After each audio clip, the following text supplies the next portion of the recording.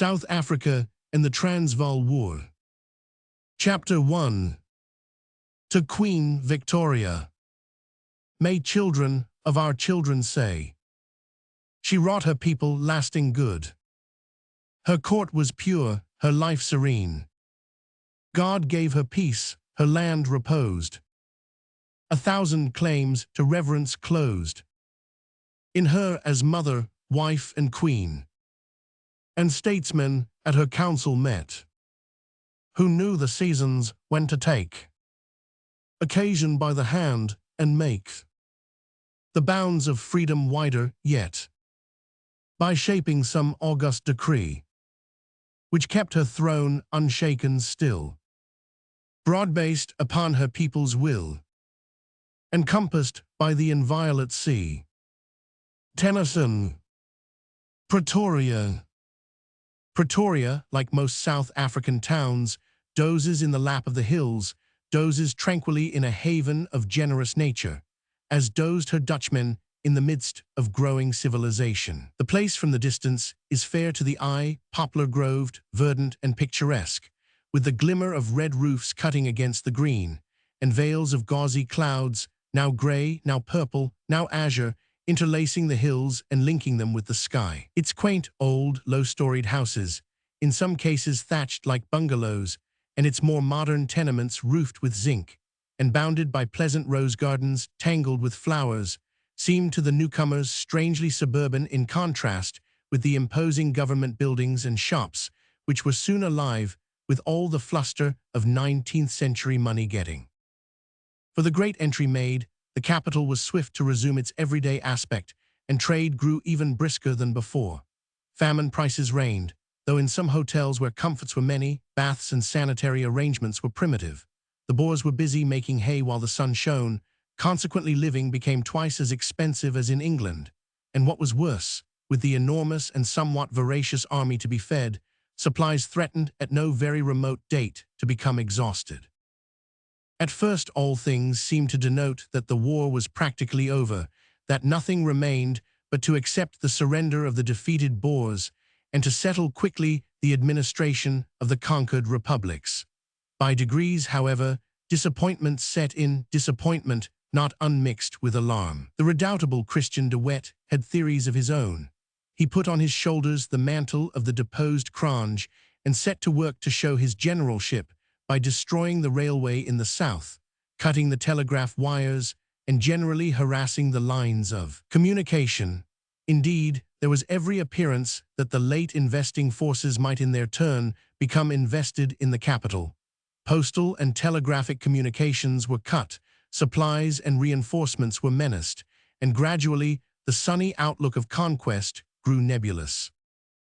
The defeated forces also began to concentrate at Buildup beyond Middelburg, where Mr. Kruger was actively engaged in conference with his friends. They were not devoid of funds, for it was found that before leaving Pretoria, the Boer officials had provided themselves with £300,000 from the National Bank.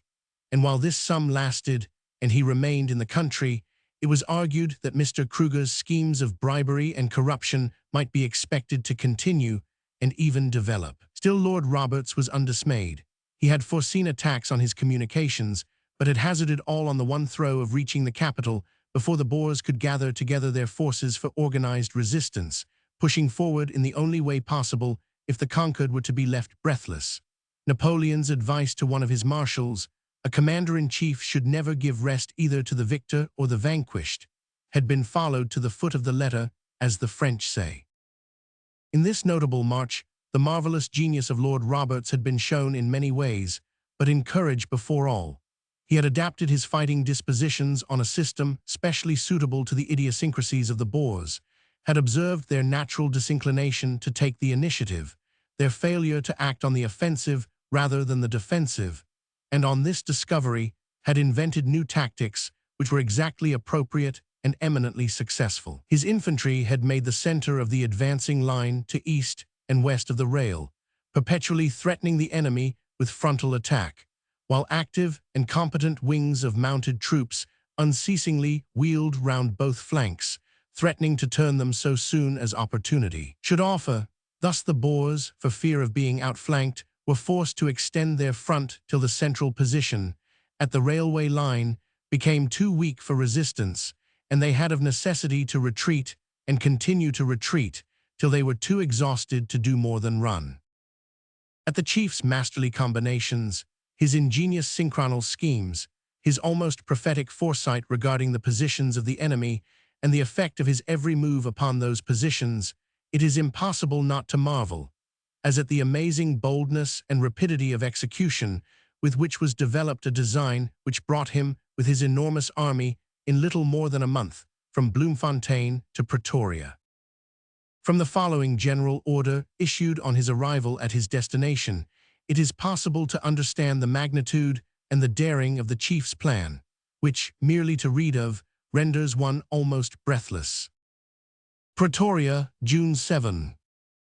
In congratulating the British Army in South Africa on the occupation of Johannesburg and Pretoria, the one being the principal town and the other the capital of the Transvaal, and also on the relief of Mafeking after a heroic defense of over 200 days, the Field Marshal Commanding-in-Chief desires to place on record his high appreciation of the gallantry and endurance displayed by the troops, both those who have taken part in the advance across the Vaal River and those who have been employed in the less arduous duty of protecting the line of communication through the Orange River colony. After the force reached Bloemfontein on March 13, it was necessary to halt there for a certain period. Through railway communication with Cape Colony had to be restored before supplies and necessaries of all kinds could be got up from the base. The rapid advance from the Modder River and the want of forage en route had told on the horses of the cavalry, artillery, mounted infantry, and the transport mules and oxen, and to replace these casualties, a considerable number of animals had to be provided. Throughout the 6 weeks, the army remained halted at Bloemfontein.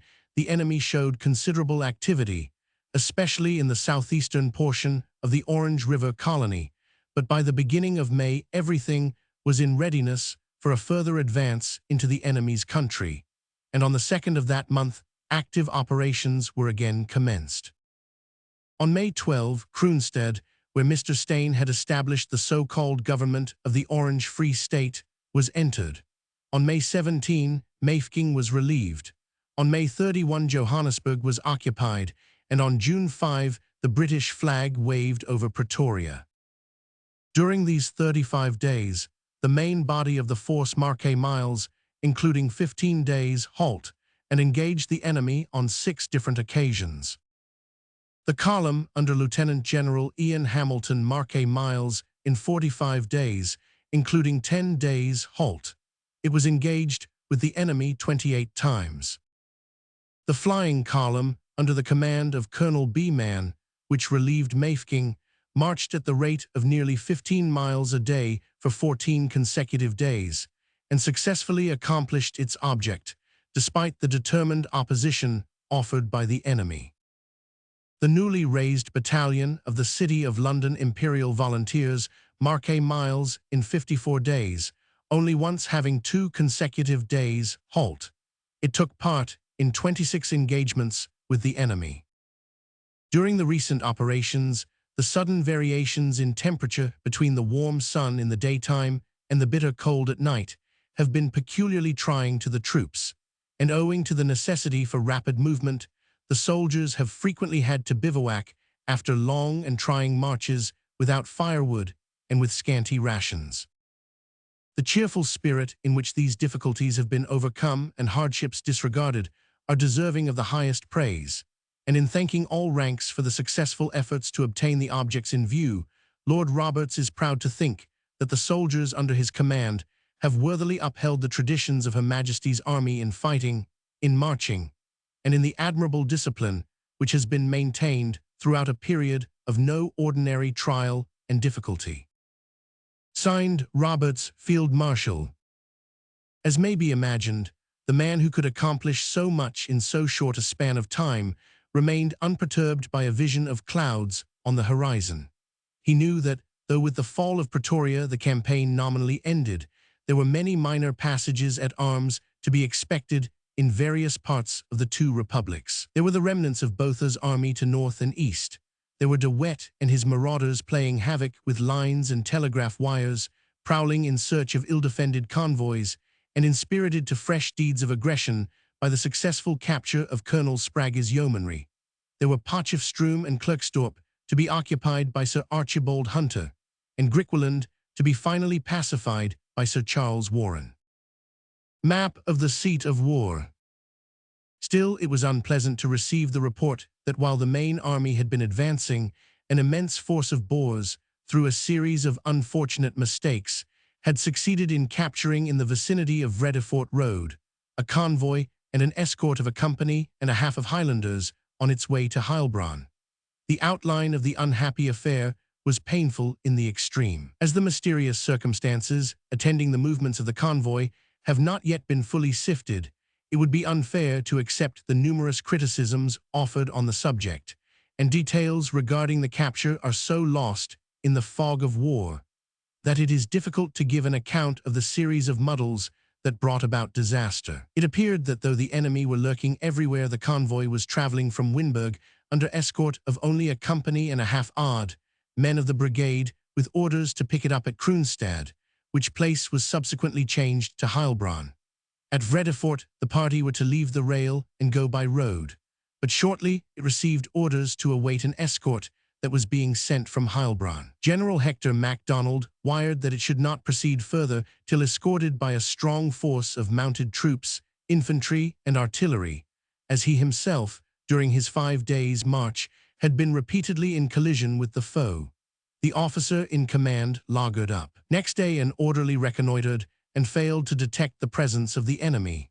Suspicion had been aroused, however, by the disappearance of a colonial conductor, who, it seems, used the occasion to report to De Wet, who promptly seized the time and the opportunity. He sent in with a flag of truce a terse message: "I have 1,200 men and 5 guns. Surrender at once." An hour earlier Major Haig, with 600 men, marching from Vredefort Road, had got to within 2 miles of the convoy, but hearing that the railhead was threatened, had turned back. The convoy was therefore at De Wet's mercy, and he knew it. He refused to give any terms, so the small party capitulated. General Hector MacDonald, in defense of his Highlanders, who were evidently not at fault, gave a concise account of the circumstances attending the misadventure, an account more trustworthy than those of outsiders. While the brigade was at Winburg, a company of the Black Watch was sent as escort to a convoy of pom-pom ammunition to Smalldale railway station, and a day or two later half a company of Argyll and Sutherland Highlanders with captured arms and ammunition, and we were informed that they would join us at Kroonstad. The brigade, however, instead of going to Kroonstad, marched by way of Ventersburg and Lindley to Heilbronn, while the detached companies marched by the railway to Rudeville. As we were opposed, practically surrounded, for the last 5 days of our march, a wire was sent to Smalldale not to send in a convoy until it could be escorted by a strong force of mounted troops, infantry, and artillery. The commandant at Smalldale, however, sent away the convoy under escort of the company and a half of Highlanders, with the result that it was captured. Perhaps the commandant was acting under orders from the army headquarters, and that remains to be seen. Certain it was that the Highland Brigade, who had already been subsisting on frugal, one may say starvation, fare, was left in a sorry plight, and fully appreciated the significance of the saying that too many cooks will spoil the broth. On the shoulders of which of the cooks the blame will eventually rest remains to be seen.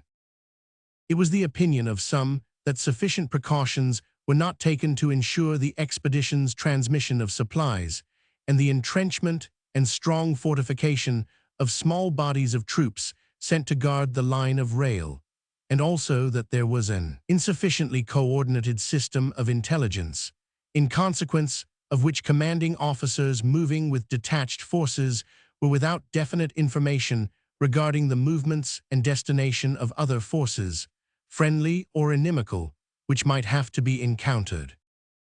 The mishaps of Sanna's post, the capture of the yeomanry and other corps, were thought to have been occasioned by the absence of a general staff trained by years of practice to the exigencies of life in the field.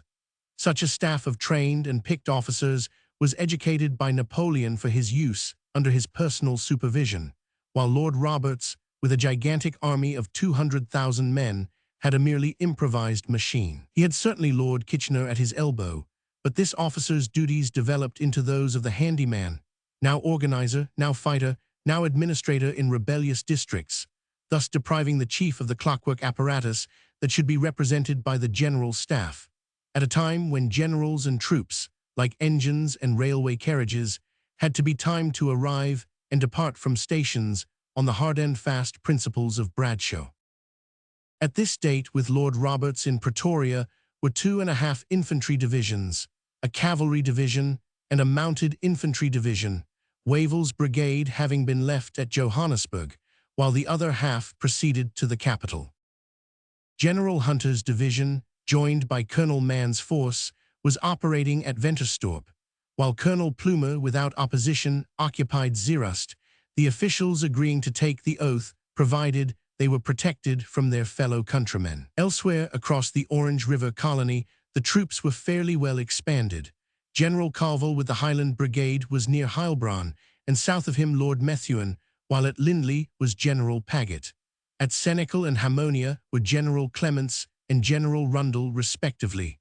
South of these again, Generals Chermside and Brabant were operating. It was imagined that the combined vigilance of these officers had entirely protected the communications in the Orange River colony, but on the 7th of June, the unquenchable Dutchmen succeeded in cutting line and telegraph wire north of Kroonstad and in taking prisoners most of the 4th Battalion of the Derbyshires, Sherwood Foresters, who were guarding the district. Of the battalion, the colonel, a lieutenant, and 34 rank and file were killed, 5 officers and 99 men were wounded, and the rest, save 6, made prisoners. The story ran thus. At dusk on the 4th, the Derbyshire Militia Regiment arrived at Rudyville and pitched their camp in the lee of a string of koppies that shelved away to the west, and terminated in a high hump which, jutting out of the plain, commanded rail, camp, and the surrounding hills. Owing to the darkness, it was impossible to do much in the way of reconnoitring, and though some scouts and natives warned the commanding officers that Boers had been espied in the vicinity, little notice was taken. The pickets, which had been posted on a range of koppies north of the camp, were strengthened, and some few shots fired at distant snipers. Then the party laid themselves down to rest and slept placidly. Before dawn, they were awakened by the furious crackling of musketry, and even as the men turned out with their rifles, they dropped. One after another as they left, their tents fell victims to the unseen foe. The fact was, the pickets had been attacked and driven in, and the enemy occupied the range which commanded the British troops. Presently the early morning was humming with shot and shell, the Boers now having brought 4 big guns and a pom-pom to bear on the unfortunate camp and the bald plain that surrounded it. Valiantly the militiamen, raw and unfledged warriors as they were, fought. Long, bloody, and disastrous hours passed, and they, falling thick as autumn leaves, continued to hold out in a completely defenseless position till the plain was littered with dead and wounded, more than 80 of them now lying in a trap from which it was impossible to escape. Colonel Baird Douglas, wounded in 4 places, fought like a lion, encouraging his men and vowing to shoot the first who should display a white flag. Then he dropped exhausted and breathed his last. Finally, 420 prisoners were taken, including the following officers of the 4th Derbyshire Regiment: Captain J. Humber, Captain C.P. Pears, Captain A.M.W. Mohan Harris, Captain E.M. Wilmot, Captain R.C. Fenwick, Captain and Adjutant R. Britton, Lieutenant P.C. Shepherd, 2nd Lieutenant A.C. Hewitt, 2nd Lieutenant J.L. Hayman, 2nd Lieutenant H.L. Napier, 2nd Lieutenant H.M. Millward, 2nd Lieutenant J.H.W. Beck, 2nd Lieutenant J.H. Mathias, 2nd Lieutenant H.S. Anderson, 2nd Lieutenant E.N.T. Colin Hunn, Lieutenant and Quartermaster M. 1000 Geyer. Among the killed were Lieutenant Colonel Baird Douglas and Lieutenant Horley. Among the wounded, Colonel Wilkinson, Captain Bailey, 2nd Lieutenants Hall and Lauder, Lieutenant Blanchard, Canadian Infantry, attached to 4th Derbyshire. It was said that after the capture, the commandants, on bringing the prisoners to the station, were seen cordially shaking hands with a railway official as though exchanging congratulations. This circumstance was one of many which bore witness to the innumerable acts of treachery and duplicity with which commanding officers had to contend. Color Sergeant, Sergeant Major. The Grenadier Guards. Photo by Gregory & Co., London. On the same day, in the same locality, there was another engagement, which resulted in the capture of a number of the Railway Pioneer Corps. According to an account in the Bloemfontein Post, the Corps was awakened at 5:26 in the morning by an unusual stir among the sentries. A moment afterwards, a voice was heard asking, "Can anyone speak Dutch?" A man, evidently a burgher, approached Captain Grant MacDonald and Lieutenants Blanchard and Hayes with a note from the Boer commandant in the vicinity, stating that he had men and 5 guns with him, and adding that he would give the British force 10 minutes in which to surrender.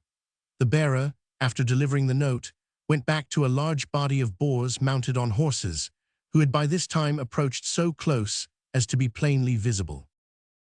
The Pioneer Corps, realizing their dangerous position, endeavored hastily to improvise a barricade with a number of railway trucks, and also requisitioned a large quantity of biscuit and meat tins for the purpose. The orders of Captain Gale were speedily carried out, and soon his little force, numbering 160, were completely sheltered behind the barricade. The Boers, after waiting the specified 10 minutes and perceiving the efforts of the British to offer resistance, immediately opened fire, pouring volley after volley on the force.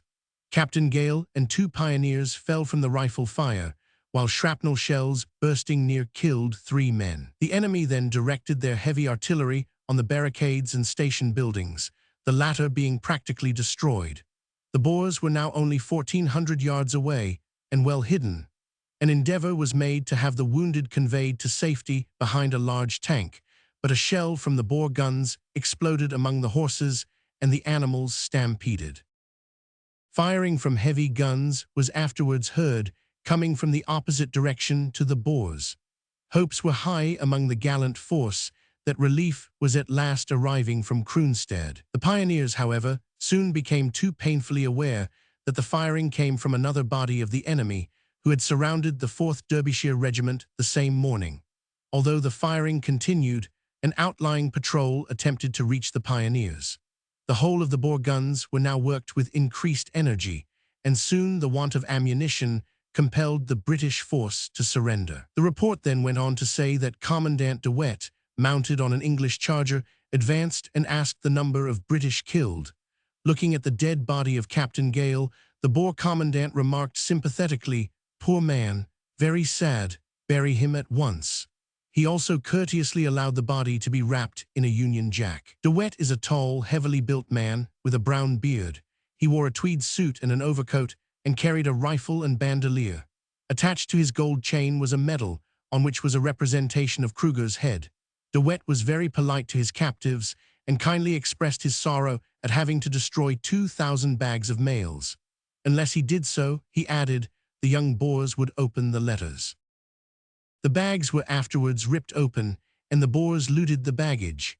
One burgher found a number of banknotes as part of his spoil, while others obtained tobacco, cigars, and various medical comforts. Lieutenant Thurston, Cape Pioneer Railway Regiment, and Lieutenant Staffgate, Cape Pioneer Railway Regiment, were made prisoners.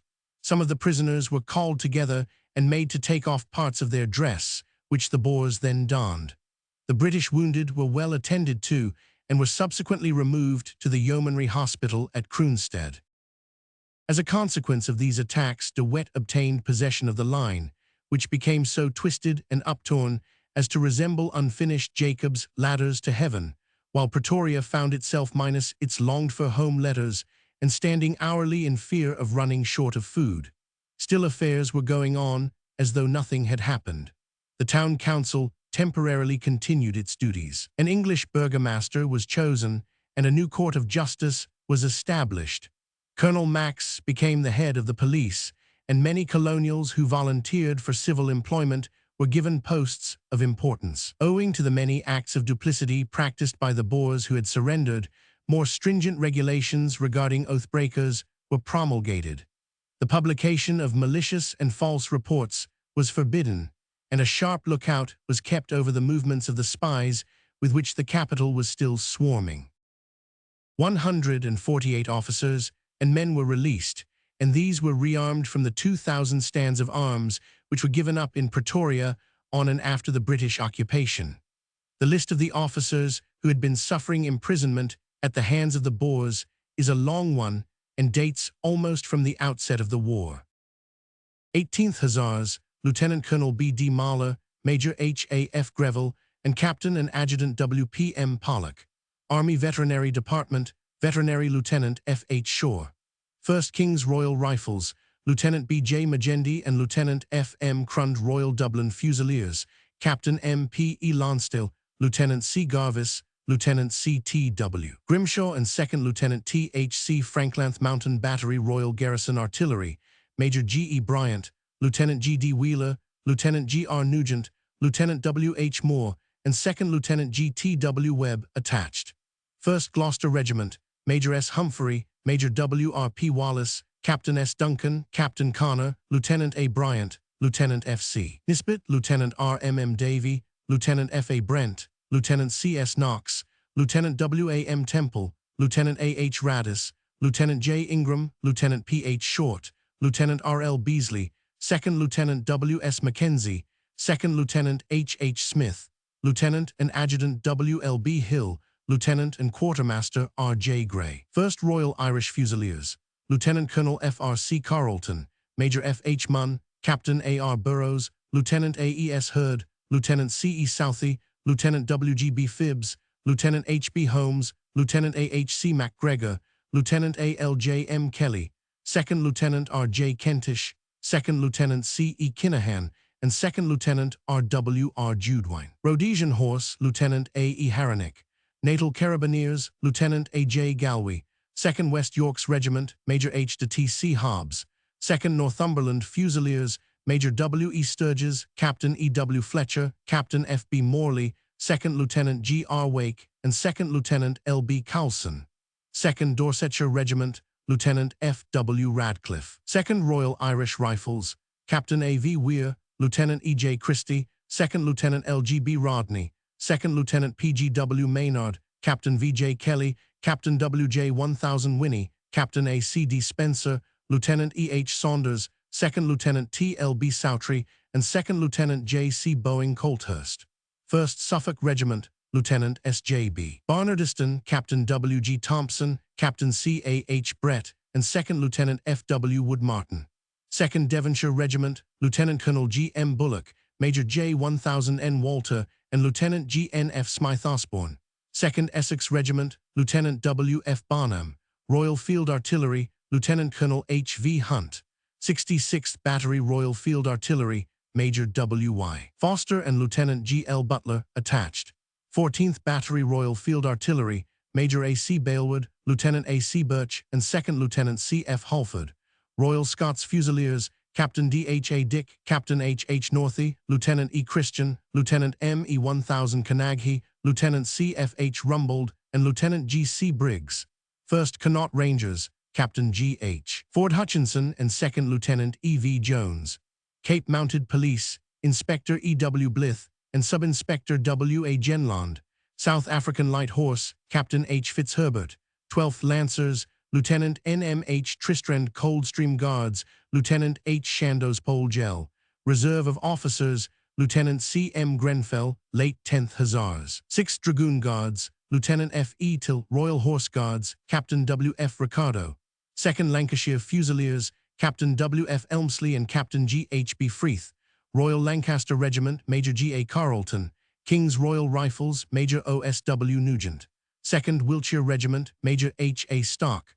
Royal Engineers Militia, Lieutenant J. H. Pryor, attached Suffolk Regiment. 1st Oxfordshire Light Infantry, Major F. J. Evelegh. Kitchener's Horse, Captain W. Vaughan, Captain A. S. Arnold, Lieutenant Burgess, Lieutenant H. D. Dubin, Lieutenant W. J. Horn, Lieutenant J. Sampson, Lieutenant L. A. Myberg, and Lieutenant N. A. N. Black. 6th Dragoons, Lieutenant G. K. Ansend Bedford Regiment, Lieutenant G. D. Jebb. 1st Royal Munster Fusiliers, Lieutenant D. Best, Lieutenant T. A. D. Best. Inniskilling Fusiliers. 2nd Lancashire Fusiliers, Lieutenant Colonel C. J. Blomfield. Victoria Rifles, Captain T.M. 1000 Inerney. Scouts, Lieutenant W. Hockley. British South Africa Police, Lieutenant H. Chapman.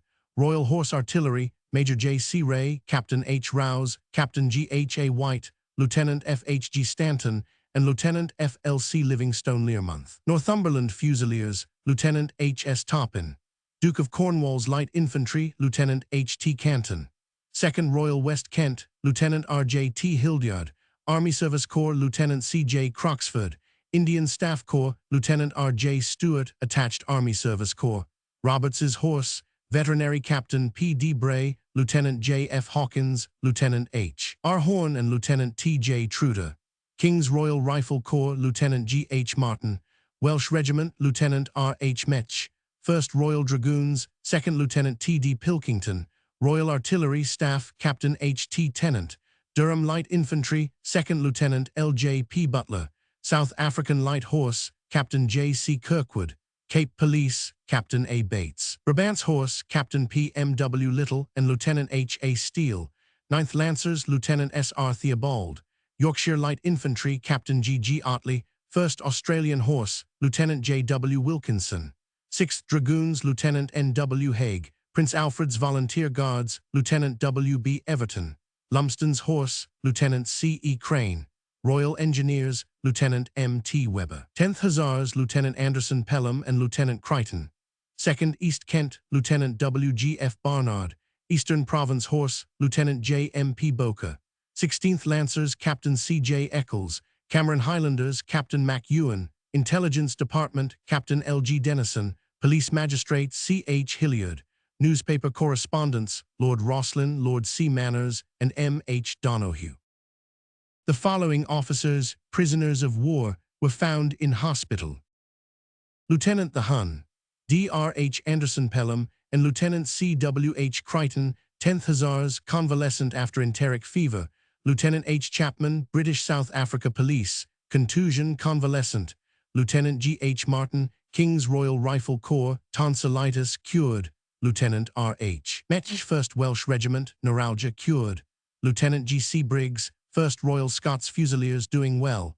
Major F. H. Munn, Royal Irish Fusiliers, neuralgia, cured. Major J. C. Ray, Royal Horse Artillery, convalescent. Lieutenant N. W. Haig, 6th Dragoons, enteric fever, seriously ill, but improving. 990 prisoners were removed, however, and, it was believed, were taken some 40 miles from Komati Put. On the 8th, a curious experience was related by some of the Canadian Mounted Infantry, who, happening to lose their way and pass, unchallenged, the Boer lines, found themselves at the little town of Hebron. The inhabitants, imagining them to be the forerunners of a British force, promptly surrendered arms and ammunition.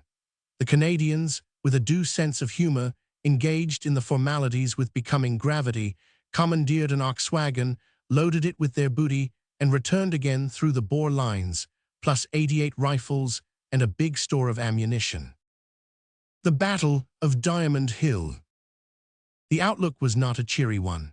The enemy, split into small factions, were bent on playing havoc north and south, and horrible rumors were afloat which contrived to annoy, perplex, and discourage those who, in the absence of newspapers and correspondence, gave rein to their imagination. General Maxwell, who was acting as governor of Pretoria in this emergency, inaugurated a system of official bulletins, which served to distribute what intelligence there might be and sustain the drooping spirits of the community.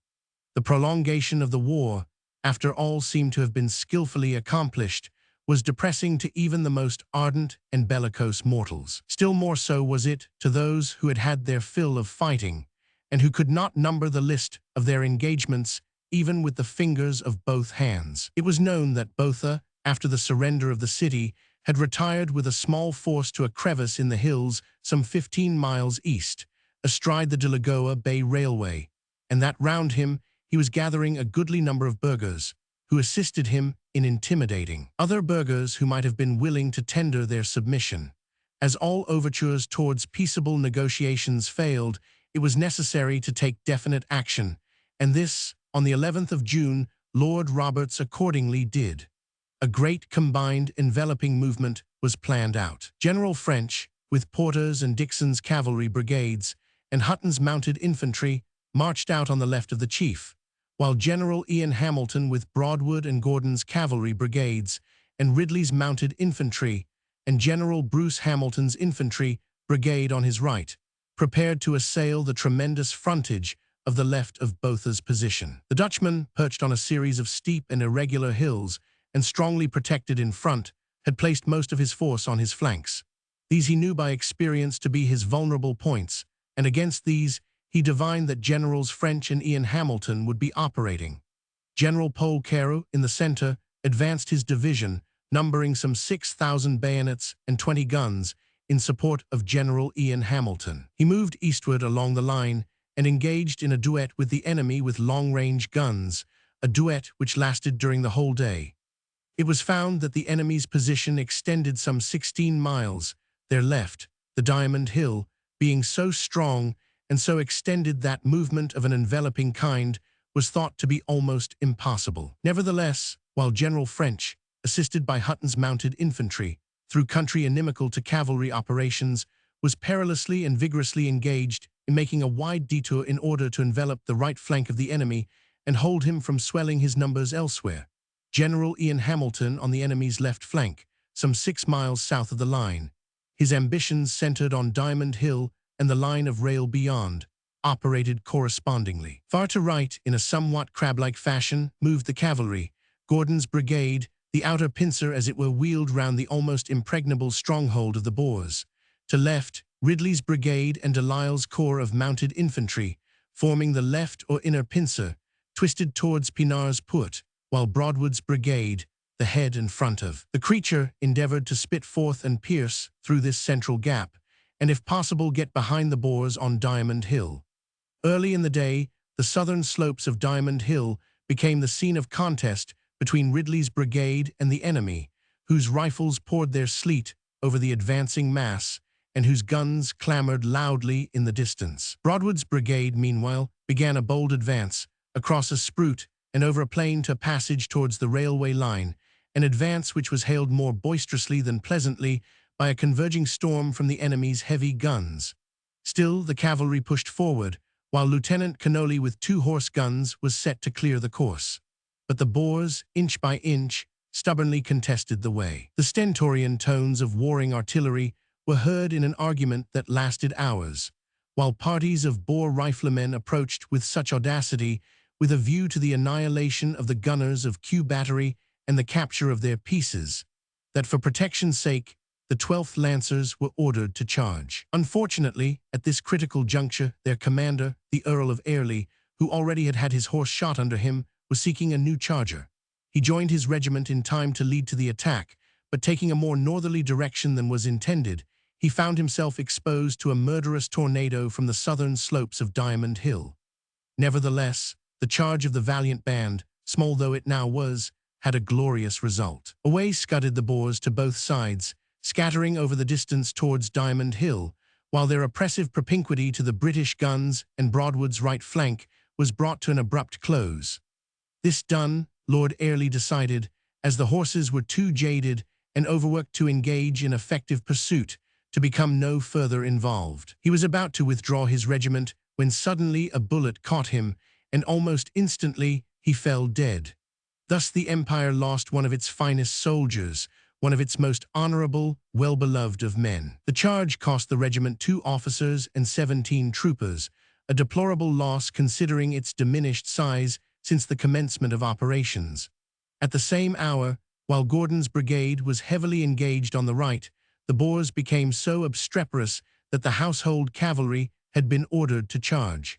This order was obeyed with zest. The Dutchmen, numerous as they were, took in at a glance all that was meant by the approaching whirlwind, a flashing avalanche of naked blades, and turned tail. Away they fled over their grassy ridges, seized their horses, and made off so quickly that none of the lifeguardsmen and few of their chargers were sacrificed to the dashing exploit. It was thought that the whole body of the foe were on the move, but this was not the case. The congregating crowds of the enemy, amid the scrub-covered ridges around the main position, had yet to be cleared off. Accordingly, soon after noon, the 21st Brigade Bruce Hamilton advanced, cleverly clambering up the crests, which had previously been scoured by artillery, and finally succeeded in folding back the formidable wave of Dutchmen which guarded the line, and forcing them, such as could escape amid a hurricane of bullets, to gallop to fresh cover. Dusk set in early, but the troops, sticking to the ground they had won, covering a front of some 25 miles, they bivouacked for the night. Scale diagram is about 16 miles square. Battle of Diamond Hill, position on 11th June. Early the next day, the 12th, the Dutch overture began, the foe operating vigorously with their long-range guns.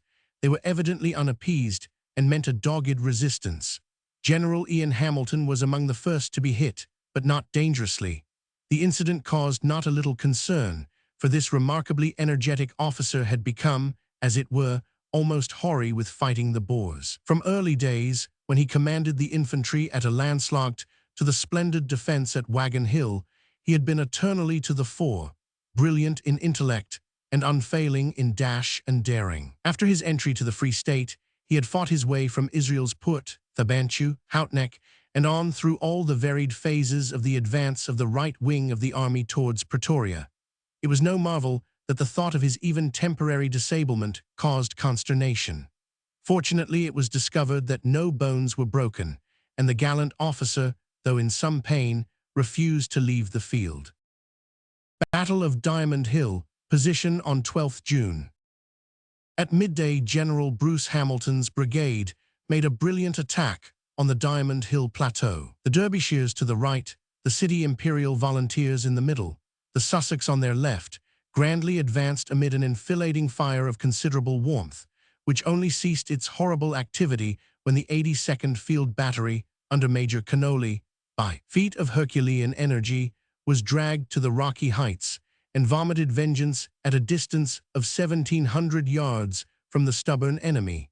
But though it ultimately had the effect of silencing the Boers, it did not accomplish its arduous task without grievous loss. Gunners were hit on all sides, and horses dropped in the moment of unlimbering, but the gallant work never ceased, and though a scene of carnage reigned around, the guns with unflinching and heroic persistence continued to pour on the hills their cleansing fires for 2 mortal hours. In the late afternoon, the Guards came into action, and more guns, the Boers having rapidly taken up a position near the railway, and to the drumming of mighty pieces and the whistling tune of musketry, the twilight set in.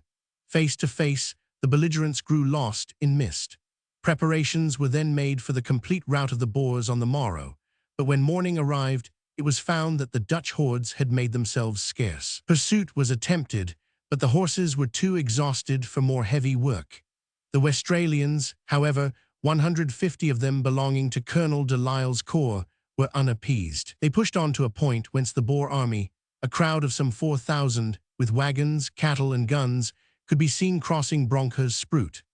That place of grievous memories, where Colonel Anstruther fell victim to Boer perfidy, awoke its own ghosts, for scarcely had the Dutchmen reached the fatal area than an avenging sleet from the magazines of the Westralians brought them to a state of panic. In an instant, Dutchmen, wagons, guns were scattering in all directions, while the colonials, expending 20,000 rounds of ammunition, coolly plied their rifles in their coign of vantage, till the numbers of the enemy were sensibly thinned by death, wounds, or flight.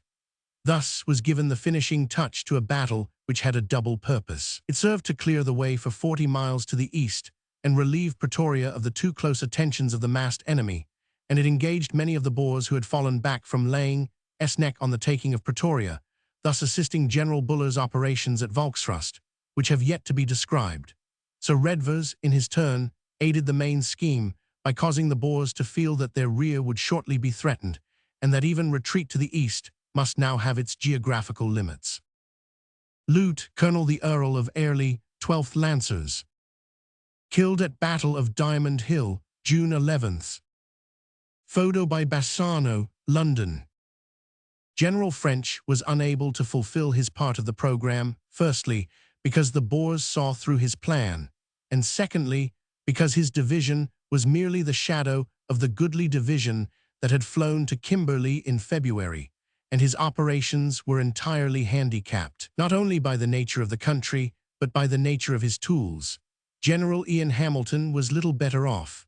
Broadwood's brigade, which once had number, was now reduced to 400, while the household cavalry mustered only 63, the 12th Lancers 120, and the 10th Hussars 200. Not only were the regiments reduced in numbers, but their mounts were now of the most heterogeneous description, basuto, Argentine, and Cape ponies doing duty for chargers, and in many cases utterly unequal to the exertion expected of them. Without this explanation, it would be difficult to comprehend why so apparently large a force should have been unable to do more than rout the enemy.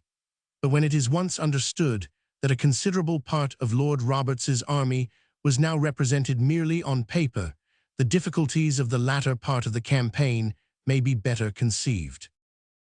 The CIVs had 2 days of stiff battle. A private, giving an account of his experiences, declared that they were the heaviest days fighting he had seen. The CIVs were in the firing line both days, and our casualties were about 60. One of our lieutenants had a very sad death just in front of my company. I have heard 2 names given to the action, but I don't know which is correct. They are Diamond Hill and Donkerskoke. Our general said it was a second Spion Kop, the Boer position being so fine and the firing from the trenches so heavy. A regiment had got to within about 400 yards of the position and had fixed bayonets, but had to give up the idea of charging, for if we had half the regiment would have been swept away.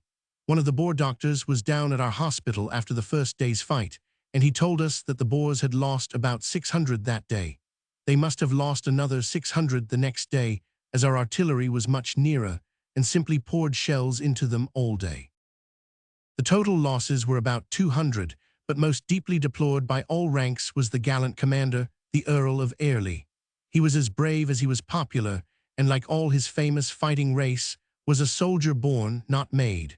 Besides his record of previous service, he had distinguished himself in the Modder River battle and was twice mentioned in dispatches by Lord Methuen. On one of these occasions, he made himself notable for the splendid dash with which he dismounted a section of his men and drove back a party of Boers who were enfilading the British force.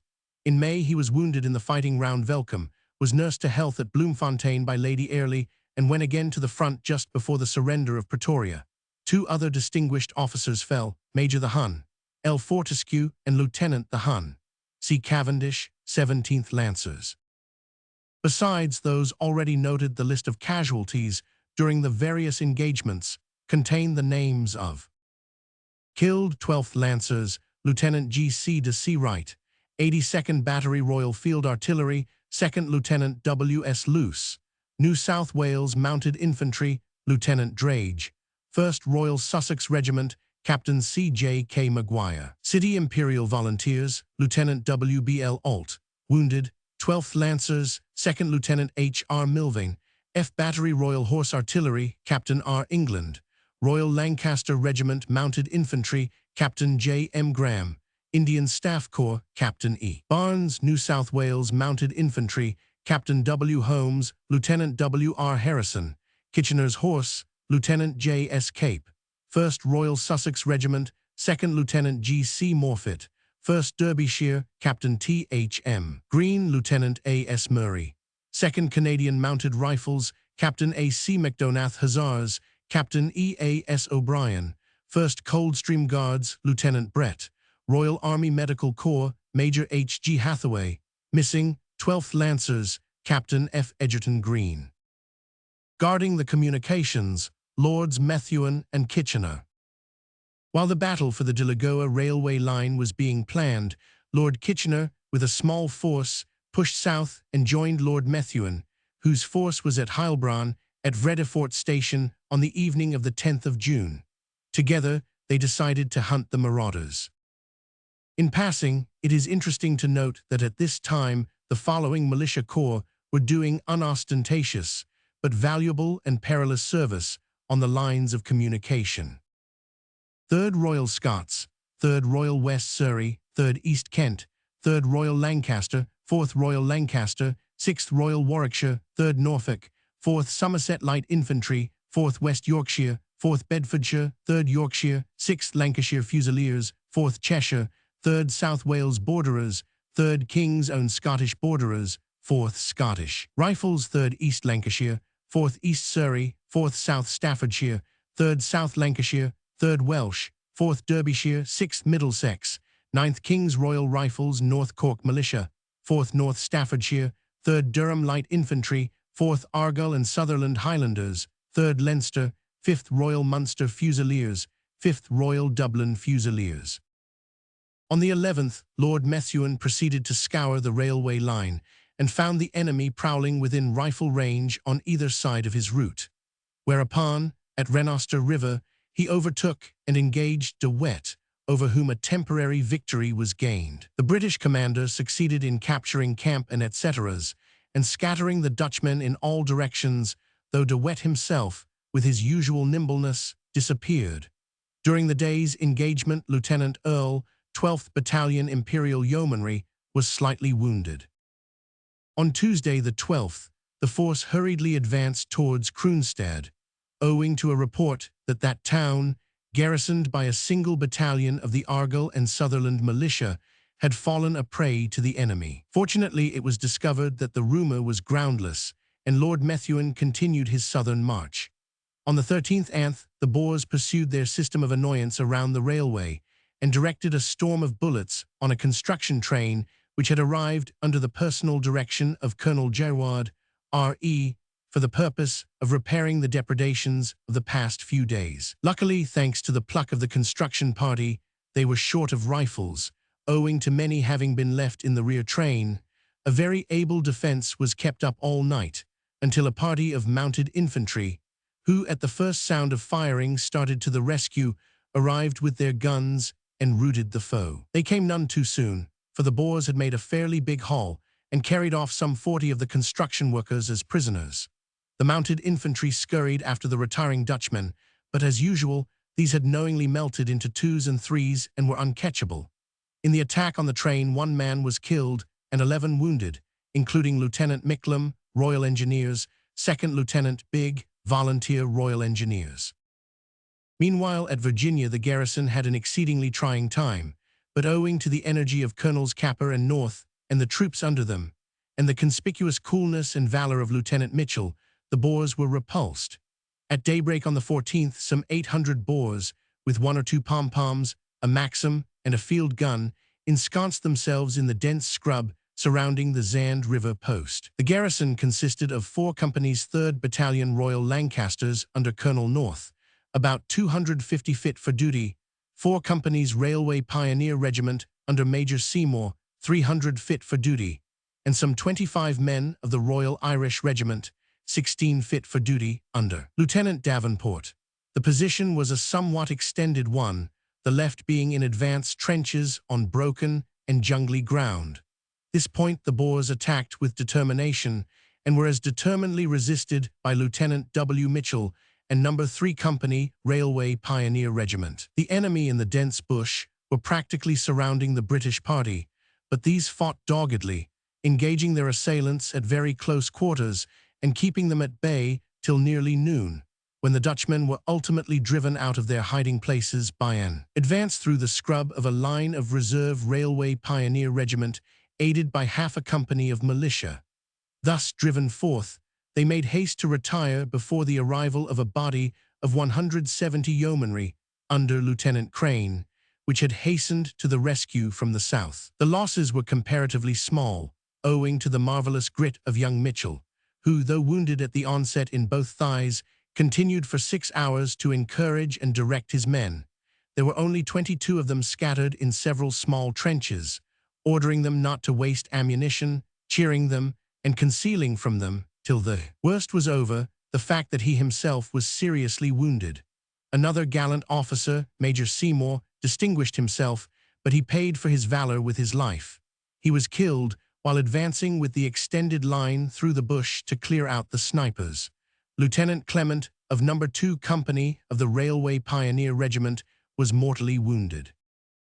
On the 18th, Lord Kitchener, having restored communications, returned to Pretoria, and Lord Methuen moved to Heilbronn. Precautions to avert further interruptions on the railway had been taken by establishing posts within communicable distance of each other all along the line, connected by a continually perambulating military train carrying field and automatic guns. A combined movement had again to be planned for the surrounding of De Wet, who, though defeated on the 13th by Lord Methuen and subsequently by Lord Kitchener, was still displaying an elasticity of disposition greatly to his credit, if discomforting to his pursuers. He and his followers now rebounded in the direction of Heilbronn, where on the 18th he endeavored to arrest the entry of Lord Methuen and a large convoy which he was escorting. A smart engagement ensued, which it was thought would have the effect of clearing the air. But peace was short-lived, as we shall see. The war at this time, though full of inspiriting events, was as hard, perhaps harder, for the soldier than ever. There were the same chances of being wiped out by shot, shell, or disease, but the honor and glory of laying down one's life for one's country was bereft of its glamour. Tommy Atkins now needed all his patience, all his pluck. There are men who can face hostile artillery, but will squirm before a dentist. In these days there were many seasoned fighters, who might be excused if they shrunk from the railway accident or promiscuous sniping from invisible farms, which was part and parcel of the guerrilla form of warfare adopted by the remnant of the Boer army, the malcontents, who, subversive of discipline and hating the British race, had decided to fight to the bitter end. Comments regarding the attitude of some of our troops have been made by many who lack the large mind to look at the enormous army as a whole, and who find pleasure in examining only its flaws with the microscope and holding them up to public contempt. Such comments it is unnecessary to reproduce. The brilliant British Army, like all great and brilliant things, must necessarily have the defects of its qualities, and it is with the immense qualities and not the infinitesimal defects of victors that the faithful recorder has to do. To return, then, to the nerve-trying ordeals that formed part of the almost daily program of the soldier's duty.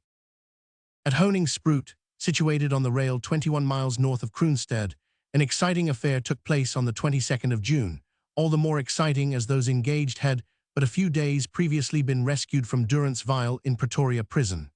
On the 14th, a party of 16 released officers from various regiments, with some 400 men, was ordered to a Lansfontein, the station outside Johannesburg, which had been so admirably secured by Colonel Henry's force. On the 21st, this party was moved on to Katbosch Camp, a mile or so beyond Honingsproot, where were stationed 2 companies of the Shropshires and some mounted Canadians under the command of Colonel Evans. The officers of the composite force were Colonel Bullock of the Devonshires, commanding Major Stock of the Wiltshire Regiment, Major Carleton, Royal Lancasters, Captains Elmsley and Freeth of the Lancashire Fusiliers, Lieutenants Bryant, Temple, Radis, Smith, Mackenzie and Gray of the Gloucestershire Regiment, Jones of the Connaught Rangers, Best of the Inniskilling Fusiliers, Pryor, Engineer, Militia, Carlson of the 5th Fusiliers, and Woodmartin of the Suffolk Regiment. These, all of them, had had sufficiently horrible experiences, both during the hardly fought engagements in which they had been taken prisoners, and in the period of incarceration at the model school, and vowed never again to be caught alive in the trap of the Dutchmen. They then hardly realized how near that trap they were.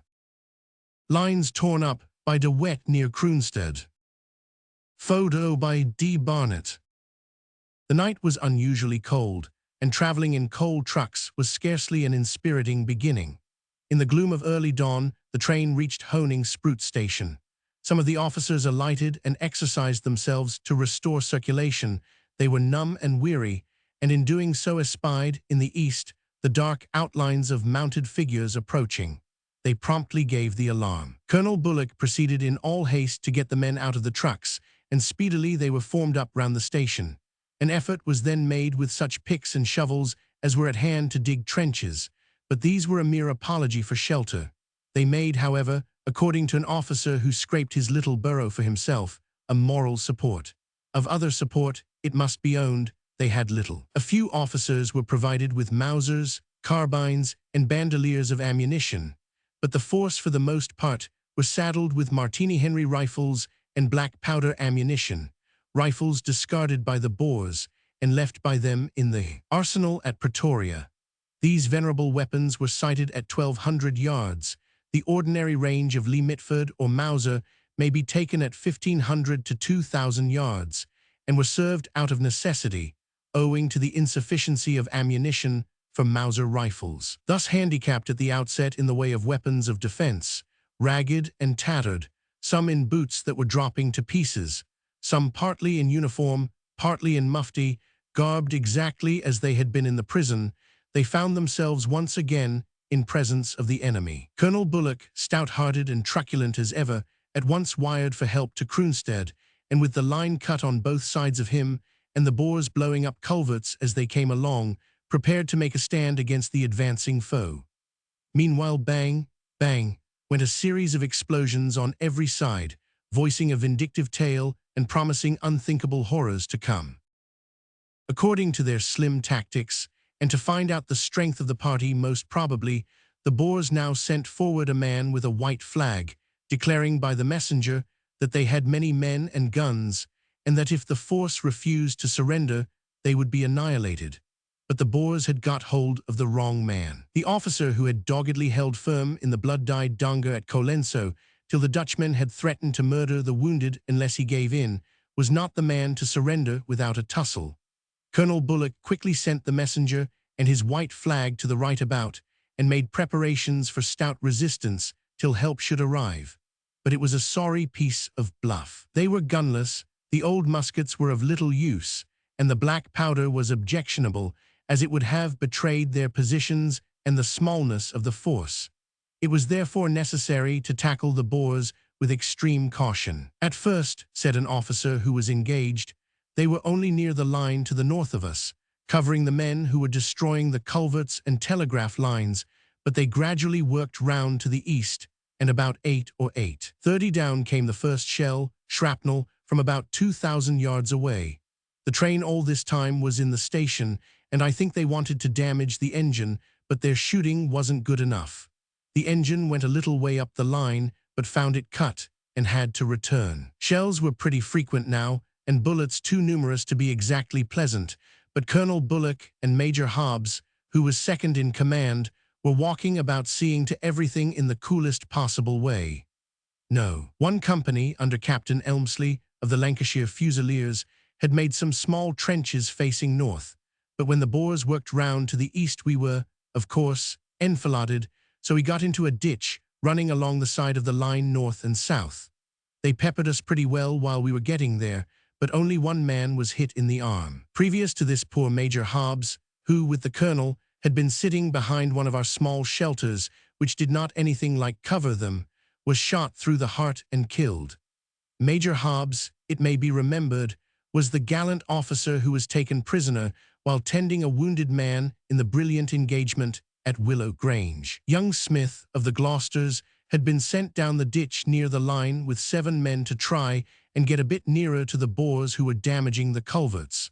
They had rather a warm time, and Colonel Bullock sent Freeth, the adjutant, to bring them back. Poor Smith was shot through the groin, and the bullet went right through him. 2 of his men were wounded, and 1 killed out of the 7. Smith got back with Freeth's help all right, and I found him afterwards sitting up in bed smoking cigarettes and as unconcerned as possible. A small tin house at the station was used as a hospital, and a Red Cross flag was improvised with difficulty. It was composed of a pillowcase with red bands made from strips of a Kaffir blanket discovered in the house. This was mounted on the shaft of an up-tilted cart, but the Boers affected not to comprehend its meaning, and sent in a man under a white flag to ask an explanation. Here the wounded were tended by Mr. Cheetle, who, by a stroke of luck, happened to occupy a saloon carriage in the held-up train. There was no other doctor. This well-known surgeon who had gone out, Cana More, as it were, with Sir William MacCormack, was on his way home, thinking his errand of mercy was over. He came quickly in action again, bringing his brilliant wits to meet a somewhat desperate situation. His bandages were made from ladies' undergarments found in a wardrobe, from the bed sheets in the train, and for antiseptic powder, he had recourse to the carbolic tooth powder in the possession of some of the officers. When this came to an end, he utilized boiled rags and persistently attended to the nerve-shaken wounded, who all the time were torn with bodily agony and horror-stricken by the continual howling of shells against walls and ground. Australian Bushmen on the March. Drawing by Alan Stewart, from details supplied by Surgeon Captain Watt, New Zealand Rough Riders. Meanwhile, the Boers plied their guns, shelling at the same time from north and east, an antiphonal duet of most appalling description. One shell broke through the saloon carriage, another buried itself in some bales of wool, which luckily protected the veranda of the hospital. To this, the only return that could be made was a persistent peppering with the ancient martinis, a peppering which was carried on for several hours. The officers worked hard with their Mauser carbines. The one before quoted said he fired off 55 rounds, but did not know with what result, except that some Boers, exposing themselves on the skyline, very quickly got down flat on the grass after he had taken a steady pot at them at about 1,400 yards distance. He went on to say, "The Boers must have known how we were armed, as it is quite against their custom to expose themselves at all. At last we saw some men coming over the hill to our right and thought it was the relief force, but they turned out to be Boers in khaki, some of whom, I believe, had helmets, probably taken from the convoy they collared a week or two ago, somewhere in this neighborhood." The telegram for help was dispatched to Kroonstad about 7 a.m., but the reinforcements did not arrive till nearly 3:30 p.m. The Boers early became aware of their near approach, however, and began cautiously to remove their 4 guns, 2 of which, 15-pounders, were part of their capture at Sanna's post. Meanwhile, the small force, who had been straining every nerve and muscle for many hours and meant to die in the last ditch rather than surrender, were anxiously looking towards the south for succor. Then, at last, the friendly scouts were seen coming over the hill. Oh, the relief of it! The welcome rumor of help gave energy to the men, who, after their long inactivity, had been suddenly thrown, vilely armed, into vigorous action, and were by now well-nigh exhausted. Away flew the hostile hordes, but not without having done a fair day's work of destruction, line, telegraph, and culverts being wrecked, 1 officer and 3 men killed, and 1 officer and 17 men wounded. While this gang of Boers were worrying the Honing Spruit party, another had attacked the Shropshires and Canadians at Catbosh Camp, and thus deterred them from going to the assistance of their brothers in distress.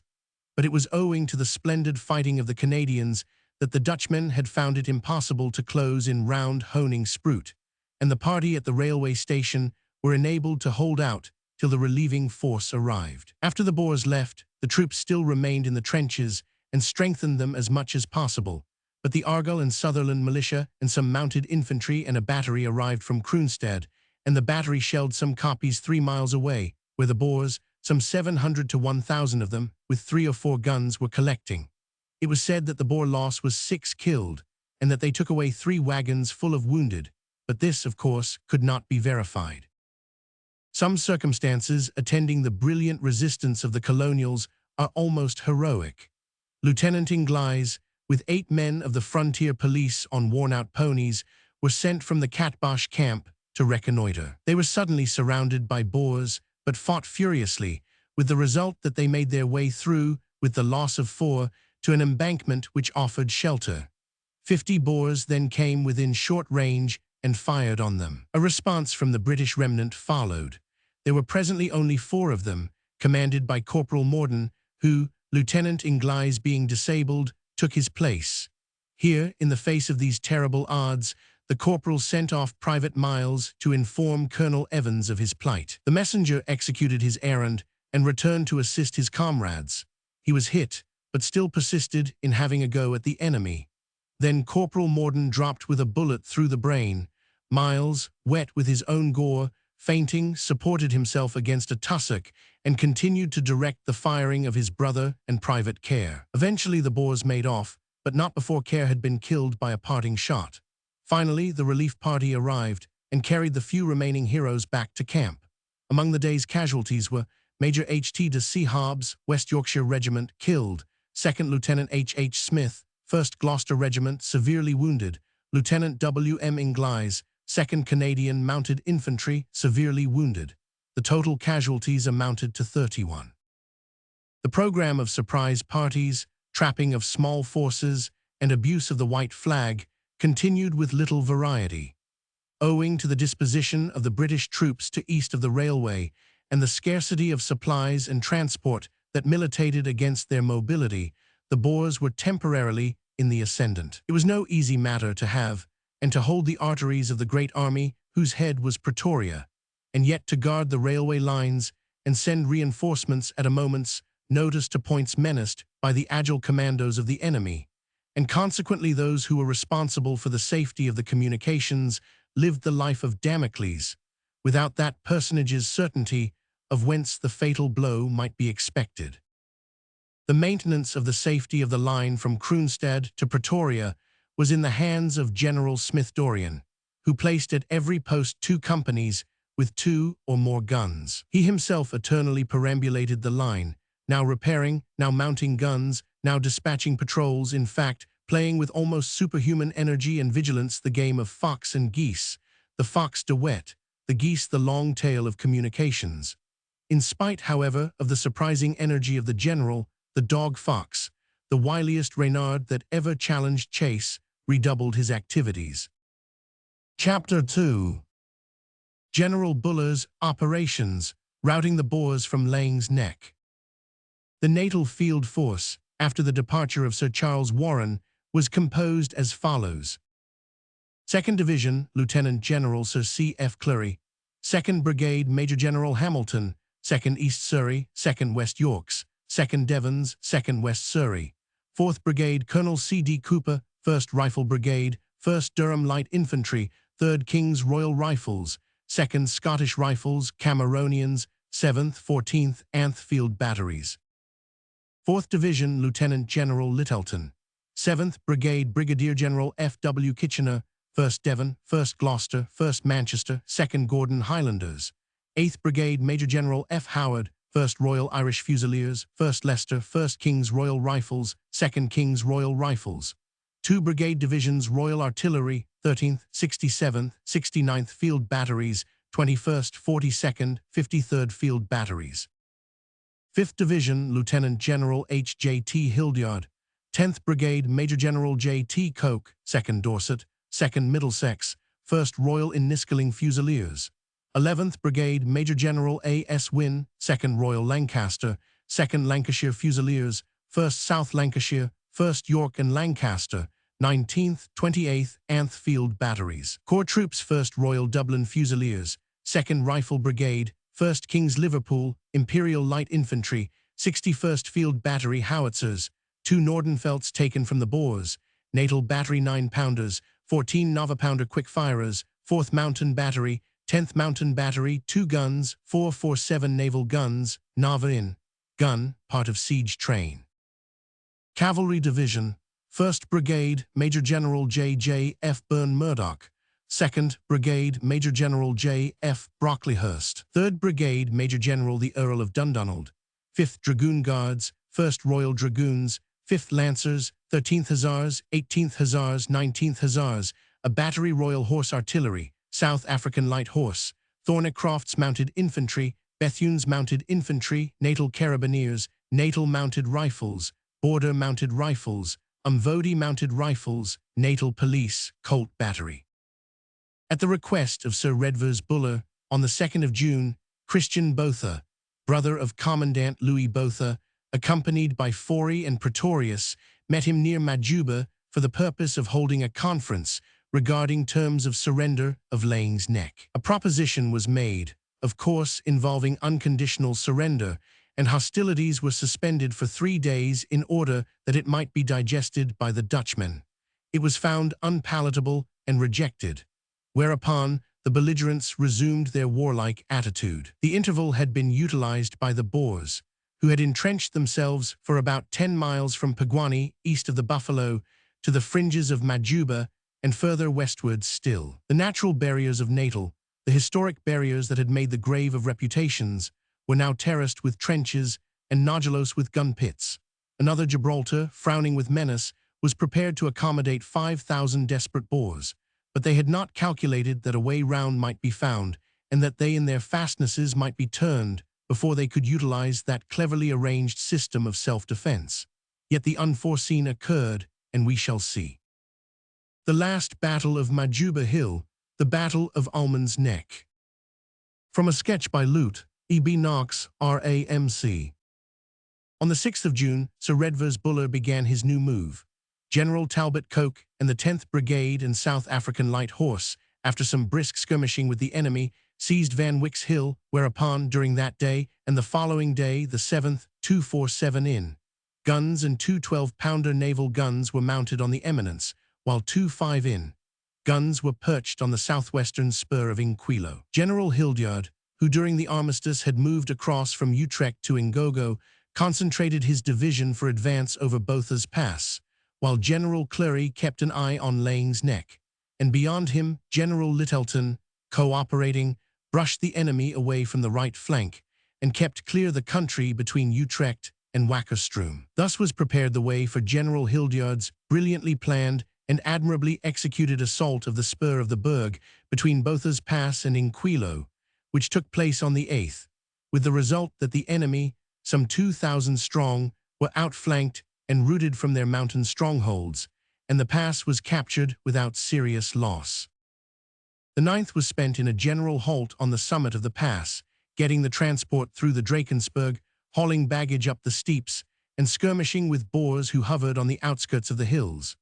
The labor entailed was prodigious, as the roads to the pass were intensely precipitous, the hill being over a mile long, and many of the transport wagons had to be double-spanned before they could make appreciable advance. The troops, too, were sorely tried, for at night they shivered in the crisp, frosty atmosphere, which appeared additionally numbing after the warm sunlight of midday. Still, with unquenchable zeal, they pursued their labors, climbing and clambering over boulder and slab, and looking down on the chasms below with genuine satisfaction at the thought of obstacles surmounted and decisive work to be accomplished.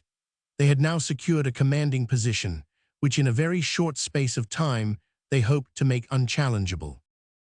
On the 10th, General Buller's force, marching over the wide veldt, reached the junction of Gansville, some 10 miles north, while General Hildyard's crossed the pass and concentrated on Klip River, situated some 15 miles due west of Laing's Neck, and in face of some rugged country on the way to Volksrust.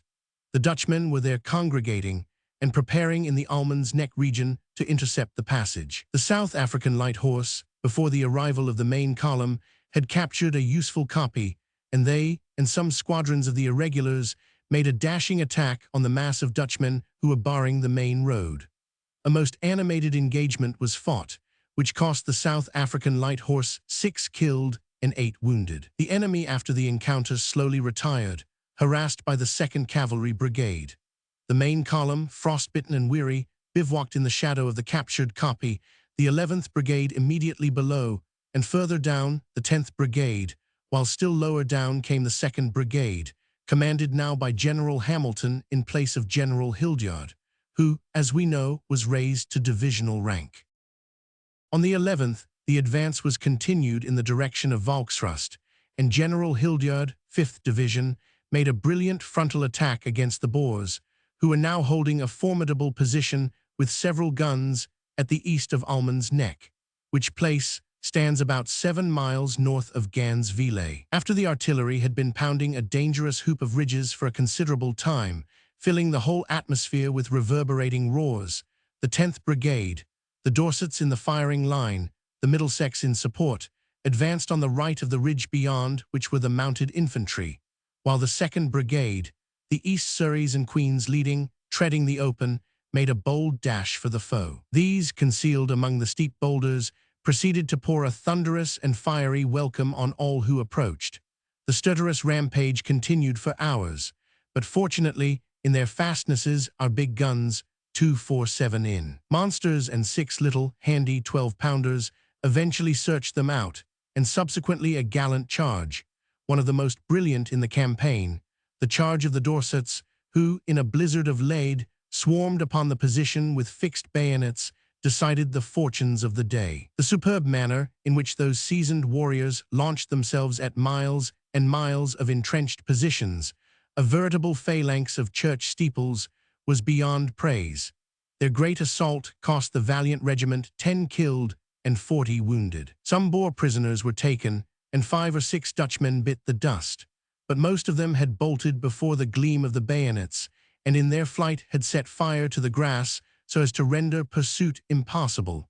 Simultaneously with the charge of the Dorsets, the 2nd Brigade was doing identical work, and doing it splendidly. They succeeded in capturing the whole of the position, in clearing the enemy entirely off the scene, and in rendering the formidable galleries of doom the rows of trenches on Laing's Neck, full of emptiness. The irregulars under Colonel Gough, brave as ever and cool as cucumbers, had been also vigorously engaged on the right, so vigorously, so dauntlessly that two officers, Captain Mann, Thornycroft's Mounted Infantry, and Captain O'Brien, Composite Regiment, were mortally wounded.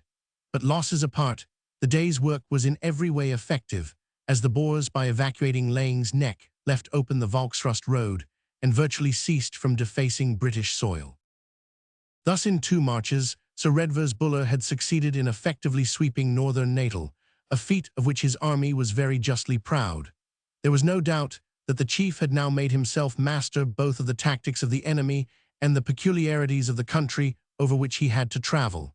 He had bought his experience in a hard school, but in this march he applied it brilliantly and exacted from all the applause that was his due. Through broken country and steep, he had made a flank march of 50 miles with an immense force and tremendous transport, clearing the way before him with the loss of about 30 killed and wounded. His strategy had been ingenious as masterly, for while he made a demonstration on their left and kept the Boers in expectation of attack in that quarter, he had wheeled his force to their right and surprised them before they had time to gather themselves together sufficiently to frustrate the tactics of the advancing force. Repairing Laing's Neck tunnel blown up by the Boers. Drawing by J.J. War from a photo by Captain P.U. Viggers. The triumphant issue of the movement was a source of intense satisfaction to all concerned in it. The Natal Field Force had hitherto scarcely been fortunate, and there were many among its members who were inclined to envy those who, to use a popular word, had processed up the Free State figuratively to the tune of "See, the conquering hero comes." The Natal Force had had a prodigious number of kicks, and knew what hard fighting meant, and had felt sore to find themselves, so to speak, on the unfashionable side. It became a question with these much battered warriors whether the kicks would be productive of halfpence, and whether, when honors were ladled out, those who so richly deserved it would come in for a bare spoonful. The splendid little battle that did a big thing, that, on the 11th of June, left Almon's Neck purged of Boers and enabled General Clury and his division to occupy Laing's Neck, settled all misgivings. Sir Redvers Buller's flanking movement was full not only of political but sentimental importance, for the reconquest of Majuba and Laing's Neck meant the sponging out of humiliating memories which had grown more painful with the passage of years. In these operations, the total casualties amounted to 153. On the 7th, 2nd Lieutenant Andrews, 6th Company Western Division Royal Garrison Artillery, was severely injured on the head, and on the following day 2nd Lieutenant E.F. Grant Dalton, 2nd West Yorkshire Regiment, was wounded. On the 11th, the casualties among officers were Lieutenant Stafford, East Surrey Regiment, severely wounded; Captain Mansell, 2nd Lieutenant Herbert, 2nd Dorset, slightly wounded; Lieut. Colonel Mills, Lieutenant Seppings, 1st Royal Dublin Fusiliers, slightly wounded; Lieutenant Johnstone, 11th Hussars, killed; Captain Northey, 2nd Cameronians, slightly wounded; Captain O'Brien, mortally wounded since dead. General Buller's advance from Laing's Neck to Standerton. The next stage in the proceedings was begun on the 20th, when Sir Redvers Buller moved to Pard Cop, and from thence proceeded to Standerton, when he opened up communications with Lord Roberts. On the 15th of the month, Lord Roberts, telegraphing to the War Office, said, "Buller, I hope, is at Standerton."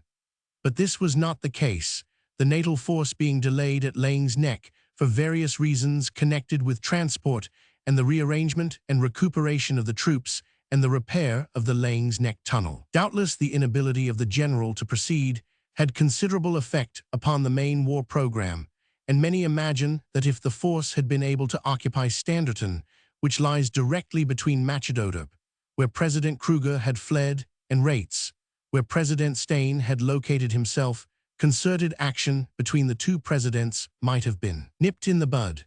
As it was, the Dutchmen continued to use the telegraph till the 22nd of June, when Sir Redvers Buller's troops threw a formidable barrier between them and spoilt the hatching of further elaborate plots for the continuance of organized warfare. Meanwhile, General Hildyard occupied Wakkerstroom, but marched thence to join General Buller on the 19th. Ingogo Inqualo, Majuba Lane's Neck. A historic battlefield, January-February 1881 and May 1900. From a sketch by Major General Koch, commanding the 10th Brigade. On the 20th, General Buller's headquarters arrived at Sandsproot Station beyond Volksrust and pitched camp 2 miles further on to west of the rail. Many surrenders took place, and some blowing up of culverts by those who were retreating in disgust at the defeat at Almond's Neck, a defeat which they considered the worst disaster to their arms that had yet occurred. The Natal Volunteers were now about to be disbanded and left for Dundee. They were highly praised by all, and the chief issued an order expressing his keen appreciation of the services rendered by Brigadier General Dartnell and his stalwart followers in the arduous task, which has resulted in the expulsion of the enemy from Natal territory.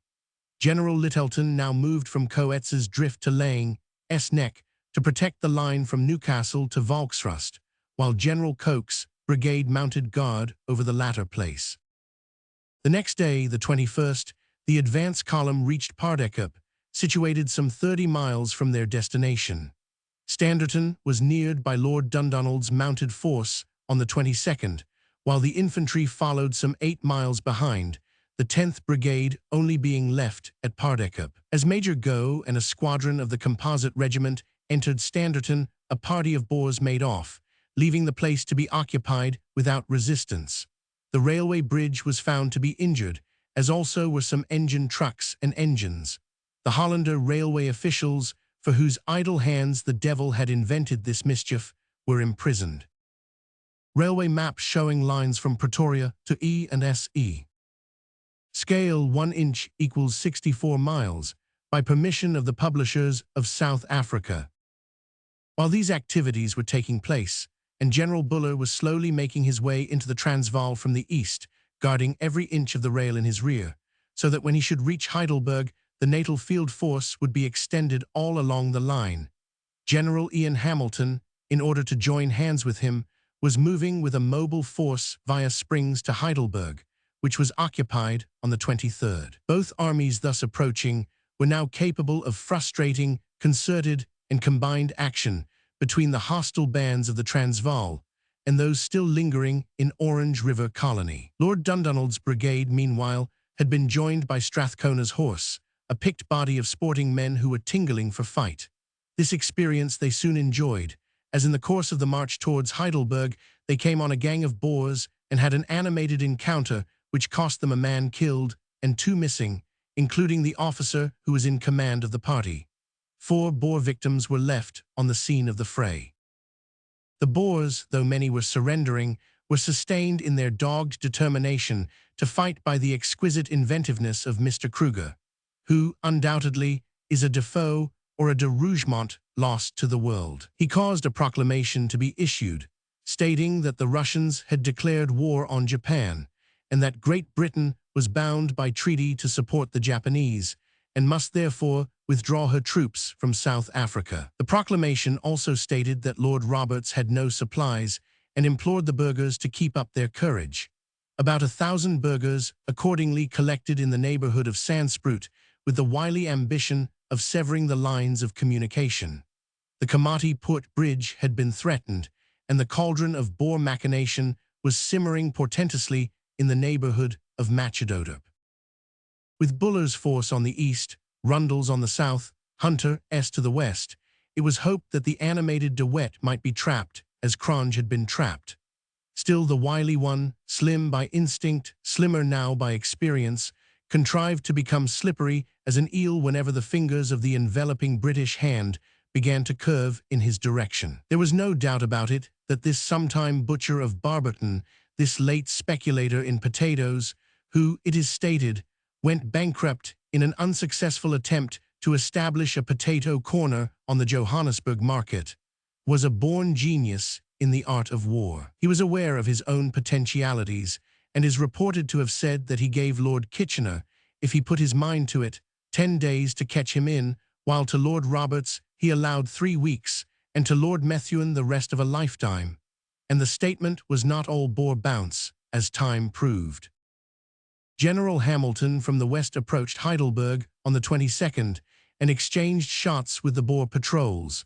But during the night, the enemy disappeared and the troops occupied the town. The force consisted of General Gordon's and General Broadwood's cavalry brigades, the 9th, 16th, 17th Lancers and Household Cavalry, 10th Hussars, 8th Lancers respectively, 2 batteries Royal Horse Artillery, 2 batteries Field Artillery, 2 5-inch guns, a brigade of mounted infantry under General Ridley, and the 21st Brigade City Imperial Volunteers, Camerons, Sussex and Derbys, under General Bruce Hamilton. It was found that the Boers had retreated to a crescent of hills turning southeast of the town, and from here they fired on patrols of the New South Wales contingent. General Hamilton advanced on the Dutchman's haunts, while General Broadwood, with a pom-pom and field battery, Roberts's horse, the Ceylon mounted infantry, and Marshall's horse, made a vigorous flank attack which sent the enemy scudding into space.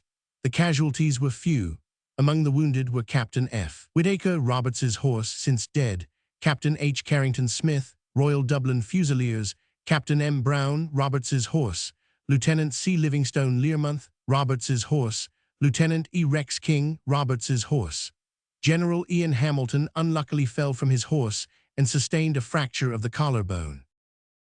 Generals Hunter and Hart, therefore, hurriedly joined General Ian Hamilton on the 25th at Heidelberg, the former replacing the latter in command there, as General Hamilton's injury temporarily incapacitated him from resuming his duties. How General Hunter managed so opportunely to arrive on the scene must be described. General Hunter, after taking Christiana, moved via Vryburg, Lichtenberg, Potchefstroom, and Krugersdorp to Johannesburg, with Colonel Mann, who had joined him and was in command of the cavalry brigade. He had been engaged in the task of pacifying the Walmer-Randstad and Potchefstroom districts. Klerksdorp surrendered on the 9th of June, uselessly, as it afterwards appeared. A few days later, Colonel Mann's cavalry brigade entered Potchefstroom after a bitterly cold night march. On the 15th, General Hunter moved via Krugersdorp, which surrendered on the 18th, towards Johannesburg, Colonel Mann preceding him and moving to Pretoria, and went to Springs in support of General Hamilton's advance to Heidelberg. General Hunter's reduced force now consisted of the Dublin Fusiliers, part of the Somersetshire Light Infantry, and a small number of the yeomanry. By the 25th, he had taken over the command of General Hamilton's column and at once proceeded to engage himself with the work that officer was intending to accomplish. General Hart before this time had been at Frederickstad, some 15 miles north of Potchefstroom on the rail and best road to Johannesburg, but speedily moved on to assist. The plan was to arrange for the permanent garrisoning of Frankfurt in the Orange River colony, Heilbronn, Lindley and Senekal, the taking of Bethlehem, and if possible, the cornering of De Wet.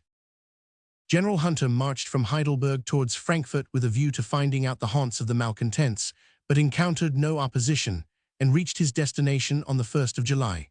2 days later, he was joined by the troops from Heilbronn under General MacDonald. General Hart, with a battalion and a half of infantry, remained in Heidelberg and engaged in the repair of the railway bridge, which had been wrecked by the Boers. Here for the nonce we must leave them, while the operations in other parts of the disturbed colonies are investigated. General Buller had accomplished his work of clearing Natal and had joined hands with Lord Roberts's force, and thus interposed a strong British barrier between Botha at Middelburg and De Wet in Orange River colony. These two adventurous spirits had now to be tackled separately, and the cornering of De Wet came first in Lord Roberts's program. The commando of the astute Free Stater was to be pushed eastward towards Bethlehem and surrounded, and for this purpose General Hunter was to cooperate with Generals Rundle, Clements, and Paget, while Lord Methuen in the neighborhood of Paardekraal, 10 miles southwest of Heilbronn on the Kroonstad Road, was to mount guard over the rail between Kroonstad and the Vaal River and prevent De Wet from breaking out westward. Chapter 3. In Orange River Colony, East, June. General Rundle's activities had never relaxed. In June, he was vigilantly guarding the Senekal-Vicksburg region, posting strong forces at intervals along the road, and fixing his headquarters at Sheeper's Neck. Here he was strengthened by the arrival of General Campbell's brigade, 16th, while General Brabant's force moved along the line in order to keep a wary eye on the guerrilla bands that were intent on ravage and destruction. In a day or two he returned to Harmonia, however, as swarms of the enemy were circling about, sniping, forcing Boers who had retired to their farms to rejoin the rebels, destroying telegraph wires, attempting to cut off parties of troops and to press their way towards the south, and in fact, making themselves generally offensive. In consequence of Lord Roberts's proclamation, Free Staters remaining in the field now became rebels.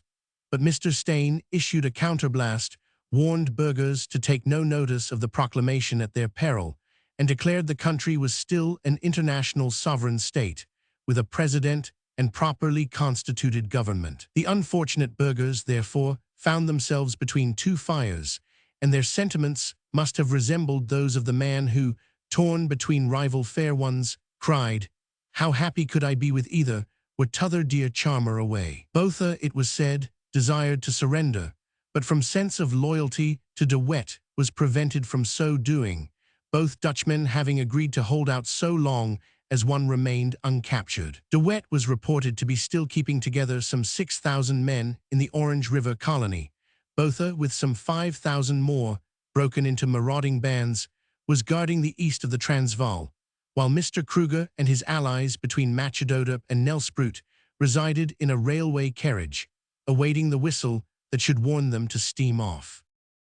On the 19th, General Rundle, accompanied by his staff, Colonel Maxwell and Captain George Farrar of General Brabant's division, made a careful examination of Vicksburg and its fortifications, and afterwards, during a reconnaissance, it was discovered that a hornet's nest was concealed in a series of sinister copies nearby. The desperadoes had guns, and without doubt intended to use them should the British be caught in the open, but they were playing a waiting game, at which pastime General Rundle decided to show himself equally proficient. Further investigations proved that the Boer lines between Vicksburg and Bethlehem were of great strength, and that the Dutchmen numbered some 5,000. Besides these bands, other roving commandos flitted about mosquito-wise, seeking to draw British blood. On the 20th, Colonel Dalgetty at Hibernia reported that he had been surrounded. He stated that some 200 Dutchmen were ensconced on Doorn Kop near his camp, and asked for help in order to effect their capture. Off went General Rundle, with Scots guards, cavalry and artillery, marching nimbly in the fond hope of making a bag through the pitchy blackness of the night and reaching the destination at dawn. When the troops arrived, however, it was found that Colonel Dalgetty had retired, and the Boers in dispersed gangs were again a prowling danger to the vicinity. Meanwhile, General Paget, who was holding Lindley, was attacked by De Wet, who brought 5 pieces to bear on him, but the guerrilla chief was successfully repulsed by the 2nd Yorkshire Light Infantry, assisted later on by a battery of the City Imperial Volunteers, which gave a splendid account of itself. General Rundle's march was continued on the 23rd towards Senekal, whereupon the Dutch hordes, seizing their opportunity, pounced on the rear of the transport. Under cover of a fiercely flaring veldt fire they poured a volley on the rear guard, the Scots Guards and Hampshire Yeomanry under Captain Seeley, who instantly jumped to action, giving the oncoming Boers so keen a dose from rifles and a Maxim that they bolted to their main position at Tafelberg. Sundry of their party, seeking safety at the farm of some supposed neutral, were luckily captured, and their harbor of refuge razed to the ground. It was impossible longer to shut our eyes to the fact that the farms had become halfway houses for rebels, and there was no other means of disposing of these death traps. In this engagement, many of the Boers bit the dust, for the British troops actively pursued the enemy in their flight and succeeded in thinning their numbers without casualties on their own side. The dogged determination of the Boers was to break through to the south, and it took all the ingenuity of Generals Rundle and Brabant to create a link chain from Winburg to the Basutoland border, through which the slim ones could not squeeze. Owing to the nature of the country, in some places a replica of Switzerland, with snow-capped peaks, enormous gorges, and treacherous passes, it was difficult to assume the offensive, and Sir Leslie Rundle had to content himself with the task of keeping the Boers in check while help came from the north. General Clements, on the 24th, engaged a body of fierce ruffians near Winburg, where he had gone to gather guns and supplies prior to combining his force with those at Lindley, Heilbronn, and Heidelberg. He succeeded in driving the rebels north of the Zan River without great loss, though Captain G.E.F. Fitzgerald, 2nd Bedfordshire Regiment, was severely wounded, and 2nd Lieutenant R.H. Lascelles, 8th Battery Royal Field Artillery, was slightly injured. At Bloemfontein, at this time, there was deep regret at the loss of Captain Lord Kensington, 2nd Life Guards, who had died of his wounds. Meanwhile, near Vicksburg, on the 25th, General Boy's brigade also encountered the Dutchmen. 2 valuable officers were killed, Captain E.B. Grogan and Lieutenant G.L.D. Branca, 1st South Staffordshire Regiment, and 5 men were wounded and missing. A convoy returning with General Clements to Senecal from Winburg was also attacked some 7 miles from Senecal. Hearing of the fray, Colonel Grenfell and his colonials set out from Senecal, attacked the enemy's left flank, and became so hotly engaged that General Brabant, with all the available troops, rushed to the succor of the party. Of the combined forces, 3 men were killed and 23 wounded. General Paget was also desperately engaged at Lindley on the 26th, when a convoy of stores moving towards that place was attacked by the marauding bands, but after a heavy rearguard action succeeded in getting to their destination in safety. 10 men were killed and 4 officers and 50 men wounded. On the following day, the Rudeville Spruit post was attacked, but the detachment of the Shropshire Light Infantry and West Australian Mounted Infantry, who were there, briskly sent the enemy flying. General Methuen, too, was not inactive. On the 28th, the Boer loggers near Vatchkop and Spitzkop were found to be hastily removing in the direction of Lindley, whereupon the general gave chase, pursued the enemy for 12 miles, and eventually wrested from them some 8,000 sheep and head of cattle they had appropriated during their freebooting excursions in the neighborhood. Lieutenant G. C. W. G. Hall and Lieutenant L. Simpson, 2nd Yorkshire Light Infantry, and 4 men were wounded, but otherwise the operations were highly satisfactory, as the Boer larder, if not the Boer person, had been made to pay heavily at a time when both belligerents were none too fully fed. The enemy once hemmed in, and once devoid of supplies, it was hoped the end of the war would be reached. On the 2nd of July, General Clements joined hands with General Paget, and the combined force began their advance on Bethlehem, of which anon. In the western Transvaal, June. Early in the month came a report from General Baden-Powell, from camp 40 miles west-southwest of Rustenburg, that the railway to Mafeking had been repaired, and that over 100 arrested rebels were awaiting their trial. The general was working his systematic way through the districts of Manrico, West Lichtenberg, and Rustenburg, carrying out a mission of pacification, re-establishing order, and collecting arms and supplies. It must be explained that in recognition of his splendid services, he had been promoted to the rank of Major General, after which he was appointed a Lieutenant General on the staff while employed with Her Majesty's forces in South Africa. Lord Edward Cecil now filled the post of Administrator of the Rustenburg district, and had already accepted surrenders and collected rifles innumerable. Rustenburg was occupied on the 14th of June by General Baden-Powell, and a column from Pretoria was sent out to meet this officer, to repair the telegraph between the 2 places and thus provide a second line of telegraph between the Chief and Cape Town. This, with the opening of the railway line from Durban to Pretoria, shortly to be accomplished by Sir Redvers Buller's operations, made important advance in the work of occupation. On the 18th, General Baden-Powell arrived at Pretoria, where he had an enthusiastic reception. He stayed but 2 days, and was off again on his return journey towards Rustenburg. This town at the time was garrisoned by a very small force and 1 gun, whose occupation it was to continue the work of pacification and accept the surrender of arms, most of which appeared to be of obsolete type. Major General R.A.P. Clements, DSO, ADC. Photo by Elliott and Fry, London.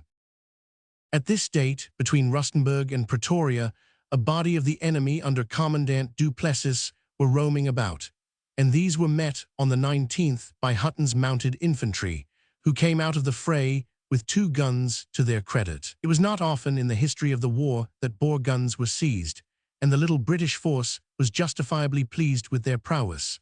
There was no end to the activity of Hutton's mounted infantry, and skirmishes with wandering tribes of the enemy were of almost daily occurrence.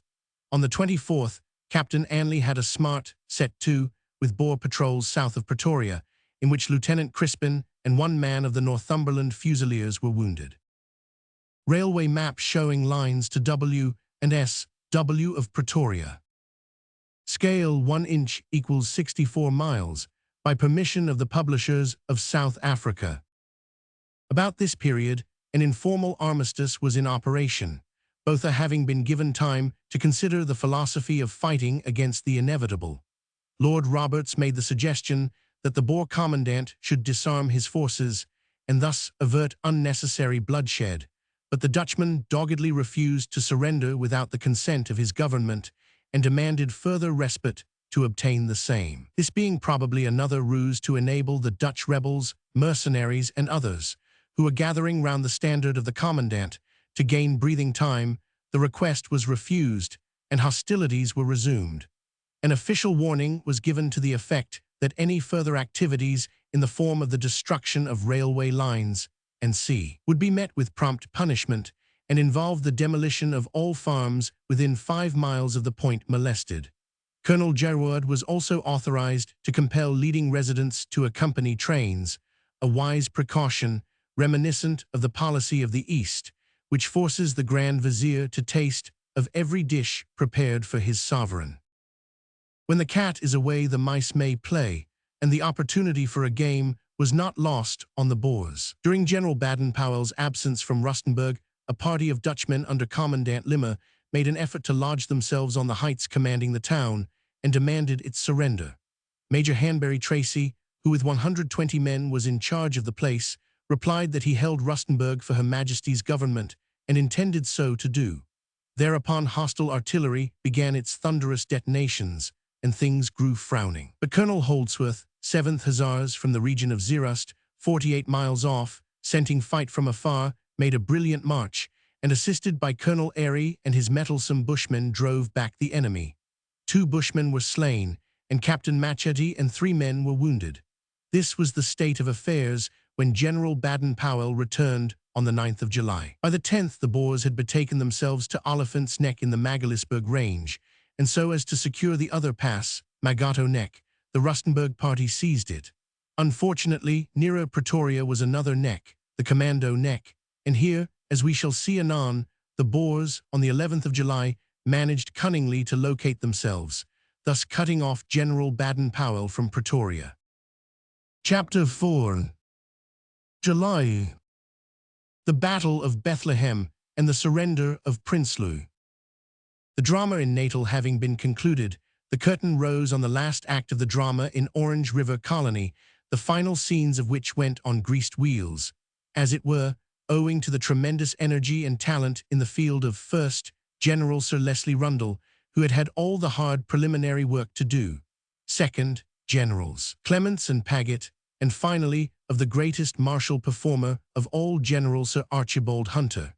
It will be remembered that this officer, after the accident to General Ian Hamilton, had taken over his command, but July found him released from the Eastern Transvaal and in active assisting in the concluding operations in the Orange River Colony. His force now consisted of the 2nd Anad Brigades of Mounted Infantry, Kitchener's Horse, Lovett's Scouts, the Composite Regiment of Cavalry from the Transvaal, the Highland Brigade, minus the Argyll and Sutherland Highlanders guarding Heilbronn, the Munsters, the Yorkshire Light Infantry, the Scottish Rifles Militia, and South Staffordshire Militia, under the command of General Arthur Paget, the 38th Battery Royal Field Artillery and Battery of the City Imperial Volunteers, the Scottish Yeomanry under Colonel Byrne, the 14th Anth Imperial Yeomanry, and the Imperial Australian Regiment, in conjunction with General Brabant and General Rundle, who were in or around Senekal and Hammonia, respectively.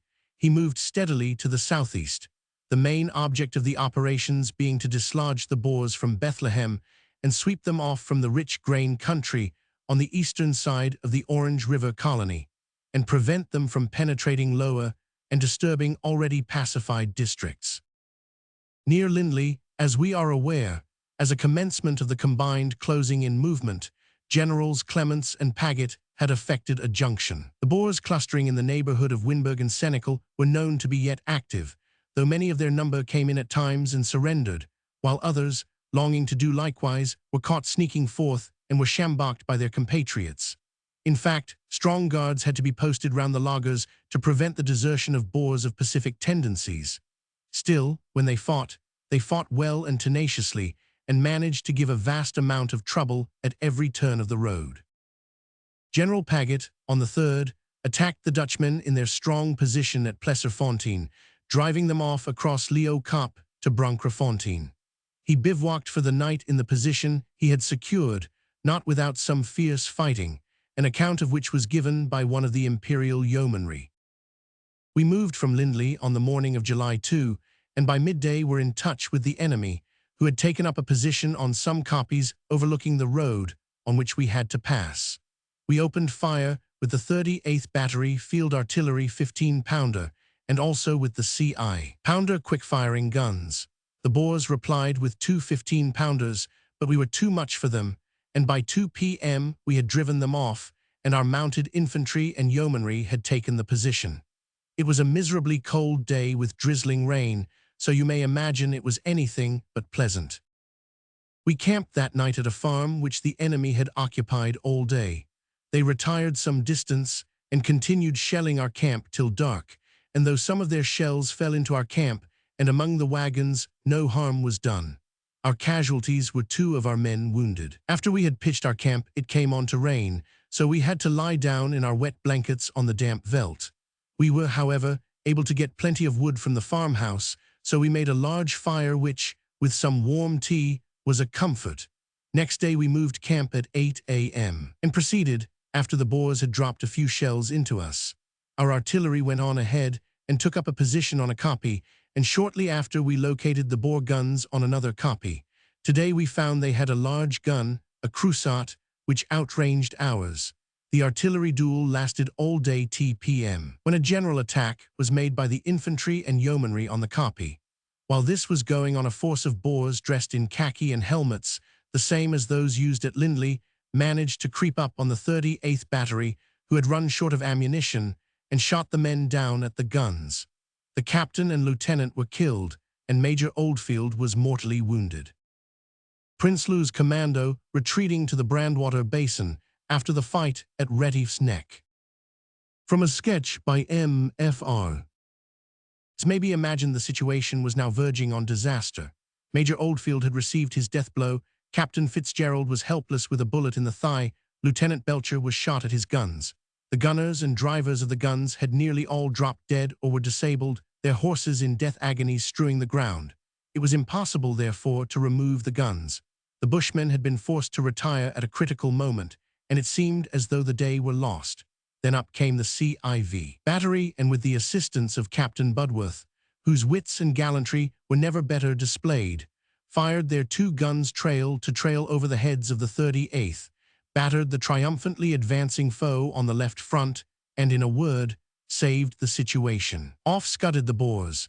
After them went the Bushmen, Budworth riding at the head, and finally, with the assistance of the infantry, the Yorkshire Light Infantry, the Munster Fusiliers, and the Imperial Yeomanry, who had rushed up the hills and scattered the remaining Dutchmen at the point of the bayonet, they succeeded in getting the guns limbered up and away. The dashing work cost 40 killed and wounded, besides Captain Dill, 2nd Yorkshire Light Infantry, wounded, and Lieutenant and Adjutant A.F.C. Williams, Indian Staff Corps, attached Brabant's Horse, dangerously wounded. Railway map of eastern portion of Orange River Colony and Natal. Scale 1 inch equals 64 miles, by permission of the publishers of South Africa. On the following day, 4th, the enemy was pursued as far as Blaauw Kap, 15 miles northwest of Bethlehem, where Mr. Stein's seat of government was now supposed to be. Mr. Stein had cautiously betaken himself to Forsberg, between Bethlehem and Vicksburg, leaving De Wet and some 3,000 men to await the attack of the British forces. Meanwhile, round Vicksburg fierce fighting was taking place, the Boers making a midnight attack with the despairing idea of reoccupying that town. Their furious effort lasted but an hour when they found themselves beaten. On the 5th, the position at Dornberg, on the Winburg-Senecal Road, which the Dutchmen had evacuated, was promptly taken possession of by General Brabant, who thereby ousted them from a vantage point whence they could pounce on convoys proceeding to and from the base at Winburg, and secured the line of rail in the vicinity of Zand River, round which hovering gangs of wreckers had persistently congregated. To return to the Dutchmen inside Bethlehem, the town, like many other South African towns, is dominated by cliffs or koppies, two of these being on the northwest, while another, Walhunter Kop, rises in the south in a high and solitary peak above the plain and descends steeply towards the side of the town. Naturally, these obstructive eminences were chosen as the stronghold of the foe, and as naturally the object of the British was now to clear the Boers from them. And to this end, General Arthur Paget marched his force to within 2 miles of his objective and encamped near the northerly spurs of the northwestern koppies. General Clement's column, consisting of the Royal Irish, Worcesters, Wiltshires, a battery of field artillery, and 2 5-inch guns, moved about 6 miles on the left rear of General Paget's force towards the east of the town, where, on all the available ridges and cliffs, were Boer trenches and gun emplacements, some of these knowingly and skillfully arranged at a right angle with the cliffs and with their backs to the town, in order that any approaching force could be swept from all directions as they neared the position. General Clements sent to De Wet a flag of truce demanding the surrender of the place, and on receipt of a refusal, the hammer-and-tong process of warfare began. Both generals simultaneously attacked from different points, but owing to the crusted and gibbous nature of the ground in this part of the Orange colony, it was impossible for the cavalry to attempt any very wide turning movement. The result was that on the dash and daring of the infantry much was found to depend, and that eventually carried all before it.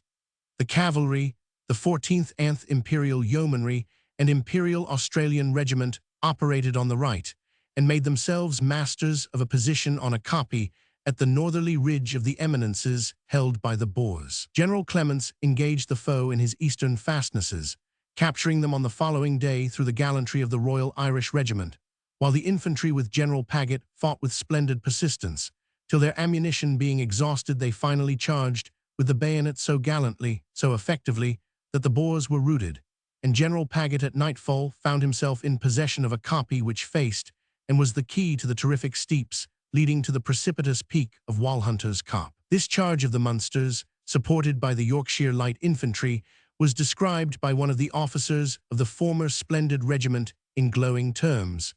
The Royal Munster Fusiliers had to storm a koppie at the point of the bayonet. For the last 800 yards, my men had not a round of ammunition left. We kept advancing, cheering as we went on with bayonets fixed. We got within 50 yards when the Boers fired their last volley and bolted. The position was won. The GOC, in his dispatch to Lord Roberts, said the gallantry displayed by the Munsters was beyond all praise. My men behaved excellently. I never want finer fellows to be with in an attack. Mr. Blundell of the Morning Post related a characteristic anecdote which served to show the debonair spirit, the coolness and aplomb of some of the doughty band. In the midst of the rush past some Kaffir kraals a goose waddled out through the line, and a man, not too preoccupied to forget the future, lowered his bayonet, swung the bird over his shoulder in his stride, and took possession of the captured position with his dinner on his back. The goose was eaten in face of the frowning Walhunter's Kop, which next day, the 7th, fell into the hands of the British through a series of ingenious martial maneuvers, assisted by the brilliant execution of the 38th Battery RFA and the CIV Battery under Major 1000 Micking. The decisive move in the operations was brought about by the splendid persistence of the Royal Irish, who, extended in 3 lines, stormed a formidable koppie amidst cascades of fire, dropping and sweating and shouting, yet never halting till they had reached the crest, captured it, and in addition to it a prize, a gun, one of our own lost in the fatal affair at Stormberg. By midday the enemy was in full retreat, and the town was occupied by the combined forces. The casualty list on the first day considering the magnitude of the operations and the strength of the positions assailed, was not large. 32 men of the Munster Fusiliers were wounded and 1 man missing, 7 men of the Yorkshire Light Infantry wounded, 1 man of the 58th Company Imperial Yeomanry was killed, and 2 men wounded. The wounded officers were Lieutenant A.H.D. West 8th Battery Royal Field Artillery, Captain T.W. Williams, 5th Volunteer Battalion Liverpool Regiment, attached Royal Irish Regiment, Captain G.D. 1000 Ferson, 1st Munster Fusiliers, Captain W.C. Oates, 1st Munster Fusiliers, Lieutenant Conway, 1st Munster Fusiliers, 2nd Lieutenant Boyd Rockford, 4th Scottish Rifles. The following casualty occurred on the 7th. Captain J.B.H. Alderson, 1st Royal Irish Rifles, wounded since dead. On the morrow, Broadwood's brigade, preceding General Hunter, arrived. After this, by systematic and strategic pressure, the Free Staters were being pushed off their impregnable heights to a mountainous place called the Brandwater Basin, some 15 miles square, in the region of the Caledon River, leaving us in possession of practically the last of their towns, Lindley, Bethlehem, Biddulphsburg, and Senecal. Bethlehem was occupied by General Paget, Biddulphsburg by General Clements, Senecal by General Rundle, and thus a cordon was supposed to be drawn round the wily enemy. Unluckily, on the 15th, between Bethlehem and Vicksburg, a small gap existed, a gap which but for delay in regard to his supplies would have been held by General Paget, and through this loophole, Stabbert's Neck, that very slippery fish de Wet contrived to slide, taking with H men and 5 guns. This was unfortunate, as the escaped enemy threatened to become a serious diversion from the business in hand, particularly as no general advance could be made till the necessary convoys had arrived for the enormous amount of troops forming the cordon. Nevertheless, while General Hunter, on one side, actively engaged in reconnoitering the positions held by the remainder of de Wet's forces between Bethlehem, Vicksburg, Forsberg, Retiefs, and Stabbert's Necks, General Little, temporarily commanding the 3rd Brigade, pursued de Wet. Himself and the force that had recently broken through the cordon was found to be hovering between Bethlehem and Lindley. A smart contest ensued, which lasted till dusk, when the Boers broke up into 2 parties and again vanished, leaving several dead and 2 wounded upon the field. On the same day, 19th, General Broadwood, commanding 2nd Cavalry Brigade, who had been following up the fleeing Boers since the 16th, spent some hours in an animated engagement near Pomayet-Fontein, between Ventersburg and Lindley. The enemy, with swelled numbers and said to be accompanied by Stain and one of the de Wets, had been wheeling round the railway communications as moths circle around a chandelier. Having caught them here, General Broadwood made a brisk fight of it, but the Boers, under cover of darkness, evaded pursuit. On the following morning, it was found that they had doubled back to Paardekraal during the night. The line on the north of Honing-Sprout showed signs of their depredations, and on the western side, the telegraph wires to Pretoria via Potchefstroom were cut. During the fight, Major Moore, West Australian Mounted Infantry, was killed, and Lieutenant the Hun. F. Stanley, 10th Hussars, Lieutenant Tooth, Australian contingent, and 14 men were wounded. General Broadwood proceeded to Val-Krantz, which place was reached on the 22nd. Prinsloo's last stand in the valley of the Little Caledon, the Boers' position on the heights. From a sketch by M.F.R.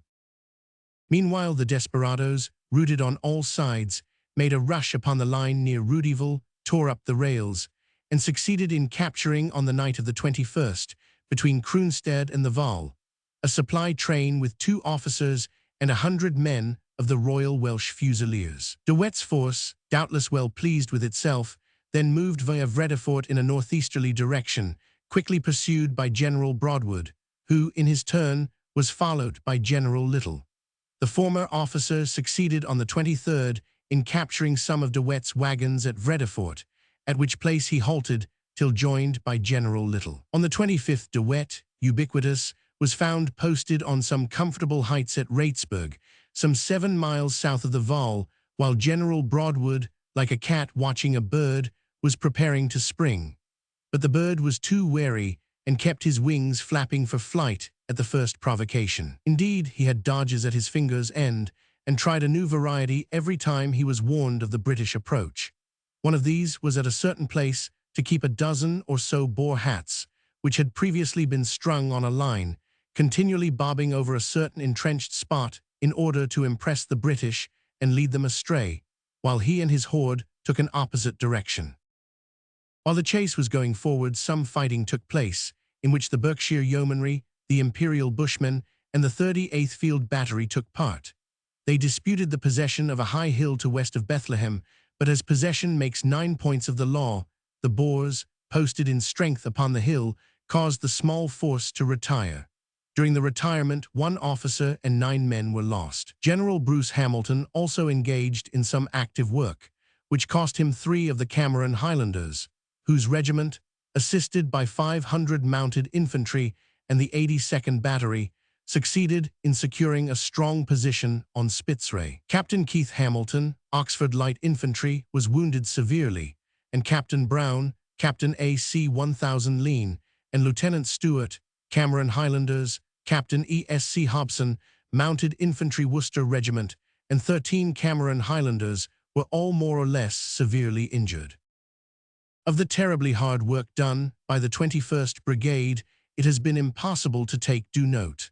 Since the 28th of April, they had covered on foot some 1,200 miles and had done more fighting and marching than any brigade at the front. They could count as many as 43 engagements to their credit, and as one of the Sussex men said, "We have been in several tight corners, but have always come out on top." The Irish, Scottish, and colonial corps had all received their meed of praise, but certain English regiments, notably the Sussex, the Wiltshire, and the Liverpool regiments, owing to the fact of their not being prominently engaged in the historic battles, got less than their share of appreciation, though no better and braver and more enduring regiments could be found in the British Army.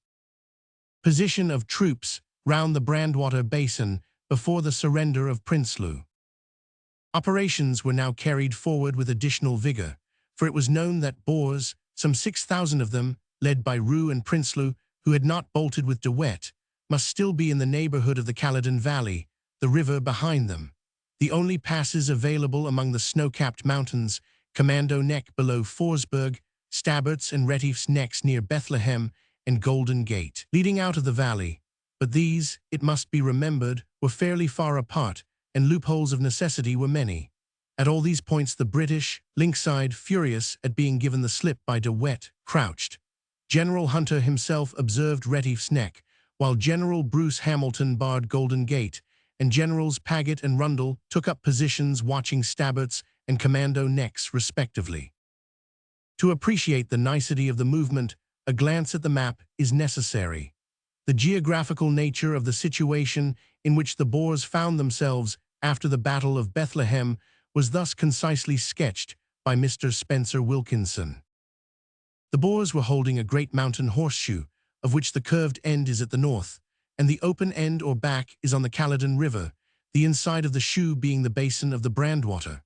On the right-hand limb of the shoe at the second nail from the end is Forsberg, and Retief's Neck is at the top right-hand nail, the road from Vicksburg to Bethlehem going up the Brandwater Valley and over Retief's Neck. Outside the horseshoe to the right, the east, the road from Forsberg to Harrismith goes by the Little Caledon River, which is separated by a long east and west range of hills from the hilly plain of Bethlehem. North of this range is Nauput, and from the Caledon Valley to Nauput the road crosses over Nauput's Neck and goes on to Harrismith on the north side of the range. Having blocked the passes to the best of his ability, General Hunter hoped for the best. He knew the Boers might evaporate, as they seemed so magically to do, over the mountains, but he guessed, and guessed rightly, that it would be too much of a wrench to tear themselves from their effects, horses, oxen, carts, and wagons, and these could never be dragged over the barring acclivities. The first attack on Retief's Neck was made on the 23rd by General MacDonald, the Highland Brigade, Lovett's Scouts, Remington's Guides, and a battery and 2 5-inch cow guns. The Boers had previously been thrown off the scent owing to the British troops having taken a wide detour, and they were somewhat surprised in their rocky caves to find themselves in the thick of lyddite, which growled and crashed and fumed at them. Then the Highland Light Infantry, with the Sussex to help them, deployed, the former bearing to left, the latter with the 81st Battery of Field Artillery, to right, the infantry making brilliant rushes towards the impregnable lair of the enemy, despite the murderous jets from the rifles of the Dutchmen, which spouted disaster the nearer they approached. Each battalion lost 30 men or so, but brilliant and inexhaustible as they were, found themselves unable, on the initial day, to push the attack. The Black Watch were more fortunate, however, and gallantly carving their passage with the bayonet, managed before nightfall to secure a foothold on the summit of the hills, whence they could now await the morrow. At that time, General Clement's yeomanry were attempting to force the passage of Stabbert's Neck, gaining ground with difficulty, but clinging to it all night in a perilous position, while on the southwestern fringe General Rundle demonstrated in the region of Commando Neck. The morning brought success all round. Stabbert's Neck was forced by the renewed and sturdy efforts of the yeomanry and the Royal Irish, and the afternoon of the 24th found the combined columns camped inside the neck. The Boers, quickly recognizing the inconvenience of their position, by noon had stampeded towards the east, hoping to cut through Naupurt's Neck and gain the Harrismith Road, galloping off, however, with the sagacity of purpose for which at all times they had made themselves notable. The losses so far were sufficiently large, but considering the importance of the position gained, they were looked upon as insignificant, and General Hunter formally expressed the opinion that it was owing to the excellent work done by Lovett's scouts, who for days in advance had scouted, stalked, and spied over the country, that so few losses were recorded. The casualties at Stabbert's Neck were: killed 1st Royal Irish Regiment, Captain W. Gloucester; wounded, Royal Field Artillery, Captain H.E.T. Kelly; 2nd Wiltshire Regiment, Captain E. Evans; 6th Company Imperial Yeomanry, Lieutenant G.A. Clay; 1st Royal Irish Regiment, Captain E.F. Milner. Those at Retief's Neck were: wounded, Royal Sussex, Captain E.L. 1000 Kenzie; 2nd Lieutenant J.C.W. Anderson; 2nd Lieutenant H.G. Montgomery; 2nd Lieutenant G.E. Leachman; 2nd Royal Highlanders, Major E.M. Wiltshire, since dead, Lieutenant H.K. Smith; Captain Sir W.G. Bartolot, 2nd Volunteer Battalion, Royal Sussex Regiment, was killed. The 25th found Generals Hunter, Clements, and Paget in possession of Brandwater Basin, while Generals MacDonald and Bruce Hamilton were blocking Ingenuity and Golden Gate. Forsberg was occupied by the 8th Division, and there they found a number of British prisoners and Mrs. Stain, who was left in charge of the chief of the Commissariat Department. Generals Hunter and Rundle paid the lady a complimentary visit. On the following day, General MacDonald, who had kept an eye on Naupurt's Neck and Golden Gate, had a hard day's fighting outside Naupurt in the Bethlehem Hills, but the effect of this doughty rearguard action was the blocking of Naupurt's Neck for the Boer wagon traffic, and without their precious carts, the Boers were winged. Among the wounded were Lieutenant A. M. Brodie, Lovett's Scouts, and Lieutenant W. E. Campion, Mounted Infantry Company, East Yorkshire Regiment. On the 28th, Hunter, with Clements and Paget's brigades, attacked the Boers, who were posted on 2 necks. The first neck, after a vigorous fight, was secured by the Royal Irish, Wiltshire, and Leicester regiments.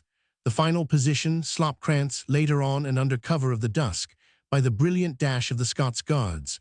During the operations, Lieutenant Hun, R.B.F. Robertson, 1st Battalion Imperial Yeomanry, Machine Gun Section, and 2nd Lieutenant F.G. Alston, 2nd Scots Guards, were wounded. The surrender of Prinsloo's force at the Caledon River. Drawing by Ernest Prater from a sketch by Major Romilly, D.S.O., commanding 2nd Scots Guards. The net result of all the combined blockage of the passes was a demand on Sunday morning, 29th, from Prinsloo, under a flag of truce, for a 4 days armistice in order to enter into peace negotiations. As this demand was tantamount to saying, "Hold on while I get wind for another bout," General Hunter sent a message refusing to enter into any negotiations and saying that the only terms he could accept was unconditional surrender. Until these were complied with, hostilities could not cease.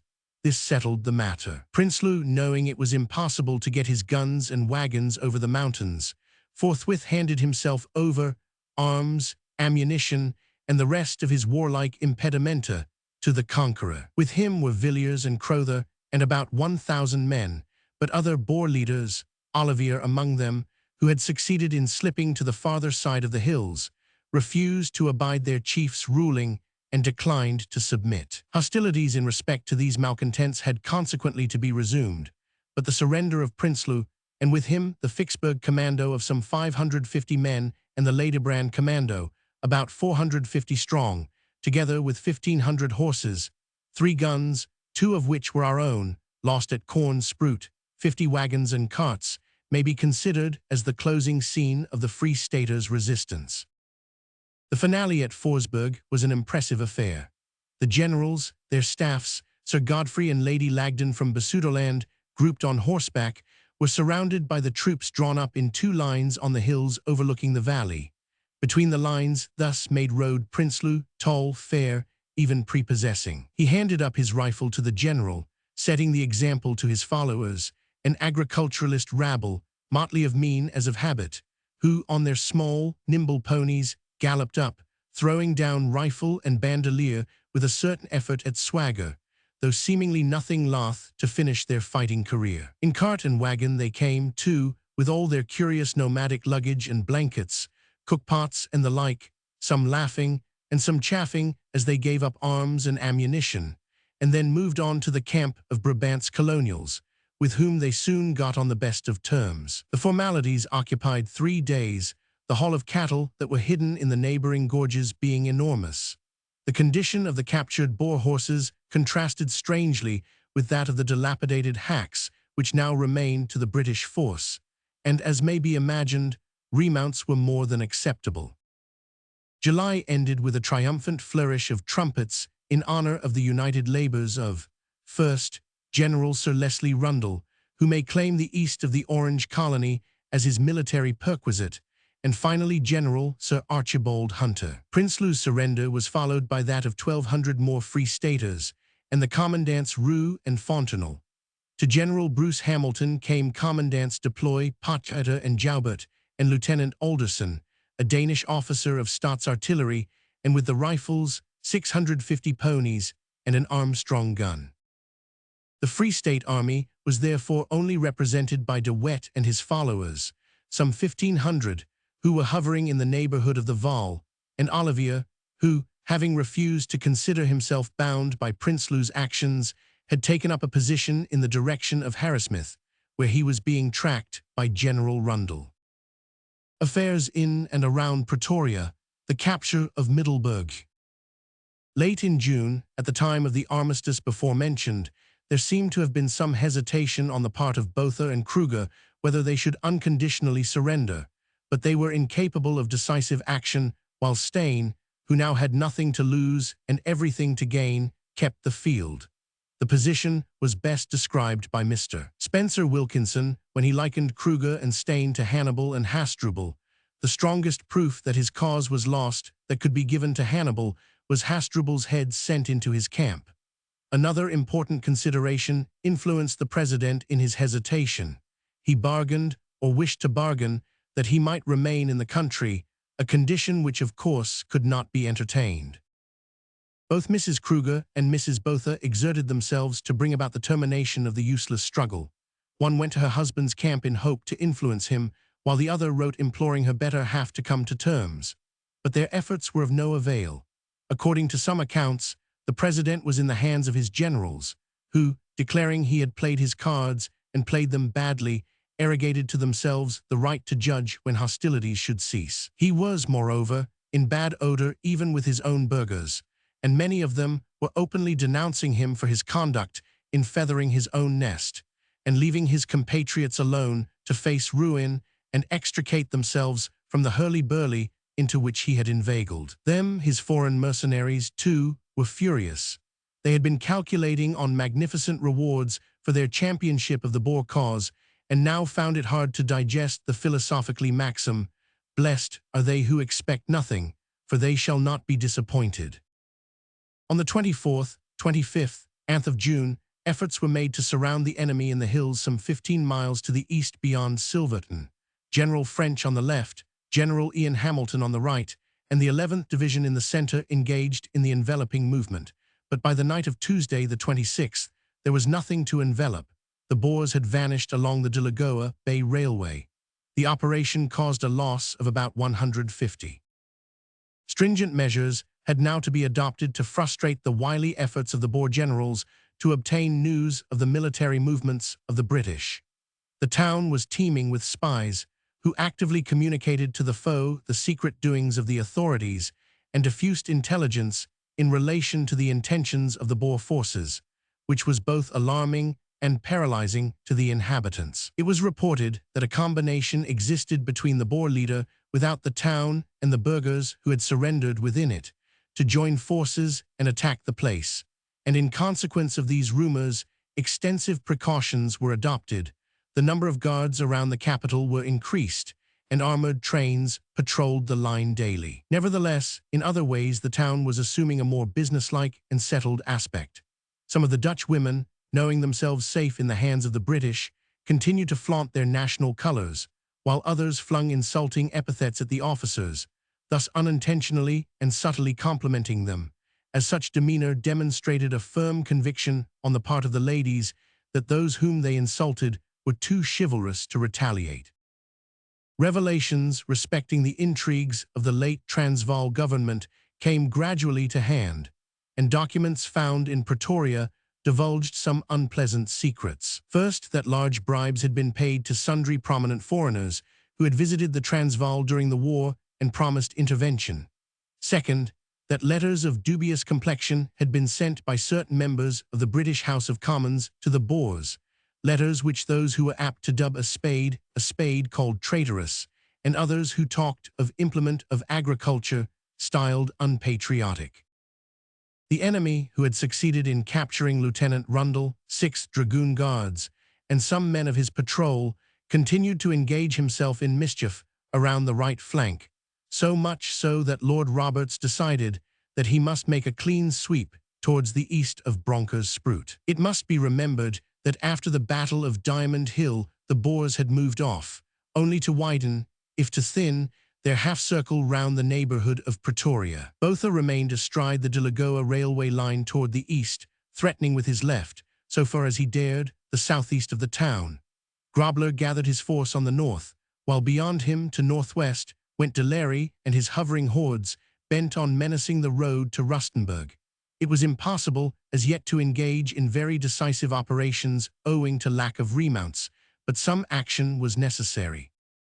Accordingly, General Hutton's mounted infantry was dispatched to reinforce Colonel Mann, who on the 6th of July was attacked at Rietfontein by some 3,000 Boers with 6 guns and 2 Vickers Maxims. Fighting fierce and sustained was continued for 2 days, when the desired object was achieved, and the Boers cleared from the immediate neighborhood.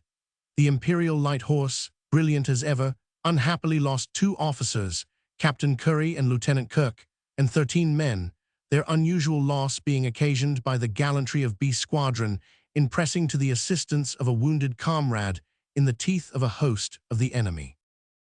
Poor young Kirk was a volunteer in the highest sense of the term. His career was typical of the careers of many of the gallant colonials who rushed to the aid of their country. He had served in the Matabele War and jumped to arms at the outbreak of the present campaign. He was conspicuous among the heroes of the heroic regiment during the siege of Ladysmith, and was wounded while binding up the injuries of a comrade. He received his commission, and afterwards took part in the famous relief of Mafeking, and later was again wounded, and severely, while out on patrol with Colonel Baden-Powell. Nevertheless, he managed to rejoin the Imperial Light Horse in the great advance via Lichtenburg and Potchefstroom to Johannesburg and Pretoria. Among others, wounded was Captain and Adjutant Nels, 1st Battalion Canadian Mounted Rifles. General Hutton on the following day was attacked by 5,000 of the enemy near Rietfontein, but he succeeded in routing his assailants, capturing a French officer and inflicting considerable loss, the enemy leaving their injured upon the field. Lieutenant Young, 1st Canadian Mounted Rifles, was slightly wounded. Officers of the Highland Light Infantry. Photo by Gregory and Co., London. Meanwhile, Sir Redvers Buller had arrived in Pretoria, looking remarkably well in spite of the tremendous strain of the work of the relief of Ladysmith and the more brilliant achievements that had secured the whole of Natal. Report came in from Ladysmith that some 800 prisoners, yeomanry and Derbyshire militia, without officers, had been put over the Natal border from Rates and were making their way towards Acton homes. The plight of these unhappy fellows, without food, tattered, torn and limping, with only a poor acquaintanceship with the country through which they plodded, was deplorable. Wagons and food were sent out by the O.C. of the Drakensberg Defence Force, and the wretched men were encountered and brought in. Having been marched about for over a month with De Wet, they were so footsore and exhausted that some could barely crawl. The Boers had treated them well, but they had too many mouths of their own to feed, and had been forced by the pressure of circumstance to turn them adrift. Nitral's Neck. Nitral's Neck. On the 11th, Botha decided there should be fighting all along the line, and so cleverly were things managed that the British suffered considerably. At dawn the Boers under De Lery, having failed in getting round the right rear of the British, collected on the hills surrounding Nitral's Neck with a view to attacking the left flank. Nitral's Neck, a position some 18 miles west of Pretoria, near where the road crosses the Crocodile River, was held in order to maintain telegraphic and road communication with Rustenburg. Garrisoning this place were 1 squadron of Scots Greys, 2 guns of O Battery Royal Horse Artillery, and 5 companies of the Lincolnshire Regiment. The Dutchmen were in great force and admirably disposed, evidently by a preconcerted arrangement, and succeeded in directing a converging fire on the small garrison and on the various portions of it occupying the plain some distance off. As early as possible the news of the attack was sent to Pretoria, whereupon the King's own Scottish borderers, under Colonel Godfrey, were dispatched to the rescue. It took some hours to reach the scene of the fray, and by the time the reinforcements arrived the small garrison, who had been fighting all day and had expended their ammunition, were overpowered. It appeared that about this time the Scots Greys had been ordered to proceed to Crocodile Bridge to relieve General Baden-Powell. They followed the same route they had taken when marching to relieve the prisoners at Waterval, a route with only one attraction.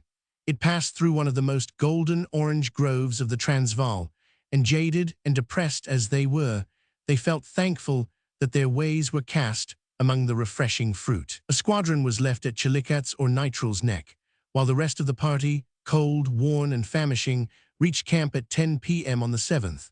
On Sunday, the 8th, the force still further divided, 1 squadron under Captain Maud going to Commando Neck, while the remainder recrossed the river and took up a position on a kopje between the 2 necks guarded by the squadrons mentioned. To understand the position, said one who was present, and whose description is so interesting and so pathetic that it must be quoted at length, imagine a kopje in the hollow of your hand, the spaces between your thumb and forefinger, and between your little finger and third finger, Chillicot's Neck and Commando Neck respectively. At your wrist, 20 miles eastward, lay Pretoria. On our front the hills were very steep and high, but on the far side they sloped and were covered with brushwood. It was through this brushwood that the Boers cunningly crept on Tuesday night to make their attack at dawn. This attack was a bit of first-class generalship. It was made at 5 different points against 5 separate forces, and at exactly the same hour, and, when the day was over, the Boers had by far the best of it. On Tuesday afternoon 5 companies of the Lincolns, under Colonel Roberts, arrived to relieve our squadron at the Neck, who were on the fatal morning to join the other squadrons and march to reinforce General Smith-Dorrien. About 5:30 on Wednesday morning, I was awakened by the crackle of rifles. I thought they were just behind the kopje. I jumped up, and picking up my glass, I made for the top. I was soon joined by other officers, and while we could see nothing, we listened with serious and solemn awe, owing to the continuous rattle of many Mausers. We knew what it meant to our comrades in the gully, and worst of all, we could not help them very much. About 8 o'clock, a galloper came from Major Scoble to bring over all the guns. This was done, and soon our shells were dropping on the ridges where we could see some Boers. We could not fire into the hollow for fear of killing our own men. The fire became fiercer and fiercer. We now knew the Boers had secured both sides of the valley and that our poor comrades were at their mercy. Were it not for the many boulders, nooks, and crevices which were taken for cover, few should have come out alive. The situation was critical in the extreme. What was to be done? Colonel Alexander asked me if I would ride into Pretoria, see Lord Roberts, explain the situation, and urge out reinforcements. I went off at full gallop. After riding 10 miles, I noticed a gentleman on a bicycle. Something said to me, "Secure this bike." I gave my horse to the cyclist, told him to wait for me and I would return his bike, and then mounted and scorched to headquarters. I sketched and explained the whole situation to Lords Roberts and Kitchener, and by this time strong reinforcements were dispatched. After a much-needed and kindly provided lunch in Lord Roberts's dining room, I, with his dispatch to our colonel, cycled back, anxious to see what was what, and hoping that something had been done to help our comrades in their dire straits. There was scarcely a soldier left to guard Pretoria, so the order I carried was to run no risks and return to Pretoria as soon as possible. Oh, it was hard when I overtook them and found they could do nothing for these poor fellows who had held out against the tremendous odds throughout that fatal day, and who were now either dead, wounded, or in the hands of the enemy. We all retired, reaching our camp outside Pretoria about 1 a.m. The sadness and gloom at our mess that night. Few words were spoken. Some of us hoped against hope. We earnestly cherished the hope that Major Scobell would find some way out of this gorge of death. At 5:30, we were up and ready to march. About 8, a war correspondent informed us that Major Scobell had escaped, 2 officers had been killed, and 1 wounded, and the squadron prisoners. This was a terrible blow to us all. We rejoiced at the escape of our popular and gallant major, but we mourned deeply the loss of the others. There was brave Lieutenant Cannoli, a dashing, ready-for-anything young soldier, a great favorite in our midst. He, poor fellow, had fallen, shot through the brain. His death was instantaneous. There was young Lieutenant Pilkington, one of the most gentle and sweet-tempered fellows I ever met. He had been 5 months a prisoner in Pretoria, and on being liberated got his desire gratified by being attached to us. We all loved him, and he, too, was among the dead, shot in several places while leading his men against the foe. He had 5 months before been taken prisoner because he refused to abandon a wounded comrade. Poor fellow, black indeed was the brief page of this fine young soldier's campaign. May his friends be comforted by the assurance that we all loved him and that he died as a true and brave soldier at his terrible post. Captain Maxwell was seriously wounded. I rode by his side for a long bit on our march to that fatal death trap and had a very pleasant conversation together. He didn't like the idea of being left in the neck. He was, as we all were, for we were all so happy together, dejected at the regiment being divided. I'll never forget how, with a clap on the back, he said, "Good night, Padre." Little I thought the next time I would see him would be prostrated by the Boer bullet. When we heard the news, I was anxious to get to the battlefield to lend what hand I could to the wounded and bury our dead. On the way, the Samaritan, to his intense joy and relief, encountered Major Scobell, who had been captured by the Boers and had escaped by a marvel. From him he learnt the sad story of the battle and the splendid resistance of the troops till ammunition had been exhausted. He then proceeded to visit Captain Maxwell, who was lying wounded in the hands of the Boers, and afterwards engaged in carrying in the wounded on stretchers, consoling the dying and tending the injured. Finally, after Herculean labors, such sick as remained alive were carried off to Pretoria. All, on this memorable day, behaved like heroes, but prominent among them was Sergeant Rawdon, who worked a Maxim which was supporting the 500 and F companies of the Lincolns. While the others retired, he stuck to his gun under a concentrated fire from the enemy. As ill luck would have it, his gun jammed, but the gallant fellow, undefeatable, dissected the weapon, recoupled the parts, and resumed firing till the Maxim, pocked with bullet marks, could be removed by volunteers of the 500 company. An officer serving with General French described the sad events of the day. The Scots Greys were detached from their brigade, and one squadron was sent to accompany a column under Colonel Roberts of the Lincoln Regiment, which proceeded towards Commando Port on the Crocodile River, northwest of Pretoria. The fate of this column was briefly as follows. It encamped in a pass with a port on its front, consisting of high hills. The tops of these hills were not occupied by our outposts, and at daybreak it was found that the enemy had established himself there. The detachment of Greys and Lincolns, with 2 guns, found themselves under a heavy fire, which continued throughout the day. Our guns were unable to reply, as the Boers were on high ground close on their front. The guns were abandoned, and the fight was continued till evening, when our force surrendered.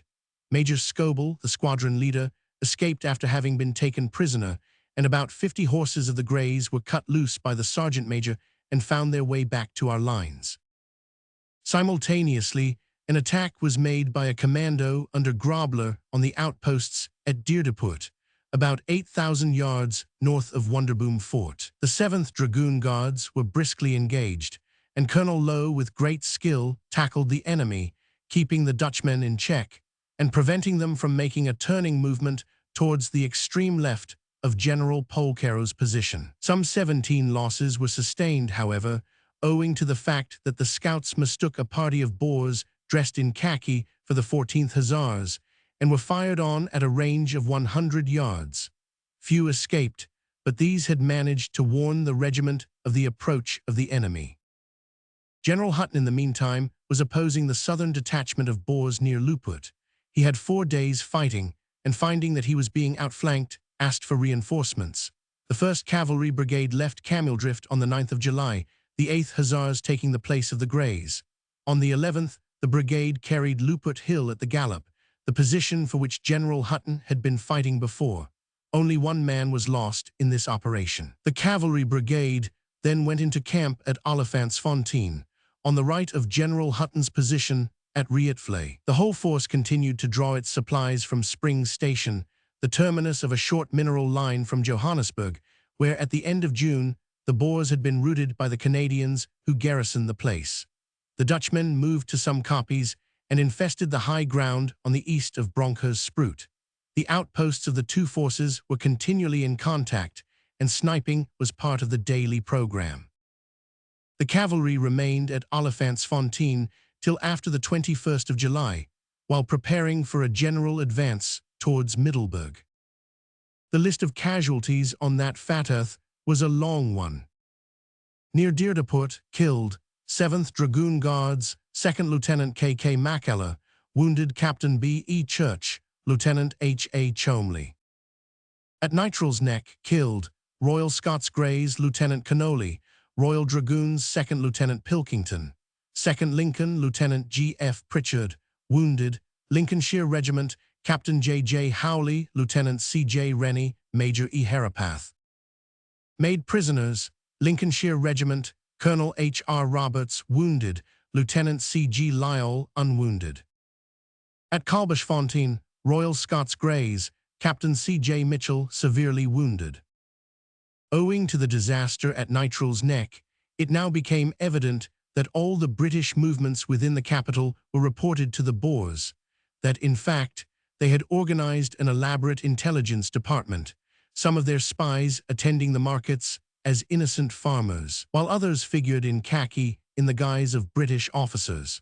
Steps were taken to identify soi-disant soldiers attempting to pass through the lines and to clear out the natives who, either from fear or for pecuniary advantage, were assisting in the transmission of information. Things in Johannesburg were no better. It needed all the acumen of Colonel Mackenzie, Director of Military Intelligence, to cope with the duplicities of the rogues and vagabonds of all nationalities that spent their time in hatching conspiracies. 380 of these were put in prison, while their respective consuls were communicated with and held responsible for their good behavior. In the course of these proceedings, the whole of a dramatic plot came to light, and the following dispatch, concisely describing the nature of the conspiracy, was forwarded by Lord Roberts to the Secretary of State for War. The police and the military governor received information that, on the 14th July, the anniversary of the taking of Bastille, an attempt would be made to overpower garrison and murder British officers. A race meeting was to take place on that day, and it was assumed that a large proportion of officers would attend it unarmed. Bolder spirits among plotters were to go to the races armed and murder officers, while an ostensibly French national gathering was to be the rallying point for the low class who were to murder all the police, and then take possession of the government offices, and c. A Boer commander at Zwart-Kop, to the north of the town, was in direct communication with the plotters. By the 13th July, the police were in possession of sufficient evidence to justify numerous arrests, which were accordingly carried out during the night of 13th to 14th. At noon, 14th July, the consuls of Germany, France, Sweden, and America, of which nations some subjects had been arrested, met the commissioner of police and discussed the question. Each consul concerned was furnished with a statement of the facts of the case. The interview passed off most satisfactorily, and the consuls expressed entire concurrence with action taken and promised to render every assistance. Between 400 and 500 arrests were made, but of these 75 were subsequently released on being vouched for by their respective consuls. The rest were deported, and none too soon, as will be seen. On the 16th, a new brigade, consisting of the Border Regiment, the King's Own Scottish Borderers, the Argyll and Sutherland Highlanders, and the Berkshires under Colonel Cunningham, together with Colonel Hickman's force of 1,800 mounted infantry, various details, an Elswick battery, and a Canadian battery attached to Colonel Cunningham's force, the whole under General Ian Hamilton, was dispatched to clear out the Boers from a chain of hills on the north and northwest, in which they were congregating, but their discretion prompted them, on receiving information of the movement, to evacuate their position, and General Hamilton moved unchallenged to Waterval, and from thence, on the 17th, to Hammanskraal. Thus far the sweeping back of the northern portion of the Boer Crescent was satisfactorily accomplished, and the Boers were forced towards their original position in the east, where Lord Roberts eventually intended to drive them before him.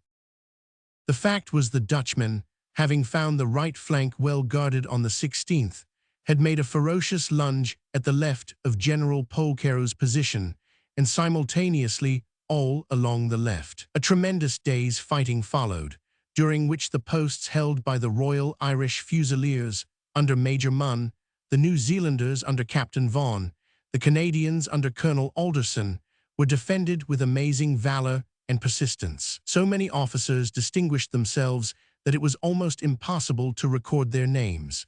Colonel Clowes, who temporarily commanded the 1st Cavalry Brigade on the extreme right of the line, was commended by the chief for his handling of his men. The gallantry of Captain Barnes, R.A. Major Hill, Lieutenants Knight and Hughes, Royal Irish Fusiliers, was especially remarkable, the Irish officers having defended their post against an onslaught at so close quarters that it was possible to hear the raucous shouts of the enemy inviting the Fusiliers to surrender. Heroic qualities were also displayed by two young Canadian officers, Lieutenants Borden and Birch, 1st Canadian Mounted Rifles, who were killed while leading their men in a counterattack on the enemy's flank at a critical juncture of the attack on the position. The loss of young Borden was especially deplored. A soldier to the marrow, he had been twice mentioned in dispatches for gallant and intrepid conduct. He was the only son of the Canadian Minister of Militia and was popular as he was plucky. Among the wounded were Lieutenant C. Battai, Shropshire Light Infantry, Civil Surgeon J.C. Wills, who was detained by the Boers, Lieutenant J. Findlay, New Zealand Mounted Rifles, Captain Bourne and Lieutenant J. Cameron, New Zealand Contingent 3rd, were missing. Of the rank and file, 5 men were killed, 1 Shropshire Light Infantry and 4 Royal Irish Fusiliers, 26 wounded and 21 missing. General Ian Hamilton and Colonel Mann from Hammanskraal continued to march eastward over country that was full of ruggedness, presenting obstacles at every turn. The enemy, however, offered no opposition.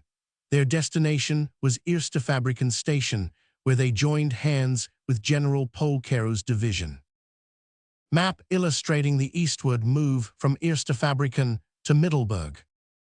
Lord Roberts now decided to advance, with a view to pushing back the enemy, taking possession of the line to the Portuguese frontier, and occupying the towns fringing thereon, thus diminishing the Boer resources, breaking up their commandos, and reducing them rather to guerrilla bands than organized armies. The move was fraught with difficulties, for every step gained implied so much loss to the bulk of the main army, Every point of the railway demanded its special guard, the result being that, large as was Lord Roberts's force in theory, in action it was daily thinning to an almost attenuated degree. It was impossible to remain stationary, however.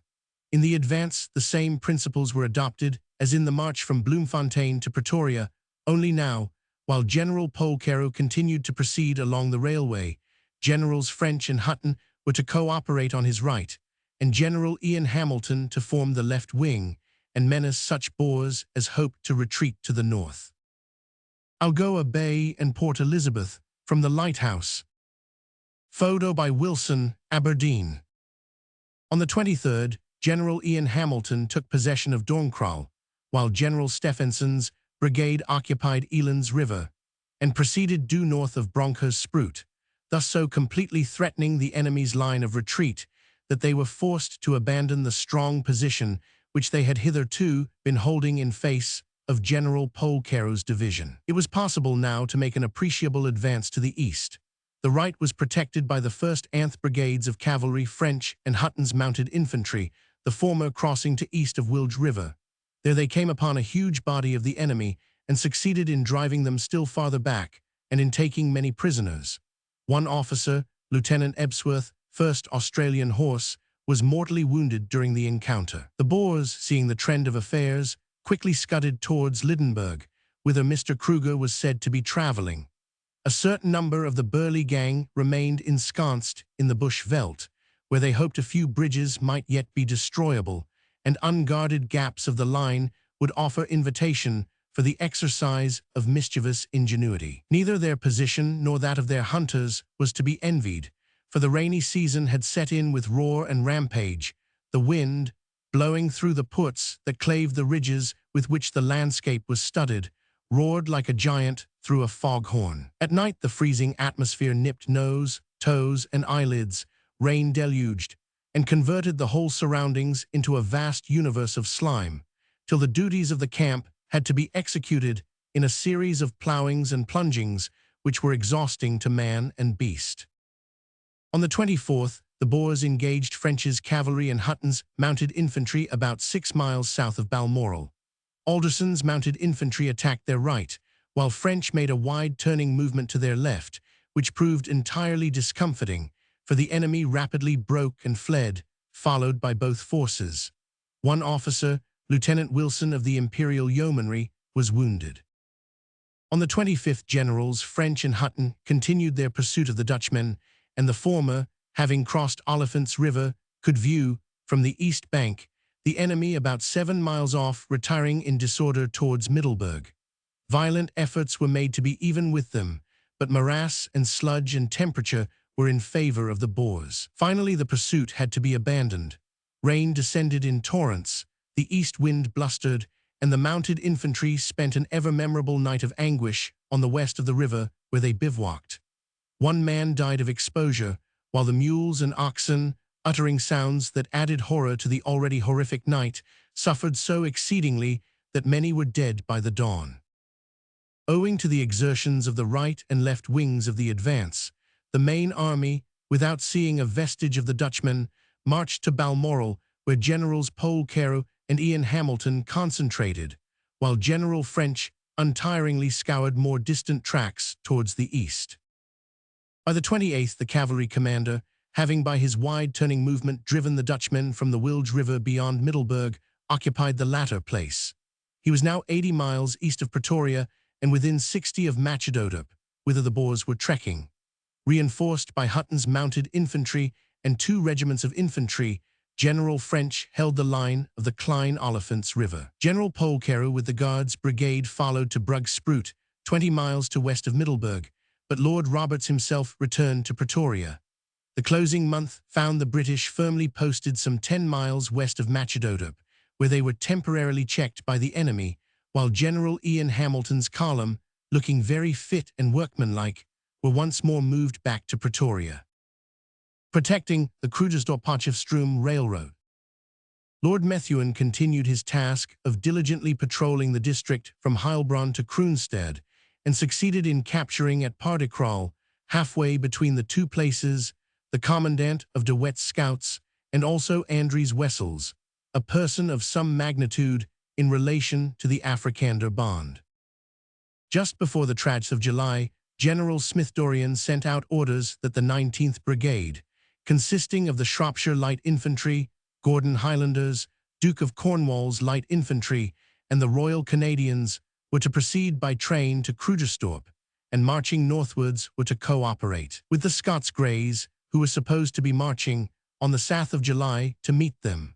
On this day, the Gordon Highlanders moved out in skirmishing order, protected on their flanks by the Scottish Yeomanry under Sir James Miller and 2 guns under Lieutenant Turner, 78th Battery Royal Field Artillery. At Dolverkrantz, they came in for a heavy fire from the 2 long low hills where the enemy had posted themselves, to which a response was made by the British guns, which had galloped up between the koppies. Promptly the Highlanders made for a koppie on the left, which the Dutchmen naturally coveted, and these scurried from their main position and poured vengeance on the advance. Then, nearer approaching, they attacked the British guns and their gunners, and the tornado on both sides was waxing both warm and exhilarating when from the rear, to the dismay and horror of all, there opened a volcano, spouts of death within 200 yards, bowling over the horse of the brigade major, and trying to make matchwood of ambulance wagons and baggage guard. Very soon 15 out of 17 British gunners were hit, and at last Lieutenant Turner was seen serving his own gun till wounded in 3 places.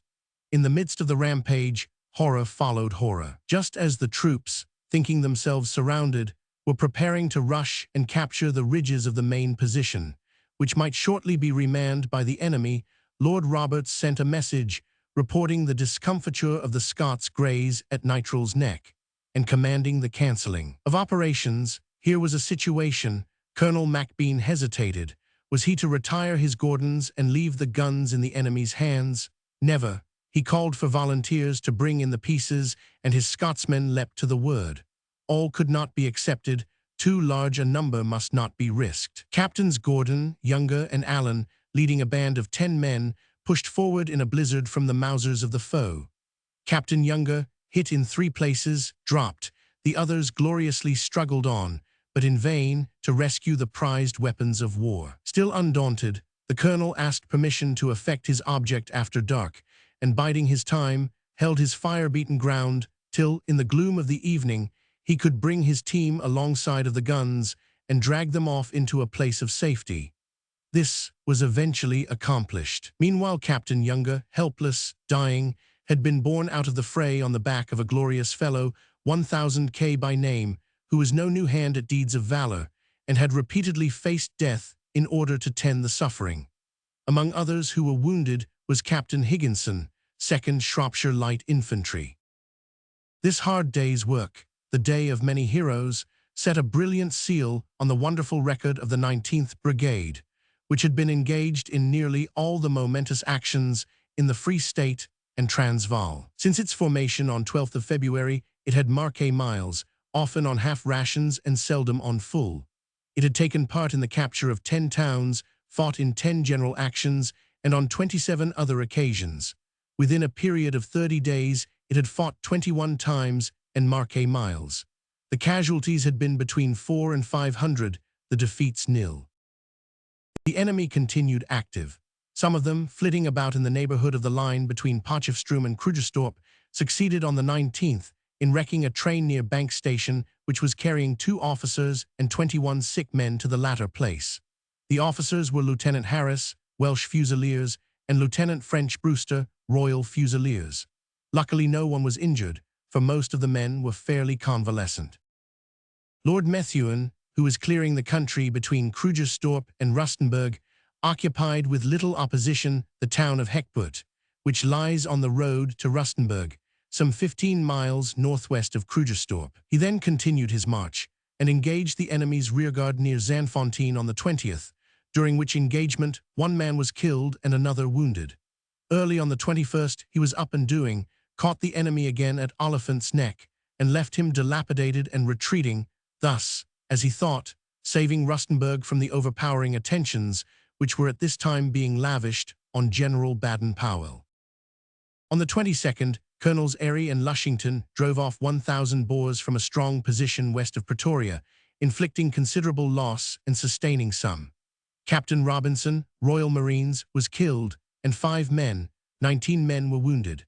Unluckily, as before said, the operations in this region merely resembled the process of fanning off flies, which were whisked from one corner to congregate in another. About the same time, the civilians who represented British authority had some nasty experiences in Klerksdorp, where another commando threatened them.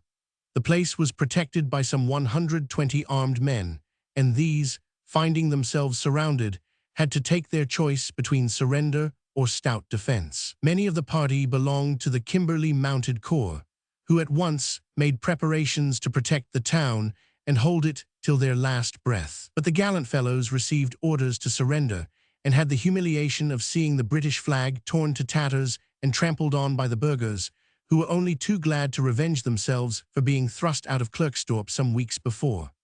The following were taken prisoners: Lieutenant Blagden, Lieutenant Shepherd, Lieutenant Purvis, Lieutenant W.A. White, all of the Kimberley Mounted Corps.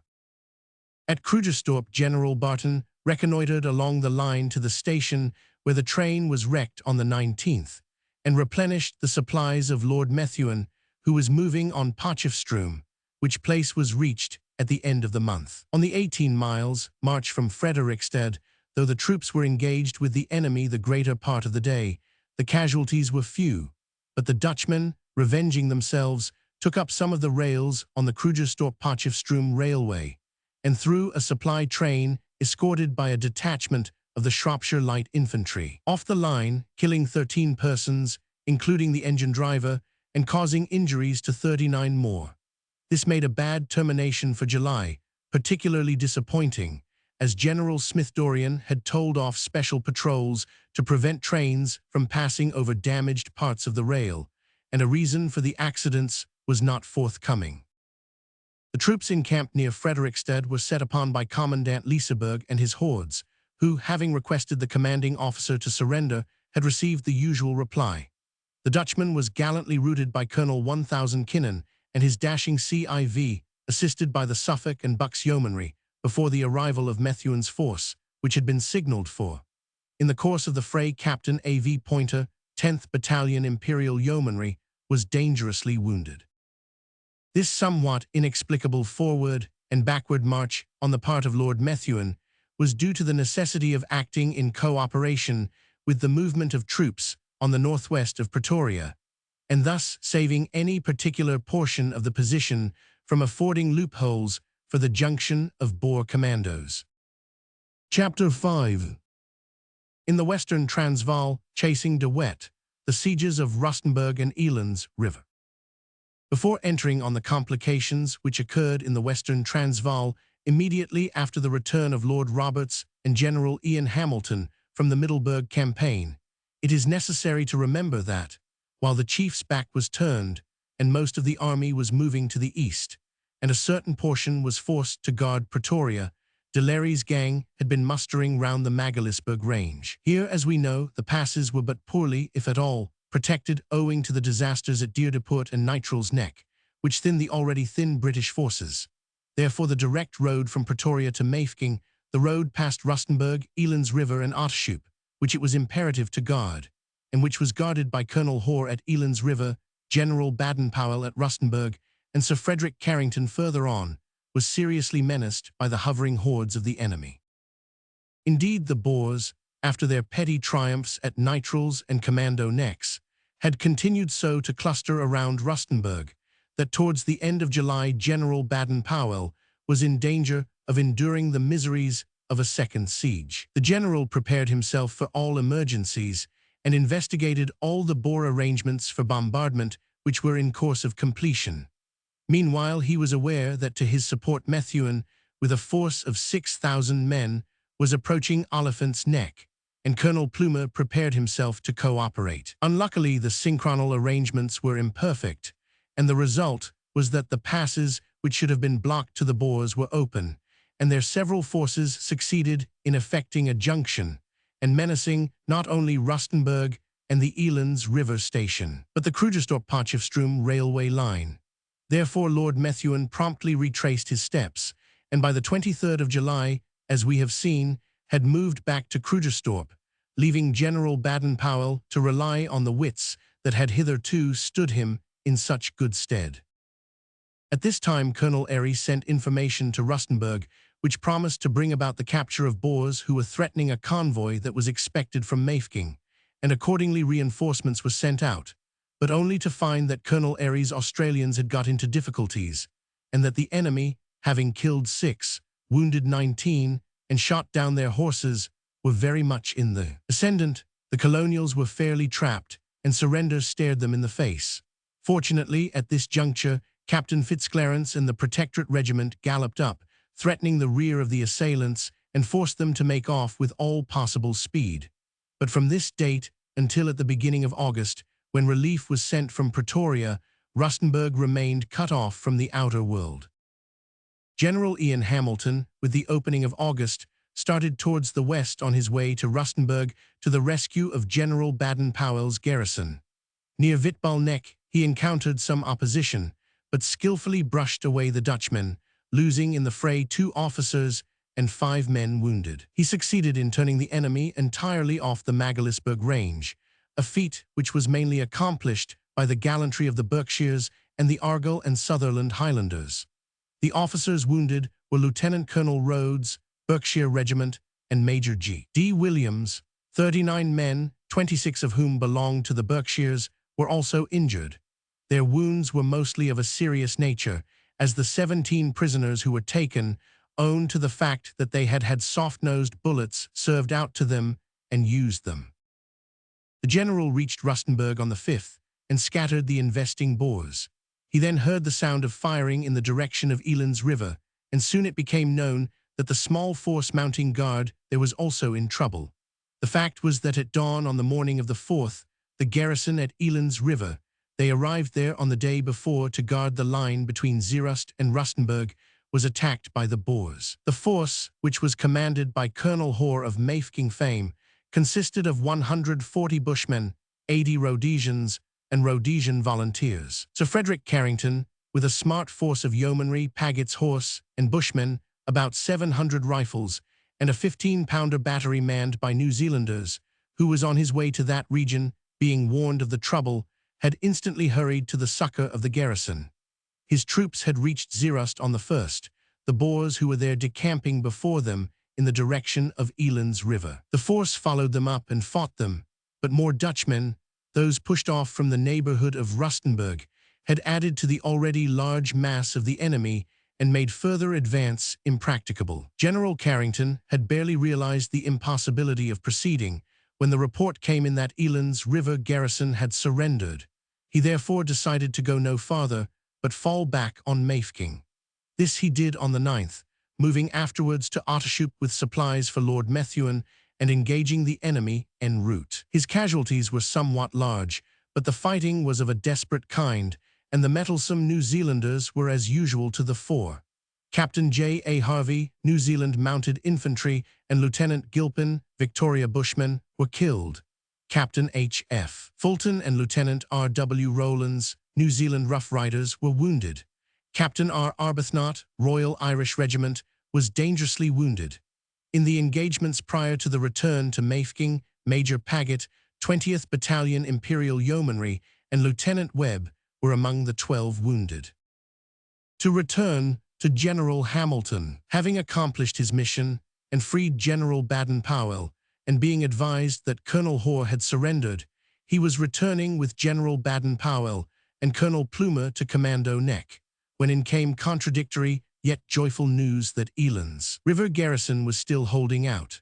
Off went his mounted troops to the rescue, while the unfortunates who had had to leave their homes in Rustenburg and the prisoners, among whom was a son of Kruger, were sent on to Pretoria in charge of General Baden-Powell.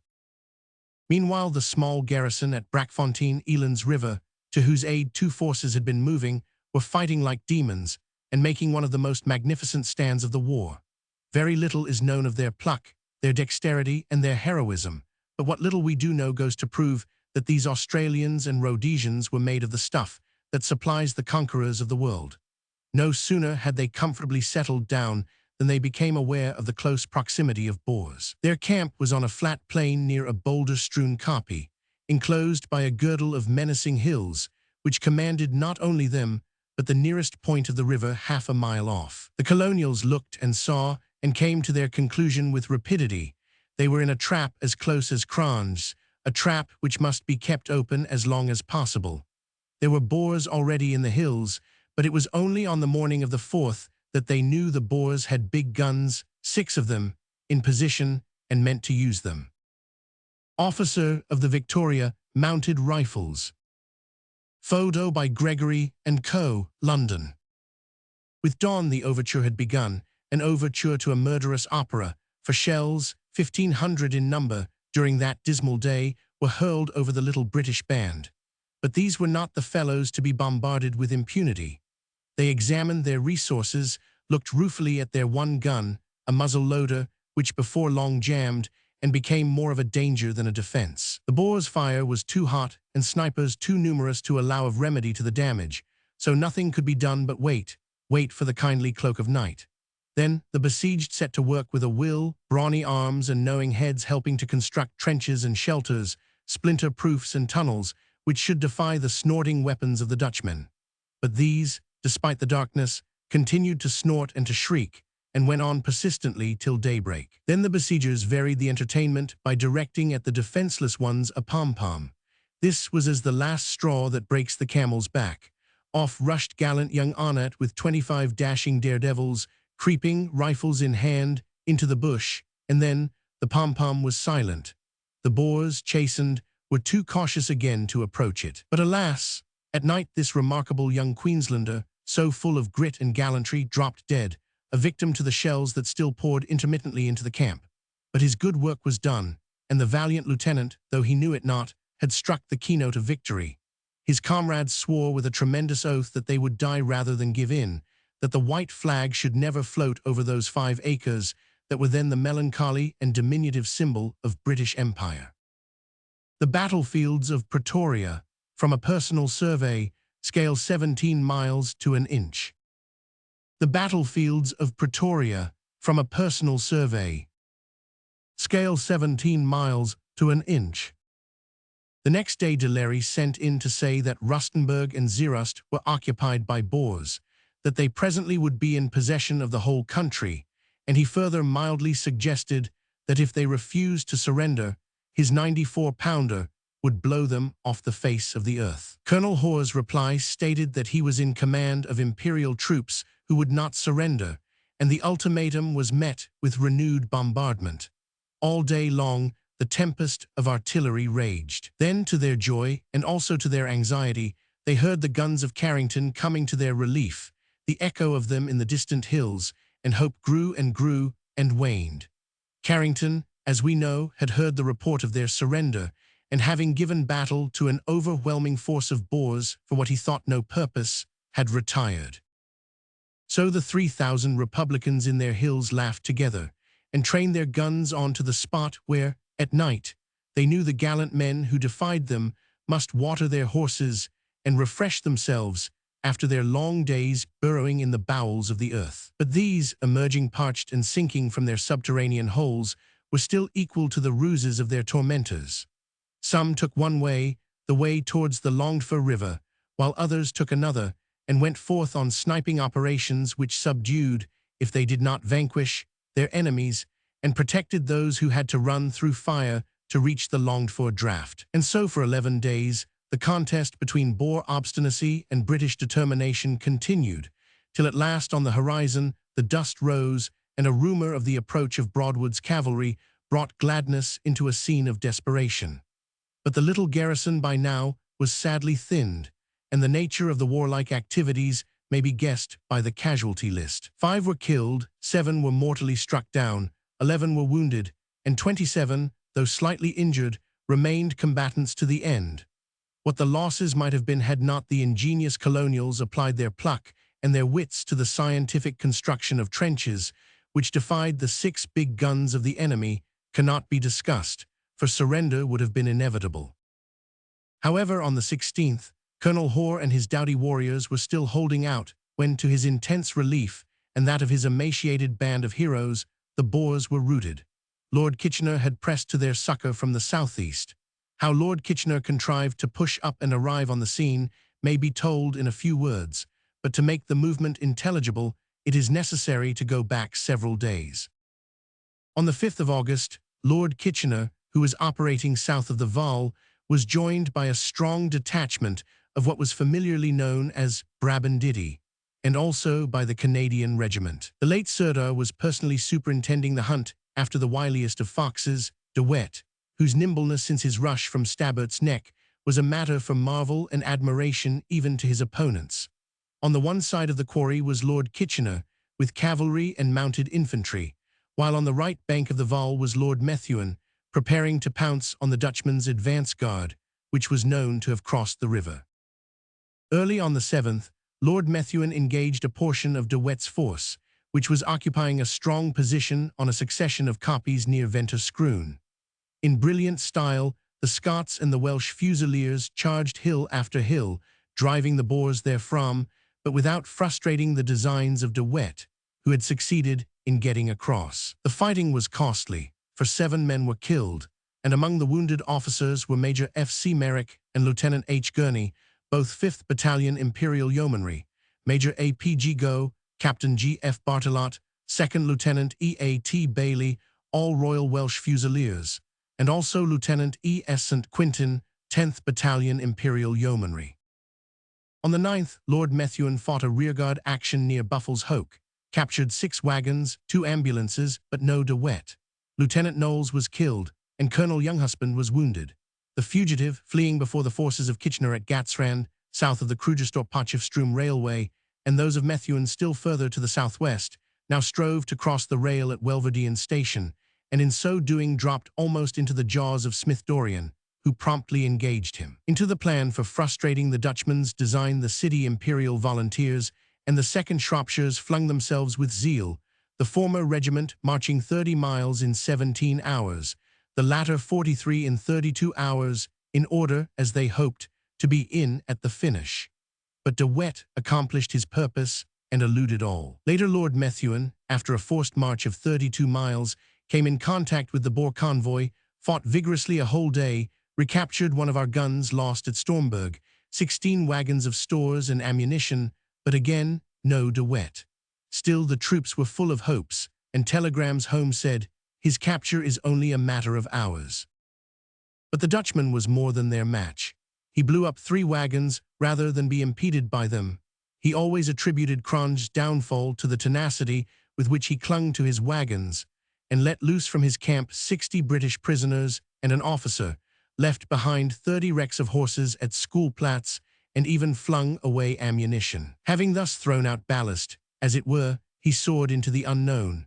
The disappointment on all sides was extreme, for sometimes the troops had been so close on the track that they had even boiled their kettles on the camp fires left by their quarry. Collisions, but no cornering, was the terse telegram home of a youthful officer who had been keen in the hunt. Colonel Ricardo, 10th Battalion Imperial Yeomanry, whose gallant men had displayed first-rate cavalry qualifications, had gone so far as to offer £50 for the prize, dead or alive. Yet the Ignis Fatuus danced gaily ahead, but never within clutch.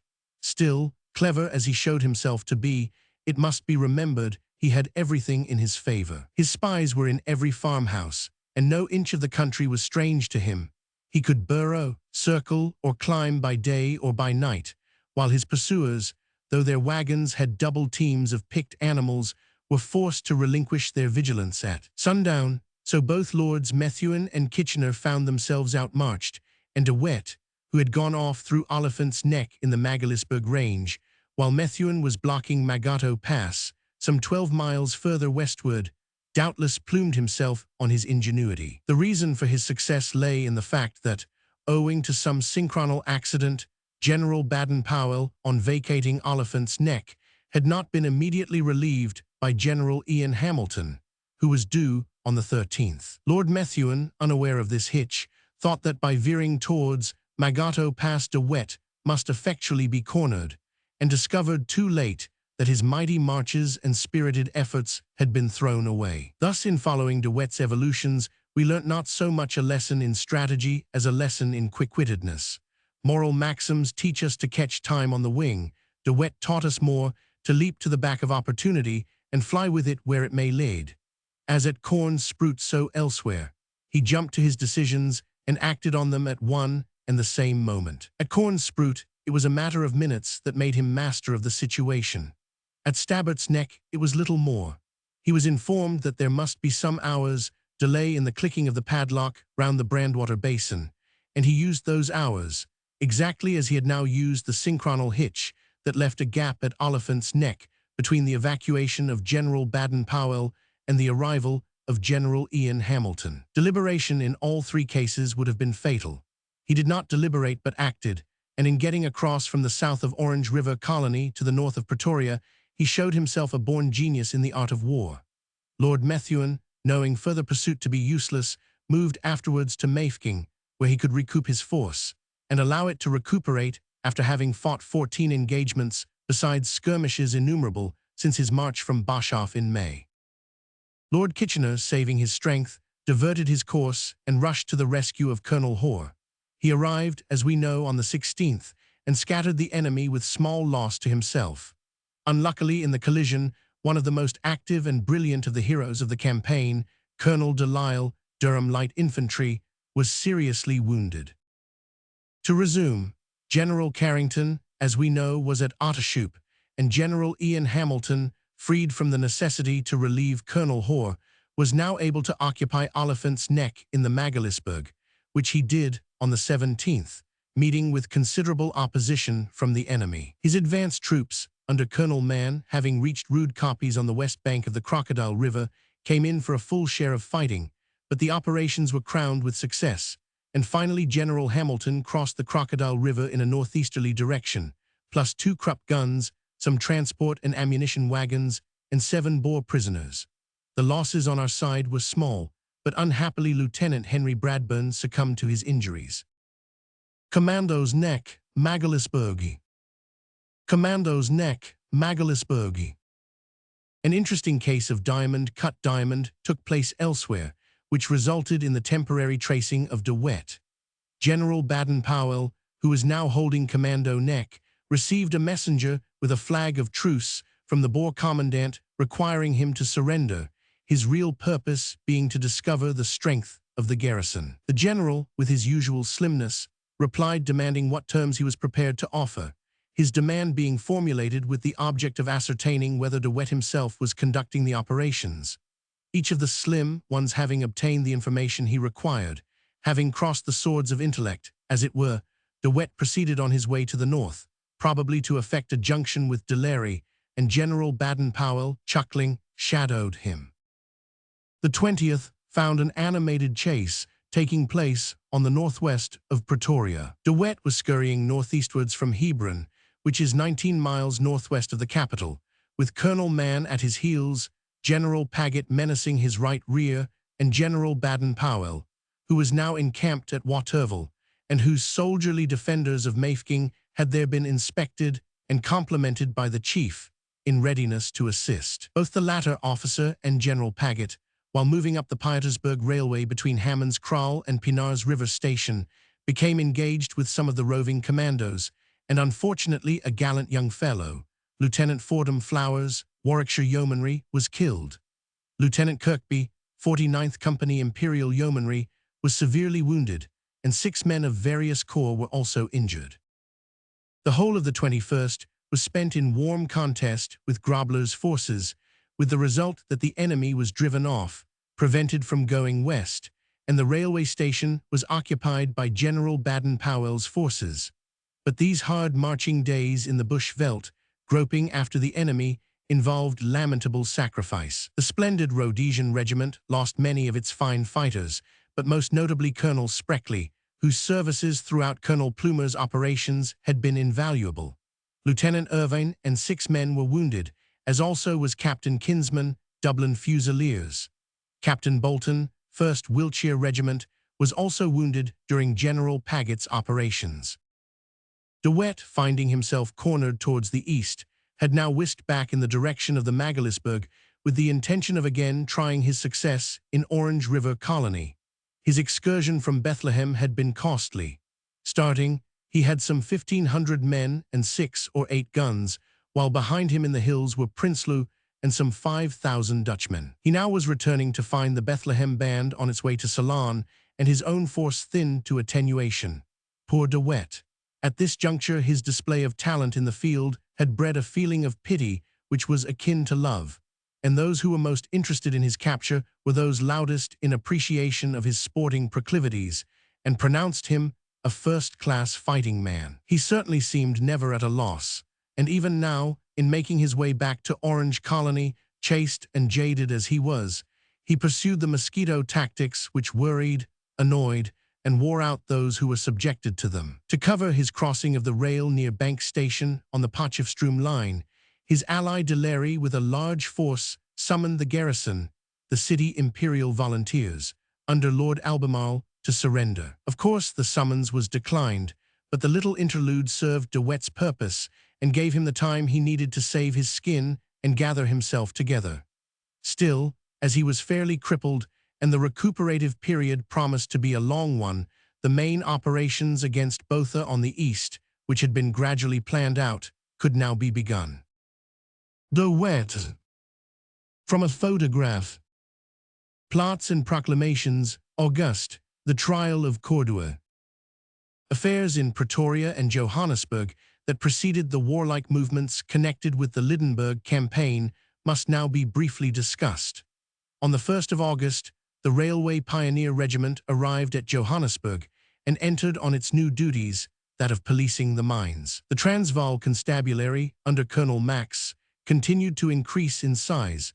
By this time 700 colonials had joined, and in the Court of Justice, many actions which, owing to lack of faith in Transvaal administration, had been set aside during the war, were now brought up for adjudication. Things seemed to be shaping themselves fairly well, notwithstanding the rumor that the Boers intended to maintain guerrilla warfare till the presidential election in America in November was over, when intervention was promised them. America was scarcely propitiated by the conduct of Thuron's scouts, however, for a day later a train flying the Stars and Stripes and containing the American Consul General, Colonel Stowe, was thrown off the rails and burned at Honing Spruit, to be awakened at 1 a.m. by the hail of bullets, and the hurly-burly of derailed wagons is scarcely pleasing, and Thuron's mode of ingratiating himself with the Americans, if not happy, was original. 17 bullets penetrated the carriage in which the consul was traveling, one of which struck a friend who was occupying the compartment. Colonel Lord Algernon Gordon Lennox, who was journeying south, was taken prisoner together with 40 men, but all were liberated at the request of Colonel Stowe. 2, however, were killed by the overturning of the wagons. The next day a force of mounted infantry chased the Boers, but these, later on, continued to hover in the neighborhood of the line. Though General Knox was operating north of Kroonstad and had attacked them at Renoster Kop and driven them off with the loss of their cattle and wagons, these operations, and others which were going forward in all parts of the line, remained similar to the action of fanning away gnats. The pests receded, merely to buzz elsewhere. As an instance of this, it was found that owing to the withdrawal of the garrison at Springs, an important coal center on the East Rand, the Boers had buzzed back there, seized railway rolling stock, threatened the destruction of the mines, and generally made themselves offensive. A regiment was sent to retake the place. Meanwhile, at Waterville, they were giving trouble by treachery. A party, having notified to the officer commanding there their intention to surrender, seized the occasion to attempt ambush and assassination. 15 of Strathcona's horse approached the place of rendezvous, fortunately in extended order, and when within 50 yards of the house, 3 native scouts were shot, 2 wounded, and 1 killed. That done, the sergeant was called on to surrender. "Never," he shouted, and before he could gallop off a bullet had pierced his heart. A trooper was also wounded, and only discovered a day later by a patrol. Examples of Boer treachery were continually being reported, and one incident described by Reuters correspondent served to show how regardless were the enemy of the sacred oath of neutrality, and what a farce was the administration of it. A Boer ambulance some time ago marched into our lines by error, thinking they were their own. The wagon was searched and was found to contain a number of boxes of ammunition and 7 burghers carrying arms. When the latter was searched, each was found to be carrying on him the oath of neutrality which he had subscribed in Bloemfontein. But little else could be expected of a nation fed on deceit. Lies hot from the Boer factory had continually been served out to the simple farmers, and were still being foisted on them with a view to stimulating their interest in further hostilities. At one time, it was announced that Lord Roberts had committed suicide, at another that the plague was ravaging the British. Fabrications regarding American sympathy and intervention were many, and they asserted that both the commandants, De Wet and Botha, had indignantly refused the offer of bribes to surrender. Among the lesser and wilder taradiddles was the statement that the first batch of Dublin Fusiliers who had been taken prisoners had offered to join the Boers, but their sympathetic overtures had been declined. These fictions were swallowed greedily, and thus the neutrals were inveigled into having a new lunge at the British, which lunge they firmly believed might yet be effective. Still, the western districts of Cape Colony were becoming pacified, so much so that Sir Charles Warren was able to leave for England, and the command of the troops in the colony was given over to Sir F. Forestier Walker. On the 13th, a sad discovery was made by Colonel Hickman. He came on the body of Colonel Heljar, who had been reported missing since the end of July. The gallant officer, who had so nobly rendered his services in the hour of the nation's distress, was deeply regretted. He was buried with military honors, and Lord Roberts attended the impressive ceremony. General Paggett's brigade, which returned to Pretoria on the 14th, was followed on the 23rd by Colonel Mackinnon, and a wing of his sturdy battalion of CIV after a 224-mile march, accomplished in 14 days, of which one was a halt. In telegrams home, the chief expatiated on the excellent and workmanlike appearance of the force, and of the gallant 2nd Yorkshire Light Infantry and Munster Fusiliers, who had so distinguished themselves in operations around Bethlehem. While the military routine continued as usual, Pretoria was seething with inordinate emotion and excitement. Early in August, an alarming conspiracy had been suddenly brought to light. The main feature of the plot was simultaneously to assassinate the British officers in Pretoria and to carry off the chief. The idea was to set fire to some big buildings on the west of the town, in the hope of drawing thither the troops for the purpose of extinguishing the flames. While this excitement distracted the attention of the British force, the Boers and their allies in the town, headed by the ringleader Cordon, were to combine and kidnap Lord Roberts, posting off with him on fleet horses kept ready for the purpose, to join the nearest commando. The conspirators, about 15 in number, 10 of whom were immediately arrested, had taken the oath of neutrality, which especially stated that any contravention was liable to punishment under martial law. This diabolical development in the tactics of a supposed civilized belligerent naturally caused consternation not unmixed with rage, and there was a general outcry against the leniency which had made an abuse of trust possible, and a universal demand for more drastic measures in dealing with an enemy who had descended from the level of fine fighters to that of marauders and assassins. The trial of the ringleader, Hans Cordon, a youth of 23, formerly lieutenant of the Staatsartillery, was opened on the 16th. The prisoner was charged with having broken his parole and attempted to abduct British officers, to which charges he pleaded guilty. Evidence was then brought forward to prove the extent and ramifications of the plot, the complicity of Botha and others therein. The prisoner was ably defended by Mr. Beringe, who endeavored to show the complicity of the witness, Detective Garno, a clever Mexican, who was accused by Cordon of having been instigator of the plot. This imputation was denied by Garno, who declared that the plot was already hatched when he was sounded on the subject. The accused, on the other hand, declared his own unwillingness to join in the plot and pretended that he had been overpersuaded by the detective, who represented that he was a pro-Boer in British employ, who, tired of his position, desired to help the Boers. The detective gave evidence rebutting these assertions, stating on oath that he had been employed to carry out inquiries in regard to a suspected plot to injure persons and property connected with the British troops.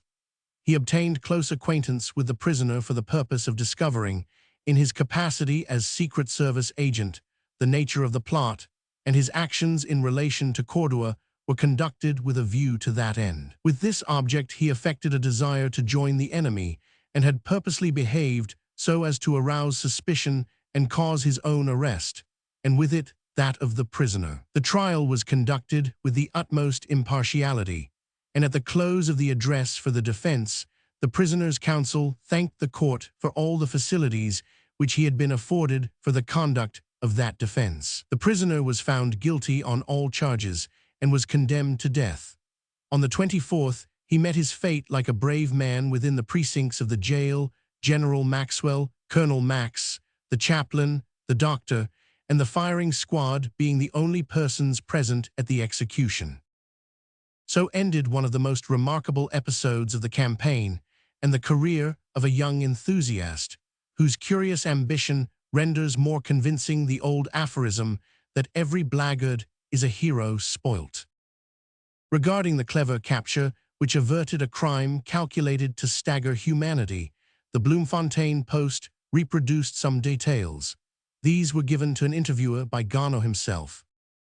"When the plot seemed to be nearly ripe," said Mr. Garneau, "Cordua and I rode out of Pretoria one night to communicate with Botha, a fire burning on a copy being the signal that his commando had arrived. Of course the authorities knew of Cordua's move, so I was ordered to accompany him to see what was really going to take place. Cordua was going to obtain for me a billet on Botha's staff, and that was the ostensible reason of my traveling with him. When we were some distance out in the direction of Silverton, I hinted to Cordua that it would be advisable for me to return to Pretoria with him, but he did not think it necessary. This put me into rather a difficult position, but fortunately the commando was not at the copy, and after riding round for hours we had to return. I knew he had some papers on him, but how to get at them was the difficulty. We both entered a farmhouse, and then I purposely so aroused the farmer's suspicions without giving myself away to Cordua that he sent for the English picket, and the farmhouse was surrounded. We were arrested and taken to a tent. I wanted the officer to search us, but this he neglected to do, and Cordua still held the indispensable papers to prove the plot. Then I turned to Cordua suddenly and said, "Quick, hand me your papers, they are going to search us." He handed me some letters, and as I hastily put them in my pocket, I noticed him chewing and later swallowing a piece of paper. The letters were in cipher, and he had swallowed the key. But I had the letters, and that was something. My next move was to find out who were actively implicated in the plot. As we jolted along to Pretoria in an ox wagon, I told Cordua it was a serious business for me, who would protect me should I escape. He gave me the names of several persons in Pretoria who would shelter me. When we reached the city, I prevailed on the picket to take 2 cabs, and we were driven as prisoners to the Provost Marshal's office. That is the story of how Cordua was captured, but my experiences were by no means ended there. Cordua was still under the impression that I was a prisoner, an impression I wanted maintained, in order that I might lay hold of the other conspirators. When we were taken into the office, I therefore darted through a back door and escaped into the street, the officer recognizing me.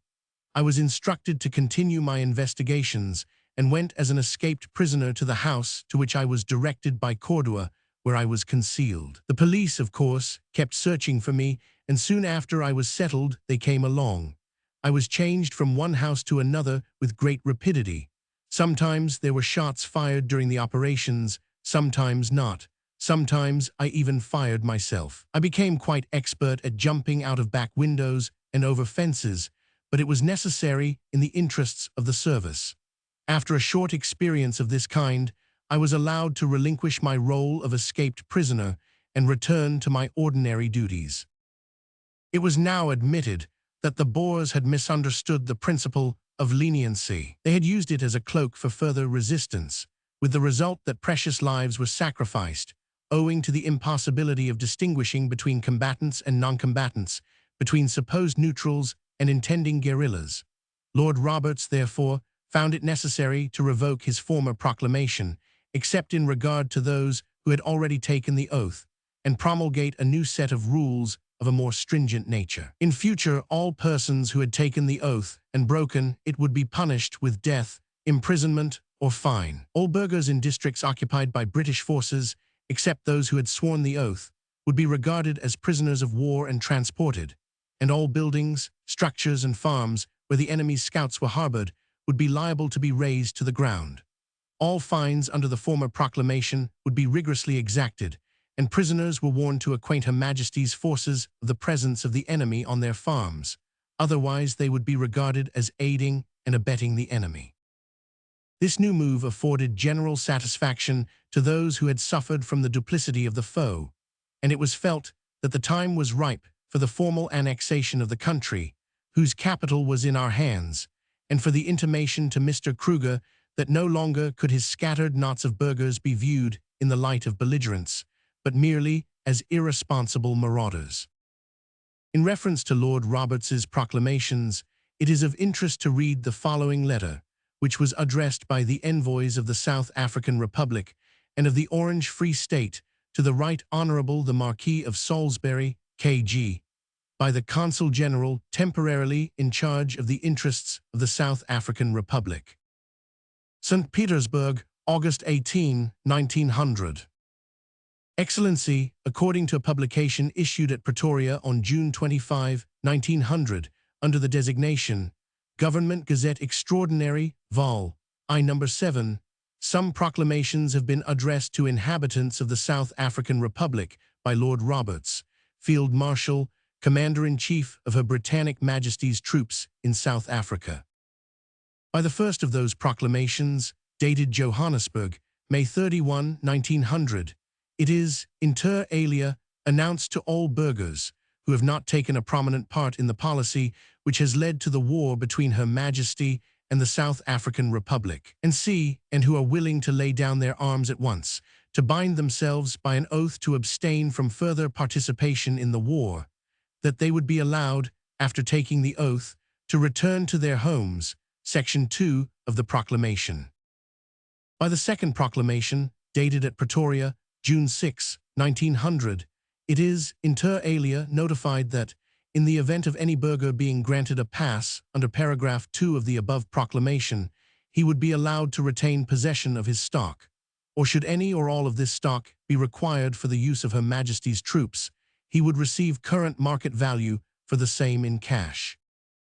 The undersigned, in the name of the Government of the South African Republic and the Government of the Orange Free State, feel themselves obliged most strenuously to protest against the intent of both these proclamations.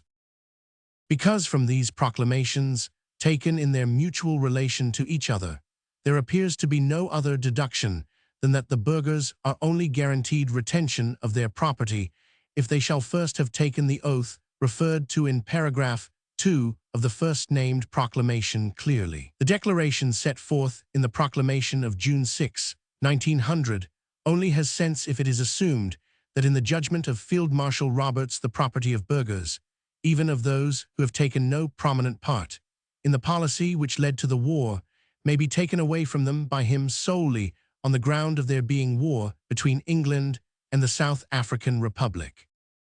This now is in direct conflict with principles of international law in force for ages already, according to which private property, not being contraband of war, must be respected in war with the country, and which have been once more expressly acknowledged by Article 46, being a part of the third section, entitled De l'autorité militaire en le territoire de l'État ennemi, of the declaration annexed to the Convention concernant les lois et coutumes de la guerre sur terre, which was also signed on behalf of Her Britannic Majesty.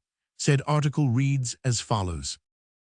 50 honor et les droits de la famille, la vie des individus, et la propriété privée, ainsi que les convictions religieuses et l'exercice des cultes, doivent être respectés. La propriété privée ne peut pas être confisquée. Although the South African republics are not included amongst the contracting powers, the principles enunciated in the article quoted may none the less be invoked by them, because that article does nothing more than formulate what during ages has been common right in war between civilized nations.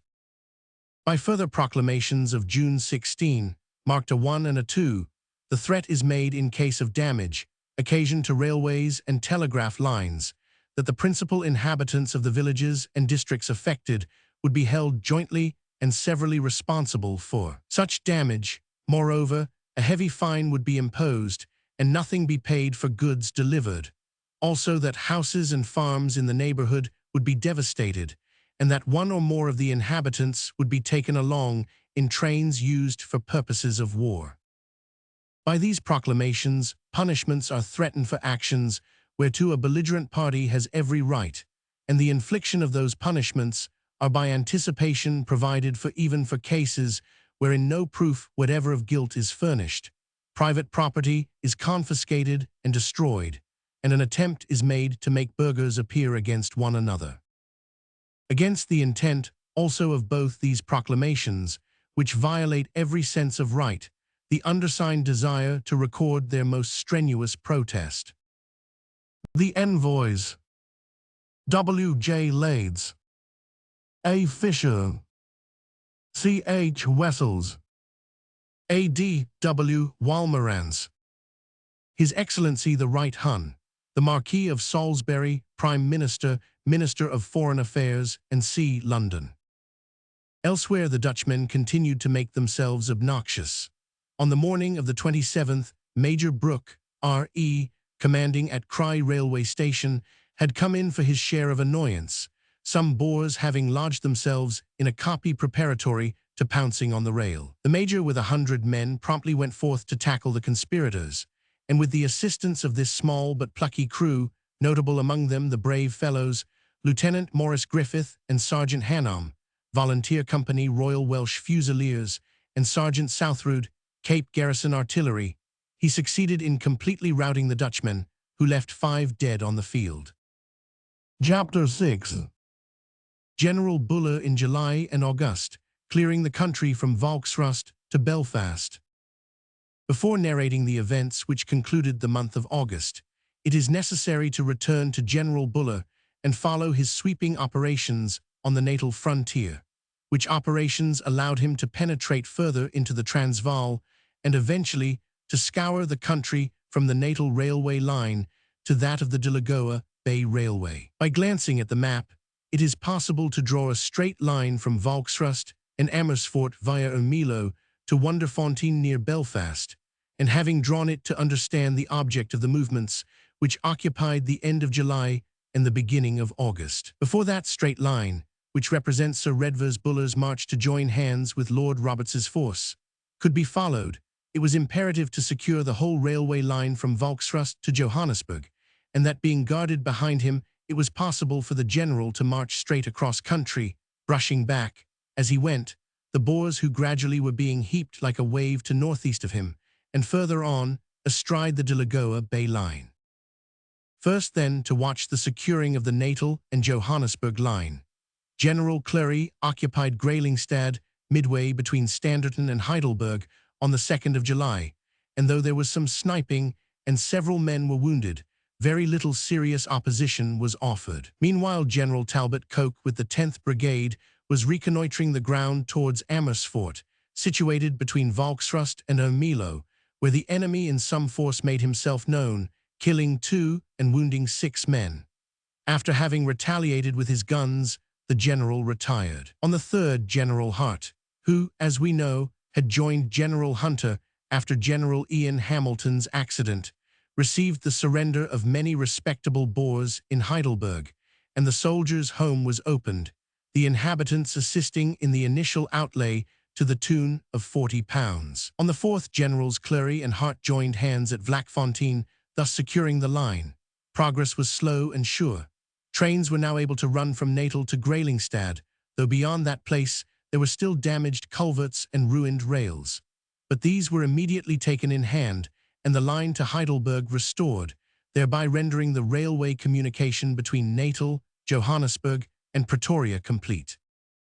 Boers taking the oath of neutrality at Graelingstad. Drawing by H. M. Paget from a sketch by Lute, E. B. Knox, RAMC.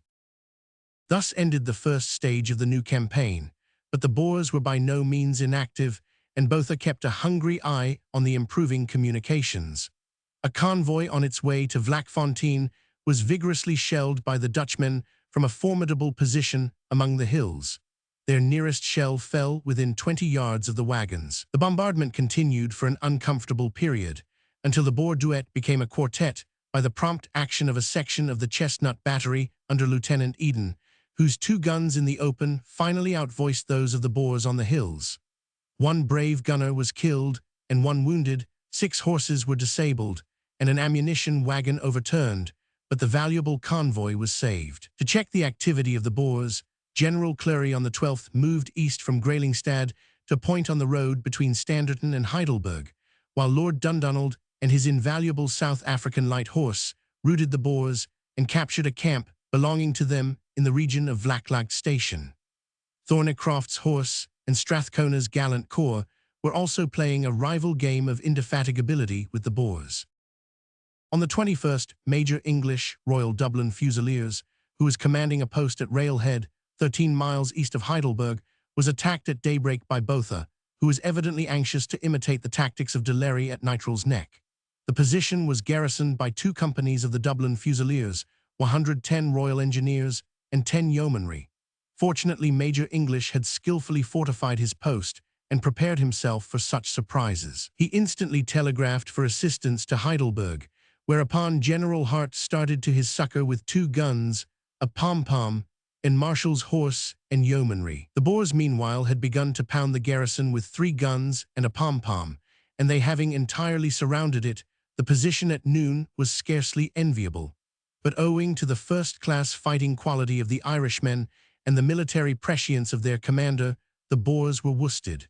Major English himself was slightly wounded by a shell. General Clary's troops arrived at Grootsbroot on the 23rd, and finding no trace of the enemy afterwards, returned to Graelingstad. General Hildyard meanwhile operated in the neighborhood of Volksrust, hunting the foe from the rail and clearing the surrounding region. On the night of the 26th, the post guarding the railway station at Vlaklag was twice attacked, but without success. General Clary on the following day reached Sugarbush Spruit, 10 miles east of Heidelberg, near where the Boers were so valorously repulsed on the 21st. At the end of the month, he had completed the disposition of his forces along the railway as far as Heidelberg, where General Cooper now replaced General Hart. From Amersfoort to Van Wyck's Ville. August brought a renewal of activities. Major Gough, with 4 companies of mounted infantry, 2 pom-poms, and 4 field pieces, accomplished a clever piece of work after the smartest Boer pattern. Moving from Standerton by night, he came before dawn on a Boer laager, opened a heavy shell fire by way of reveille, broke up the camp, sent some 300 Dutchmen scampering into space, capture of de Lange's cattle, burnt his house, and returned to camp, having effectually cleared the air on the right flank, and all this without a single casualty.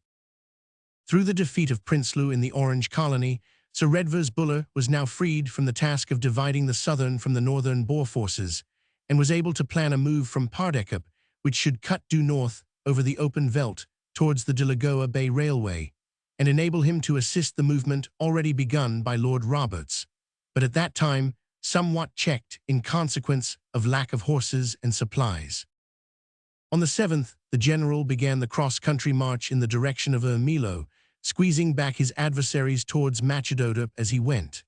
Before him, he drove from one frowning and well-entrenched kopje to another, some 2,000 Dutchmen under Christian Botha, with 6 pieces of cannon and 4 pom-poms, reaching and occupying Amersfoort on the same night. As usual, General Dundonald's brilliant warrior Gough had been to the fore, both he and Stewart having scoured and scouted in advance with such dash and enterprise that the infantry, 1st King's Royal Rifles, Liverpools, Gordons, and their gallant volunteer company, were enabled to push their way, climbing hill after hill to find it deserted, and covering 18 miles in the course of the day. The advance was made on a front as wide as 20 miles, on account of the extent of hidden country to be scoured. During the day's actions, Captain L.B. Cumberland and 2nd Lieutenant F.L. Pardo, 1st King's Royal Rifle Corps, were wounded. Sir Redvers Buller continued his march northward and reached Rietsbroot, 8 miles north of Amersfoort, crossing the Vaal at Beginderlyn. The force marched into Ermelo on the 11th, having met with little opposition, and on the following day Dr. Everett, who was in charge of the ambulance, handed over the keys of the public offices. 1 bag of mails was secured.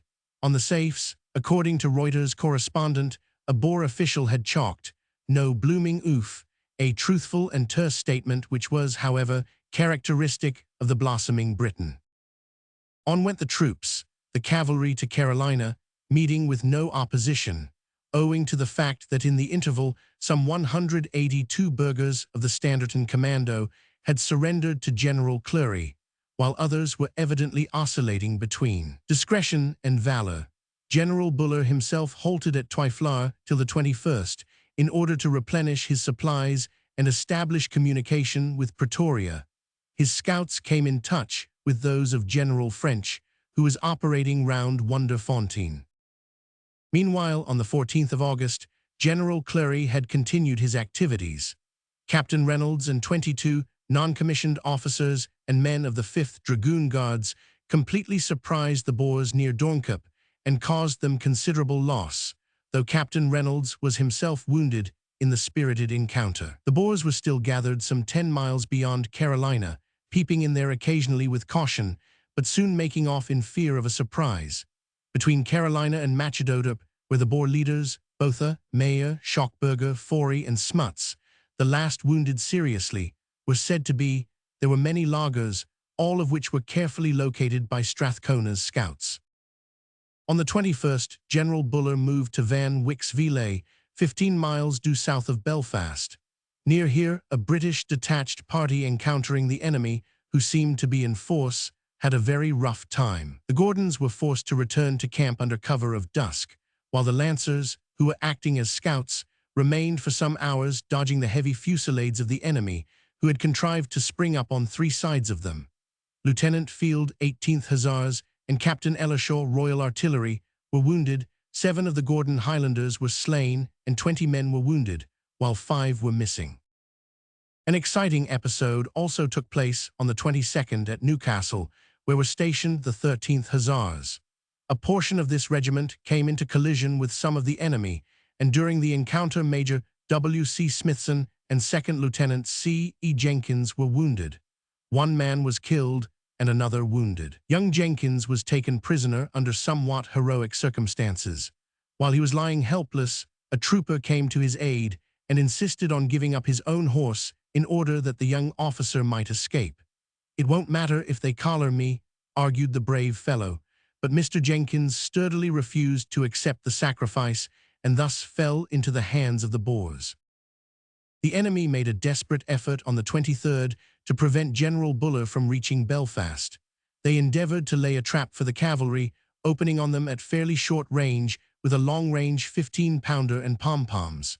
A section of the 21st Battery, under Lieutenant Rainsford, promptly set to work to silence them, and the ruse failed. But at night, when the turmoil of the day was thought to be over, through an accident, 2 companies of the Liverpools, who had advanced into a hollow out of sight of the main body, were surrounded and suffered severely. The casualties, morning and evening, made a long total. South African Light Horse, wounded, Captain A. Savory, since dead, and 2 men. Royal Artillery, killed 1 man, wounded Lieutenant F. Rainsford Hannay and 2 men. Army Veterinary Department, wounded Lieutenant J. Steele. 1st Liverpool Regiment, killed 10 men, wounded Captain Plomer, who was taken prisoner, and 45 men, missing 32. Leicester Regiment, killed 1 man, wounded 6, missing 1. 1st Royal Inniskilling Fusiliers, wounded 1 man. On the following day, some more fighting took place. Prior to the General's arrival at Belfast, Lieutenant Tarbet, 1st Yorkshire Mounted Infantry, and 13 men being wounded. On the 25th, General Buller reached his destination and met Lord Roberts in order to discuss, at a council of war, the operations which made the closing act of the drama. Chapter 7. The Lydenburg Campaign. Lord Roberts moved, via Wonderfontein, to Belfast, which had been previously occupied by General Polcaro. The chief arrived on the 25th of August and immediately proceeded to order a reconnaissance of the Boer position between Belfast and Dalmanutha, southwest of which place, about 6 miles off, were the forces of Generals Buller and French. The Boers were ensconced in a perfect chain of ridges, a frowning rampart of menace, 30 miles in extent, some 8,000 yards east of the station, where they evidently intended to dispute possession of every inch of the ground to Machadodup, and whence it was the intention of the commander-in-chief to sweep them. The field marshal called together his generals, Sir Redvers Buller and Generals French and Polkero, and their several roles in the forthcoming operations were discussed. General Buller was to advance on the right flank, General Polkero as usual to maintain a central position, while General French's cavalry brigades would fly well to left, scouring again the terrible country towards Machadodup and beyond it. Almost immediately General Buller's force was shelled by the Boers, and so also was General Stephenson's brigade on the extreme left, the general himself having a narrow escape from a hostile pom-pom. The town was also liberally attacked, and the enemy, with long-range guns from Dalmanutha, made a stubborn defense of their ground, even trying to squeeze a small force to the rear of General French, a maneuver which was quickly frustrated.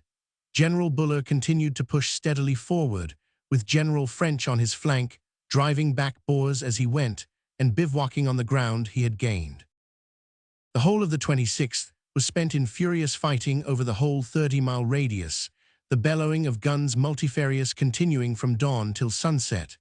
Lyttelton's division, General Buller directing, with 2 brigades of cavalry, operated southwest of Dalmanutha, while French's cavalry, moving north by the west of Belfast, crumpled back the foe towards a place on the Belfast-Lydenburg road, called Leconvley. General Buller was supported by the Guards Brigade, who advanced steadily from Belfast in spite of an enfilading fire, contesting their way against a clamorous tornado of Dutch artillery, long toms, pom-poms, and many other formidable weapons, accompanied by Mausers, which persistently continued their flute-like concert till both belligerents were enveloped in the eerie shadows of night. The cavalry operated over uncongenial ground, well suited to the tactics of the Boers and consequently hazardous to themselves, but only one officer, Captain Harrison, Scots Greys, was seriously wounded. A capital on wheels, Mr. Kruger's seat of government at Machadodup. On the 27th came the grand attack which may be said to have broken the back of the Boer army.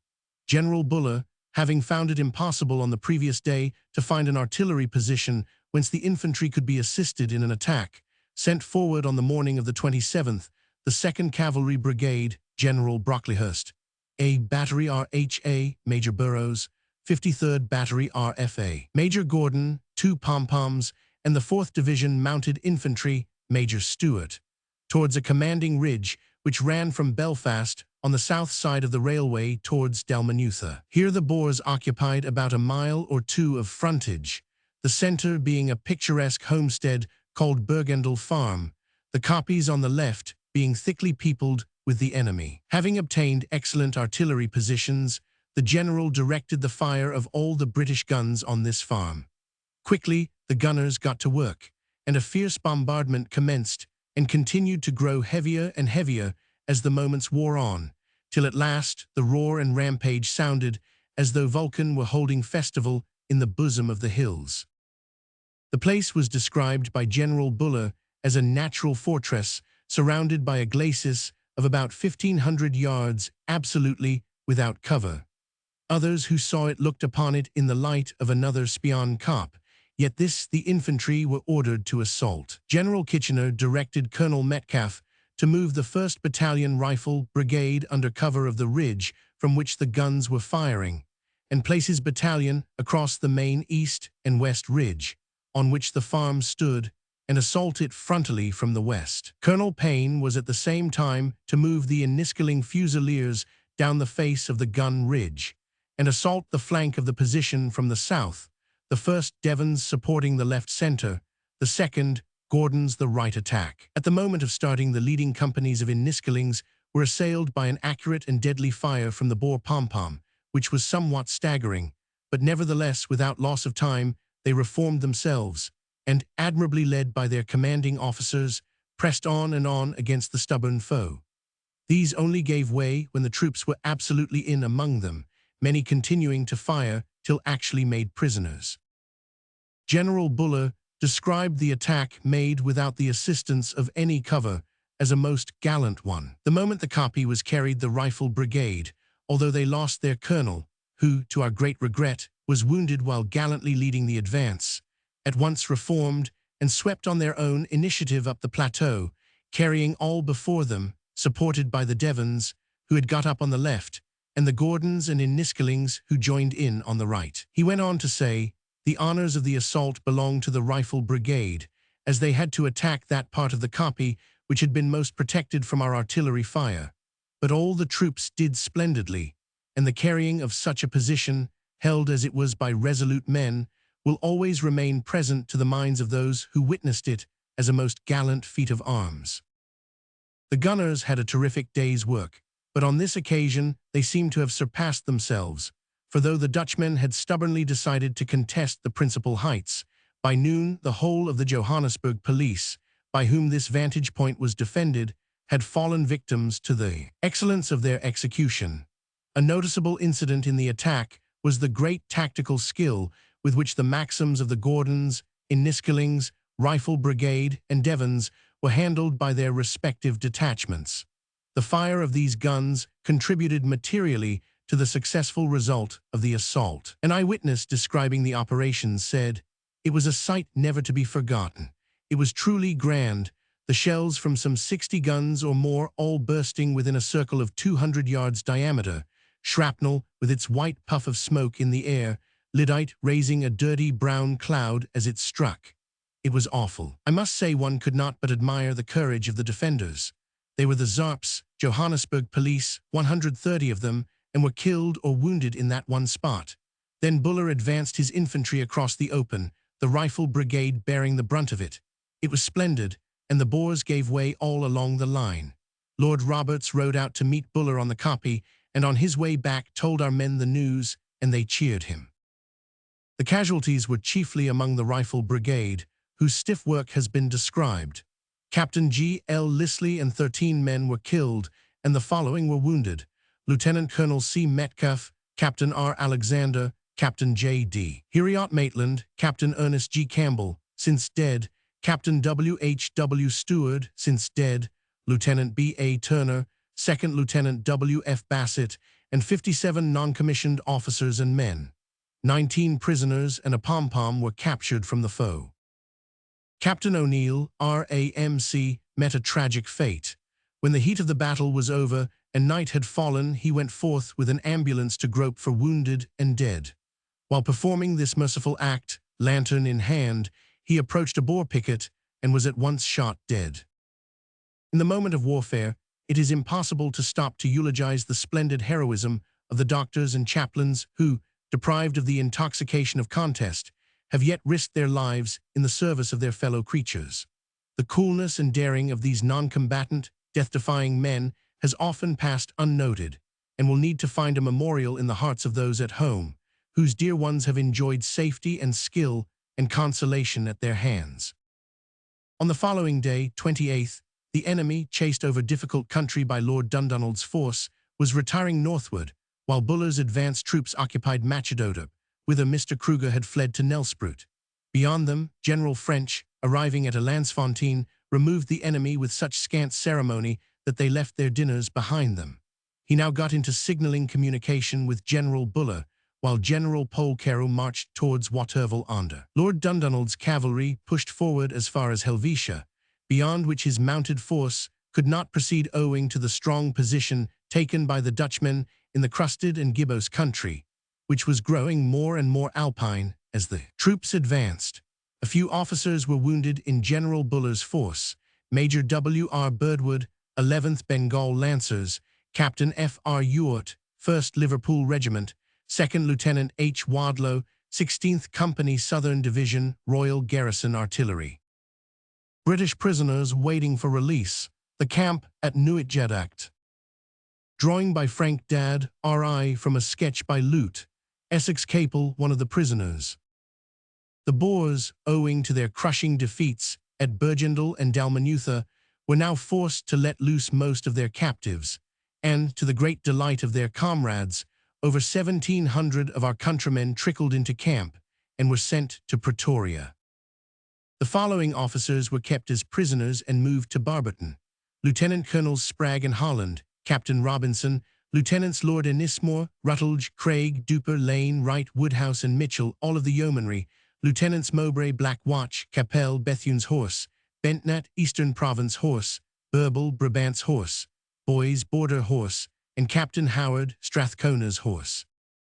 Others belonging to the yeomanry were also sent to Barberton as prisoners, the Boers saying that though they were not officers, they must be in the position of officers, as they were able to pay for any extra food they required. Sergeant Major Pringle, Sergeant Robb, Corporal Woodness, Sergeant Milner, Brown, Lance Corporal Hodgson, Troopers Walker, Footner, K. Elphinstone, Barnum, Garrett, Boltby, Lubbock, Curtis, P. Gold, Young, Soames, Kinnean, Rickett, Bill Hill, Darby, Campbell, L. Elphinstone, Eyre, Thomas, Clark, Pomeroy, Hill, Dale, Wells, G. Gold, Sweats, Evelyn, O'Gorman, Hughes, Holden. The 1st of September was a red-letter day in the annals of the campaign, for Lord Roberts took the occasion to issue from the Army headquarters, Belfast, proclamations formally announcing the fact that the Transvaal will henceforth form part of Her Majesty's dominions. The campaign was now developing into little more than guerrilla warfare, for Mr. Kruger's days in the Transvaal were numbered, while he had practically abdicated the functions of government.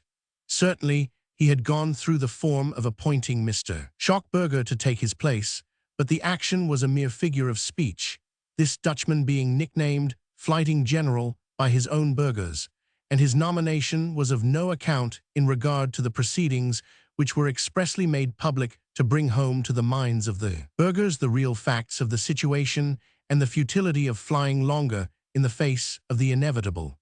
This definite move afforded considerable satisfaction even among the supposed irreconcilables, as the inconvenience of serving two masters had rendered their situation almost unbearable.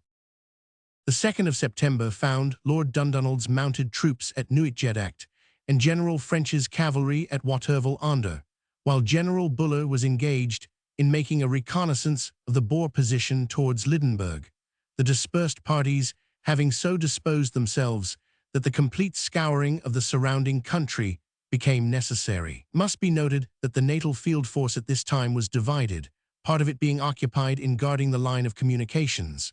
General Wolfe Murray protected the district between Ladysmith and Newcastle, General Hildyard that between Newcastle and Platrand, and General Clury that between Platrand and Heidelberg.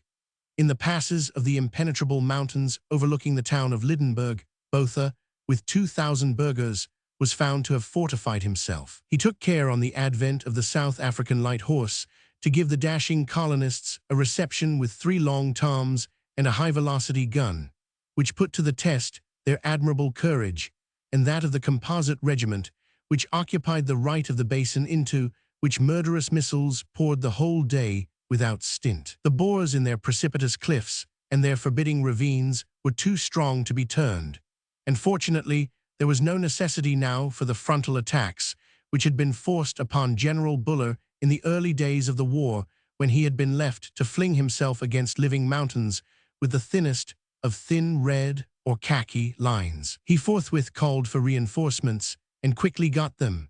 General Ian Hamilton, who had arrived with a strong force at Belfast, pushed along the direct Belfast-Dullstroom road to his succor. Assisted by Brocklehurst's brigade of cavalry, amidst passes and gorges and acclivities, he endeavored to work round by Helvetia to turn the Boer right flank, while Buller thundered on their left, the Leicester Regiment and King's Royal Rifles dragging a battery of artillery up the steeps with Herculean vigor.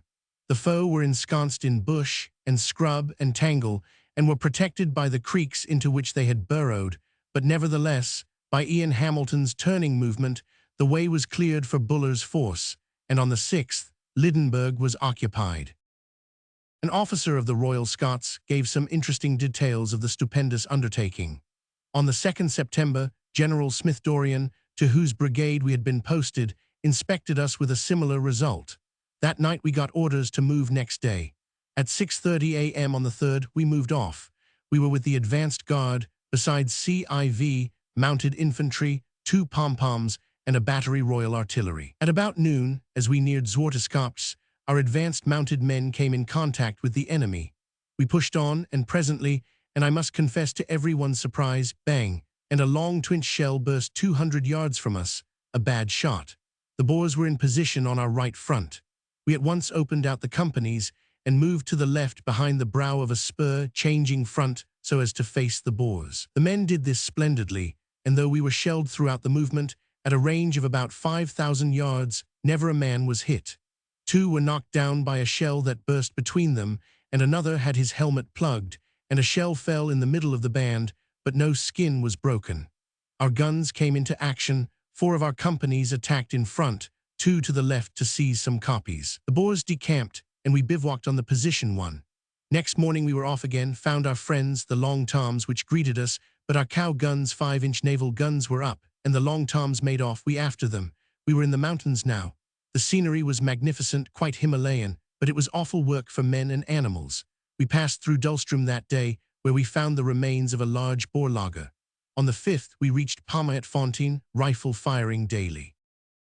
That evening at 5 o'clock, our commanding officer got a message that the general wanted to see him. Going off, he found Generals Ian Hamilton and Smith Dorrien in close consultation and looking at a mountain at the exit of a gorge through which the column had to pass next day. After passing through it, General Hamilton told me that it was just like the Khyber, but shorter. Our commandant was told that the general wanted this mountain seized that night. It is called Zwagerschok and was about 5 miles from our bivouac. Its possession would give us complete control of that side of the pass, and we should be behind the right of the Boer position where they were holding Buller at Klipsprout. He had selected us to undertake this task. With 500 men and half a dozen mounted men, we started off at 8 p.m. by moonlight. The men were splendid, not a sound. We sounded up 3 farms on the way, lest they concealed Boers, and we had no idea of being cut off. We reached the foot of the hill all right. The companies then advanced at attack formation so as to envelop the top of the hill. Then commenced a most awful climb. What Boers there were there I cannot tell you. It was very misty. We put up 7 and they bolted. It is impossible to say what they had behind them. We reached the summit at 12:30 a.m., drenched through and through with perspiration. We set to and made sangars, and then lay down in biting cold at about 2 a.m., 1 blanket apiece. In spite of the cold, I should have slept had it not been for a man alongside me who snored vigorously all night. We were lying on flat rocks, none too soft. Our commanding officer was up before dawn looking out for our friends, the Boers, opposing Buller, for we were now in rear of their right, and if they had waited till daylight, we should have gone for them. But our friends, the 7, must have warned them, for they had retired during the night. Thus he relieved Sir Redvers from what he told Ian Hamilton was the most difficult position he had found himself in since the beginning of the campaign. Besides that, we effectually stopped all sniping from our side of the pass, whilst the column marched through, though there was plenty on the other side, out of range from us. We climbed precipitous hilltops all that day as we pushed men on, so as to get command up to the very exit. I was a bit done when I got into bivouac. I hadn't really had a meal since 6 p.m. the day before, and had been hard at work night and day. We were off again on the 6th, Buller level with us now on the other road, and we marched into Lydenburg. The Boers, turned back from their grand emplacements and cleverly constructed trenches, were forced to follow their plan of splitting into 2 forces, one taking the direction of Kruger's post, the other going to Pilgrim's Rest, where the president was said to have gone. But still, though retiring, other marauding bands had found leisure to prowl in the region of the railway, for on the 5th, both morn and eve were made hideous by their murderous ingenuity. At dawn they attempted to cut the line between Pan and Wonderfontein, but the Canadian mounted rifles briskly blazed on the raiders, and though there were but 125 of the British against a horde of Dutchmen with 2 guns and a pom-pom, they contrived to rout the enemy without needing the assistance of Colonel Mann, who was promptly sent to their succor. A very creditable performance, telegraphed the chief, who was well pleased with the smartness of Major Sanders and his men. The Major and Lieutenant Moody were slightly wounded, and several men were injured and taken prisoners. At night, a train between Belfast and Pretoria was derailed owing to the engine being blown up with dynamite, but nevertheless, the Tommies who were in the train gathered themselves together with amazing rapidity and drove off the Boers who were hovering like expectant vultures round what they hoped would be a scene of blood. To return to Lydenburg, the town lies within the hollow of a gigantic mountainous range which frowns some 1,500 feet above it. Its aspect, foliaged and green, with running brooks rippling in every direction, delighted the hearts of the wayworn troops. Grateful to every eye, after the monotonous drab of sun-dried veldt, was the sight of its blue gum trees and verdurous gardens, refreshing to the long-parched and heated senses the babble of many pellucid streams. Here at last, they thought, was a haven of rest, and here on the 7th, when Generals Buller and Ian Hamilton had joined hands, the Union Jack was hoisted with resonant cheers. But the joy was of short duration. Scarcely had the strains of God Save the Queen died away than the Boers from the region of Spitz Kop, a formidable hill some 25 miles east, to which Botha with all his big guns had retreated, celebrated the occasion by firing into the town, and that despite the fact that it contained some 30 burghers' families.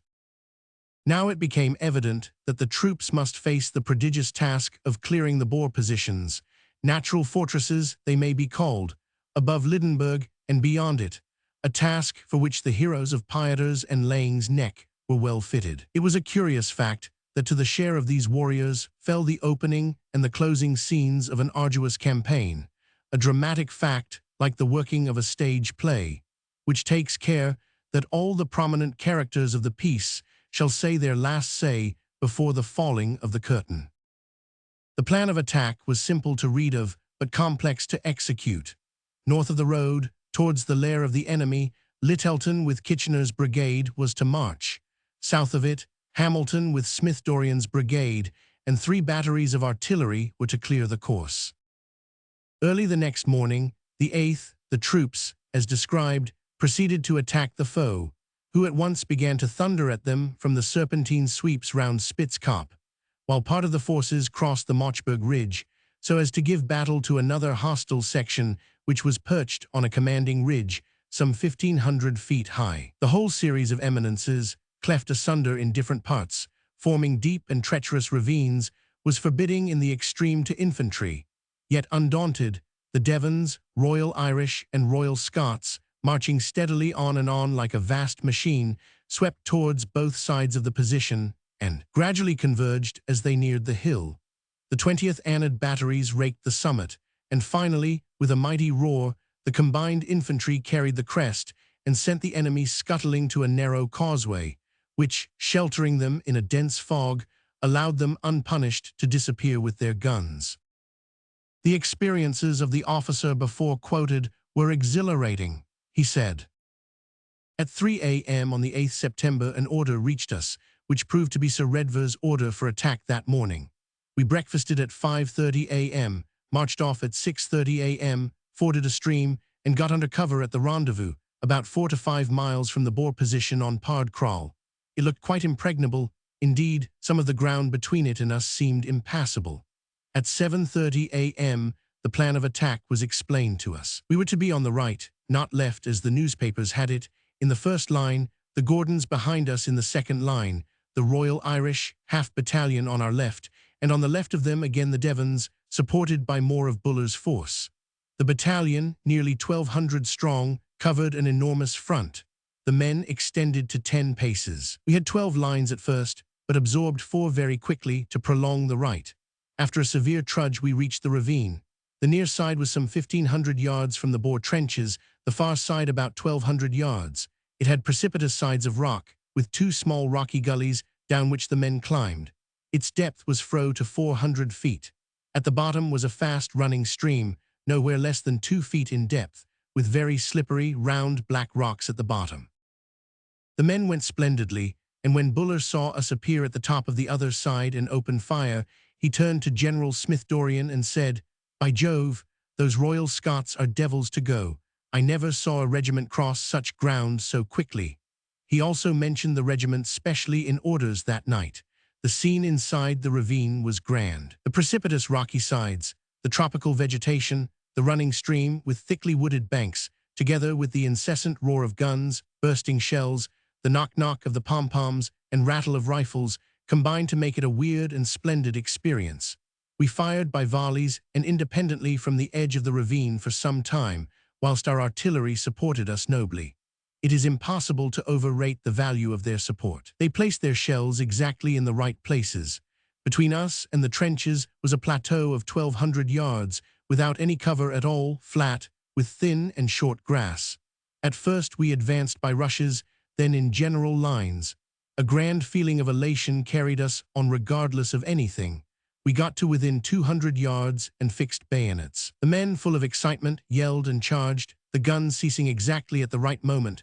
One more shell would have hit us, but it was of no use. The Boers had bolted before we reached the trenches, delayed as we were by boulders and steepness.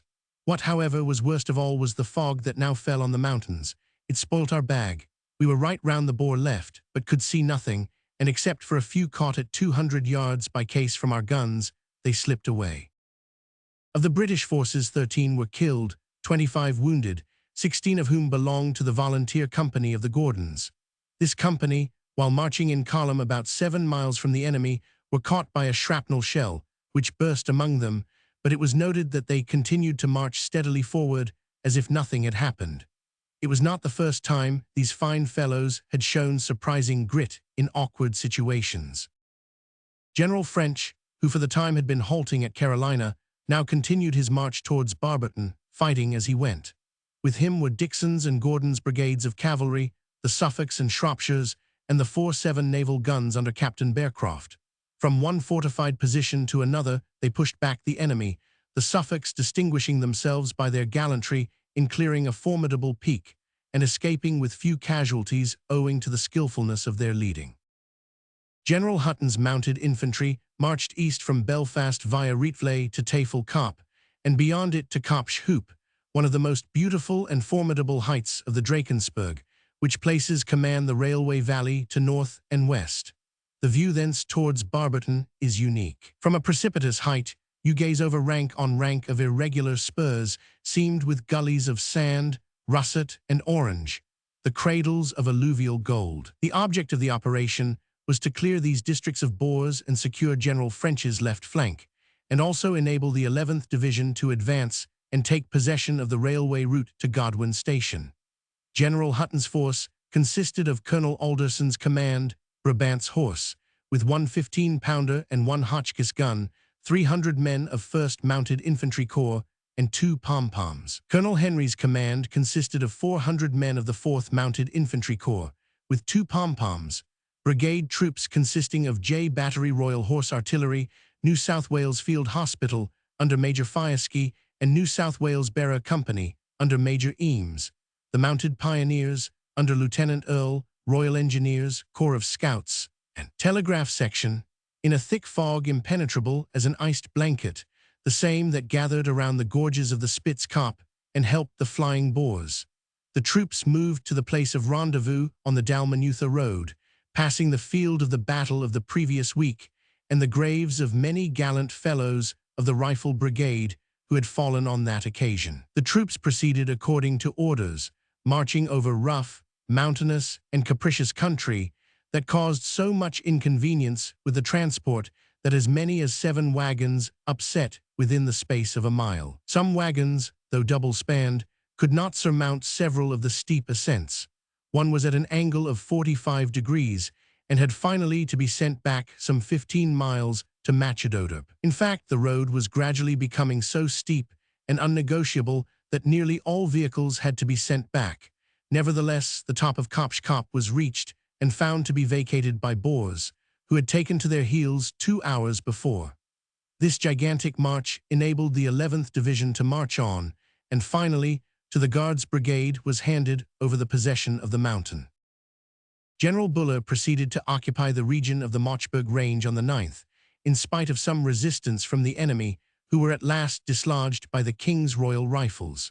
Among the wounded was 2nd Lieutenant G. Lumley Johnstone, 53rd Battery Royal Field Artillery. Regardless of infamous roads and execrable weather, the troops moved on and on towards the frowning heights of Spitz-Kop. But it was a tremendous 10 miles along narrow passes among mountains, some of the feet high, skirting deep gorges, and in the very teeth of the enemy, who ever and anon launched at them fire from pom-poms and musketry, yet failed to arrest the steady onward progress of men and guns. On the 10th they were at Kipgat, midway between Mochberg and Spitz-Kop, the Boers, a demoralized rabble, hurrying before them in such panic that they were unable to prevent the capture of tons of food stores, the gun tackle of a heavy gun, and some ammunition. The rest, rather than it should fall into British hands, they flung over the crags, 13 wagons being sacrificed to the necessity for speedy flight. Map to illustrate the movements for the capture of Lydenburg.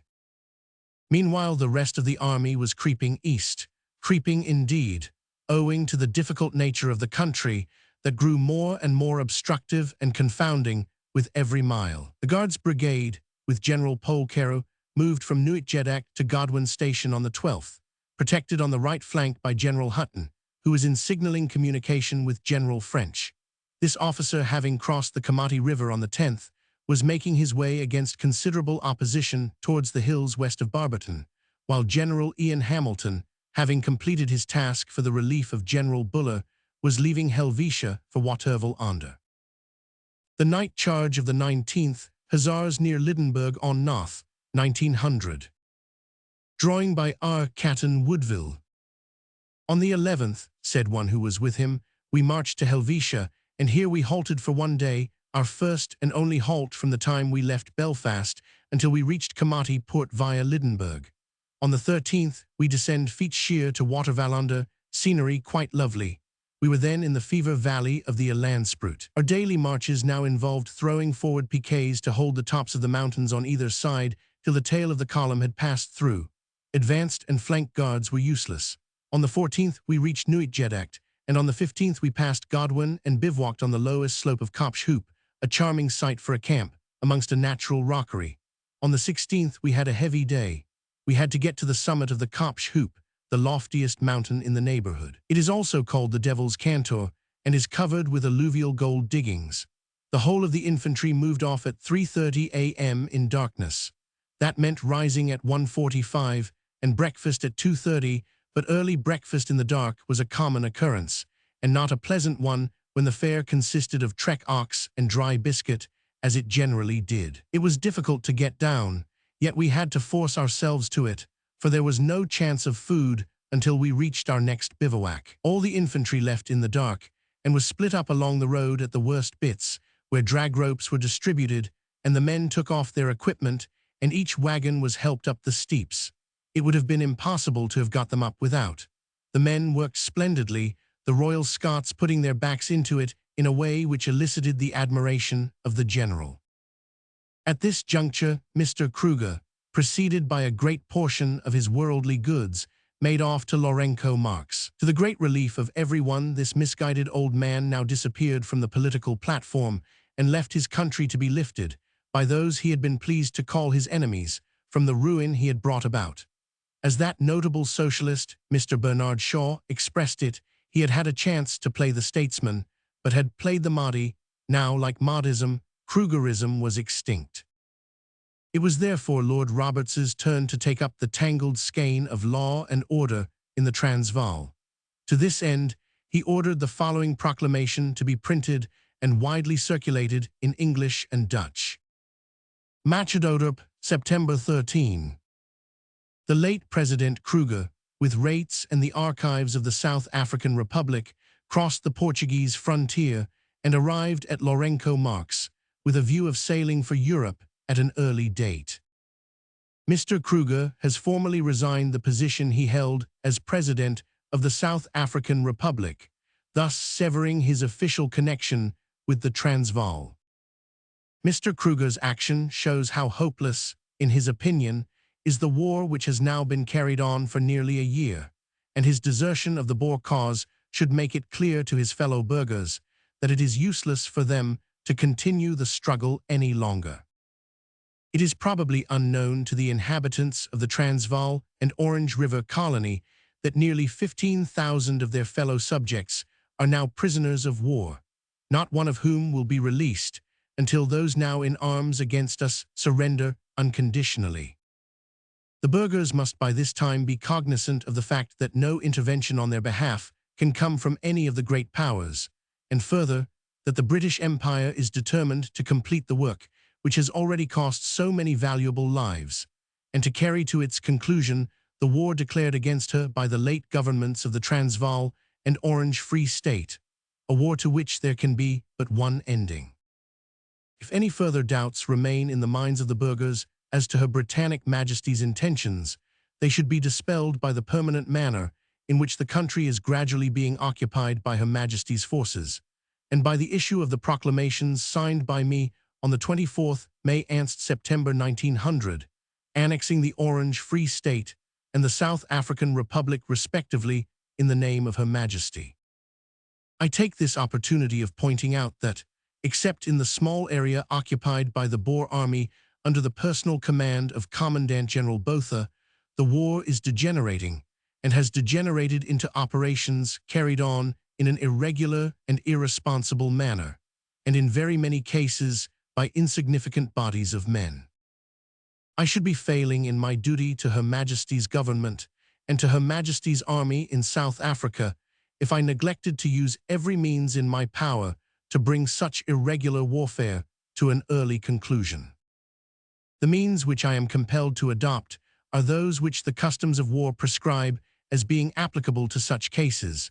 They are ruinous to the country, entail endless suffering on the burghers and their families, and the longer this guerrilla warfare continues, the more vigorously must they be enforced.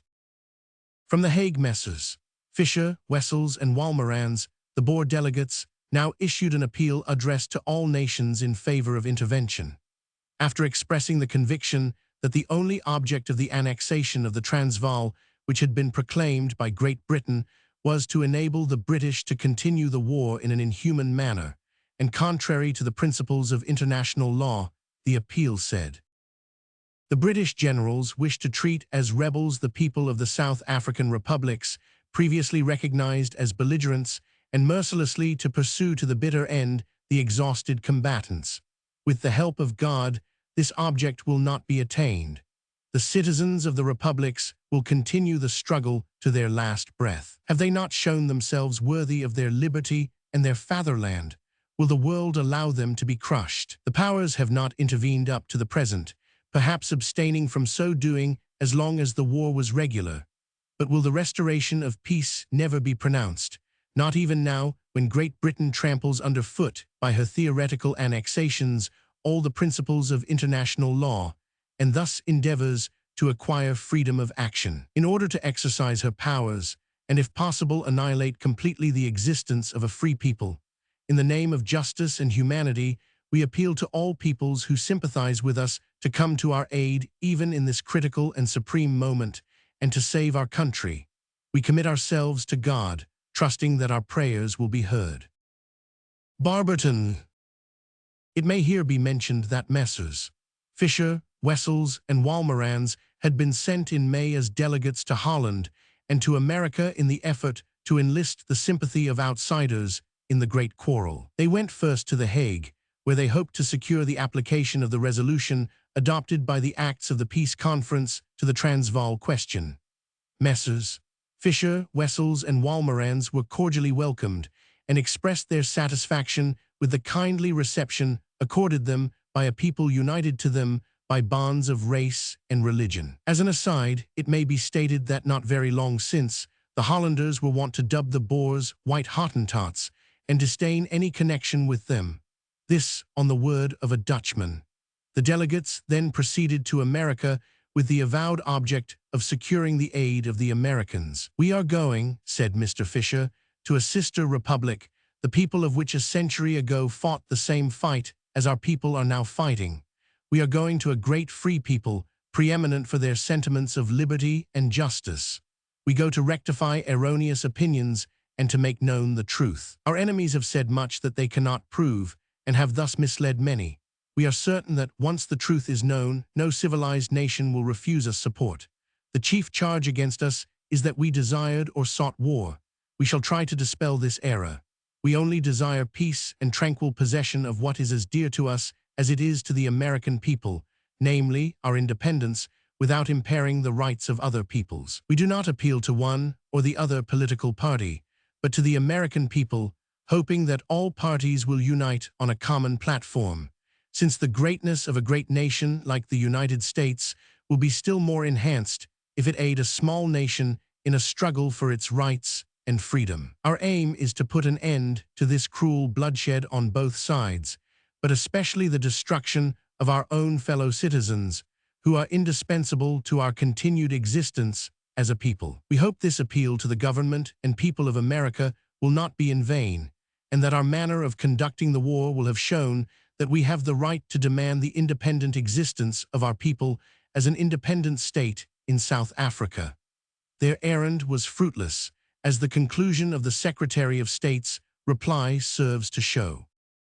The President sympathizes heartily with the sincere desire of all the people of the United States that the war which is now afflicting South Africa may, for the sake of both parties engaged, come to a speedy close, but having done his full duty in preserving a strictly neutral position between them, and in seizing the first opportunity that presented itself for tendering his good offices in the interest of peace, he feels that in the present circumstances no course is open to him except to persist in his policy of impartial neutrality.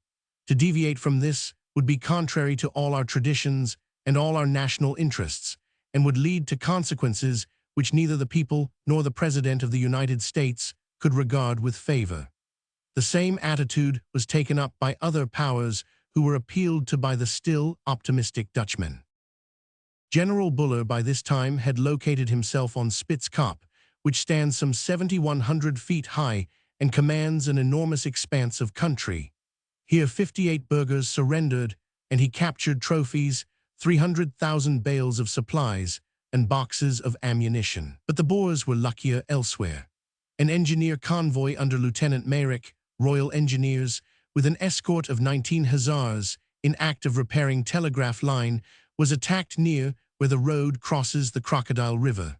The young officer was wounded, and the escort was missing. Generals Polkero and Hamilton meanwhile pushed on, the Boers retreating as they saw themselves in danger.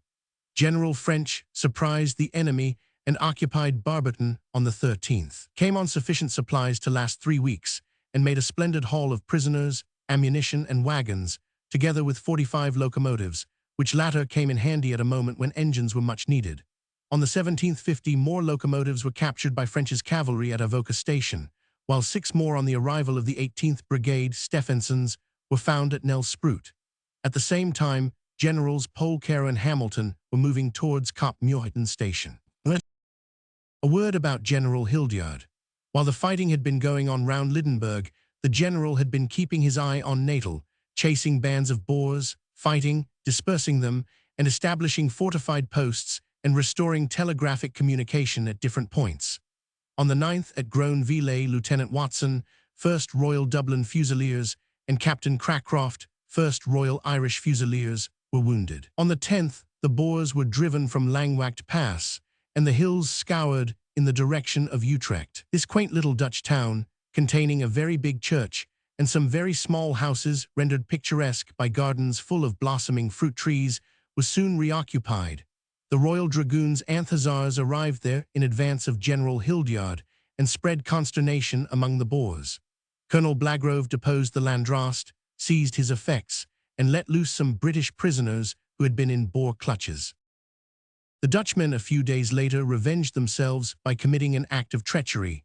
Some women in a farm floating a white flag invited a party of the 13th Hussars, who were patrolling some 10 miles to the west, to enter and partake of refreshment. This they did. As they were riding from the house, they were fired on from within. These barbarities were far from infrequent, and the only method of dealing with the assassins was to destroy the homesteads which had harbored them. Vryheid was occupied on the 19th, the Boer position being turned by the mounted infantry, the Dutchmen in the neighborhood causing a comparatively small amount of trouble. Most of the Boers had foreseen the trend of the British operations and commenced to trek on the taking of Utrecht. Here we must leave the Natal Defence Force and return to the chief. The 19th found Lord Roberts at Nell Sprout, all events having progressed, notwithstanding the mountainous nature of the country, with the rapidity and success which usually characterized the field marshal's movements. Upwards of 3,000 Boers had retreated towards Komati Poort, and of these many had dispersed into broken gangs, while more than 700 had crossed the Portuguese border.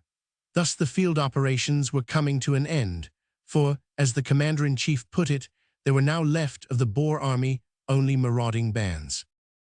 General Polkero, with Henry's mounted infantry and the Guards Brigade, hewing the roads as they went through a jungle forked with ravines, arrived dust-choked at Kap Muiden, capturing at the station 114 truckloads of goods more or less valuable. One march behind the Guards came General Ian Hamilton's column. On the 22nd, the marauding bands made themselves obnoxious in 3 places on the line. At dawn, a commando under Erasmus, with a 15-pounder and 2 pom-poms, attacked Eland's River Station. It must be noted that Eland's River runs both east and west of Pretoria. B Company, under Captain Cass, with about 120 infantry and cavalry details, succeeded admirably in defending their position, and after 3 hours, smart fighting drove off the enemy with 11 men disabled. The British party had only 1 casualty. This was a curious military rendering of the popular rhyme, "Taffy was a Welshman," which runs, "I went to Taffy's house, Taffy wasn't at home. Taffy came to my house and stole a marrow bone." Taffy, the filcher in this case, was the Briton, the filchy was the Boer. When Erasmus and his commando knocked with big guns at the door of Eland's River Station, "Not at home," was so definitely expressed that the visitor was forced to turn on his haunches. Unfortunately, during his absence, Taffy had called at his house and helped himself, not merely to a marrow bone, but to a good deal more. In other words, General Paget, the slim hero of the exploit, with the West Riding Regiment, 2 companies of the Wiltshires, 2 companies of the Munster Fusiliers, the City Imperial Volunteer Battery, and 2 5-in guns had made a forced night march of 26 miles, seized Erasmus's vacant camp, and with it 2,500 cattle, 6,000 sheep, 50 horses, 12 prisoners, 20 rifles, and some ammunition. Erasmus will be cautious when he goes a-visiting in future. At the same hour, a smaller commando attempted mischief at Broncos Sprout, and was dispersed by Colonel Donald, with 5 companies of Royal Fusiliers, while at noon some other snipers pelted a train, which was conveying Generals Wood and Marshall from the front, between Brug Sprout and Balmoral.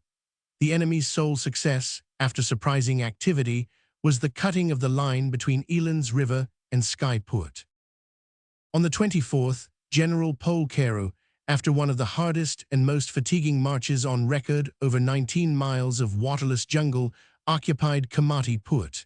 Here he found the bridge, though prepared for destruction, still intact. 14 long toms and an enormous number of other guns, including 2 of the lost 12-pounders belonging to Q Battery Royal Horse Artillery, were found by the Guards, while General Ian Hamilton discovered more trophies in the Crocodile River near Hector. Sprout, rifles, small arm ammunition, boxes of long tom and other shells innumerable formed the prizes of a memorable march, which was another feather in the cap of the Guards, whose endurance and cheerfulness under toil and privation was little less than heroic. General Buller, who was clearing the country north of Lydenburg, continuing his operations, moved from Spitz Kop. The gallant Devons, under Captain Jackson, drove the enemy from the Burgers Pass, and on the 26th, the general took up a position on the Matchlack River. On the following day, he reached Pilgrim's Rest without casualties. The enemy were ensconced on the top of Pilgrim's Hill, and from here, marching by night on the 28th, Colonel Byng decided to turn them. This was brilliantly accomplished by the now veteran South African light horse, who caused the enemy to vacate his lair with much precipitation. 2 prisoners, 40 oxen, and sheep were the prize of this dashing exploit. More work of the hardest fell to the lot of the troops on the 29th, the long steep road to the top of Pilgrim's Hill making terrible demands on man and beast. But nevertheless the men worked like niggers, dragging the wagons up the obstinate country, eventually reaching Kruger's post on the 1st of October. To this date, the enemy had lain doggo, as the phrase is, but no sooner was General Buller in possession of Kruger's post than they brought long-range guns to bear on him. The position from which the Dutchmen fired was situated at about 9,000 yards from the British bivouac, and towards this point Major Henderson, Argyll and Sutherland Highlanders, with some men of the 6th Lancers, 18th Anth Hussars, at once proceeded. Owing to the nature of the country to be traversed, they reached their destination about 4 in the morning, and then, to their disappointment, found that they were not in time to prevent the Boers from disappearing with their guns. These, meanwhile, had done a good deal of damage. 2nd Lieutenant H.W. Cumming, 1st Devon Regiment, was killed, and 1 man of the South African Light Horse. Among the wounded were Captain N. Luxmore, 1st Devonshire Regiment, dangerously, 7 men of South African Light Horse, and 1 man of Strathcona's Horse. On the 2nd, General Buller's force returned to Lydenburg, bringing with it 600 head of cattle, 4,000 sheep, and wagon loads of supplies. Sir Redvers had also the satisfaction of reporting the surrender of 109 burghers as the result of his very successful expedition. In honor of the birthday of the King of Portugal, the British troops, under General Polcaro, paraded at Komati Poort and presented arms to the Portuguese flag. With this martial tableau vivant closed the main operations. The 11th Division subsequently returned to Pretoria, Lord Kitchener remaining at Komati Poort with Lieutenant Leggett, Assistant Director of Railways. Repairing of lines and bridges was continued with unabated zeal, and the line to Johannesburg was speedily cleared. Unfortunately, in the work of destroying Boer ammunition, a Gordon Highlander was killed, Lieutenant Doris, and 18 men were wounded, also a Royal Engineer. Orange River Colony. On 4th August, Harrismith surrendered to General MacDonald, and simultaneously, a squadron of the 5th Lancers from Basturs and one of the 13th Hussars from Ladysmith arrived there, after having captured Van Rhienen's Pass and secured it for General MacDonald's advance. The people of the town, mostly Scottish, were jubilant at the return of the good old times. They had expected to be relieved soon after the relief of Ladysmith, and had possessed their souls in patience through many weary weeks, made doubly weary by the fact that, the railway being broken and the wires cut, no news from friends was forthcoming, and supplies were not to be had. The debacle on the track of a fleeing commando. Drawing by H.C. Seppings Wright. A most interesting account of the arrival of the British troops was given by a smart yeoman, a hoary veteran of 22, who had been present at engagements innumerable and still cheerily endured all the varieties of hardship, cold, famine, and fatigue included, which had fallen to the share of the yeomanry since the early days of June. This yeoman, Sergeant H.T. Mackenzie, York's Imperial Yeomanry, was actually the first of the troops to enter the town, and thus he described his experiences. We arrived in sight of the town at 9 a.m., and I was sent on with the advanced guard of 25 men under Major Coptam, and we had to make arrangements for the formal entry of the general. We posted sentries on the principal buildings, such as the bank, post office, and sea. We had an awfully good time. The inhabitants crowded round us and insisted on shaking hands, and also brought us tea, cake, and bread and butter, which was much more to the point. I was treated to 3 lunches and half a dozen teas. There are 3 fine hotels, and I had excellent lunches. The young troopers' relish of these treats may be imagined when we remember that all the gallant fellows had been roughing it since the 1st of June, spending every day under fire and living on 3/4 rations most of the time. Mr. Mackenzie went on to say, by about 10 o'clock the people had all put on their best clothes and had raised several flags. Soon after, the procession entered, headed, of course, by the Highland Brigade. The general stopped at the courthouse and hoisted the Union Jack, while the band played God Save the Queen, and we presented arms and tried to look imposing. This is rather difficult when you have not washed for a week and your uniform is in rags. However, the inhabitants seemed satisfied. The general then took up his stand under the flag, and we all marched by. We went through the principal street of the town and then marched into camp, about 3 miles the other side of the town. I was left behind with the guard and had a very good time. The ladies brought us out afternoon tea on the veranda of the bank, where we had a guard stationed. The hoisting of the flag did not take place without a somewhat exciting scene, which was described in the letter before quoted. The Landrast, or chief magistrate, refused to take off his hat while God Save the Queen was being played, so one of the doctors in Harrismith gently knocked it off. The Landrast's son then hit the doctor in the mouth, whereupon the doctor, being a Scotsman, promptly stretched him out.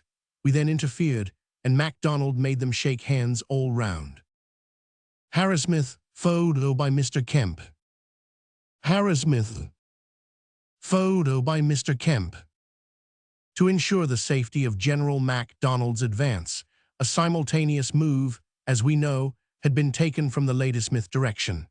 The 13th Hussars received sudden orders to start minus baggage or tents and meet the 5th Lancers at the foot of the Drakensberg and secure Van Rhiennen's Pass.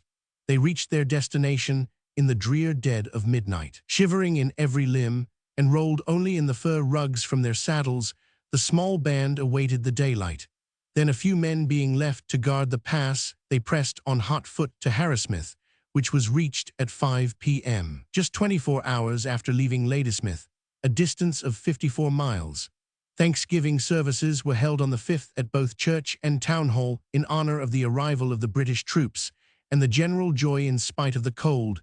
Harrismith, about 5,000 feet above the sea level, was in a state of midwinter, was inspiriting to the least patriotic heart. In other places, the surrendering of Boers continued, as many as 130 having come into Bethlehem during the 8th of August. On the 15th, General Hunter, in his northward march, encountered the enemy south of Heilbronn, where the Boers with 6 guns were strongly posted at Spitz Kop. This must not be confounded with the Kop of the same name captured by General Buller. After some ferocious fighting, the position was turned, but not before 3 men of the Highland Light Infantry were killed and 33 were wounded. The wounded officers were Lieutenant Colonel Kellam, Highland Light Infantry, 2nd Lieutenant L.H. Gibson, Highland Light Infantry, since dead. On the 24th, Colonel Ridley with 250 mounted men and 25 infantry of the Imperial Yeomanry, while reconnoitring, found himself confronted by a huge force of the enemy. He took up a position in a farm and there defied Boers with 2 guns. The situation was critical, but General Bruce Hamilton's brigade was dispatched to the rescue and arrived and dispersed the raiders. Colonel White, R.A., had also been dispatched by General Kilkenny and had flung his small column into the fray, losing 5 men missing, 1 killed, while Lieutenant Jones' yeomanry was slightly wounded. The Boers proceeded to attack Winburg on the 26th, and General Bruce Hamilton had the satisfaction of beating them off minus their presiding genius, Olivier, who, it will be remembered, had refused to surrender with Prinsloo, and his 3 sons, all of whom were captured. Commandants Hosbrook, Roux, and Forey were the only prominent Boers now flitting about the Orange colony, and one of these caused the wire between Winburg and Ladybrand to be cut, and made signs of attacking the latter place. This was on the 29th. For some time, as we know, Ladybrand had been a center of attraction for the enemy. It is situated in the heart of their grain country, and now they, being what is vulgarly known as out at elbows, naturally made plans to capture the place. It is some 72 miles due east of Bloemfontein, near to Thabanchu, and within a cart drive of Maseru, and in the shadow of the purple mountains of Basutoland. On Sunday, the 2nd of September, Commandant Forey, with some 3,000 Boers, 9 guns, and a pom-pom, invited Major White, Royal Marine Light Infantry, and his gallant band of 150 men to surrender. A refusal caused the hostile artillery to open fire, while the enemy approached on both flanks, surrounding the garrison. The Boers on one side had made for Lillehoek, those on the other for Vandermeulen's farm, adjoining the town, which they viciously bombarded. The British force, consisting of 1 company of the Worcester Regiment, with Lieutenant Moss and 2nd Lieutenant Dorman, and 43 rank and file of the Wiltshire Yeomanry with Lieutenants Audrey and Henderson, was entrenched on the mountain and in the caves. Below it, opposite the town, but within rifle range of it. They had a good supply of food, plenty of water, and had fortified several houses in the town, and therefore had a firm conviction that they could and would hold out till reinforcements should arrive from Thabanchu. On the following day the Boers, their numbers swelled by others on parole, drew closer, and during the whole day a dueling with small arms was maintained. Meanwhile the foe placed a big gun at a point in the church square, and from thence attacked the garrison. They also fired from windows, walls, and every available shelter, but fortunately both Dutch and English inhabitants had sought refuge in Maseru. The garrison meanwhile held on doggedly and repulsed the Boers in 2 attempts to charge. These, it was imagined, put their backs into it, because, disgusted at the loss of their commandant, Olivier, they proposed to secure supplies, clothing, groceries, and stock before returning to their farms to recuperate. Anyway, they worked with a will, determining to make hay while the sun shone, for report said that Bruce Hamilton with a relief column was marching in 10-league boots to the rescue. The infantry covered 80 miles in 4 days and a half. Early the next morning the foe plied guns and small arms, and the noble little garrison, puny in size but large in spirit, replied with intense vigor and activity. Finally, the big gun of the opposition stopped, whether from lack of ammunition or other causes, none knew. The fighting continued, however, and was viewed with interest, yet not without anxiety, by Sir Godfrey Lagden and the Basuto chief, Lerathodi, from a point of vantage on an opposite mountain. Efforts were made to obtain news by heliograph, but these were unsuccessful, and the tug-of-war dragged on. But soon there were evidences that the Boers lay in fear of the arrival of the relief column, and were becoming concerned whence would come the attack. This concern increased, and by nightfall of the 4th, after looting stores and appropriating horses in the town, the Boers retreated in the direction of Clocolan with the loss of 24 killed and 35 wounded. The British casualties were few. Lieutenant Dorman, Worcester Regiment, was slightly wounded, but the injuries of Sergeant Major Clifford, Wiltshire Yeomanry, were severe.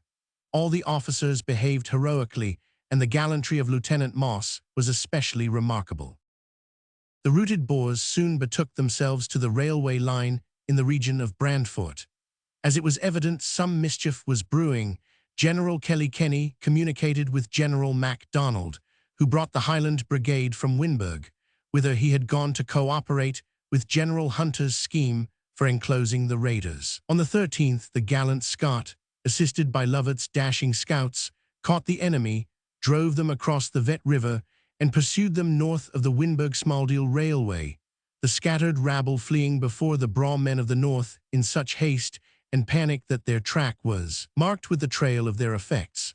A magnificent bag was the Highland Brigade's reward: 7 prisoners, 31 wagons, 270 trek oxen, 6 cases of dynamite, gun and rifle ammunition, groceries, blankets, clothing, besides useful odds and ends of all kinds.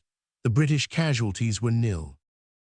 On the 14th Anth, 2 notable lieutenants, in different parts of the Orange Colony, decided to maintain the high traditions of the British Army. The first, Lieutenant Power, 8th Company Derbyshire Yeomanry, and his patrol was attacked some 6 miles out of Bethlehem.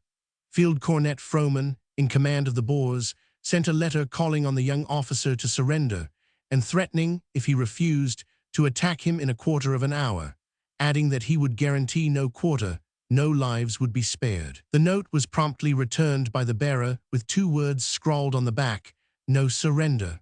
Fortunately, in the nick of time, reinforcements appeared and Frohman vanished. In the second case, at Bulfontein in the west, the garrison, consisting of 16 police and yeomanry under Lieutenant Slater, Imperial Yeomanry, was attacked by 100 Boers. Undaunted by the superior number of the foe, the doughty 16 held out until the following day, when relief arrived. The warlike proceedings at this date were degenerating into acts of brigandage, raids, and marauding excursions, and these continued through October and on. The Western Transvaal.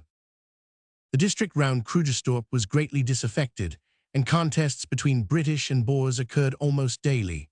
On the 29th of August, a smart tussle took place near Modderfontein between a column under Colonel Bradley, North Staffordshire Regiment, and a band of desperadoes, who were driven off with some loss. 3 men of the North Staffordshire Regiment were killed, and among the wounded were Lieutenant Wyatt and 5 men. Meanwhile, the Colonial Division, a portion of it, with the 3rd Cavalry Brigade, was marching and fighting from Zeerust via Krugersdorp to Kroonstad, losing in all 60 of their number.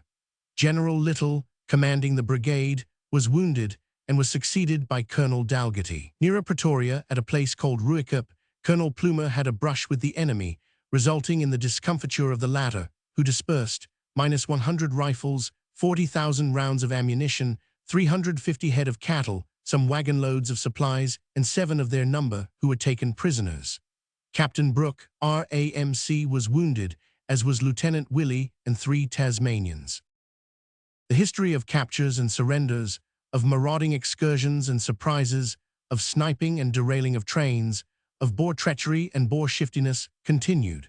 The exciting episodes it would be impossible to chronicle in detail, but a fair idea of the strain on the already hard-worn troops may be gauged by looking at a table of guerrilla incidents which followed at each other's heels in the course of the first week in September. On the 1st, the rails were torn up near the Klip River, a supply train was overturned and captured, and the engine wrecked by dynamite. On the following day, the line below Kroonstad was wrecked and a train containing stores captured, while another portion of the line, at America Siding, was cut. South of Heidelberg, the line was cut on the 3rd, and injuries to the Heidelberg rails occasioned the upset of a train. On the 4th, the line was cut near Honingsproot, on the 5th near Krugerstorp, on the 6th near Balmoral, when an engine was blown up and 5 trucks were derailed. To finish the 7 days, work the enemy on the 7th blew up the rail near Rudyville. At this time, strong columns under Generals Clements and Hart had set to work to scour the country between Krugerstorp and Johannesburg and clear it of bands of marauders. The former skirmished near Kekkepoort and elsewhere with Delary, the latter operated southwest of Krugerstorp. Small parties of Boers were being driven hither and thither, and were usually hurried off with such rapidity that they left supplies and wagons behind them. General Knox, sweeping northwest of Kroonstad, had the satisfaction of capturing 2 of De Wet's dispatch riders, bearing interesting letters for that officer, and thus returning a suitable quid pro quo for the attack on the British mails made by the Dutchmen in June. Lord Methuen's force, which had been halting at Mafeking, completed its re-equipment and started for Lichtenburg. Some little opposition was met with en route. On the 11th, the Boers, who had assembled near the Malopo, were dispersed. 30 prisoners were captured, 22 wagons, and 40,000 rounds of ammunition. In the fray, Captain Bryce, Australian bushman, was severely wounded. On the 12th, there was more fighting near Ottershoof. Captain S.G. Hub, South Australian bushman, was killed. Lieutenant White, 6th Imperial Bushman, was severely wounded and taken prisoner. While these engagements were taking place, General Clements gave battle to Delary's band and drove them from 2 positions, with the loss of 2 men killed and 14 wounded. Later, on the 16th, he caught the raiders again near Hexput and again fought them, losing a gallant young fellow, Lieutenant Stanley of the Imperial Yeomanry, and 1 or 2 men wounded.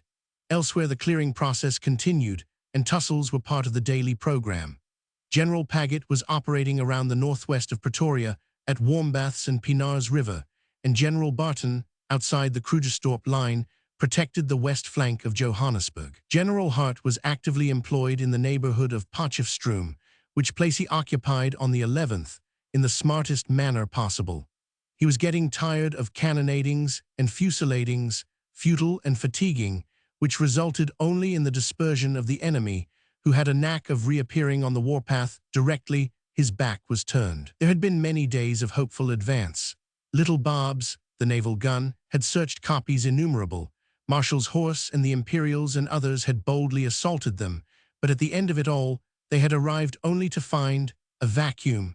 This was depressing and wearisome, so the general gave rein to his penchant for night attacks and reaped the reward of what looked like temerity. The force, leaving Welverdian Station on the 8th, made forced marches of 36 and 38 miles in 15 hours for the infantry and 44 for cavalry, and surprised the Boers so completely that the town was captured, and also some 80 prisoners, with comparatively little fighting. Unfortunately, young Maddox, a most promising and popular officer of the 2nd Somersetshire Light Infantry, lost his life. Incessant attacks on the railway lines, too numerous to be recorded, continued, of course, throwing an enormous strain on the staff of the military railways, who had verily to sleep with one eye open, unknowing when and where the Boer would perpetrate fresh outrages. On the 12th, the guerrillas destroyed a bridge on the Krugerstorp line, and elsewhere they made futile but annoying efforts to dislocate traffic. Lord Methuen at this time was moving steadily on across the western Transvaal, occasionally varying his route by animated chases after Boer convoys. In one of these he was splendidly successful, and his booty included a 15-pounder lost at Colenso, 26 wagons, 8,000 cattle, 4,000 sheep, and about 20,000 rounds of small-arm ammunition. Thus enriched, he moved on the following day, the 20th, to Rietpen, 45 miles east of Vryburg station. Here he chased more Boers and increased his bag by 634 cattle, 3,000 sheep, 29 horses and donkeys. On the 26th, Rustenburg was reoccupied by General Broadwood without loss. With Generals Clements and Ridley, he spent his time in clearing the surrounding country, capturing wagons, rifles, and small-arm ammunition, and occasionally Boers.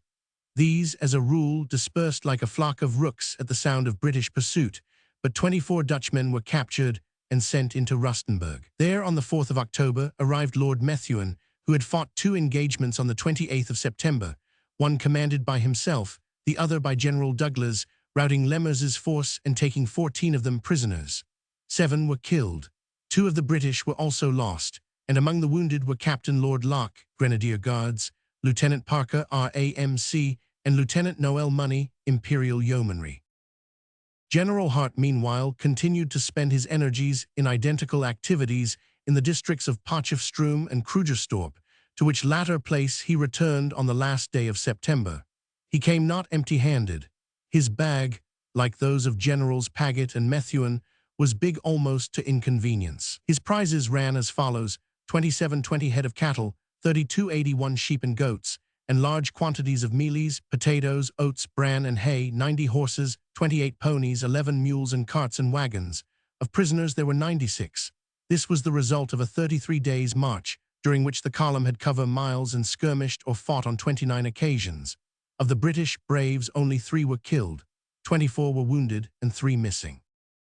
General Barton had his share of fighting, and on the 11th of October, in a somewhat serious contest with the enemy, the Welsh Fusiliers, led by Sir Robert Colleton, greatly distinguished themselves. Unhappily, they lost 2nd Lieutenant William Ellis, a gallant boy of only 20 years of age. Captain Gabbett was dangerously wounded, and 2nd Lieutenant Keoch sustained a severe injury to the head. Captain Trenchard, Royal Scots Fusiliers, was also seriously wounded, as were 11 men of the Welsh Fusiliers. Exit Mr. Kruger. With Lord Roberts's return to Pretoria on the 21st of September commenced the general winding up of affairs. At Schwiezer-Renneck, the Boers had been giving trouble, and General Settle, with a force of 7,000 men, went to the relief of the garrison and drove off the Boers, who lost heavily.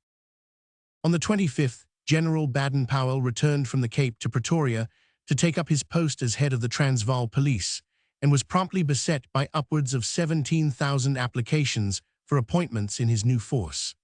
17 officers and men of the Royal Canadian Regiment left on their return to Canada, while the City Imperial Volunteers prepared to follow in order to reach home before the 5th of November. These were in high feather, declared that they had acquired marvelous digestions from the practice of eating oxen that must have taken part in the Great Trek, and vaunted their ability to kill, clean, and cook anything from a chicken to a pig, and make chupettes fit for the Lord Mayor. They were still more exuberant when, early in October, they were reviewed prior to departure by the chief, who commented on the fine performances of the gallant body of men, the conduct of the infantry under the Earl of Albemarle, who was at Cape Town invalided, and the excellent work done by Colonel Mackinnon. He spoke of their cheerful and ungrudging services, of their long marches, the privations and hardships, the fever and fighting they had endured, and he also alluded to the coolness and utility of the mounted branch under Colonel Comandelli. He wished them success on the resumption of their ordinary professions and Godspeed upon their journey. The volunteers had great cause to be proud of themselves, for on all occasions they had acquitted themselves admirably. On their entry into Pretoria, their soldierly bearing had been remarked on by the chief. In the subsequent Battle of Diamond Hill, where young Alt lost his life, they had greatly distinguished themselves, and besides fighting 26 engagements, had done some record marching, which has been noted elsewhere. On the 31st of July, some of the CIV came into action at Frederickstad, losing 1 man killed and 4 wounded. Later they engaged in the chase after De Wet, throwing themselves with zeal into the pursuit, particularly on one occasion when they marched 30 miles in 17 hours.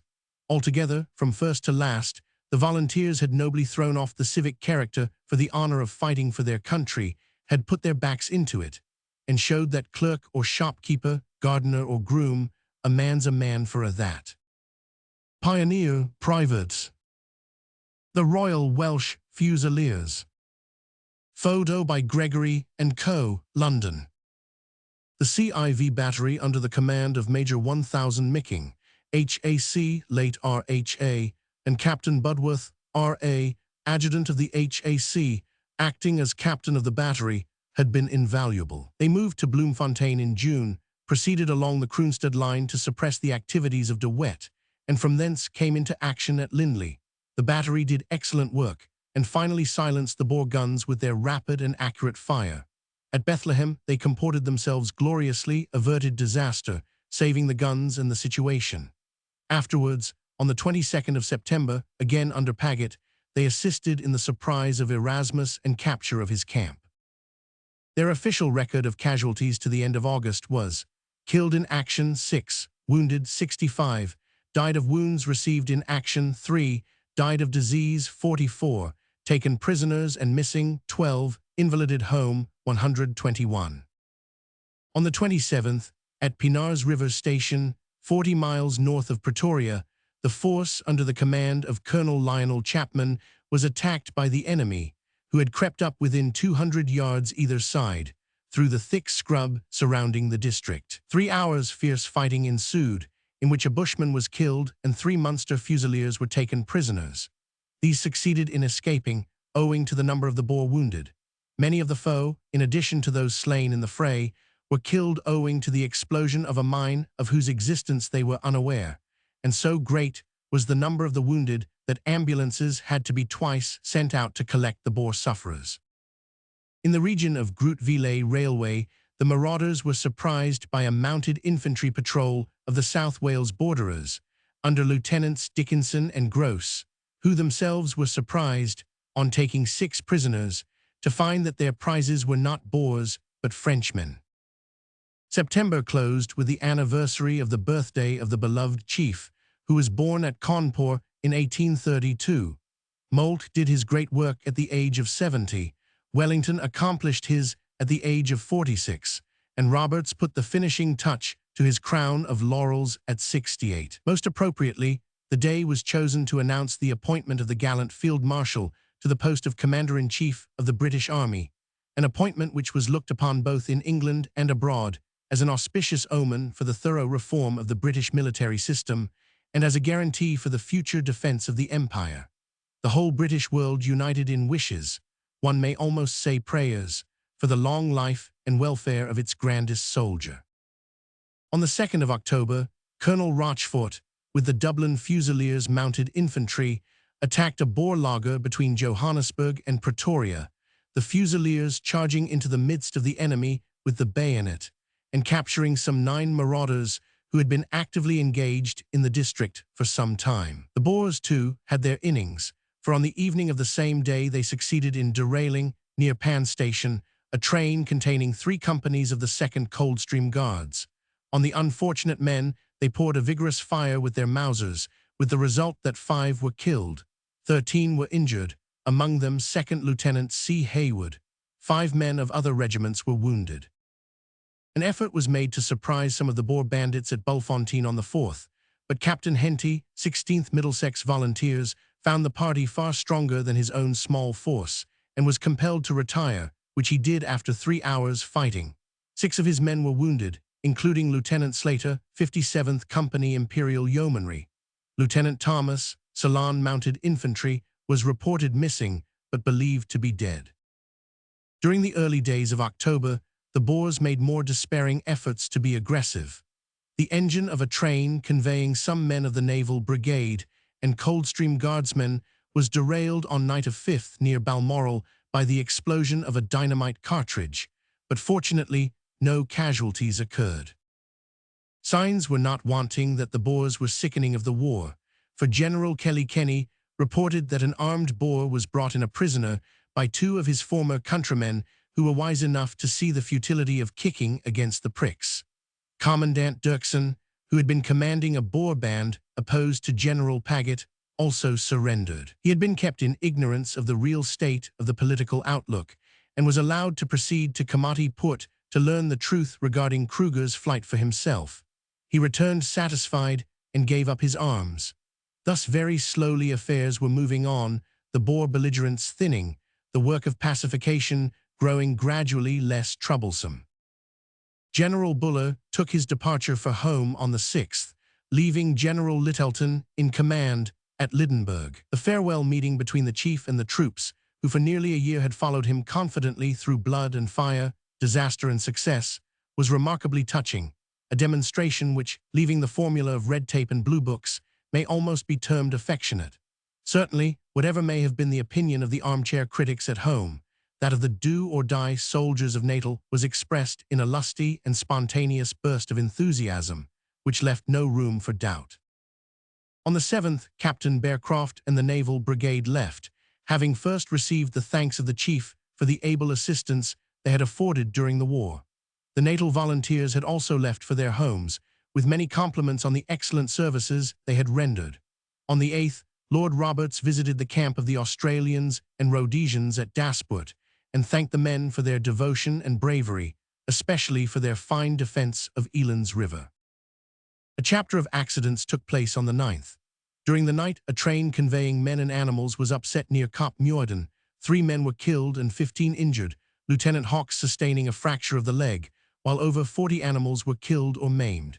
In the morning, to inquire into the mischief, Captain Paget, with Lieutenant Stubbs and Sewell and 18 men of the Vlakfontein garrison, went on an engine and truck to the scene of the disaster. The Boers, of course, were waiting their happy chance and promptly assailed the party. The fighting at this time was fast and furious. On hearing of the attack, Captain Stewart Rifle Brigade with 40 men hastened to the rescue, and there fighting fell. A private in the Rifle Brigade was also killed, and among the injured were Captain Paget and Lieutenant J.H. Stubbs. 5 men attached to the Royal Engineers were also wounded. Lieutenant Sewell, Royal Engineers, and 10 men of the Rifle Brigade were captured. At this period, there was a good deal of enteric fever in Pretoria, and among the invalids, whose condition caused considerable anxiety, was Major Prince Christian Victor of Schleswig-Holstein. Not that his state at the time was in the least critical, but interest hung around him because he was, first, the grandson of the sovereign, second, because he was a gallant officer and a prince, and lastly, because he was before all things a delightful comrade, as popular as he was genial. His death, which did not occur till fighting had developed into guerrilla warfare, was deplored by all who were acquainted with him, and also by the nation at large, who knew how to appreciate the devotion to duty of one who, though born in the purple, preferred to take his share of the country's work and fight shoulder to shoulder with her defenders. His last wish was characteristic of his noble nature. He desired no royal resting place, but elected to be buried by the side of his comrades. On the 19th, in the grey of the dawn, Mr. Kruger slunk from South Africa on board the Dutch man-of-war Gelderland. With the utmost secrecy, he was smuggled to sea to evade, not his foes the British, but his dupes the Boers, the luckless refugees who lusted for revenge on the man who had ruined their country, deceived, robbed, and deserted themselves. When he departed, his money bags were full, theirs, his beloved people's, were empty. Rich, he fled to escape the consequence of his own inflated obstinacy. Beggared, they remained to endure the brunt of it. Round the debased fugitive, it was impossible to cast the smallest glamour of sentiment. The absence of all sense of honor and truth, the sordid ambition and personal greed of the man, exposed now to the full, deprived him of the sympathy of those who had formerly watched his remarkable career with interest and admiration. Hitherto, most people had been prone to believe that the president of the Transvaal was, as the patriarchs of old, narrow-minded and obstinate no doubt, but saved by a simplicity that was picturesque as it was primitive. The romantic were even wont to look on him as another Cromwell of the English, a new Hofer of the Tyrolese, a brawny moral giant to wonder at and revere. But gradually, the massive peasant became transformed into the pinchbeck potentate, a despot with never an inkling of statesmanship, to redeem the unctuous sophistries and hypocritical cant with which he attempted to blind the world and himself. Now it was impossible for his admirers to ignore the clay feet of their idol, and his compatriots, many of them, were forced to realize that his character, like the bar gold he paid to his creditors, was little more than a delusive show of amalgam. His last evasion declared that he had received 6 months' leave of absence for the benefit of his health. So let it remain, a crumbling rung on the long ladder of his duplicity. There was more truth in the fabrication than he recked of. He had gone from his native land for 6 months, and as many more as he cared to take, and if his flight were not for the benefit of his personal health, it was assuredly for the health of the great mass of human beings whose lives in the Transvaal had hitherto been asphyxiated by the narrowness of his prejudices and the autocracy of his rule. So, goodbye to him. Simon's Town, Cape Colony. Photo by Wilson, Aberdeen. He served with the Hazara expedition in 1891 as orderly officer to Major General Els, commanding the forces. He was mentioned in dispatches and received the medal and clasp. He was in the Morans expedition of the same year and was present at the engagements at Sangha and Maston. The next year, he accompanied the Isazai expedition. When it was found necessary to dispatch a force to Ashanti against King Prempeh in 1895, His Highness volunteered his services and was made aide-de-camp to Major General Sir Francis Scott, who commanded the expedition. For his share in the Ashanti expedition, Prince Christian Victor received the star and promotion to the brevet rank of Major. He also served with the Soudan expedition under Sir Herbert, now Lord Kitchener, in 1898 as staff officer to the troops on board the gunboat flotilla. He took part in the bombardment of the forts of Omdurman and was present at the Battle of Khartoum. He was mentioned in dispatches and given the 4th class of the Osmany, the British Medal, and the Khedive's Medal with clasp. Prince Christian Victor was gazetted in October 1899 for special service in South Africa. He took part in many engagements before the occupation of Pretoria and was appointed an extra aide-de-camp to Lord Roberts in August. Chapter 8. Guerrilla Warfare. With the ceremony of the formal annexation of the Transvaal, under title of the Transvaal Colony, which took place at Pretoria on the 25th of October, a recrudescence of hostility on the part of the enemy became apparent. A violent attack was made on Jacobstal, near Kimberley, the Boers having succeeded in secreting themselves in the houses surrounding the British camp, and this through the treachery of the women whom we were protecting. The attack was repulsed after some hours of hard fighting by the energy of the garrison, composed mainly of Cape Town Highlanders, and by the dash of Finlayson in charge of the Cape Mounted Police, who came to the rescue, routed the Boers, and killed Bosman, their commandant. 14 of the garrison were slain and 13 wounded, and the sole punishment which could be meted out to the dastardly inhabitants who had been accessories of the assault was the burning of their houses. In 3 of these were found large stores of soft-nosed bullets. General Paget, who was becoming quite a master in the cunning of the guerrillas, made himself notable for defeating a huge gang of Dutchmen with a convoy, taking together with 26 prisoners, some 25,000 head of cattle, the biggest haul of the campaign. The Boers had been driven out of the region of Bethlehem, which was occupied by Colonel Oakes with the Worcesters, 62nd Middlesex Yeomanry, and 2 guns of the 79th Battery. The marauders were further routed from a valuable well some miles off by Colonel Golightly, Imperial Yeomanry, with Hants and Gloucester companies, and 2 companies of Grenadier Guards, and half a battalion of Scots Guards. During the operations, young Lord G.R. Grosvenor, Scots Guards, while gallantly leading his company, was wounded in the thigh. Meanwhile, Lord Methuen, with General Douglas and Lord Errol, by a skillfully combined movement, dislodged and dispersed the enemy from his settling place near Zeerust, and possessed himself of more cattle and more prisoners. General Barton, too, with Scots and Welsh Fusiliers, did smart work near Frederickstead, at close quarters and at bayonet's point, but in the brush with De Wet lost 13 killed and 45 wounded. The Boers suffered correspondingly, and 26 of them were captured. Of the Scots Fusiliers, Captain Bailey fell, while Lieutenant Elliot was dangerously wounded. Captain Dick's injuries were also severe, and Lieutenant Bruce was slightly wounded. Among the Welsh Fusiliers, officers wounded were Captain Delmy Radcliffe and Lieutenants Best and Nangle. The plucky little garrison of Philippopolis, which for some days had been withstanding the assault of the Boers, were relieved on the 24th by the Imperial Yeomanry acting in conjunction with 2 other columns, and 2 days later, General Kitchener attacked by night the Boers around Krugerspoort and captured their lager. General French, ever active, swept his way from Bethel to Heidelberg, fighting continuously and gathering up prisoners and stores, while General C. Knox on the 27th harassed De Wet's force in its retreat from Barton's stalwart Fusiliers, and succeeded in depriving the Dutchmen of 2 guns and 3 wagons, while U Battery R.H.A. blew up another ammunition wagon by a shell. The engagement was another feather in the cap of De Lisle, whose handling of the troops was excellent. Of the 2 guns taken from De Wet, one was a Krupp. It was captured by the New South Wales Mounted Infantry.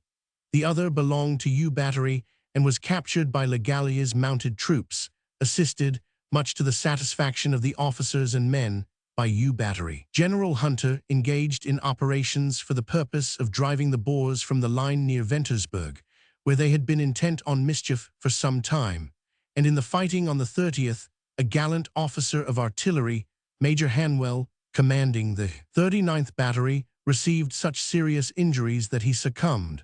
A company of the 3rd Battalion of the Buffs became hotly engaged and behaved with conspicuous steadiness, while the Surrey Regiment, charging grandly, sent the Boers scudding into space.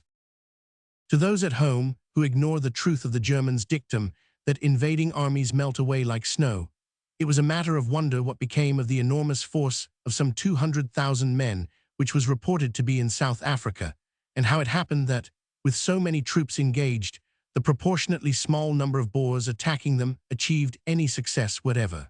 A glance at the map of the main railway routes will serve to show the melting away process. At every bridge and at every culvert were camps.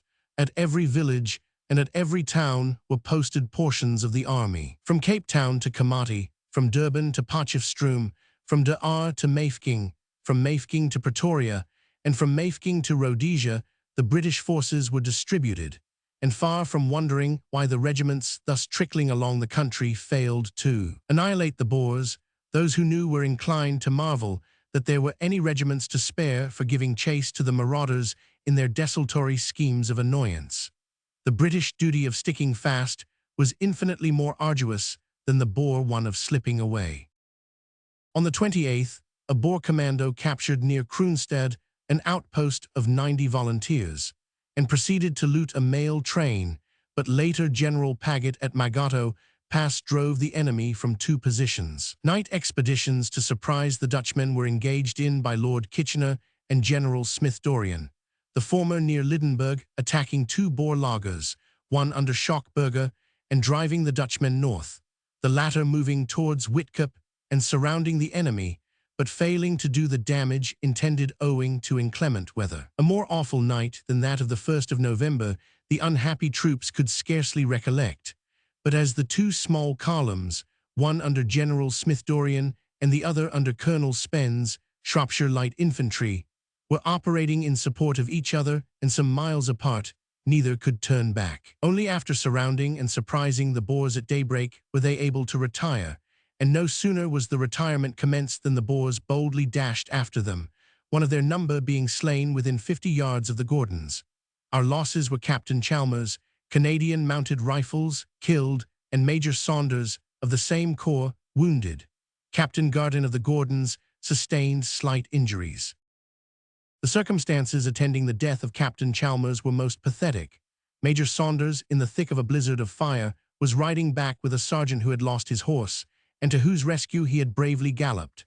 At this moment the Major's horse, which was cumbered with the 2 riders, was killed, and the Major himself wounded. To his assistance rushed Chalmers, who, though begged to save himself, refused, and promptly fell a sacrifice to his own gallantry. Such deeds of heroism were occurring daily. Though at home public interest in the war began to wane, and certain notoriety hunters endeavored to hint that the British troops were not as smart as they might be. The gallant men at the front fought and toiled and suffered nobly. Besides actual warfare, pillage and the wrecking and burning of trains formed part of the normal program, and daily deeds of devotion and courage were enacted. But these deeds, as a rule, found none to record them, and only now and then some special instance of heroism was wafted home on the wires.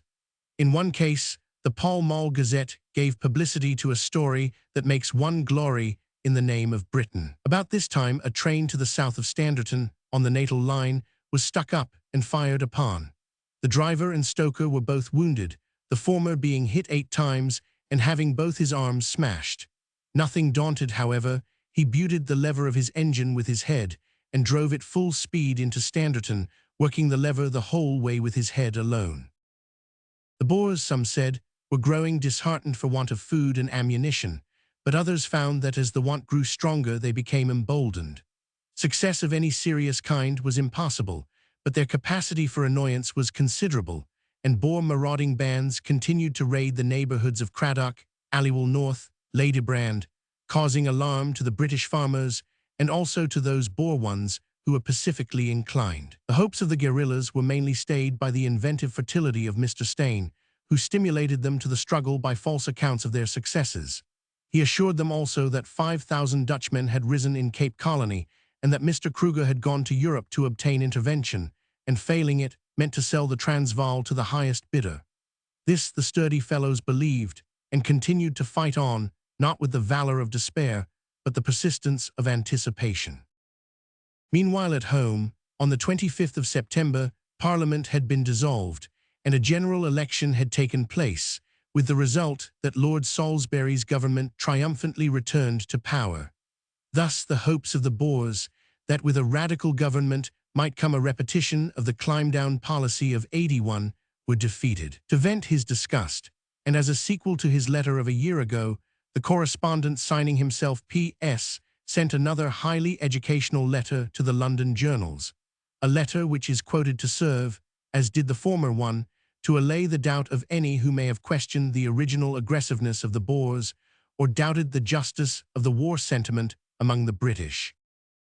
Sir, I beg you to give expression to the immense surprise and satisfaction with which my colleagues on the continent and myself have learnt the results of the election. We fully expected that in consequence of British intoxication with the partial success your government has achieved in North and South Africa, that the anti-Boer party would have obtained a majority of at least 220 votes in the new parliament. Now we know that there will be a strong opposition of about 270 members in the new House. Our hopes of the future independence of South Africa have risen high. We are sorry for the loss of some old friends, but we rejoice in having some new and more discreet allies in the House of Commons. Not only that, but we see also good grounds for hope for vengeance. In China, India, and Morocco trouble is brewing, and will overtake you before you can reorganize your little military forces or form a decent army to protect your own land from the invasion of the trained millions of the continental powers. Soon, there will be such a conflagration in Europe that all your energies will be needed to try to defend your own island, but you will be too late in your preparations, and then our chance will come. You seek to settle matters quickly in Africa by your leniency and conceding the use of the Dutch language to us. See British leniency in Morning Post, Saturday 13th inst. But I tell you that your leniency in general and your kindness to our men, now prisoners in your hands, are regarded by us only as bribes, offered to us to be faithless to our land and our independence. You will accept your bribes, but we will not be seduced by them to accept your friendship and to cease from working for our independence and the downfall of your empire. But as my continental colleagues truly say, your destruction at an early date is assured. The present election shows that at the first sign of invasion, fully 1/3 of the population of the island of Great Britain will rise against the government and welcome the invaders, as their forefathers would have done in the days of the first Napoleon. We have not studied the domestic history of the English people and the present feelings of the great working class for nothing. We are not so blind as your statesmen. Moreover, we can pay for the services that we shall receive from our friends. Thanks to our previous arrangements, we we shall still be able to obtain in Europe the sinews of war from our inexhaustible gold mines in the Transvaal, and we know that European politicians, as well as the European press, can always be bought at a moderate price, and that they will faithfully render good service therefore. Yours and C. P.S.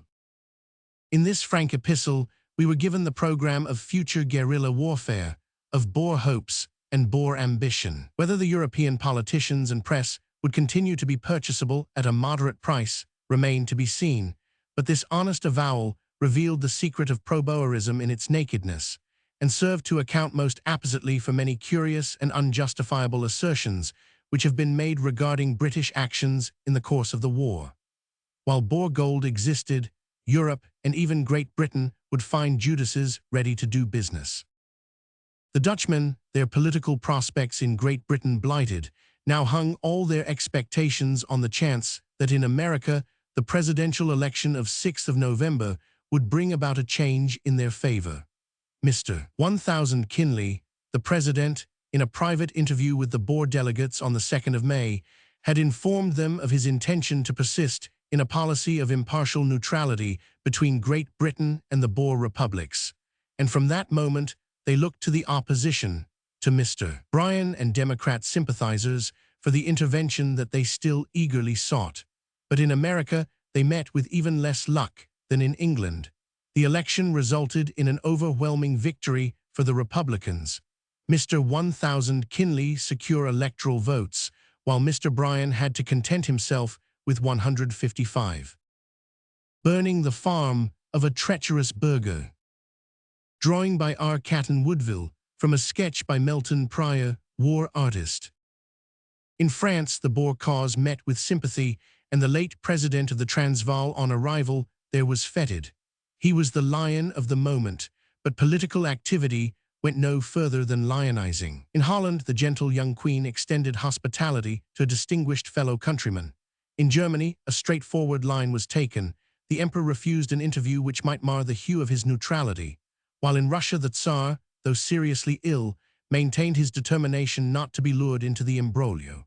But of these matters, the burghers in the Transvaal were kept in ignorance, and they doggedly fought on, wearing themselves out and losing and taking life for a now hopeless cause. On the 3rd of November, Kafferfontein, which had been besieged since the 24th of October, was relieved by Sir Charles Parsons and some of General Settle's mounted troops. The dogged way in which a garrison of but 50 miners under a volunteer officer, Captain Robertson of the Kimberley Light Horse, withstood the persistence of the foe, excited the admiration of friends and enemies. The miners in the debris heaps contrived so cleverly to render their position impregnable that all the efforts of the enemy were frustrated. Captain Robertson escaped with his life by a miracle. He, with 4 natives, made a midnight raid on a Boer hotbed, a farmhouse a mile and a half from the village. He was met by a man with a Mauser, who fortunately missed him, but in so doing extinguished the light. A hand-to-hand encounter followed, and in complete darkness some thrilling moments were passed, the officer firing ineffectual shots, the Boer being assisted by another of his tribe, who succeeded in disarming Captain Robertson and wounding him, almost stunning him with the butt of a rifle. This gallant officer, with some of his wits still about him, regained his pistol, and transferring it from one hand to the other, shot his assailant dead. While all this was going forward, Steyn and De Wet became more actively aggressive, and consequently Colonel Le Gallier's force was sent from Honing-Sprout, while De Lisle, with the colonial division, marched from Kapies, the first station north of Renoster, for the purpose of executing a wide turning movement and, if possible, cutting off the retreat of De Wet across the Vaal. Le Galley, after some disappointments and heavy marching, got at last on the track of the fugitive in the region of Bothaville. Early on the 6th, the chase was continued with considerable animation, the 5th Mounted Infantry leading, followed by the 8th Corps under Colonel Ross. 3 guns of U Battery, under escort of the 5th, 17th, and 8th Companies of Imperial Yeomanry, moved with the force, while 1 gun of U Battery, with the 7th Mounted Infantry under Major Welsh, remained to protect the baggage in crossing the drifts. Major Lane, with some 60 of the 5th Mounted Infantry in advance, came to a rise, whence suddenly they viewed the enemy's laager. Quickly they surprised the Boers with some volleys and caused a stampede. Hotfoot flew to wet and stain to their Cape cart, mounted it, and were off. The rest flung themselves into their stirrups. It was a case of sauve qui pute, for everything, guns, wagons, and ammunition, were left behind. But soon the Dutchmen found a harbor, a strong position in the neighborhood of a farmhouse, and from the adjacent dams, a stone-walled enclosure, and even a pigsty, they began to return the fire of the British party. By this time, Colonels Le Gallais and Ross had galloped to the fray, and dismounting, took up a position in a farmhouse, whence they could survey the proceedings. This central position was held by some men of the Oxford Light Infantry, while on their right were some Buffs and Royal Irish Mounted Infantry under gallant Engelbach, who was slain, and beyond them came Captain Holland and some Worcester Mounted Infantry, skirted by the Royal Irish under Captain Brush. To left of the farmhouse, near a Kaffir kraal, were the 8th Mounted Infantry and some men of the Oxford Light Infantry under Captain Morris. Later on, as the Boers were seen to be making an effort to wheel round both flanks, Major Welsh was ordered to place his baggage in safety and to push forwards to the rescue with every available man. Meanwhile, the situation was growing more and more serious, as the Boers had got the range of the farmhouse to a nicety and fired through doors and windows, so that within it now dropped Le Gallais and Ross and young Lieutenant Percy Smith and several men. Lieutenant Williams fell dead at once, and Captain Carville had been hit while leading the Oxford Light Infantry earlier in the day. Nevertheless, the splendid party holding the front clung tenaciously to their position, though one after another dropped, and groaning and dying littered the ground, already too thinly defended against the 200 active Mausers of the foe. For 4 long hours of the morning, the battle pursued its course, Major Taylor, with U Battery, paying with interest the debts incurred at Corn Spruit. Gradually, both flanks becoming stronger with the arrival of Major Welsh and his party, an adequate defense against the encroachments of the Boers was attempted, and their attempts at flanking operations repulsed. Then, with considerable skill, the troops to right and left were maneuvered by de Lisle, so that, while relieving the pressure on the front, the Boer laager was practically enclosed on 3 sides and finally rendered untenable. The white flag then fluttered within the Dutchmen's stronghold, but it was not to be trusted now, and the Boers were shouted to leave cover and surrender, which sulkily they did. During the persistent fighting, Le Gallais, mortally wounded though he was, continued his inquiries as to the progress of the battle. The noble fellow's last words serve better than all else to show the heroic mold of his dauntless mind.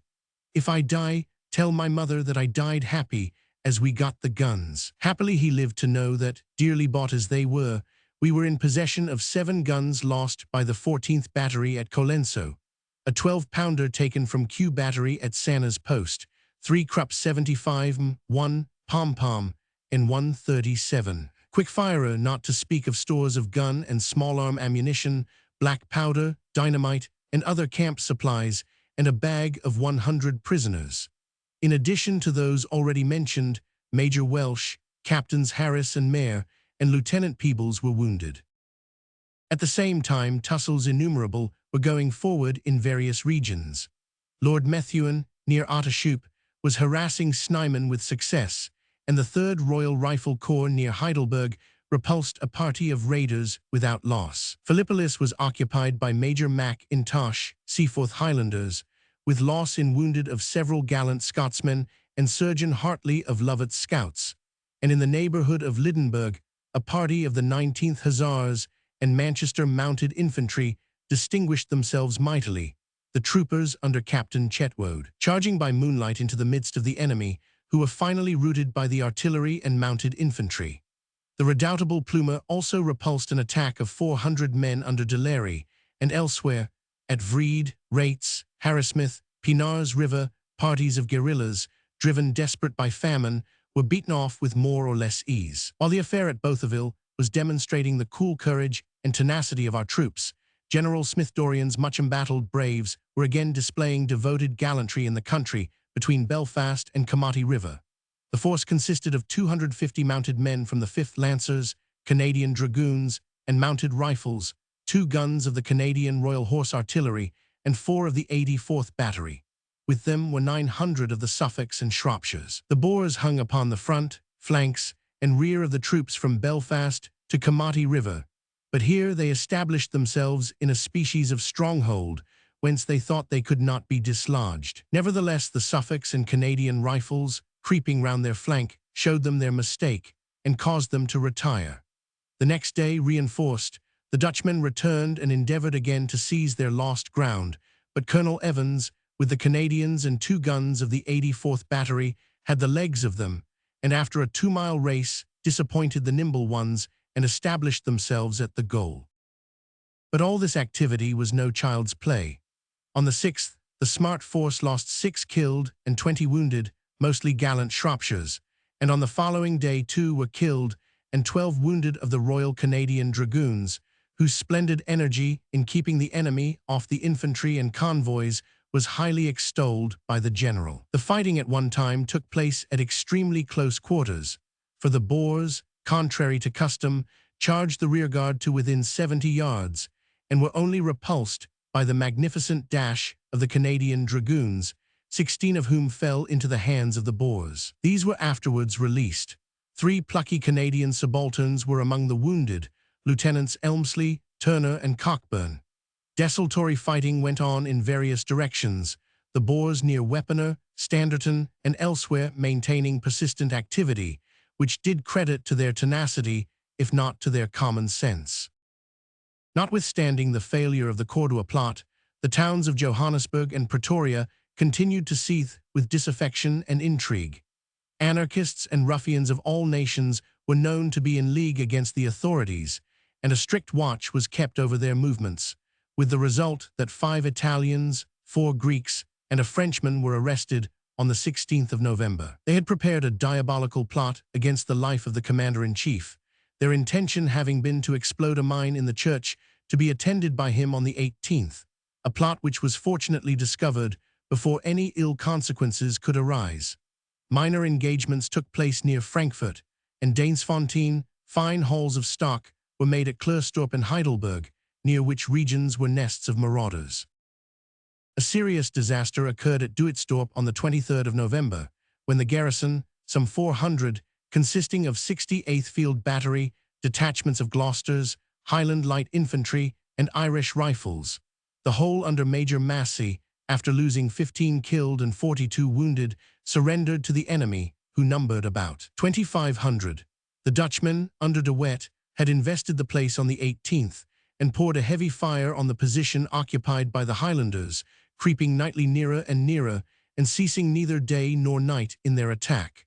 The water supply was cut off, and the wretched men were scorched by sun and torn by raging thirst. By the 22nd, their position was rendered untenable, but through the gallantry of their comrades, the men were able to retire on their main position. But the occupation of their trenches rendered the situation hopeless, and ammunitionless and waterless, surrender was inevitable. A column, 1,400, had been sent to the relief, but failed to arrive in time. General C. Knox joined this force and entered the town, which he found evacuated, 75 sick and wounded being left behind. He promptly pursued the Dutchmen, and caught Steyn and De Wet and their followers near Valbank on the 27th, and handled them somewhat roughly, scattering them west and northwest, and capturing 2 wagons and stampeding 300 horses.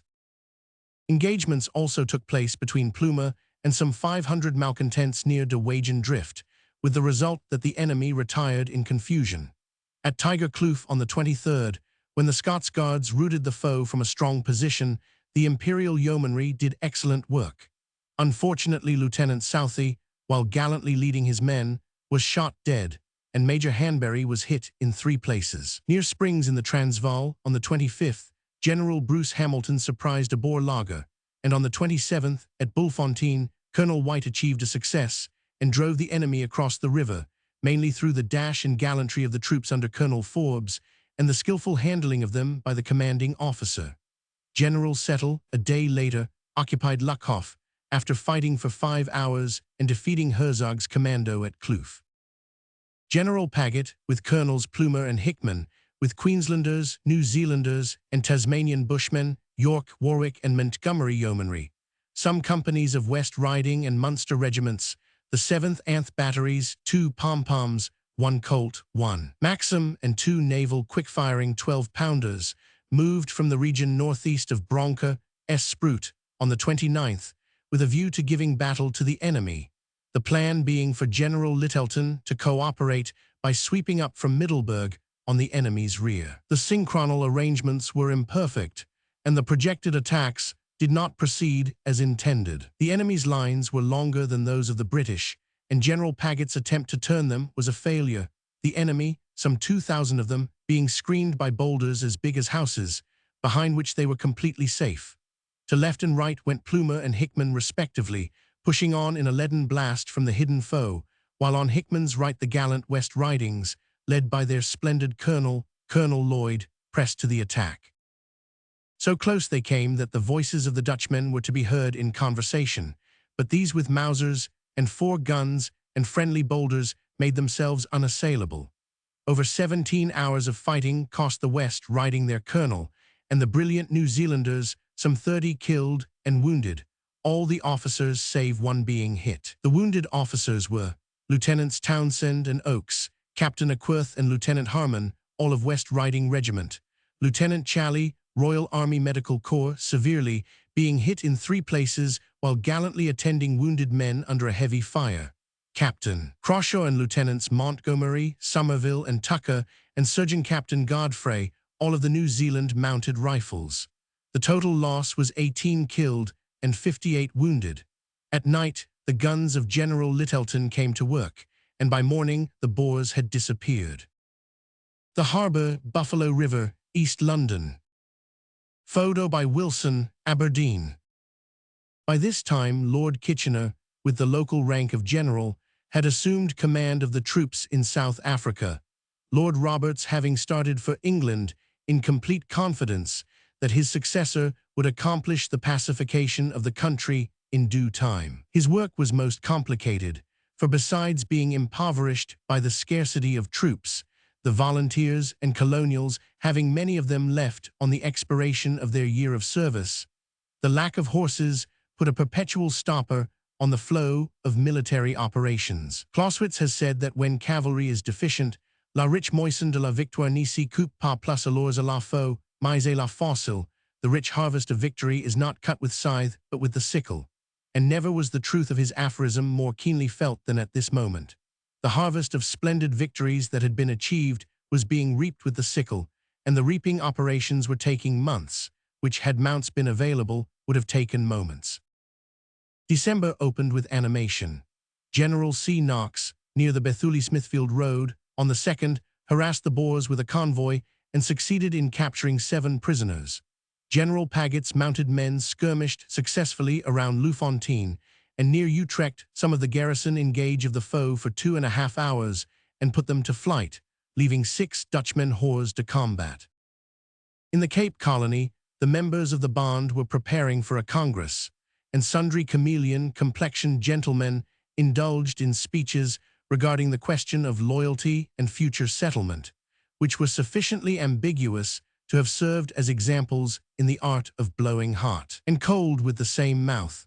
But fortunately, the eagle eye of Kitchener was upon them, and the result of their verbosity was a careful readjustment of such forces as were at the Commander-in-Chief's disposal, to advert any general rising among those who had previously been pacified. The Congress eventually took place at Worcester, and the freedom of speech indulged in at the meeting was said to be responsible for the aggressions of the Boers which subsequently took place. Mr. Cronwright Schreiner declared that the British people had grossly failed in their duty toward the people of Cape Colony, their attitude since the raid being one of dishonesty and cowardice. British statesmen, he said, had been the tools of capitalists. Their attitude had been to force war on South Africa. Great Britain is now forcing British soldiers to wage war with an inhumanity and barbarism that is astonishing the civilized world. He dilated on the alleged wrong done to women and children, already disproved to the satisfaction of everyone, and proceeded to harrow his audience by describing details. In conclusion, he stormed, "We Afrikanders will never acquiesce in Britain taking away the independence of the republics." In the end, it was decided that an African mission to Great Britain should demand, first, the termination of the war raging with untold misery and sorrow, such as the burning of houses and the devastation of the country, the extermination of the white nationality, and the treatment to which women and children were subjected, which would leave a lasting heritage of bitterness and hatred, while endangering further relations between civilization and barbarism in South Africa. Second, the retention by the republics of their independence, whereby the peace of South Africa can be maintained. Meanwhile, Great Britain was taking her own steps for the maintenance of lasting peace in South Africa. Parliament reassembled to vote a continuance of the current of men, horses, weapons, and supplies, without which the generals who were striving to bring guerrilla raiding to a summary conclusion would remain paralyzed and resourceless. The Boers achieved something of a success on the 3rd as they came across a convoy of 140 wagons 3 miles long, proceeding in 2 sections from Pretoria to Rustenburg, and succeeded in destroying the first section, escorted by 2 companies of West Yorks and 2 squadrons of the Victoria Mounted Rifles, with 2 guns of the 75th Battery. De Lery, hiding in a donga with 700 of his gang, waited till the convoy and men got within effective range and sent a shower of bullets into their midst. The troops made a grand defense, set the guns trail to trail, and blazed back at the approaching hordes who were now endeavoring to surround them, with the result that the marauders, failing to capture the convoy, satisfied themselves by setting fire to the wagons and retiring, thus leaving the second section, escorted by 2 companies of the Argyll and Sutherland Highlanders, unharmed. Our loss was 15 killed and 23 wounded, among the latter Lieutenant Baker, RFA. On the 5th, De Wet made an audacious attempt upon Cape Colony, which, in spite of his marvelous acuteness and activity, proved a failure. He crossed the Caledon and moved towards Odendaal, which was held by the 1st Coldstreams. It must here be noted that the Guards, after their march to Komati Poort and a brief rest in the Transvaal, were moved to their old hunting grounds on the Orange River, all the drifts of which they assiduously guarded. At Kamasi Bridge, he was completely worsted by our troops and forced to trek to the northeast and back over the Caledon, leaving behind H horses, many Cape carts, and a long stream of dying and dead cattle. He was continually pursued and harassed by General C. Knox, who captured a Krupp gun and a wagon load of ammunition, and kept up a running fight in the direction of Reddersburg, which was said to be one of the most exciting episodes in the whole war. On the 8th, a Boer gang near Barberton made a violent and indeed valiant lunge at the troops guarding the place. Though once repulsed by the mounted infantry, they again returned to the attack and succeeded in getting to very close quarters. The British lost 3 and had 5 wounded and 13 taken prisoners. These, as too troublesome to feed, were afterwards released. On 13th of December, a grievous affair took place at Nieuwtjerdect on the Magaliesberg, where General Clements, with his force of 500 mounted men and Northumberland Fusiliers, while holding the tops of some koppies, was attacked by 2,500 khaki-clad Boers under De Lery. The foe crept up without being recognized and seized vantage points on the ridges, first overpowering the Northumberland Fusiliers, who fought for hours till ammunition was exhausted, and thereby rendering the position of the camp untenable. Under a heavy fire, guns and transport were moved, and a second position 1.5 miles to southeast taken, where till afternoon the troops remained. Then they retired on Rietfontein, 60 of the 12th Brigade of Mounted Infantry keeping the Boers at bay while the movement was accomplished. The fighting was very severe, and 5 officers and 9 men were killed. 18 officers and men, most of them Northumberland Fusiliers, were missing. As the natives bolted, a considerable amount of transport was lost, though the Army Service Corps vigorously defended the wagons. A most popular officer, Colonel Legg, 20th Hussars, was hit by 3 bullets, but was seen to shoot 5 Boers with his revolver before he dropped. The other officers killed were Captain McBean, Dublin Fusiliers, Captain Murdoch, Cameron Highlanders, and Captain Atkins, Wiltshire Regiment. On the same day, Colonel Blomfield, at this time in command of the Lancashire Brigade, achieved a great success in the neighborhood of Vryheid. There 3 days previously, the Boers had attacked and had been driven off with a loss of about 100 killed and wounded, to our 6 killed, 19 wounded, and 30 missing. Unfortunately, 2 gallant officers of the Royal Lancaster Regiment were killed, Colonel Gaughan and Lieutenant Woodgate. Now the avenging colonel swooped down on the Dutchmen at Sheeper's Neck and drove them off in confusion, securing a quantity of arms and stock and inflicting heavy punishment. 2 naval volunteers, whose corps behaved splendidly, were killed. Lord Methuen at the same time was helping to balance the Nuit-Jedect account by attacking 2 Boer positions in the region of Ottershoop, and taking unto himself 15 ox wagons and Cape carts, 15,000 rounds of ammunition, 1460 head of cattle, and sheep. Unfortunately, the roll of prisoners was small, for the art of running away is simpler than the art of holding on, and the chase ended, as chases usually ended, by the capture of a handful of prisoners and a prodigious haul of wagons and cattle. In the Zastron district, a party of the 2nd Division of Brabant's Horse, mostly raw recruits, got into difficulties on the 13th. They became detached from the main body, were caught in a defile, and of them were taken prisoners. The captain in command was wounded in several places, and the colonials lost 8 killed and 18 wounded, 3 of whom since died. At this time, De Wet was retreating north, flying towards the Thabanchu region from the pursuit of Knox, and struggling to break through the British cordon. After delivering several ineffectual assaults on the various British positions, on the 14th, he in person led a gallant attack, charged through the British lines, and with the loss of 30 men killed and wounded, 12 prisoners, some wagons of ammunition, a 15-pounder gun taken at Duitsdorp, a pom-pom, and many horses and mules, succeeded once more in making his escape. Parties of his dispersed force at different points had crossed the Orange River and commenced cutting railway lines, threatening communications between Cape Town and Bulawayo, their object being to possess themselves of De Aar Junction. But their movements were circumscribed.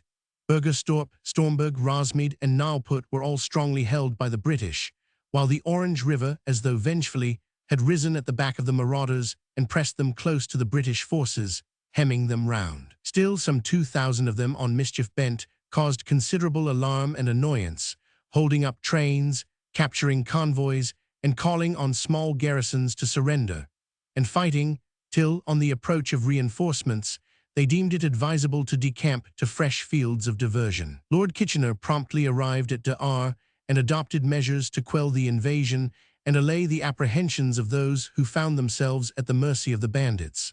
But the work was not to be accomplished without infinite patience, for, as one of the gay colonials remarked, sport in these districts is no longer fox hunting, but rat catching. A new proclamation, dateth December, was issued by the Commander-in-Chief. It ran thus: "It is hereby notified to all burghers that if, after this date, they voluntarily surrender, they will be allowed to live with their families in government lagers, until such time as the guerrilla warfare now being carried on will admit of their returning safely to their homes. All stock and property brought in at the time of surrender of such burghers will be respected and paid for if requisitioned by the military authorities." To ensure a more speedy termination of hostilities, active steps were taken to make up for the loss of the colonial and other troops which had returned to their homes. The recruiting of colonial police to the number of 10,000 was being carried forward. 800 mounted infantry and 2 cavalry regiments from England were under orders to leave as soon as possible, and a 6th New Zealand contingent consisting of 200 men, 1/2 Maoris, was preparing to sail. A second band of marauders had now got across by Zandstrift, the object of the Boer leaders being to run all over Cape Colony and there gather around them as many Dutch sympathizers as they could manage to stimulate with a belief in their ultimate success, and, if possible, to get access to the sea coast. A Gazette Extraordinary was therefore issued on the 20th proclaiming martial law in 12 additional districts of Cape Colony, and warning all persons of the risks incurred by those who had previously assisted the enemy and had been released. It was subsequently arranged that, owing to the state of affairs, the loyal inhabitants should be called upon to form a colonial defense force in order to resist the invasion, protect communications, and preserve order in the disturbed districts. The term of service named was 3 months. The operations in the colony were to be conducted by Generals Little, Jones, and MacDonald. On the 19th, General Clements, in conjunction with General French, fought a continuous series of engagements with de Lary's men and eventually drove them from the Magaliesburg region. but these took their revenge on the 29th by capturing Helvetia on the Machadota-Plydenburg Railway. This position, a very strong one, was held by a detachment of the Liverpool Regiment, who were surprised by the enemy at 2:30 a.m., the Dutchmen having first rushed the 4-7 gun. The officer commanding the post at scorched-earth sent out a post, shelled away the enemy, and forced them to temporarily abandon their prize. But the Boers eventually secured the trophy by knowingly forming an agues of British prisoners around it. Major Cotton was severely wounded, and 4 other officers. 11 men were killed and 22 wounded, and 200 taken prisoners. It was a sorry finale for the year, yet those who could appreciate the complexities of the work of subjugation now engaging Lord Kitchener possessed their souls in patience and looked to 1901 for the dawn of better things. London, December 1900. The inspection of colonial soldiers at Windsor Castle by Queen Victoria, No. 1900. Drawing by R. Catton Woodville. Afterward. January 1. Lord Kitchener, on the departure of Lord Roberts from the scene of his triumphs, had found himself confronted with a tangled skein of military affairs. The army, through loss by disease and death in the field, was a phantom of the army that was, and in consequence of the prodigious work that had been going forward, a proportionate amount of wastage and disorganization had set in. The troops were here, there, and everywhere, just where fate had landed them after their chases of De Wet and their scurries to protect threatened posts on the lines of communication. At one point were knots of mounted men and guns in plenty, while at another there was found a mere handful of troops to maintain some important strategic position. Here, remote and useless, were gathered batteries of artillery. There, where Boers threatened to pounce at any moment, a scarcely protected gun or two offered invitation to the clustering foe. In fact, there had been a species of general post, and as a natural consequence, brigades loosened from their original positions were often hovering perilously in mid-country with an uncertainty of purpose which was far from reassuring. For this reason, it was but possible to act on the defensive till affairs should be righted, though Lord Kitchener's giant brain bent itself to the load, and in a comparatively short time, a little over 2 months, things began to get once again into working order. Reinforcements had been demanded from England, and these, together with the force of newly raised colonials, brought the number of troops about to operate in South Africa to over 500,000 men, half of whom consisted of field artillery, cavalry, and mounted infantry. Arrangements were made on a revised principle to meet the newer form that warfare had assumed. Owing to the necessity to dot bunches of troops in every direction, the old divisional commands were broken up, and brigades, grouped under the central command of a general of division, were fixed in definite positions, each working over a special area to a point where they would overlap or get in touch with other brigades, who, working again under their special divisional commander, operated in like manner within their special radius. Thus the country was divided, as in a chessboard, into squares, but still more geometrically subdivided in order that, should necessity require it, the angles forming squares could point together on emergency and form a solid concentration at any place, their action being much as that of a kaleidoscope, which at one time breaks into particles of color, or at another groups into masses of it, at will. As may be imagined, with this possibility of diverse movement, the position of the enemy, astute and slippery as they were, was hardly enviable, for one turn of the military kaleidoscope might bring them against the hard teeth of the converging brigades, while another might find them inextricably harassed by an army in their rear. The towns were being garrisoned and stored to act as bases of supply for mounted troops scouring the country, and supply depots were so arranged as to be within 2 days' journey of brigades, and thus enable these, if despoiled by the Boers, to hold on till provisions from another depot should reach them. Thus a sense of security began to prevail, while a corresponding sense of doubt and diffidence influenced the conduct of the Dutchmen. Nevertheless, they continued active in their attacks on trains, convoys, and isolated posts, the nature of the attacks being invariably of the nature of a surprise. The operations, though involving great loss to the troops and retarding the settlement of the country, produced no effect on the strategical position, and the position of the British troops in the important towns occupied by them remained impregnable. Venterstorp, a central point of the western Transvaal, which for some months had been in the hands of the Boers, was captured by General French, with small loss to himself. The garrisons of Jagersfontein and Foresmith being withdrawn, the inhabitants seeking protection were removed to Edinburgh. Vicksburg and Senekal were in the hands of the British, but in the northern part of the Cape Colony, a commando, which was supposed to be surrounded by the British, had succeeded in slipping through the cordon and escaping into the Middelburg district. They captured a small patrol of Nesbitt's horse and held up a train near Sherborne. Finding the town of Middelburg was held by the British, they dispersed and turned west in the direction of Hanover and Richmond, while the main body marched south, bent on a colossal loot and the recruiting of rebels.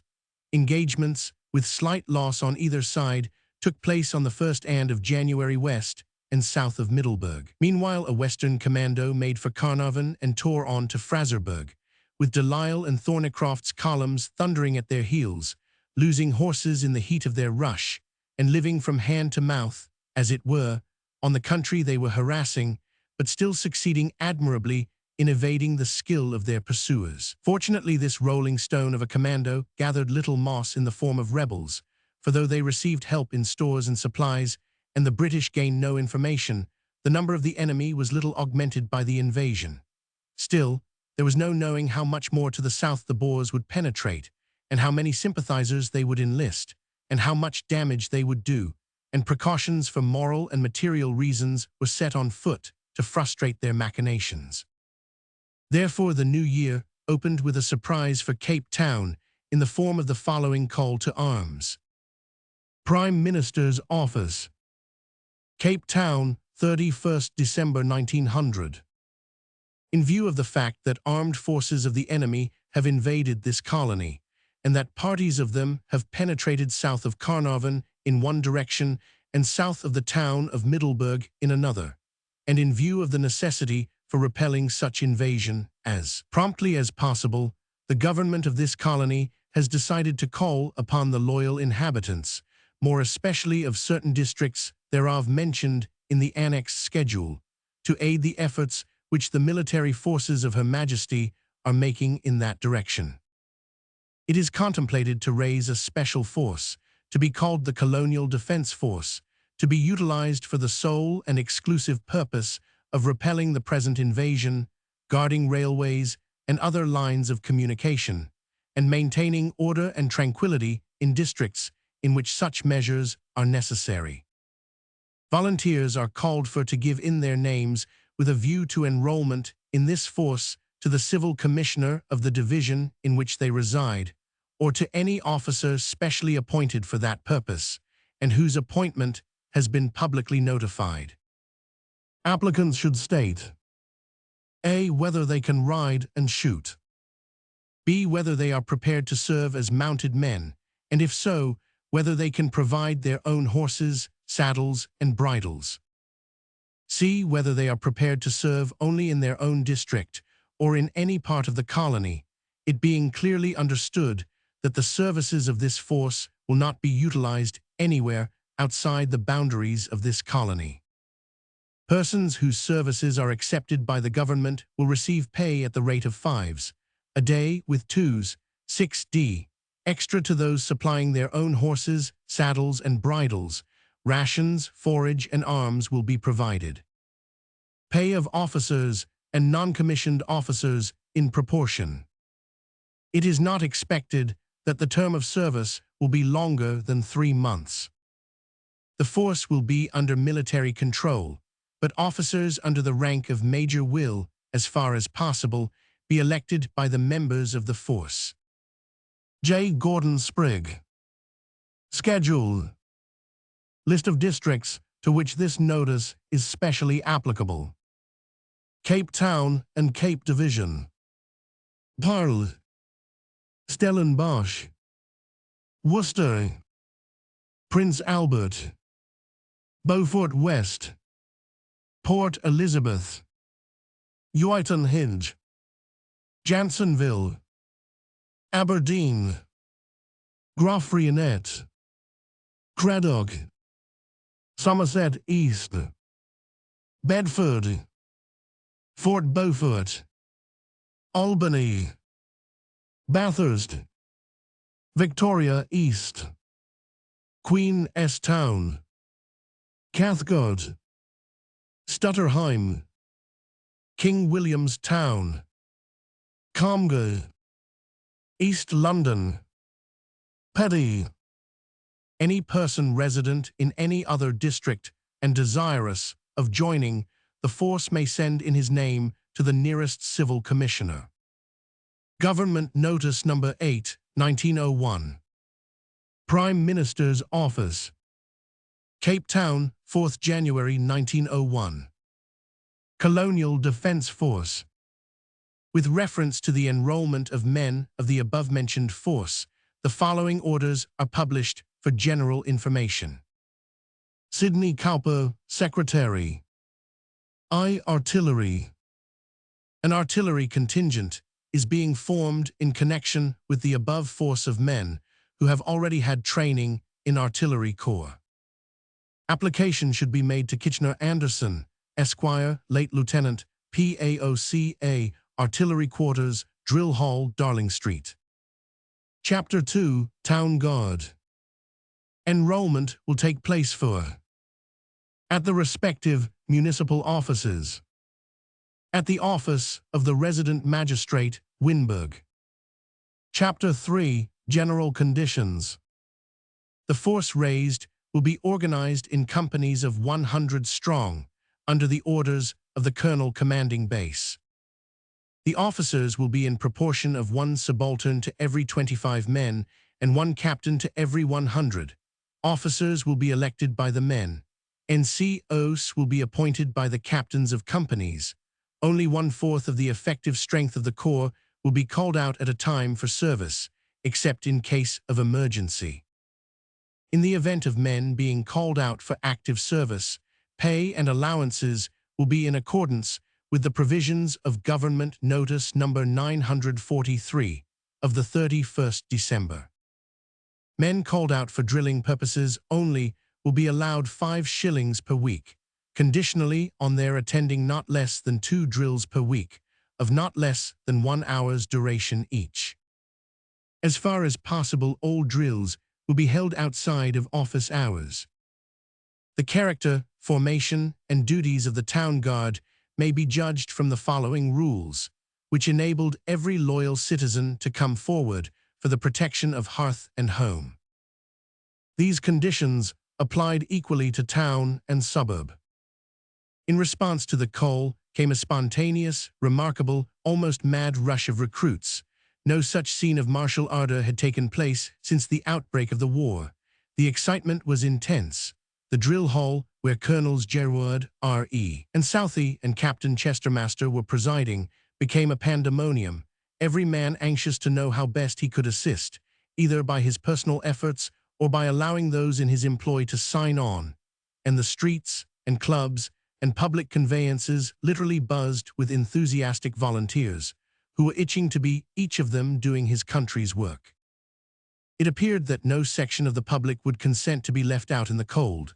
Streaming to the banner came numbers of prominent townsmen, among them Messrs. R.M. Maxwell, Cecil Jones, L. Clote, J. Robone, Somerset West, T. Bromley, A. Bailey, G. Kilgour, C.E. A. Myburgh, E. Field, Colonel Coates, W. Duffus, and W. G. Rattray.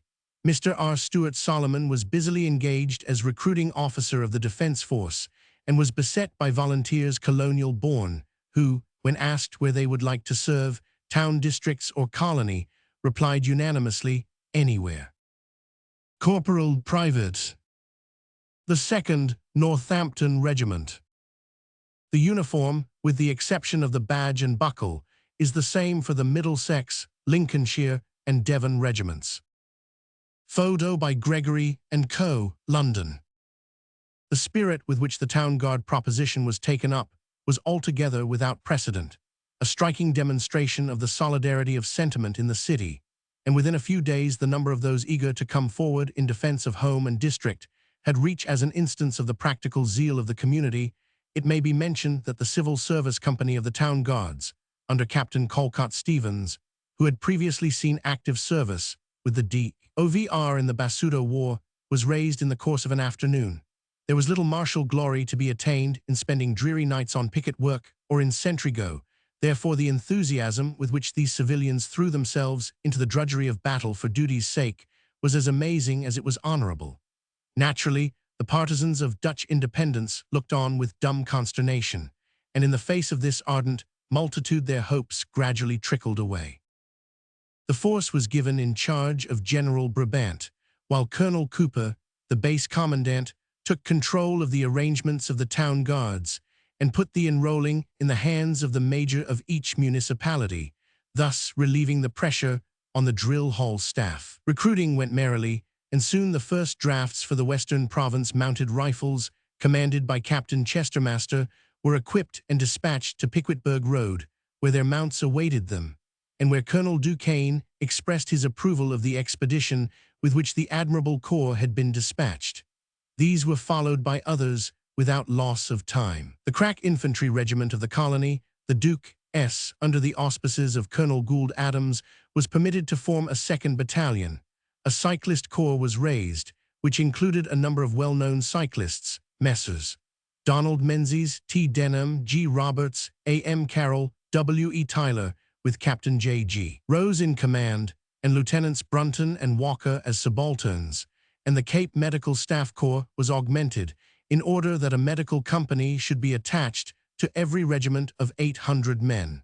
Additional recruits were secured for the CG artillery and the CT Highlanders forces which had already distinguished themselves in the field.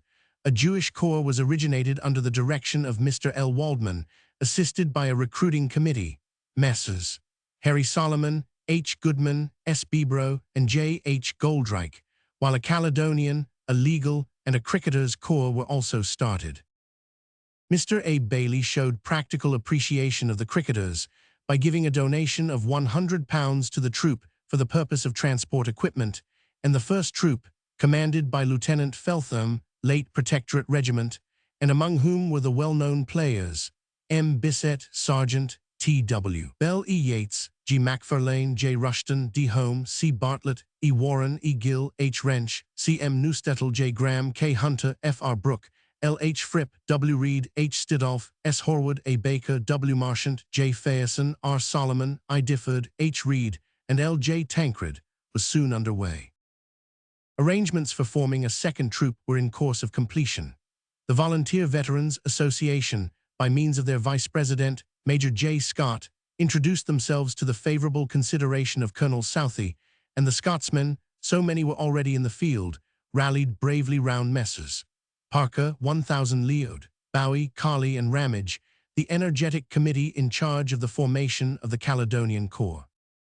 Colonel Warren, late Kitchener's horse, was now appointed to the command of a regiment to be styled Warren's Mounted Infantry, and a grand reunion of veterans of Prince Alfred's own Cape Artillery took place in order that old gunners might form a company. When it is explained that at this time 6,500 South African irregulars had already been recruited, 2,500 of whom had been contributed by Cape Town, the wonderful zeal of the community may be appreciated. Indeed, space does not admit of a detailed account of the further warlike preparations, but sufficient has been said to prove that this demonstration of loyalty was unparalleled in the history of the Cape. All these exertions were due to the fact that De Wet and Botha had secretly arranged a combined system of attack which would keep our troops on tenterhooks while the Boers gathered together recruits, arms, and ammunition. Hertzog was to skirmish his way down the colony, fan the smoldering disloyalty of Afrikanders, and gradually steer his course to the coast. De Wet, with more men, was to join him, and together they were to fight their way to a point of St. Helena's Bay, where a vessel bearing a fresh consignment of arms and ammunition forwarded by sympathizers in Europe or from their own party in Holland would be awaiting them. While they were thus carrying out their movements, Botha was to assist them by creating a diversion and invading Natal with all the commandos at his disposal. The most important and alarming scheme, the parent scheme as it were, was De Wet's, that needed to be strangled in its birth, and to this end various complicated military movements were set on foot. Firstly, to prevent Herzog from advancing farther into British territory. Secondly, to frustrate his efforts to gain recruits either by intimidation or inflated promises of success. Thirdly, and chiefly, to arrest the rush to his assistance of De Wet and the concentration of the scattered commandos at any given point. So much for the arrangements to meet the parent scheme. In regard to Botha's tactics, Lord Kitchener's plans for meeting them were of that complex nature which makes for simplicity. A crescent-shaped rake of troops was to work eastwards towards the low country of Pyat Retief, sweeping Botha's hordes. They numbered from 5,000 to 8,000 still, before it, till the Boer chief should find himself wedged against the Swaziland border and confronted with four equally uninviting alternatives. First, he might elect to fly into the arms of the loyal Swazis, who cherish an old-time hatred for their hereditary oppressors. Second, into those of the Zulus, who may be said to be equally antagonistic to Boer ways. Third, he might trek northeast into regions redolent of fever and more deadly than the most bullet-laden battlefield. Or fourth, he might surrender and come to really easy terms with conquerors who were ready and anxious to hold out to him the hand of fellowship. But to return to scheme number 1. At Cape Town, the city guard was armed, and musketry practice went on apace. The enrollment of the Johannesburg Mine Guard continued, and other regiments, the Western Province Horse and the Prince of Wales Horse, were moved to strong positions, while Colonel Owen Thomas took command of a growing corps of smartly mounted men to replace troops that had worn themselves out with repeated combats with the enemy.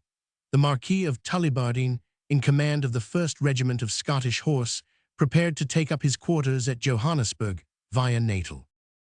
In a brisk encounter by a detachment of General C. Knox's force, 120 strong, with an overwhelming herd of Boers near Lindley, the British had the misfortune to lose 3 officers, Lieutenant Colonel D.T. Lang, Lieutenants S.W. King and Vonshade, and 15 men, while 2 officers, Lieutenants Sampson and Perrin, and 20 men were wounded. The facts were these.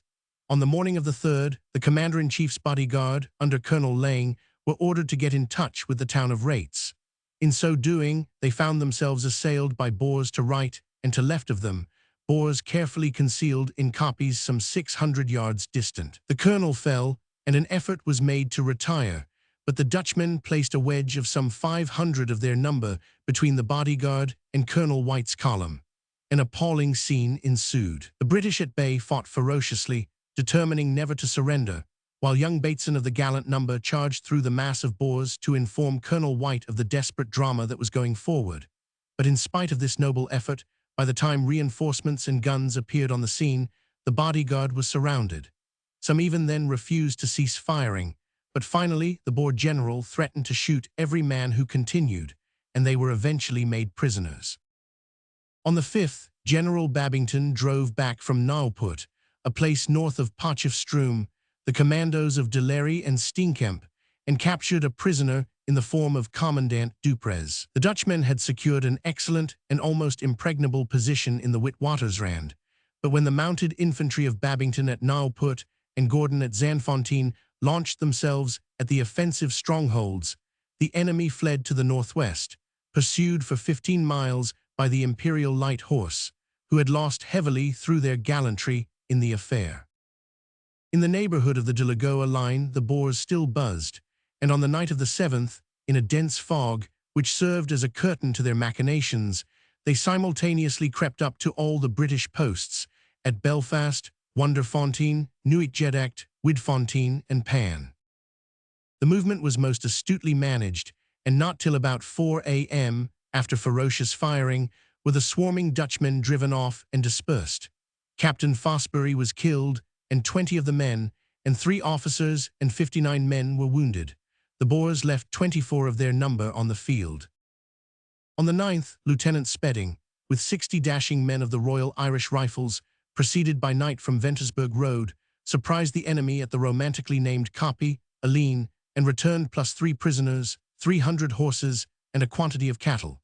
A few days later, the Victorians, under Captain Umpleby, made a fine haul of 60 fat cattle near Rustenburg, but unfortunately, starvation only made the Boers more daring and more rabid in their animosity. Lord Kitchener now decided to evacuate all towns lying outside the line of communications, thus clearing the Boers' happy hunting grounds of lootable convoys. Large camps of Boer families under British protection were formed at Brandfort and Kroonstad and elsewhere near the railway lines.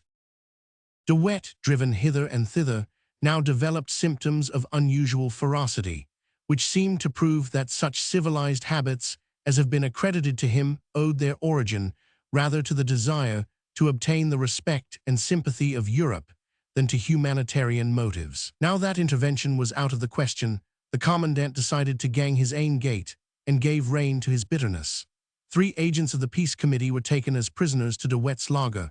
The burghers were flogged by his orders, and a British subject, one Morgendal, was flogged and afterwards shot.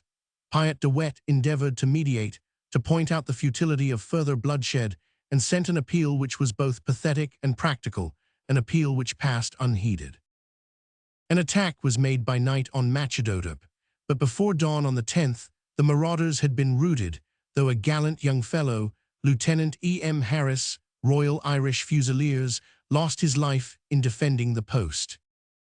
At Zeerust, Durban, in the region of Krugersdorp and the stations Zuurfontein and Kaalfontein, the Boers made themselves offensive, and from all places, after brisk fighting, retired with loss. At Zuurfontein, on the 12th, owing to the enemy being clothed in khaki, they were able to deceive the sentry and capture him, but the detachments of the Lincolns under Lieutenant Cordo and the detachments of the Norfolks under Lieutenant Atkinson soon routed their assailants and shot their commandant, who was within 7 yards of the trenches. While these subalterns were distinguishing themselves at Zuurfontein, another, Williams Freeman of the Cheshires, was having a warm time at Kaalfontein. But he, with the small garrison of 120, after fighting for 6 hours in a blizzard from the Mausers of the foe, succeeded in driving them off without sustaining a single casualty. About this period, Sir A. Milner was appointed governor of the Transvaal and Orange River Colony, retaining the High Commissionership. Sir W. Healy Hutchinson, governor of the Cape Colony, Sir Henry McCallum, governor of Natal, and Major Gould Adams, lieutenant governor of the Orange River Colony. The Secretary of State for War now authorized the enlistment of 5,000 imperial yeomen to make up for the wastage which had occurred in that force at the front, and further contributions of troops were also invited from the colonies. The invitations, it is almost needless to say, were accepted with alacrity bordering on enthusiasm. A few words must now be said on what may be called the hospital's question. In consequence of grave allegations made by Mr. Burdett Coutts, MP, for Westminster, regarding the treatment of the sick and wounded in South Africa, the government, on the 5th of July, decided to appoint a small commission of 3 persons, afterwards increased to 5, to report on the arrangements for the care and treatment of the sick and wounded during the campaign. The commission, which consisted of Dr. Church, President of the College of Physicians, President Cunningham of Trinity College, Dublin, Sir David Richmond, ex-Lord Provost of Glasgow, and Mr. Harrison, General Manager of the London and North Western Railway, with Lord Justice Romer, went to South Africa, returned late in October, and concluded taking its evidence on the 5th of November. Into the particulars of the inquiry it is impossible to enter. The sorry state of the mass of sufferers in Bloemfontein at the time of the epidemic has been described. The utter impossibility of instantly remedying the evils and relieving the distress, while the bare life of the force depended on the supplies coming by train along a railway some 900 miles long, of which every bridge for the last 128 miles had been destroyed, was recognized by all who gave the matter practical thought. Still, in view of the charges made, which unrefuted may live after those concerned have passed away, and the good they have done has been interred with their bones, it may be as well to state that, after pointing out defects and in the care of the sick and wounded, the commissioners came to the following conclusion. Reviewing the campaign as a whole, they said, it has not been one where it can properly be said that the medical and hospital arrangements have broken down. There has been nothing in the nature of a scandal with regard to the care of the sick and wounded, no general or widespread neglect of patients or indifference to their suffering. All witnesses of experience in other wars were, the commissioners declared, practically unanimous in the view that, taking it all, in no campaign have the sick and wounded been so well looked after as they have been in this. The report of the commissioners merely corroborated the views of all experienced men. The military and medical authorities could not have anticipated that the war would attain the proportions it did, and the Royal Army Medical Corps was insufficient in staff and equipment for the magnitude of the conflict. It was so constituted that the staff could not be suddenly enlarged or deficiencies instantly rectified. The deficiency in the staff of the Corps before the war was, it was pointed out, not the fault of the Director General and the staff of officers associated with him. They had, it is said, for a considerable time before the outbreak, urged on the military authorities the necessity for an increase of the Corps, but for the most part without avail. Return of the City Imperial Volunteers. Arrival at St. Paul's Cathedral. Drawing by Frank Dad, R.I. and S.T. Dad. The commissioners, while suggesting for future guidance various improvements and the correction of defects, declared in regard to the officers of the Royal Army Medical Corps that, as a whole, their conduct and capacity deserve great praise, while the civil surgeons as a body did their duty extremely well. Taking in special consideration the state of affairs in hospital in Bloemfontein, respecting which most of the serious charges had been made, the commissioners, in stating where the conditions were unsatisfactory, pointed out that there is nothing in them to justify any charge of inhumanity or of gross or willful neglect, or of disregard for the sufferings of sick and wounded. They went on to state. There were some special allegations made by certain witnesses which we ought to refer to before we leave the subject of Bloemfontein. It is said that on one occasion 20 typhoid patients were improperly removed to the Portland Hospital. We have inquired into this allegation, and as a result, we have to state that in our own opinion, the removal was necessary in the interests of the patients. A gruesome story of a corpse being stuffed into a lavatory was mentioned by Mr. Burdett Coutts, MP, but he states that he only spoke of the matter from information given to him. Inquiry has been made in all quarters to find out whether there is any foundation for this allegation. No such case can be found to have occurred, either at Bloemfontein or elsewhere in South Africa, and we are satisfied that Mr. Burdett Coutts was misled by his informant. Some observations have also been made with reference to the dead at Bloemfontein, as if the corpses, owing to their great number, were dealt with in a hurried or neglectful way. This is not the fact. In the first place, the numbers of men dying in Bloemfontein have been overstated by some witnesses. There were not 50 deaths a day, the maximum was 40, and that only for one day. Each body was buried separately and with every respect and care, and each grave was numbered, and the number and name of the dead man registered. Certain other complaints and statements were not attended to by the commissioners, who explained their silence as indicating that they regarded them as not well founded. And now comes the most painful duty of the chronicler.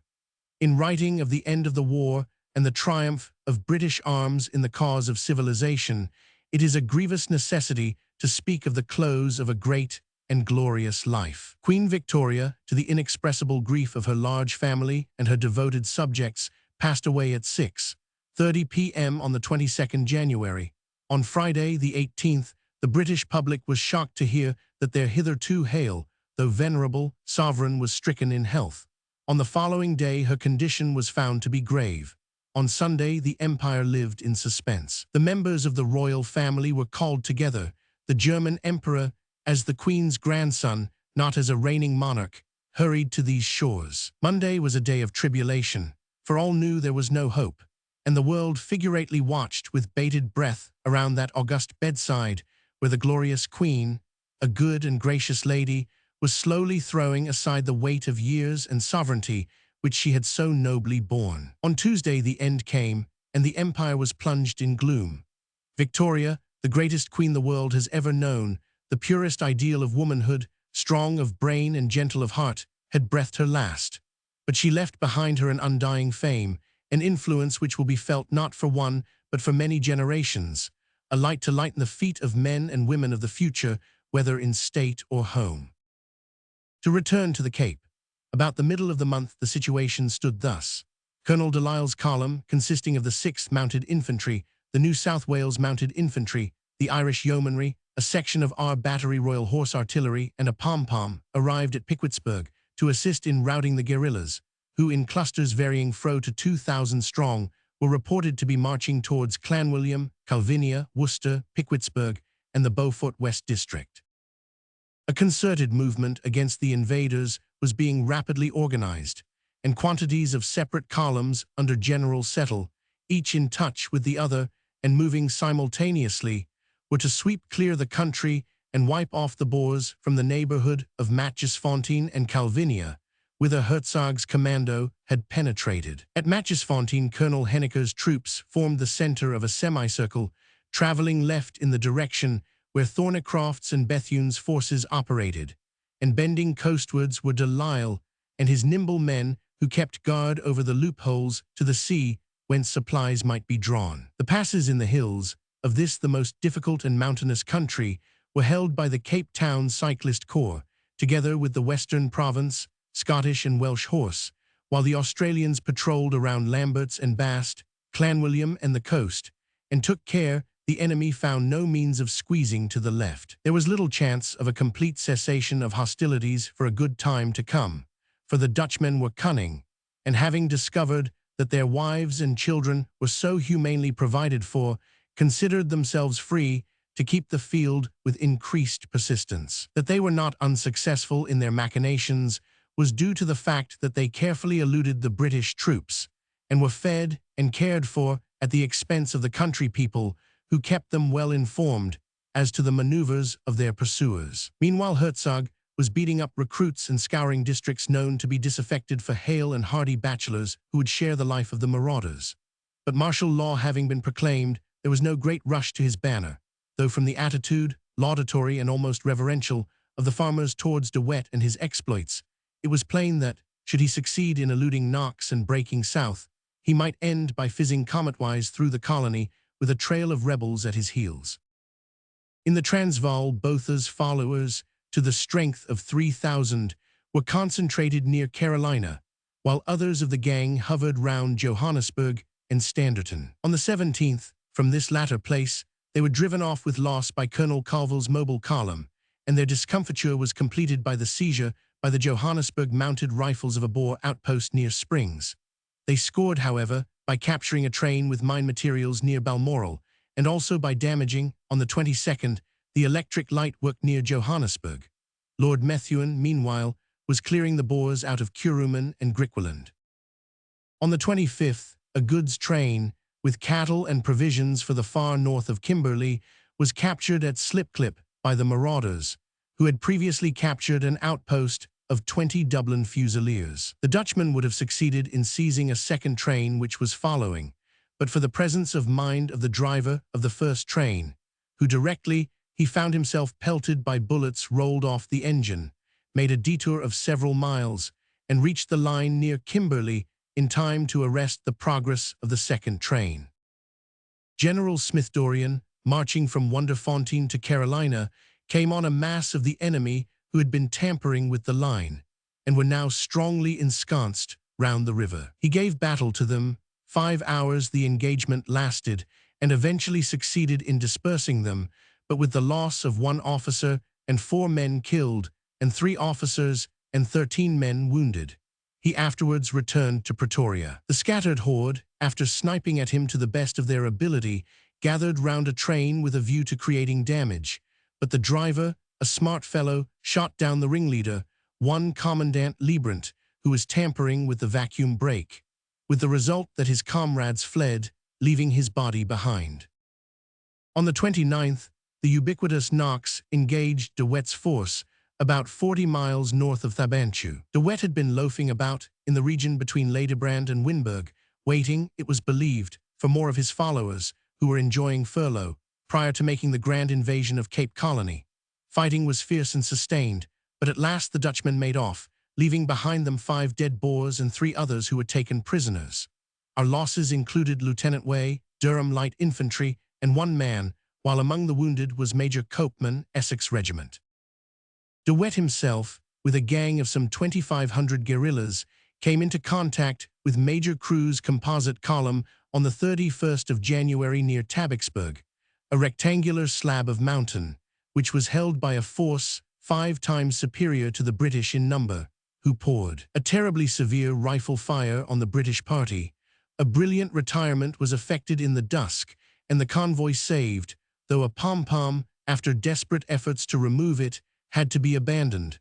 Meanwhile, disaster had overtaken us in the eastern Transvaal. On the 30th, during a storm of rain, a post at Matersfontein was rushed by night by some 1,400 Dutchmen with a gun and a pom-pom. A relief column sent out from Krugersdorp failed to avert the fall of the post, who had had their water supply cut off and had no resource but to surrender. They, however, disabled their Maxim before so doing. The casualties were 2 officers, Lieutenant Green, 59th Company Imperial Yeomanry, and Civil Surgeon Walker, killed, Captain Magniac, 59th Company Imperial Yeomanry, and Lieutenant Crawley, South Wales Borderers, wounded. To the south of Middelburg, General Campbell's column was engaged with some 500 Boers, who were driven back with loss. Lieutenant Coston, 18th Hussars, was dangerously wounded, since dead. Lieutenant Reed, King's Royal Rifles, severely wounded. 18 men were killed and wounded. Of the situation at the close of January and the beginning of February, it is impossible to give more than a rough outline. 4 main movements had been organized against the cliques of the enemy. Towards the east of the Transvaal, in order to make a complete clearance of the Boers from De Lagoa line of communications, the following columns, each in touch with the other, had started on the 27th of January. General Smith-Dorians from Wonderfontein, General Campbell's from Middelburg, General Alderson's from Eerstefabrieken, General Knox S. from Kalfontein, Colonel Allenby's from Zuurfontein, General Dartnell's from Springs, and Colonel Colville S. from Graylingstad. The southern columns were commanded by General French, those sweeping from the north by General Littleton. In the Potchefstroom, Rand, and Krugersdorp districts, General Cunningham was operating against some 2,000 of de Lary's followers, while Generals Knox, Plumer, Bruce Hamilton, and Maxwell, with Colonels White and Pilcher and Major Crew, were all engaged in hunting De Wet in hope of forcing him into the arms of one or other of the corps concentrated on the Orange River. This irrepressible one was marching hot foot with a force of 3,000 men south of Thabanchu, and the excitement among the various British regiments preparing to intercept his plan of crossing the Orange River was intense. The 4th movement for the clearance of Cape Colony was being developed by General Brabant and Colonel Gerard, Chief of Staff. These two were on the watch to prevent De Wet and his followers, 2 15-pounders, a Maxim and a pom-pom, captured from Major Crew's column while crossing the rail between Edenburg and Springfontein, from cooperating with Herzog's band in the Cape Colony and carrying out his threat to give the farmers there a taste of what we ourselves have suffered through this war. The volunteers and town guards in the districts of Oudtshoorn, Clanwilliam, Somerset East, and other parts of the colony had exciting times, as the enemy, broken into mere marauding bands, looted and destroyed or damaged farms and property at every turn. But they bore these ills with spirit and prepared themselves by night or day to give the aggressors a fitting reception. The marauders' tactics were everywhere the same. They lived on the country and worked east, avoiding contact with the mounted troops and speedily dispersing before places which offered resistance to their attacks.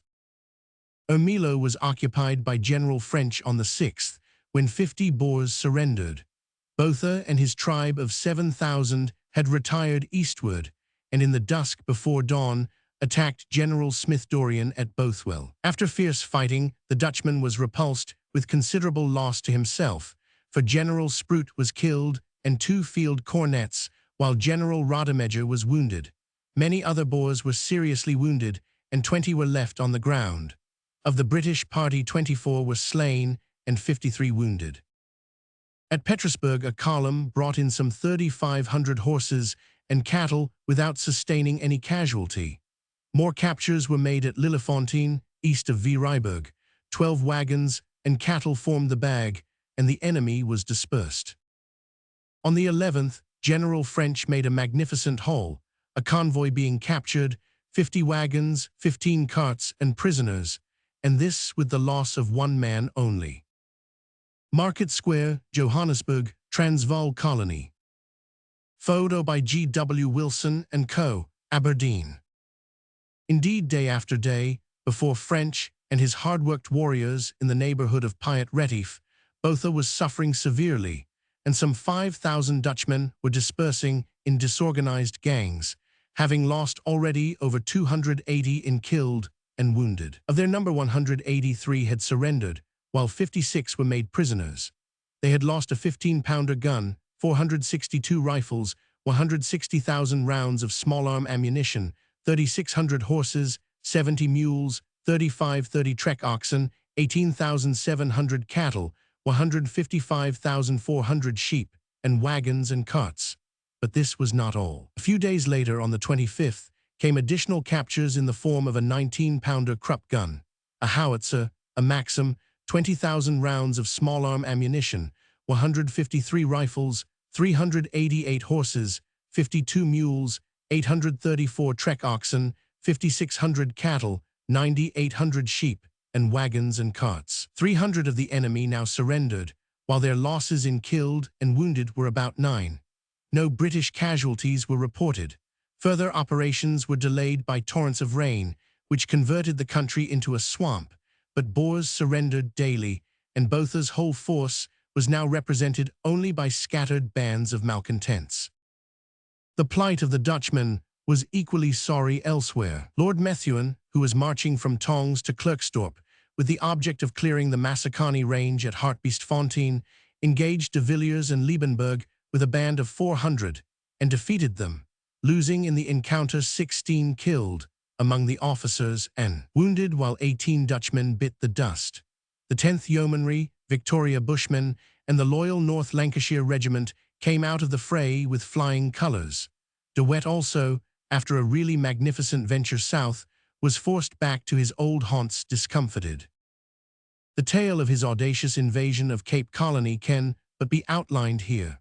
Briefly, the Dutchman with his force succeeded, despite the resistance of the troops before mentioned, in getting across the Orange River by Zand Drift on the 11th, with a view to following in the track of Hertzog and fulfilling the program already described. Ever active, he sped on, made a lunge at the garrison of Philipstown on the 14th, and after 3 hours, Tussle was repulsed and bolted, followed closely by General Plumer in the direction of Houtkraal.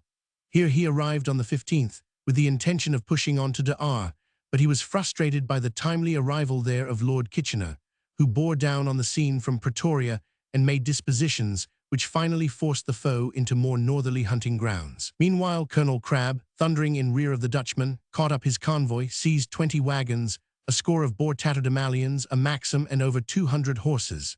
Still De Wet continued to flee, his aim being to cross the Brack River and reach Britstown, but nature frustrated him, for the swollen river had become impassable, and there was nothing left but to turn tail and scurry northwards and escape the hunters Knox and Plumer, who were still in full chase. Dividing his forces, De Wet steered them between the Brack River and the rail, pounding on from the keen pursuit of the converging columns as fast as floods and quagmires would permit. His sole object now was to recross the Orange River with a whole skin, and rushing breathlessly first to Reed's Drift, then to Mark's Drift near Douglas, both of which were impassable, he found himself again frustrated and forced to twist downwards, clinging ever to the river bank, with the indomitable Plumer hanging to his coat-tails.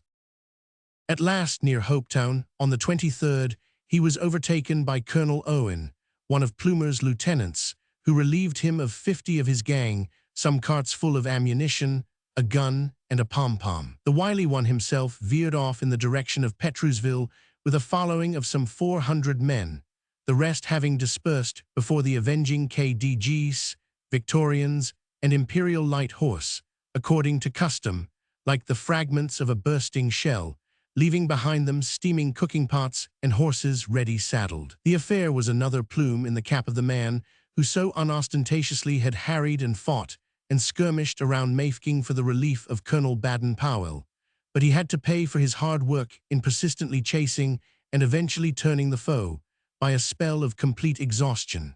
The pursuit was then carried forward by Colonels Henniker and Crabbe. General Plumer entrained and moved to Springfontein in order to await developments and be ready on the north of the river should De Wet succeed in evading the pursuit and in getting across. The fugitive at this time, 24th, was in no enviable position. Chased by Henniker and Crabbe, worn, weary, and dropping shattered horses as he went, he found himself again within the same square hunting ground he had left, bounded on the north by the Orange, on the south by the de Artenaupoort line, on the east by the line connecting Naupoort with Norval's Pont, on the west by that leading from de Aar up to Orange River Station. But there were now stern limitations. Coming down from Hopetown towards Petrusville, he was conscious of his cramped position and of his danger, for he had fled into a ring which was growing smaller and smaller as he rushed across country for an outlet. At the back of him was a half-hoop, like an incoming wave, created by the troops of Henniker and Crabbe, supported by those of Thornycroft, who guarded the region from Crankuil to the bank of the river. Coming up from Hanover Road on the south, to prevent him doubling back, were Colonels Hickman, Haig, and Williams, and waiting for him towards the east with his arms open as it were, was Colonel Byng, moving from Colesburg. Thus all along the line of the Zico River was guarded, or supposed to be. As De Wet's luck would have it, Colonel Byng, under orders, made a temporary move to Hamelfontein, causing a gap, of which the slim Dutchman was not slow to avail himself. He tore along towards the bank of the river, found the loophole at Lilyfontein, some 4 miles west of Colesburg Road Bridge, and was over the river like a rocket. Space does not admit of a detailed account of this exciting chase, of Captain Dallamore's prodigious haul of 27 Boers by 15 Victorians, and of the part taken by all the splendid troops, that knew no rest night nor day for over a fortnight. Disappointment was great at the loss of the quarry, but there was at least the consolation of knowing that the projected invasion was a disastrous failure from beginning to end, and the brilliant guerrilla chief was crippled for a good time to come. On the 27th, a meeting took place at Middelburg between Lord Kitchener and Botha, with the object of making terms which would induce the Dutchman and his allies to surrender. A most liberal offer was made, but the Boers clamoring only for independence, the one thing which it was impossible they could have, failed to come to terms, and after a lengthy correspondence of some weeks' duration, the proceedings fell through, and it was understood, both at home and abroad, that the enemy had decided to fight to the finish. This decision was received by many with unfeigned thanksgiving. Though all were weary of war, of the ruin and sacrifice involved, they yet preferred to suffer and endure rather than run the risk of a magnanimous compromise which would shame the living and cheat the dead, which must assuredly be regarded by the Boers as a demonstration of weakness, and might eventually bring about a recurrence of the terrible war drama that is now drawing to a close. Patience and pluck and determination are needed. They will be required for some months to come, but the end is in view. The bold, dogged, and doughty enemy will have to learn the lesson that the British are equally bold, dogged, and doughty, that they mean not only to have, but to hold, that which they have earned by a vast expenditure of blood and treasure, to maintain the avowed policy of the British nation, to establish British suzerainty from the Cape to the Zambesi, and make South Africa, indisputably, and forever one country under one flag, with one system of government, and that system the British. Lesson once taught, the vista will grow clear. Into the newly acquired territory will be introduced the true meaning of the word justice, of the phrase liberty and equality for all white men. Then slowly, by infinitesimal degrees perhaps, but surely will liberty and equality develop into fraternity, and the stalwarts who, like ourselves, have passed bravely through the fiercest ordeal of manhood, will, with us, work shoulder to bring about an era of prosperous peace and abiding amity. London, March 1901. Biographical record of notable persons engaged in the South African campaign.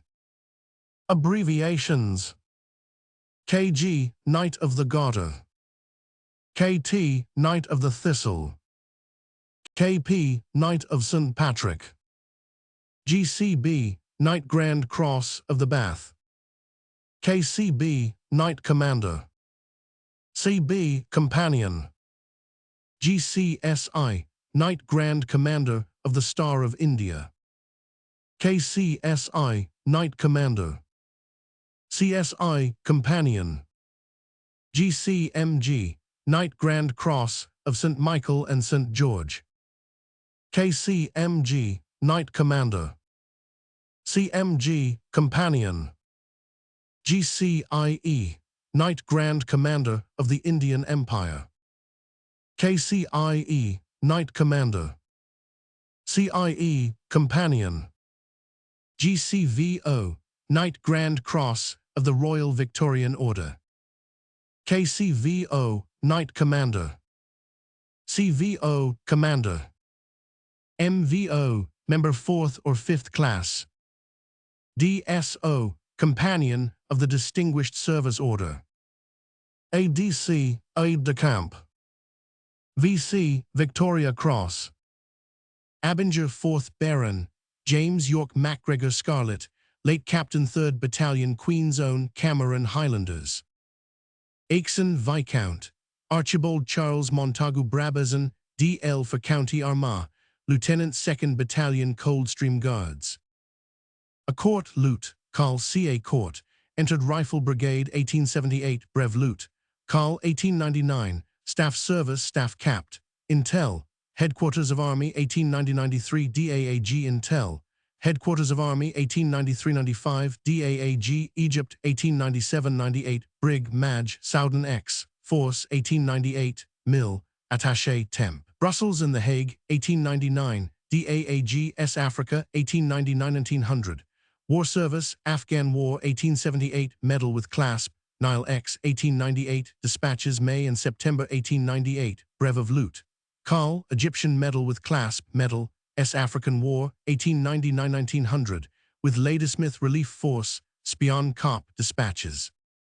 Airy Lute Carl H.P. Airy DSO. This dashing officer commanded the New South Wales Imperial Bushmen. Airlie 8th Earl of David William Stanley Ogilvy, Baron Ogilvy of Airlie C. Val, Roman 6, p. 15. Albemarle 8th Earl of Arnold Allen Cecil Keppel, Baron Ashford, Viscount Berry, Colonel C.I.V., late Dorset Militia, late Scots Guards.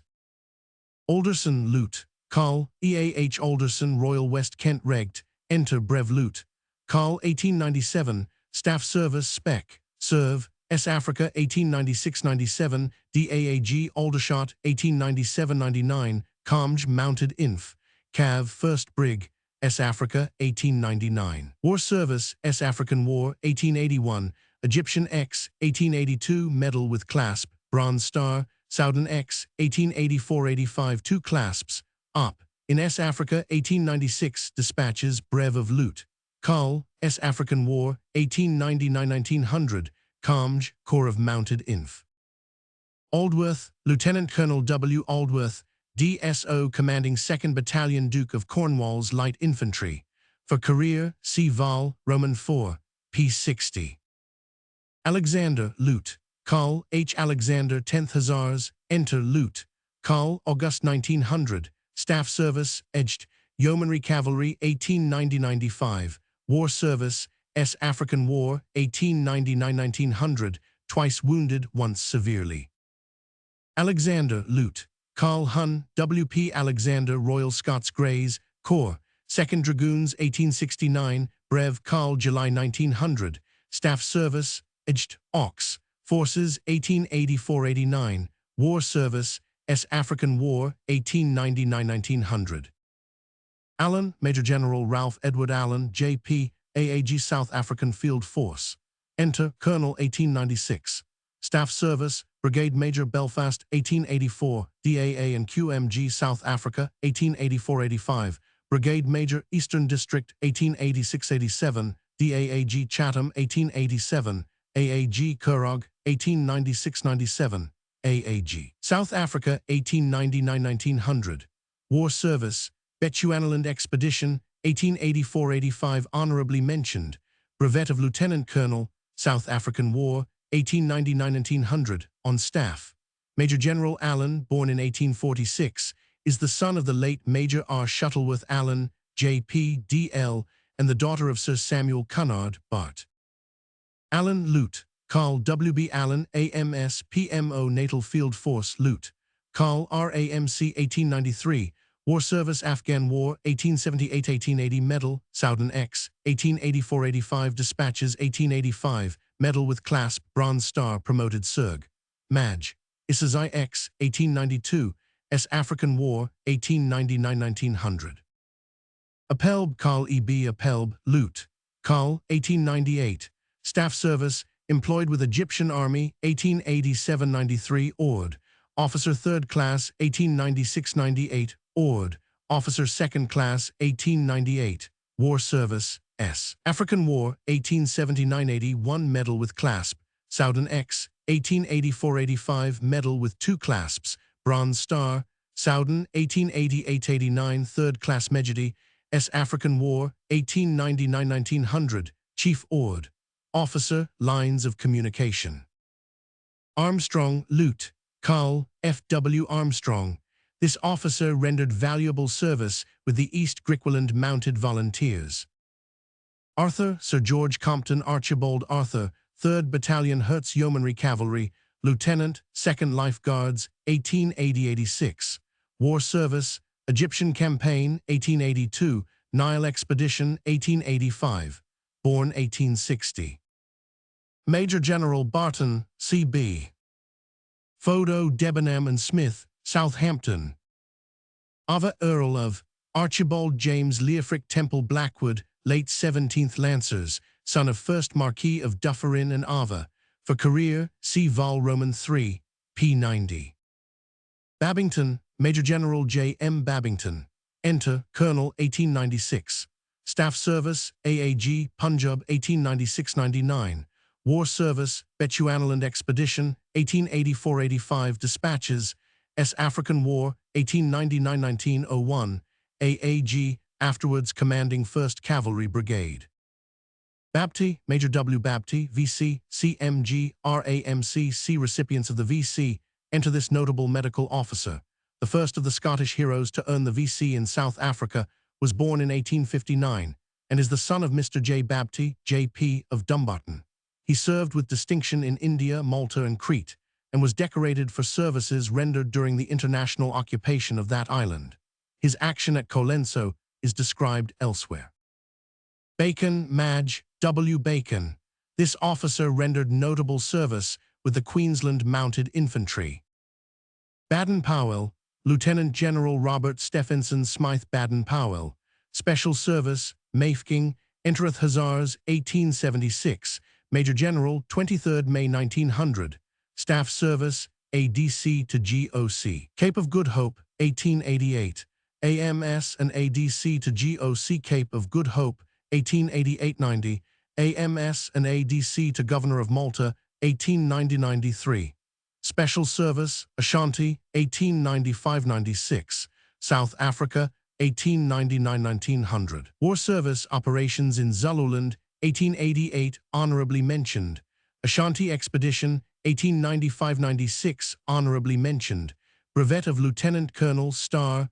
Operations in South Africa, 1896. Dispatches, Brevet of Colonel, South African War, 1899-1900. Mafeking, afterwards on staff, promoted Major General for distinguished services in the field.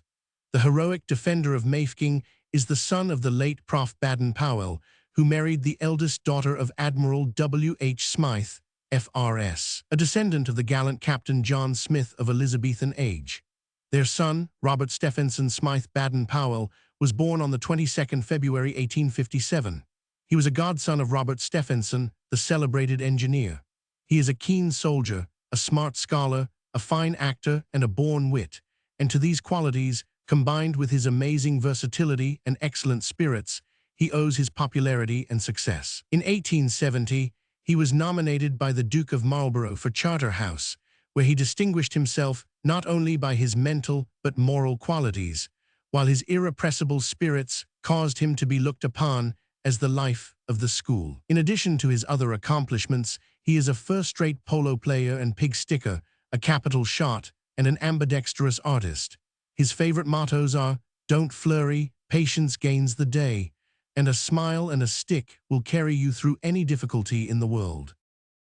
Bagot, J.F. Bagot, J.P., D.L., MP for South Westmoreland since 1892, County Councillor for Westmoreland, Parliamentary Private Secretary to Financial Secretary to Treasury. This gallant officer, serving with Yeomanry Cavalry, retired as Captain in Grenadier Guards in 1886.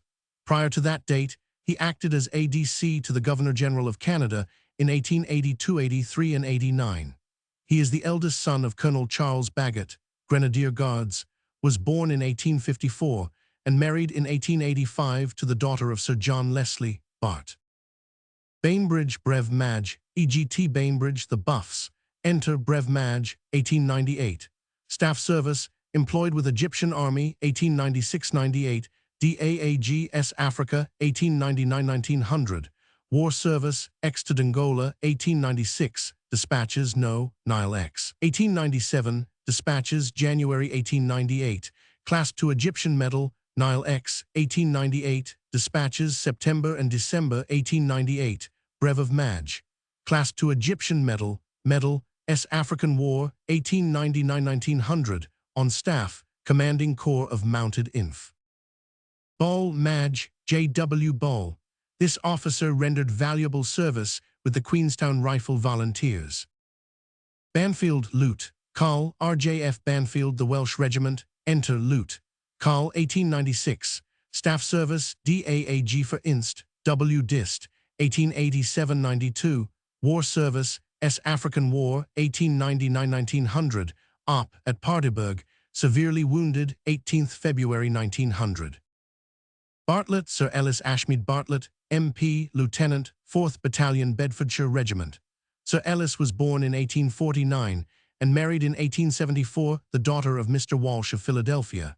He was MP for Suffolk fro 85, for Ecclesall Division, Sheffield, since 1885, and Civil Lord of the Admiralty fro 86, 1886-92. Barton, Major General G. Barton, C.B. commanding 6th Brigade Natal Field Force. Enter, Major General, 1898. Staff Service, Special Service, Ashanti Expedition, 1873-74, ADC. To Brigadier General, Aldershot, 1874-77. Special Service, South Africa, 1878-79, DAA and QMG Commandant Foot Police. Expeditionary Force, Egypt, 1882. Assistant Military Secretary, China, 1884-85. Assistant Military Secretary to Lieutenant General, Expeditionary Force, Suakim, 1885. AAG. Thames District, 1895-97. Northwest District, 1897-98. Major General Infantry Brigade, South Africa, 1899. War Service, Ashanti, 1873-74. Wounded Dispatches. Medal with Clasp, promoted Captain. South African War, 1879. Dispatches. Medal with Clasp, Brevet of Major. Egyptian Expedition, 1882. Dispatches. Medal with Clasp, Bronze Star. Brevet of Lieutenant Colonel 4th Class, Osmani. Soudan Expedition, 1885. Clasp. South African War, 1899-1900. On staff, wounded February 27, 1900. Basing 2nd Baron, George Limbry Sclaterbooth. Interest Dragoons, 1882. Major 1898. War Service, S African War Dispatches. Lord Basing was born in 1860 and married in 1889, the daughter of Mr. John Hargreaves, Maiden Early, Burks, and Wally Abbey Lanks. Bailey Lute, Col. AWL Bailey, DSO, ISC Entereth Foot, 1874 Lute. Col. June 1900. Staff Service, DAA and QMG Burmese X, 1886-87, DAQMG Dist. Staff Officer, 2nd Class, DAAG Bombay, 1887-92, AAG India, 1896, DAAG. S Africa, March 1900. War Service, Afghan War, 1879-80, Medal with Clasp. Soudan X, 1885, Medal with Clasp, Bronze Star. Burmese X, 1886-87, Dispatches, September 1887, Medal with 2 Clasps, DSO, S African War, with Ladysmith Relief Force, woundeth January. Beale, Carl Beale. This officer rendered valuable service with the Rhodesian Regt, British S Africa Company. Bearcroft, Capt. J. Bearcroft, Royal Navy, entered RN 1864, Capt. 1895. War Service, commanded Philomel and landed in command of Naval Brigade, S. African War, 1899–1900, CB, October 1900. Beckett, Colonel C. E. Beckett, CB, 3rd Hussars. Enter, Colonel, 1898.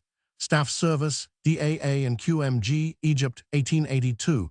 Brigadier Major Cavalry Brigade, Egypt, 1882–83. Assistant Military Secretary to GOC Forces, Ireland, 1886–88. DAAG. Headquarters, Ireland, 1888–91. Assistant Inspector General of Ordnance, Headquarters of Army, 1898–99. AAG Natal, 1899. AQMG Headquarters of Army, 1900. War Service Egyptian Expedition, 1882. Dispatches, Medal with Clasp, Bronze Star, Brevet of Major 4th Class Mejidi, Souden, 1884–85. Clasp. South African War, Dundee, severely wounded. Belcher, Madge. R. Belcher acted as second in command of the splendid corps known as Strathcona's Horse. C. Vol, Roman 3, p. 147. Belfield, Carl H. E. Belfield. Enter, Carl, 1899. Staff Service Brig, Madge, Aldershot, 1890–93. DAAG and also for Inst. Aldershot, 1893–95. Spec. Serve Ashanti, 1895–96. AAGS Africa, 1899. War Service Ashanti X, 1895–96. Hun. Mentioned Brev of Loot. Carl, Star, S. African War, 1899–1900. On staff. Belirving, Loot. Carl A. Belirving, R.A. Enter, Loot.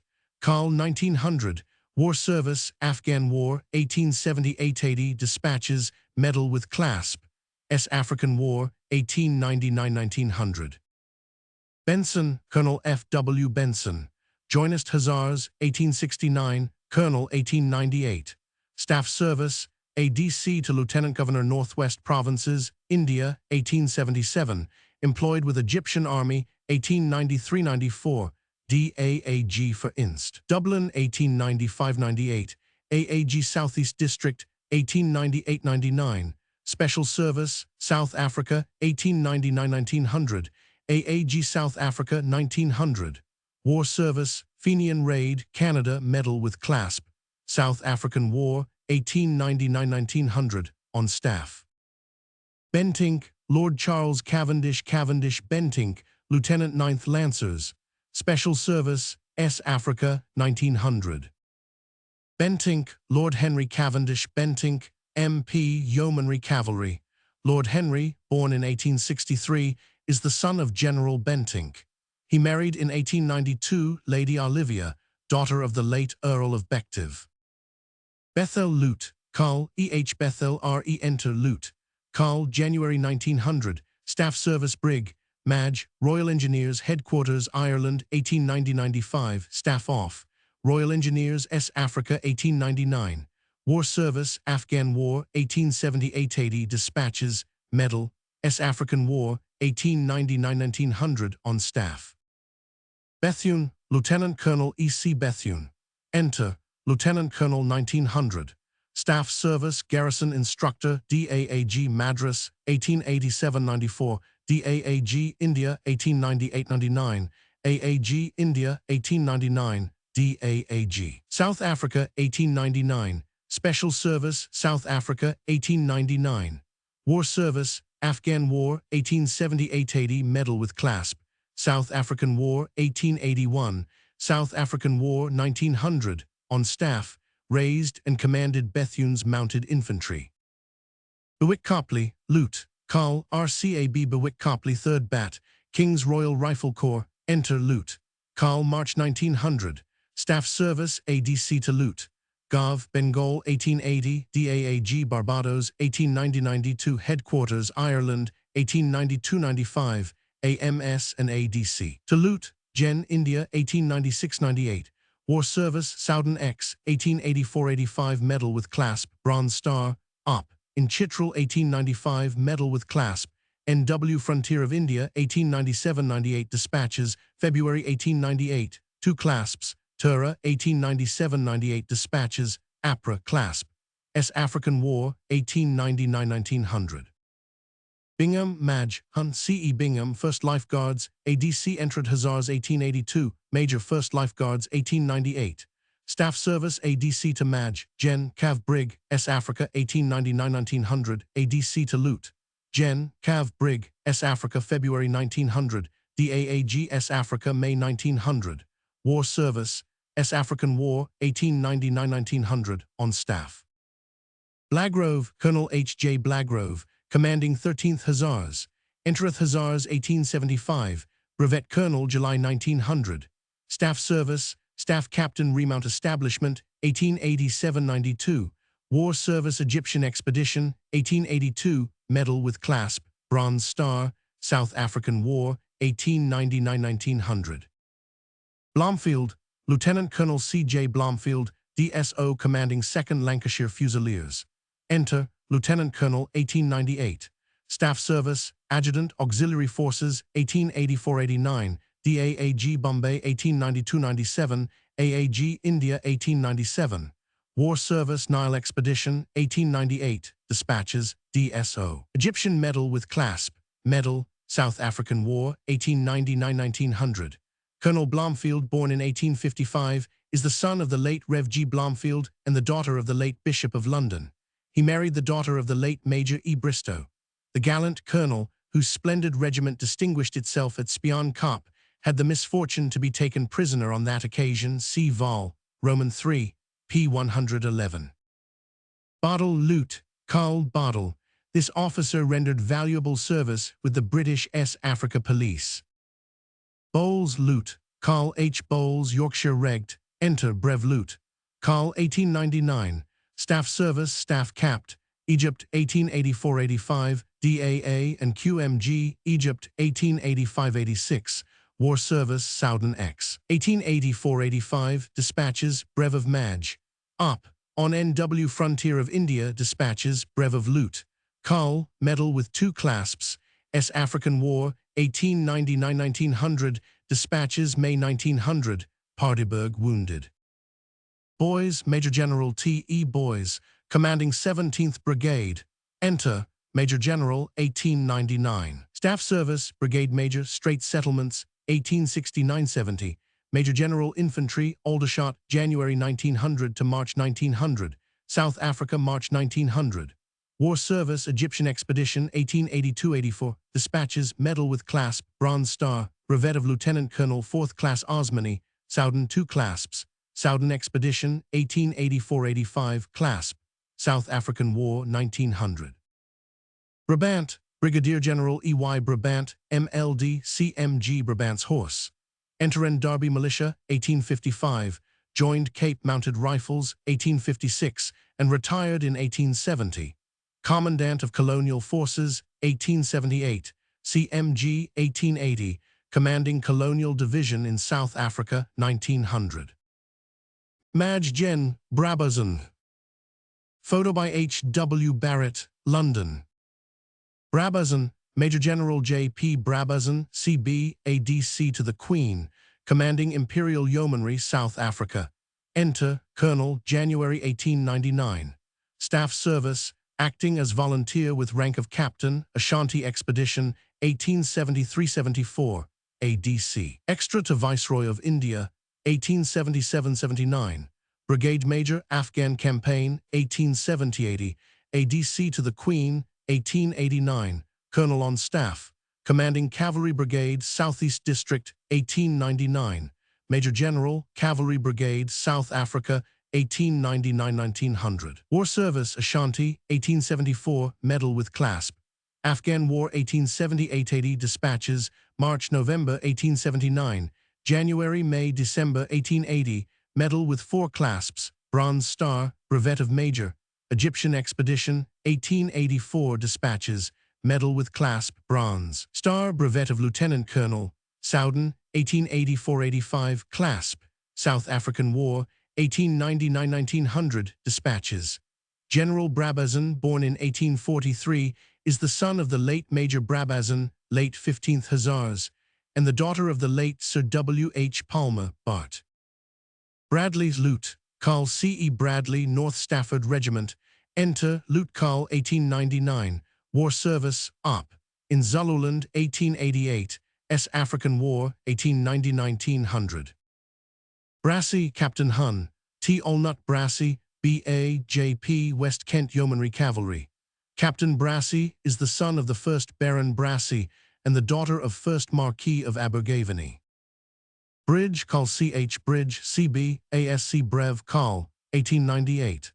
Staff Service, D.A.Q.M.G., Headquarters of Army, 1880-891, D.A.A.G. S. Africa, 1896-97, E.Dist. 1897-99, D.A.G. for Transport, S. Africa, 1899. War Service, Egyptian X, 1882, Medal, Bronze Star, Op. in S. Africa, 1896, Dispatches, C.B., S. African War, 1899-1900, on staff. Brig Gen. Robert George Broadwood. Photo by T. Fowle, London. Broadwood, Brigadier General R.G. Broadwood, entereth Lancers 1881, brevet of Colonel 1898. Staff Service, ADC to GOC Belfast District 1892, employed with Egyptian Army 1892-99.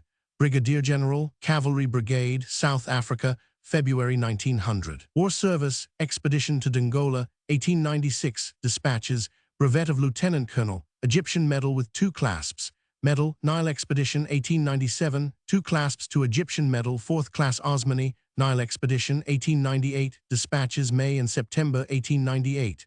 Brevet of Colonel, 2 clasps to Egyptian Medal, Medal, South African War, 1899-1900. Brocklehurst, Major General J. F. Brocklehurst, MVO commanding 13th Cavalry Brigade, enter Colonel 1899.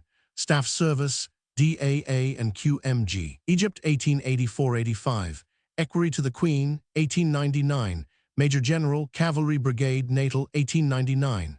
War Service, Egyptian Expedition, 1882, Medal with Clasp, Bronze Star. Soudan Expedition, 1884-85, Dispatches, Clasp, Brevet of Major. South African War, 1899-1900.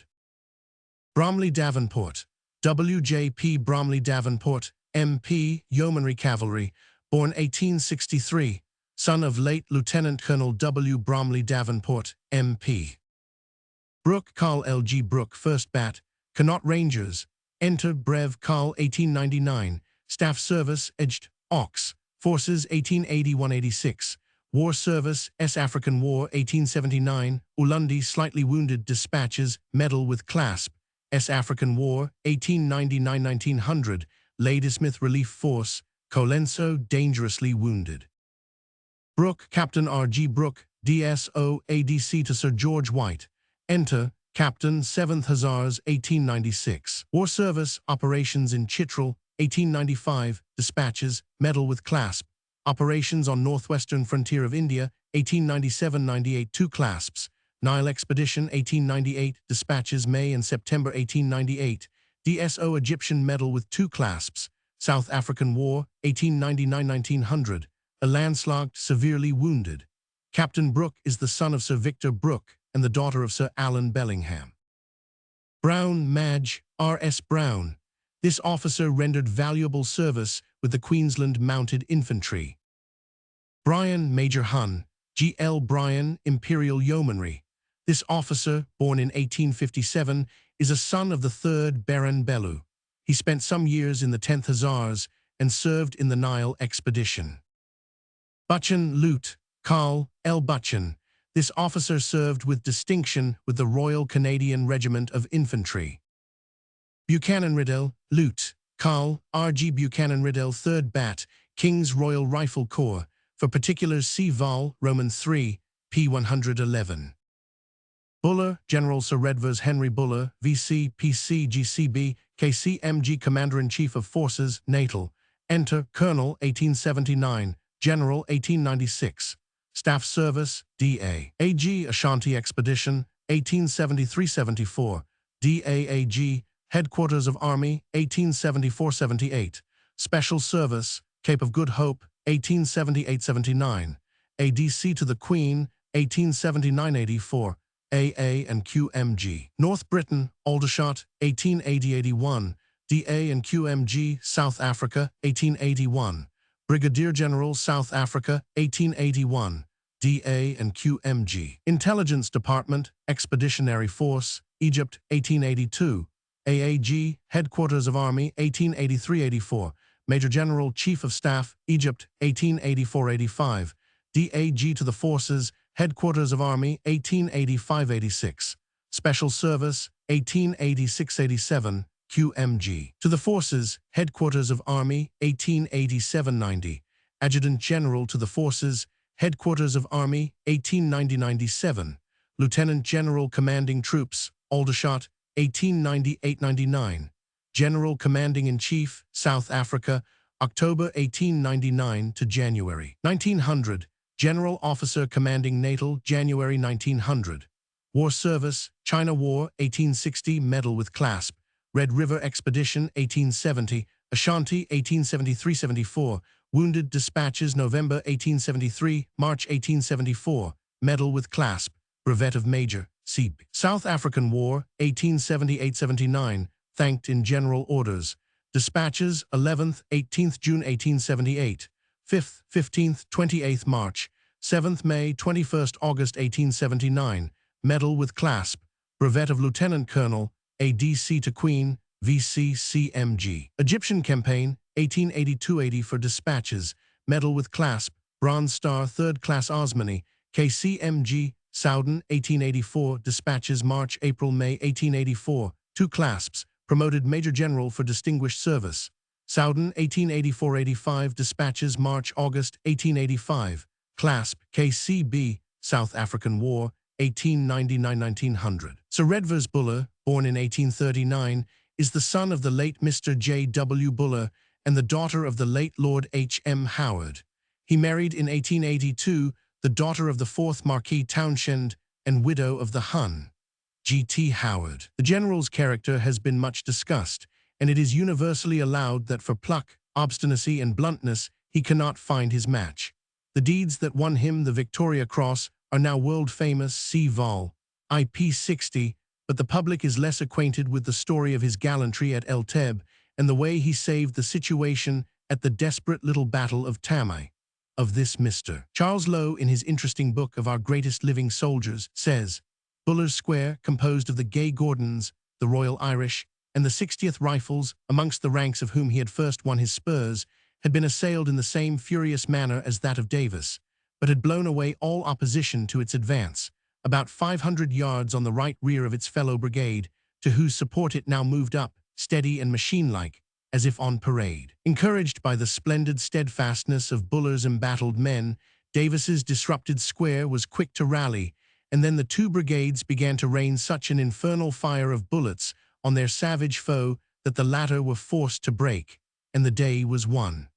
Of his obstinacy, an amusing anecdote is told. While he and Lord Charles Beresford were serving together in Egypt, an argument arose as to the direction to be taken by the river steamer. Each doggedly defended his own opinion, but finally, on gaining the day, Sir Redvers triumphed. "I was right after all," he cried, when his program had been fulfilled. "And so was I," replied Lord Charles. "I merely recommended the other because I knew you would go against anything I said." Bullock, Lute, Carl G. M. Bullock, 2nd Bat, Devonshire Regt, enter Lute. Carl, 1897, Staff Service Brig, Maj. S.E. Dist, 1882-87, Station Staff Off, 1st Class Bengal, 1889-91, DAAG Bengal, 1891-94, War Service, S. African War, 1899-1900, with Ladysmith Relief Force, action at Colenso, dispatches, wounded.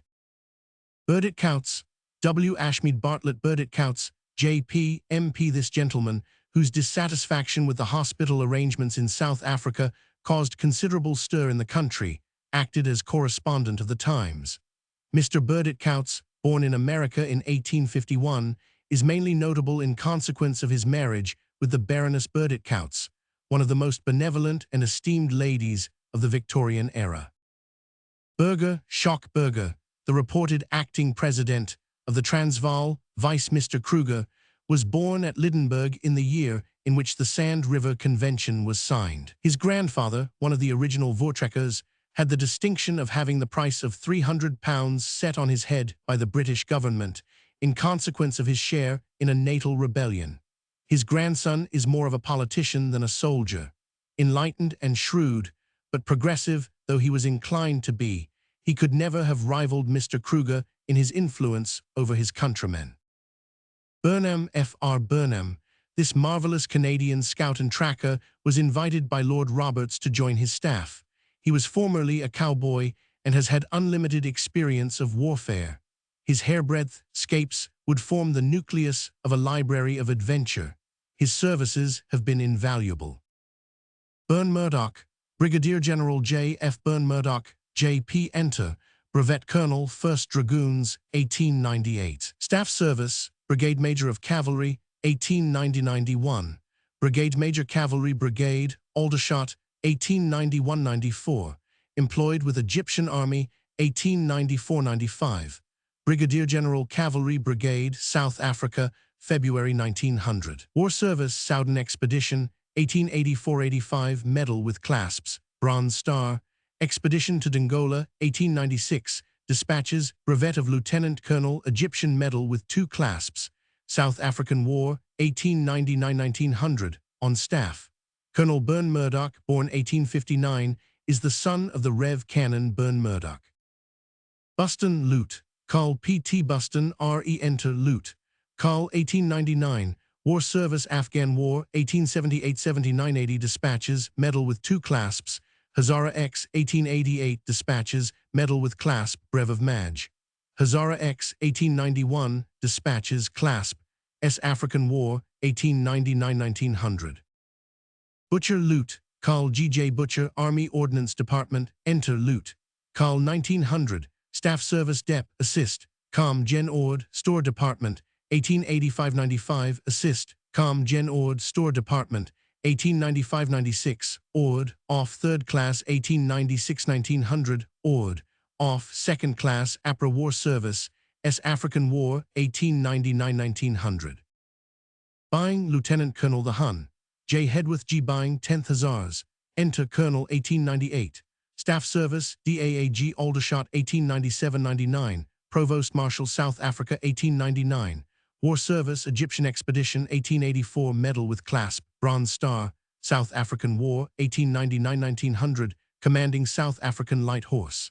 Colonel Byng, born 1862, is a son of the 2nd Earl of Strafford. Byron, Lieutenant Colonel J. J. Byron, Royal Australian Artillery, ADC to Lord Roberts, wounded at Majesfontein. Cameron Madge, C. Cameron, Madge. Cameron served with distinction with the Tasmanian Mounted Infantry. Campbell, Major General B. B. D. Campbell, MVO commanding 16th Brigade. Enter, Major General, 1898. War Service, Egyptian Expedition, 1882. Medal with Clasp, Bronze Star. South African War, 1899-1900. Campbell Lute, Carl W. P. Campbell, 2nd Bat, King's Royal Rifle Corps, Enter Lute. Carl, January 1900. Staff Service, Edged Volunteers, 1889-90 for Dist, Insp of Musk N.W. Dist, 1896-98.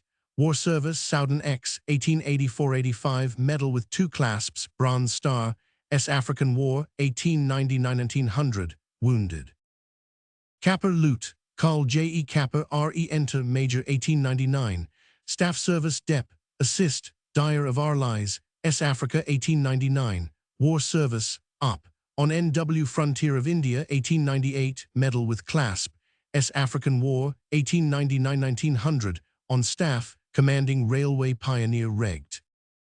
Carleton, Capt. F.M. Carleton, D.S.O. Royal Lancs, Regt. ADC Enter, Capt. W. African Regt, 1898. Staff Service, employed with Egyptian Army, 1896-97, ADC to Madge. Gen. Inf. Brig. S. Africa, 1899-1900. War Service X to Dongola, 1896. Dispatches, Nile X, 1897. Medal, Up. In Sierra Leone, 1898-99. Dispatches, DSO, Medal with Clasp. S. African War, 1899-1900. Ladysmith Relief Force, Spion Cop, slightly wounded. Car Lute, Carl E. E. Carr, 2nd Bat, Royal Scots Fusiliers, Enter Lute. Carl, 1898, Staff Service, Edged, Ox, Forces 1885-90 Dist, Insp of Musk N.E. Dist, 1893-96, War Service, Up. On N.W. Frontier of India, 1897-98. Medal with 2 clasps, S. African War, 1899–1900, Ladysmith Relief Force, severely wounded, 27th February. Carrington, Major General Sir Frederick Carrington, KCMG, KCB, 1897, entered the 24th Foot as ensign, promoted lieutenant 1867, commanded mounted infantry in the Griqualand Expedition, 1875, and Carrington S. Horse in the Kaffir War, 1877–81 dispatches, Commandant of the Transvaal and Volunteer Force, dispatches, brevet of Major and Lieutenant Colonel, also CMG. Commanded Cape Mounted Rifles in Basutoland Campaign, 1880–81, promoted to Colonel, Commandant Mounted Rifles, Bechuanaland Expedition, 1884, promoted Major General, commanded native levies in the operations in Zululand, 1888, commanded Infantry Brigade at Gibraltar, 1895. Sir Frederick is the son of Mr. E. Carrington and was born in 1844. He married the daughter of Mr. Elms Colesborn. Carter Lute, Carl H. M. Carter Wilts Regiment, enter Lute. Carl, 1898, Staff Service, DAAG Bengal, 1879–81, War Service, Afghan War, 1879, Medal, S. African War, 1899–1900, severely wounded. Carter Lute, Carl S. H. Carter Lute, Carl, RAMC, September 1894, War Service, Afghan War, 1878–80, Medal with Clasp, Egyptian X, 1882, Medal with Clasp, Bronze Star, Up. On NW Frontier of India, 1897–98, Medal with 2 clasps, S. African War, 1899–1900, Sen Med, Officer Inf. Div. Natal Field Force. Carthew-Yorstown, Lute, Carl, A.M. Carthew-Yorstown, The Black Watch, enter Lute. Carl, 1899, Staff Service, Edged, Volunteers, 1890–95, War Service, S. African War, 1899–1900, Paardeberg, wounded. Castletown of Upper Ossory, 2nd Baron, B.E. Barnaby Fitzpatrick, B.A., Lieutenant Coloneth Leinster Regiment, retired from the Army in 1875. South African War Special Service Officer, including service under Base Commandant, Cape Town, afterwards AAG. Cecil, Major Lord E. H. Cecil, DSO, enter, Brevet Major, 1898. Staff Service, ADC to GOC Forces, Ireland, 1891–92, Special Service, Egypt, 1896, employed with Egyptian Army, 1898, South Africa, 1899, AAG South Africa, 1900. War Service, Expedition to Dongola, 1896, dispatches, 4th Class Mejidi, Egyptian Medal with 2 clasps, Brevet of Major, Nile Expedition, 1898, dispatches, May and September 1898, DSO, South African War, 1899–1900. Lord Edward Cecil, whose splendid ability and services in Mafeking have made him world famous, is a son of the Marquis of Salisbury. He was born in 1867. He married the daughter of Admiral Max. Lord Edward's tact, patience, and good sense smoothed over many a perilous situation. Chamberlain, Right Hon.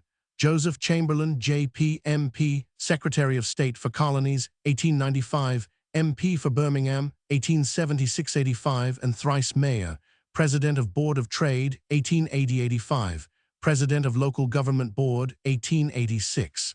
Mr. Chamberlain, the foremost man in the drama of the Transvaal, the originator of the great colonial movement which has made a united family of the empire, began life as an advanced radical. On the principle that extremes meet, he became at last the chief of the Tory cabinet. That he is well hated as he is well loved is the natural consequence of his staunchness in friendship as in antagonism. He has iron nerves, iron will, and an iron constitution with which to wield them. He has supreme confidence in himself, and thus maintains a youthful and cheery optimism even in the face of the vilest abuse, which the members of his sometime party take a delight in hurling at him. Mr. Chamberlain, who was born in 1836, has been thrice married. First, to the daughter of Mr. A. Kenrick, mother of Mr. T. Austin Chamberlain, Civil Lord of the Admiralty, M.P. Second, to the daughter of Mr. T. Kenrick. Third, to the daughter of Mr. W. Endicott, Secretary for War, U.S., late Judge Supreme Court, U.S., New York, 1888. Chamberlain, Carl N. F. Fitzgerald, ISC entereth foot 1873, Col 1899. Staff Service, ADC to Loot.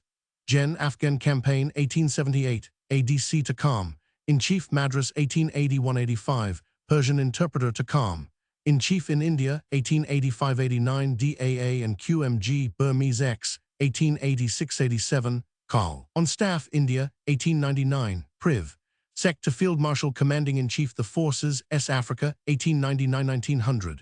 War Service, Afghan War 1878-80, Wounded Dispatches February-January-May 1880, Medal with 4 clasps, Bronze Star, Burmese X 1886-87, Dispatches, Medal with clasp, Brev of Loot. Col. S. African War 1899-1900, on Staff. Chauncey, Madge, H. Chauncey. This officer rendered valuable service with Lumsden's horse. Chauvel, Madge, H. G. Chauvel. This officer distinguished himself with the 1st Contingent of the Queensland Mounted Infantry. Cheetle, G. L. Cheetle, FRCS, Prizeman in Surgery, King's Cole. Assist, Serg W. Land, HOSP, and King's Cole, HOSP. Teacher of Practical Surgery, King's Cole, late House Surg, and Assist, House Surg, King's Cole, HOSP. Demonstrator of Surgery and Assistant Demonstrator of Anatomy, King's Cole. Mr. Cheetle rendered service of incalculable value at a time of abnormal pressure on the Army Med. Department. Chermside, Major General Sir H. C. Chermside, GCMG, CB commanding 3rd Division on the departure of General Gattaca. Enter, Major General, 1898. Staff Service, Vice Consul Anatolia, 1879-82, DAAG and QMG, Egypt, 1882-83, AA and QMG. Egypt, 1884. Governor General, Red Sea Littoral, 1884-86. Consul, Kurdistan, 1888-89. Military Attaché, Constantinople, 1889-96. Commissioner, Crete, Colonel on Staff, Crete, 1896-99. Major General, Kurog, 1899. Major General Infantry Brigade, South Africa, 1899-1900. Lieutenant General Infantry. Division, APRA War Service. Military Attaché with Turkish troops. Russo-Turkish War, 1876-78 Turkish Medal. Egyptian Expedition, 1882-80 for Medal Bronze Star Clasp. Soudan Expedition, 1885 Dispatches, Clasp, Brevet of Lieutenant Colonel. Soudan, 1887, Brevet of Colonel. South African War, 1899-1900. Chesham 3rd Baron, CCW Cavendish, JPDL, Honorary Colonel Bucks Yeomanry Cavalry, Commanding Brigade Imperial Yeomanry. Entered Coldstream Guards 1870. Lord Chesham, born 1850, retired as captain from the 16th Lancers in 1879. He married a daughter of the Duke of Westminster. Chain, Watson Chain, MB, FRS, Consulting Surgeon. This notable man of science rendered valuable advice and assistance to the medical officers and worked incessantly to promote the comfort and save the lives of sick and wounded. Chichester, Capt. Sir E. Chichester Bart, Royal Navy, CMG, entered Navy 1863, Capt. 1889, War Service, Loot of Thalia during war in Egypt, 1882, Principal Transport Officer, 1884-85, served on various committees connected with North Sea fisheries, commanded Immortalite in China during Spanish and American War. ADC to Queen, 1899, S. African War, 1899-1900, Naval Transport Officer at Cape Town. Cheen J. Cheen, MD, FRCS, FRS, Edin, Prof. of Serg, Edin, Univ, since 1882, member of the Royal Med, and Serg, Soch, Edin, Hun, Fellow Serg, Association America, educated Edin and Paris, late President of Roy, Med, Soch, Edin, rendered valuable service at a time of extreme pressure on the Army Med Department. Comandelli, Loot, Carl H. C. Comandelli, London Rifle Brig, City of London Imperial Volunteers Mounted Inf. Loot, Carl, August 1889, late Capt. Rifle Brig, War Service, S. African War, 1899-1900, Dispatches. Churchill, W. L. Spencer Churchill, MP, War Correspondent to Morning Post, afterwards joined South African Light Horse. Entered the Army 1895. Retire. This well-known young soldier, writer, and politician is a son of the late Lord Randolph Churchill. Though he was but 3 years in the Army, he contrived to see more service than many officers have done in their whole lives. With the Spanish forces in Cuba, with the Malaccan Field Force, with the Tura Expeditionary Force, with the Nile Expeditionary Force, he was always in the forefront, fighting and writing, until the authorities determined to disassociate the two occupations, whereupon Mr. Churchill exchanged the sword for the pen and decided to fight for the cause of imperialism in the House of Commons. Clark, Lieutenant Colonel Sir Marshall Clark, KCMG, late R.A. Resident Commissioner in Southern Rhodesia.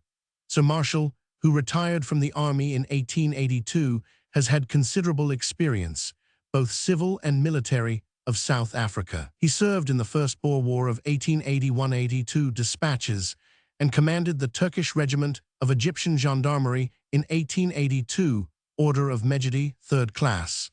Before the Boer War, he had acted as resident magistrate at Pietermaritzburg, as ADC. To Sir Theophilus Shepstone, as Special Commissioner, South Africa, and as Political Officer and Special Commissioner, Lydenburg. Later on he became Commissioner of Cape Police, then Resident Commissioner in Basutoland, and fro to 1898 was Acting Administrator in Zululand. Clark, Colonel R.F. Noel Clark, War Service, Soudan Expedition, 1884–85 Medal with Clasp, Bronze Star, South African War, 1899–1900, Chief Ordnance Officer. Clements, Major General R.A.P. Clements, DSO commanding 12th Brigade, ADC to the Queen. Enter Colonel, 1899. Staff Service, Brigade Major Burmese Expedition, 1885, Assistant Provost Marshal, Burmese Expedition, 1885–86, ADC. To Queen, 1896. Major General Infantry Brigade, Aldershot, 1899. Major General Infantry Brigade, South Africa, 1899. War Service, South African War, 1877–78–79. Dispatches, Medal with Clasp, Burmese Expedition, 1885–89. Severely and slightly wounded dispatches, Medal with 2 clasps. Brevet of Lieutenant Colonel, South African War, 1899–1900. Dispatches. Clery, Lieutenant General C. Francis Clery, KCB. Enter, Major General, 1894. Staff Service, Instructor Royal Military College, 1871–72, Professor, Tactics, 1872–75, DAA and QMG, Headquarters, Ireland, 1875–77, DAA and QMG. Aldershot, 1877–78, Special Service, Cape of Good Hope, 1878–79, Brigade Major, Expeditionary Force, Egypt, 1882, AA and QMG, Egypt, DA and QMG. Egypt, 1882–85. Brigade General Chief of Staff, Egypt, 1886–87. Command Staff College, 1888–93. Major General, Infantry Brigade, Aldershot, 1895–96. DAG to the Forces, Headquarters of Army, 1896–99. Lieutenant General, Infantry Division, South Africa, 1899. War Service, South African War, 1879. Dispatches, March and August 1879, Medal with Clasp, Brevet of Lieutenant Colonel, Egyptian Expedition, 1884, Dispatches, March and May 1884, Medal with 2 clasps, Bronze Star, Promoted Colonel C.B., Soudan Expedition, 1884–85 Clasp, South African War, 1899–1900. General Clery, who is renowned in the classroom as in the field, was born in 1838. In the art of war, he has long been the recognized authority, and his Clery on Tactics has passed through several editions and become a textbook in Germany, Russia, America, and Italy. In addition to this work, his influence has made itself felt at the War Office on behalf of the British soldier, to whom he has always been a sincere and practical friend. He is popular in all ranks of society, save perhaps with the cadets at examination times. Clery, Carl J. A. Clery, M.B. Carl R.A.M.C., 1899, Principal Medical Officer of the Lines of Communication. War Service, Soudan X, 1884–85 Medal with Clasp, Bronze Star, Nile X, 1898 Dispatches, Egyptian Medal, S. African War, 1899–1900 Dispatches. Klaus Lute, Carl P. L. Klaus 8th Hussars, Enter Lute. Carl, 1897, Staff Service, ADC to COM, In-Chief Bombay 1890-91, War Service Afghan War 1879-80, Medal, S. African War 1899-1900. Cochrane, Hun, THAE Cochrane, DL, JP, MP, late of 93rd Highlanders and Scots Guards, is a son of the 11th Earl of Dundonald. He married the daughter of the 6th Earl of Glasgow. Coke, Major General J. Talbot Coke. Enter, Colonel 1898. Staff Service, Adjutant, Auxiliary Forces, 1875-81, AAG, Headquarters Ireland, 1891-94, Curragh, 1894-96, AAG, Aldershot, 1896, DAG, Aldershot, 1896-98, Colonel on Staff, Mauritius, 1898-99, Major General Infantry Brigade, South Africa, 1899. War Service, Fenian Raid, Canada, 1866, Medal, Soudan, 1888, Dispatches, Medal with Clasp, Bronze Star, 3rd Class Medjedi, Operations on Nile, 1889, South African War, 1899-1900, Ladysmith Relief Force. Carleton, Lute, Carl Sir R.A.W. Carleton, Royal Welsh Fusiliers, enter Lute. Carl, May 1900, Staff Service, Nagpur RVC, 1885-86, DAAG Musk. Bengal 1886-91, War Service, Hazara 1891, Dispatches, Op. On NW Frontier of India, 1897-98, Medal with 2 clasps, S. African War, 1899-1900. Colville, Major General Sir H. E. Colville, KCMG, CB commanding 9th Division till June 1900. Enter, Major General, 1898. Staff Service, ADC to GOC Cape of Good Hope, 1880-83, DAA and QMG Nile Expedition, 1884-85, AA and QMG. Egypt, 1885-98. Employed, Uganda Protectorate, 1893-95. Major General Infantry Brigade, Gibraltar, 1899. Major General Infantry Brigade, South Africa. Lieutenant General Infantry Brigade, South Africa, 1899-1900. Major General, Gibraltar. War Service, Egyptian Expedition, 1884. Dispatches, March and May 1884. Medal with Clasp, Bronze Star. Soudan Expedition, 1884-85. Dispatches, Clasp, CB. Soudan, 1885-86. Dispatches, Promoted Colonel. Unyora Expedition, 1894. Medal, CMG. South African War, 1899-1900. Kimberley Relief Force. Dispatches, January and March 1900. General Colville, like many keen soldiers and honorable men before him, has discovered that South Africa is the grave of reputations. Nevertheless, it must not be forgotten that even in the present war his services during the long and trying time prior to the relief of Kimberley and the capture of Cronje were notable, though perhaps his most distinguished service was rendered in the Soudan in 1885 with the Frontier Field Force. Sir H. Colville was born in 1852 and is the son of the late Colonel C. R. Colville of Lullington and the daughter of the 23rd Baroness de Clifford of Kirkby Hall. He married firstly the daughter of the Hun, R. Darley, and after her death was united in 1886 to the daughter of M. de Preville, Chateau des Mondraus, Basses Pyrenees. Colville Lute, Carl A.E.W. Colville 1st Bat, Rifle Brigade, enter Lute. Carl 1899, Staff Service, DAAG for Inst, Curragh Dist, 1891-96, Compt, Nauport S. Africa 22nd January 1900 to 10th February 1900. War Service, Afghan War, 1878-79, Medal, Masood Waziri X, 1881, Op. On NW Frontier of India, 1897, Medal with Clasp, S. African War, 1899-1900, on staff. Compton, Lord Alwyn F. Compton, MP, Bedfordshire Yeomanry, Compton's Horse. This officer, born in 1855, is a son of the Marquis of Northampton and the daughter of the late Hun.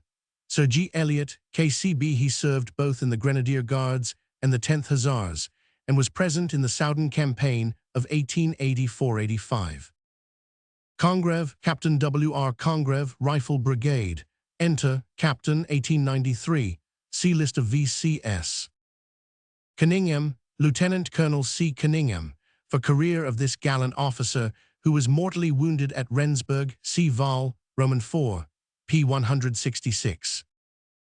Cook Lute, Carl E. Cook, Enter Lute. Carl Scottish Rifles, 1899, War Service, S. African War, 1899–1900. Cooper Madge Gen. C. D. Cooper, Entered Foot, 1868, Brev Carl Royal Dublin Fusiliers, 1899, Staff Service, Edged, Ox, Forces, 1884–89, Madge, Gen. Inf. Brig, S. Africa, March 1900, War Service, S. African War, 1899–1900, on staff.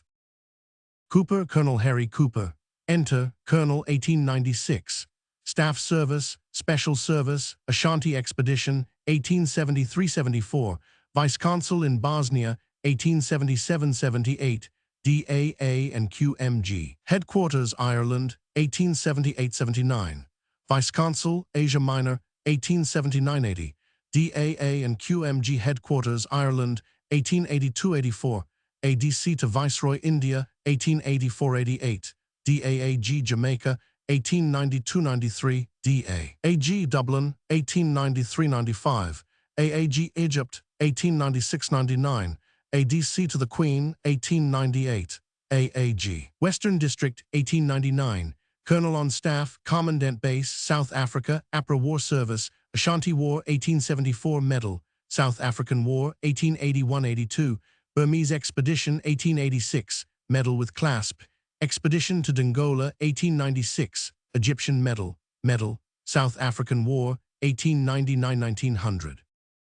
Cowan, Colonel H. V. Cowan, Entered RA 1873, Lieutenant Colonel, 1899, Staff Service, Brigade Major, R.A. Woolwich, 1897–99, Assistant Military Secretary to GOC. The Forces, Ireland, 1899, Assistant Military Secretary to Field Marshal Commanding-in-Chief, The Forces, South Africa, 1899–1900, Military Secretary to Field Marshal Commanding-in-Chief, The Forces, South Africa, February 1900. War Service, Afghan War, 1878–79–80, Dispatches, Medal with 3 Clasps, Egyptian Expedition, 1882, Severely Wounded at Tel el-Kebir. Dispatches, Medal with Clasp, Bronze Star, 5th Class Mejidi, Brevet of Major, South African War, 1900. Cowley 3rd Earl, H. A. Mornington, J. P. Imperial Yeomanry. Lord Cowley, born in 1866, was captain in the 3rd Battalion Wiltshire Regiment. He succeeded his father in 1895. The first Lord Cowley was the brother of the 1st Duke of Wellington. Coxhead, Lute. Carl J. A. Coxhead, R.A. Enter Lute. Carl, 1898. Staff Service, ADC to Cap. Gen. and Gov. in Chief Jamaica, 1883–87. War Service, S. African War, 1899–1900. Comge, Brig. Div. R.A. a landslagged and Rietfontein, Siege of Ladysmith, slightly wounded. Craddock, Madge, M. Craddock. This dashing officer commanded the 2nd Contingent of the New Zealand Mounted Rifles. Cranbourne, Viscount J.E.H.G. Cecil, Q.C., M.A., M.P. Hun, Colonel, 1st Volunteer Battalion Essex Regiment. Lord Cranbourne, born in 1861, is the eldest son of the 3rd Marquis of Salisbury. He married the daughter of the 5th Earl of Arran. Crawley, Carl Crawley, 8th Bat, Imperial Yeomanry. This officer with his corps performed excellent service at the action at Faber's Put. Crichton, Viscount H. W. Crichton, Royal Horse Guards. Lord Crichton, born in 1872, is the eldest son of the 4th Earl of Erne. He has been acting as ADC to General Brocklehurst. Crange, Pietrus Arnoldus Crange, the commandant of the Boer army to whom the Jameson Raiders surrendered at Doornkop. He was responsible for withholding from Colonel Winslow, at the siege of Potchefstroom in 1881, the fact that an armistice existed, thereby causing unnecessary anguish and distress. In spite of his tricks and tyrannies, he has shown himself a first-class fighter and a remarkable leader of men. He profoundly detests the British, but the British, while returning the compliment, have a generous appreciation of his abilities. Cumming, Lute, Carl H. B. Cumming. This officer rendered valuable service with the Kaffrarian Rifles. H. Prince Christian. Fodo, Russell and Sons, Windsor. Cunningham, Brigadier General Glencairn Cunningham, DSO Derbyshire Regiment. Enter, Brevet Colonel 1900. Staff Service, employed with Egyptian Army, 1886-94. Civil Employment, Uganda, 1891-96. Special Extra Regimental Employ, 1896-97. Brig. General Mounted Infantry Brigade, South Africa, 1900. War Service, Egyptian Expedition, 1882. Twice Wounded Dispatches, September-November 1882. Medal Bronze Star, 5th Class Medjedi, Brevet of Major. Soudan Expedition, 1884-85. Clasp. Soudan, 1887-89. Wounded Dispatches, Clasp. Anyaro Expedition, 1895. Wounded Dispatches Medal. Nandi Expedition, 1895-96. Dispatches, DSO. Operations on the Niger, 1897. Dispatches. Brevet of Lieutenant Colonel. Medal with Clasp. Operations in Sierra Leone, 1898-99. Dispatches. Brevet of Colonel. Clasp. South African War, 1899-1900. On staff. Cunningham, Lieutenant Colonel W. H. Dick Cunningham, VC commanding 2nd Battalion, Gordon Highlanders, TTH, January 1900, C. Vol. Roman 3, p. 89. Cure, Major H. Capel Cure, DSO 1st Battalion, Gloucester Regiment. Enter, Major 1895. Staff Service, Special Service, Burmese Expedition, 1887-88. War Service, Burmese Expedition, 1886-87. Dispatches, Medal with Clasp, DSO, South African War, 1899-1900. Curran Lute, Carl AER Curran 1st Bat, Manchester Regt, Enter Lute. Carl 1898, Staff Service, Edged, Ox, Forces 1884-99, War Service, S. African War, 1899-1900, a landslagged wounded. Lute, Colonel Dalgetty. Photo by Healy, Queenstown, SA. Dalgetty, Lute. Carl E. H. Dalgetty, the gallant defender of Weaponer, C. Vol. VP 54. Dalrymple Hamilton, Lute. Carl Hun, Endesi Dalrymple Hamilton, Scots Guards, Enter Lute. Carl March 1900, Staff Service Brig. Madge Home Dist, 1883-85, Brig. Madge Guards Brigade X, Force Suakin 1885, Brig. Madge Home Dist, 1890, ADC to G. OCS Dist, 1891-93, ADC to GOC, Aldershot 1893-94, War Service, Egyptian X. Medal with Clasp, Bronze Star, 5th Class Medjedi, Soudan E. Wounded Clasp, S. African War, 1899-1900, with Kimberley Relief Force, Belmont, seriously wounded. Dalrymple Brev Lute. Carl J.R.M. Dalrymple West India Regt, Compt, at Volksrust, Interest Foot 1879, Brev Lute. Carl 1899, Staff Service Gar, Idgt, Cape Coast Castle 1889-90, Idgt, Volunteers 1891-96, Special Service S. Africa. War Service S. African War, 1881 Dispatches, W. Africa, 1897-98 Dispatches, Brev of Lute. Carl, Op. In Sierra Leone, 1898-99 Medal with Clasp, S. African War, 1899-1900, Special Service Officer, afterwards Station Compt, and Dist, Commissioner. Dalzell Lute. Carl Hun, A.E. Dalzell 1st Bat, Oxfordshire Light Infantry, Entereth Foot 1870 Lute. Carl 1899, Staff Service ADC to GOC Brig, Malta 1884-85, INSP, of Gymnasia, Bengal and Punjab 1892-96, War Service, Burma 1889-92, S. African War 1899-1900. Dartnell, Colonel J.G.D. Dartnell, CMG Colonel commanding Natal Volunteers and Mounted Police, C. Vol. Roman 3, p. 167. Enter. Retire. This gallant officer, born in 1838, was severely wounded while serving with the Central India Field Force in 1857, Medal and Clasp, Brevet Major. He acted as ADC to General Toombs in the Bhutan Expedition and served at Isandlwana under Lord Chelmsford.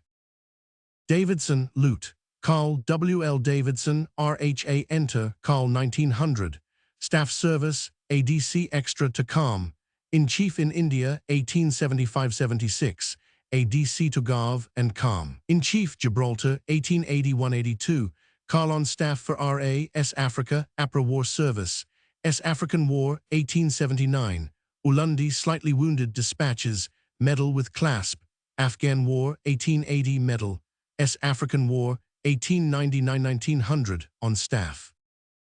Davies, Madge, R. H. Davies. Major Davies rendered excellent service with the 4th Contingent New Zealand Mounted Rifles. Dawson, Lute, Carl H. L. Dawson, 9th Bengal Lancers. Enter in foot, 1873, Lute. Carl ISC, 1899. War Service, Soudan X, 1885, medal with clasp, Bronze Star. Up. In Chitral, 1895, medal with clasp. Tura, 1897-98, 2 clasps. S. African War, 1899-1900, commanding Mounted Inf. Corps. De la Warr, 8th Earl. G.T.R. Sackville, D.L. J.P. Lord de la Warr, born 1869, is the second son of the 7th Earl and the daughter of the 1st Lord Lamington. He married the daughter of Lord Brassey. He joined Bethune's horse and was present at the unlucky affair near Vryheid, Transvaal, VP 177. Delisle, Lieutenant Colonel H. de B. Delisle, DSO, Durham Light Infantry. Enter, Captain Adjutant, Durham Light Infantry, 1892-96. War Service, Soudan, 1885-86. Dispatches, Medal DSO. South African War, 1899-1900. Severely wounded, commanding Mounted Infantry Corps. Dispatches. This dashing officer, who has made himself remarkable for his talent in the field during this war, has long been associated with polo and sport of all kinds. He was born in 1864 and is the son of the late Mr. R. Delisle, Guernsey.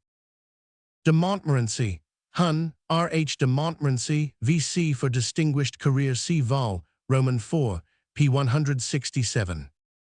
Denison, Major S. J. A. Denison, the Royal Canadian Regt.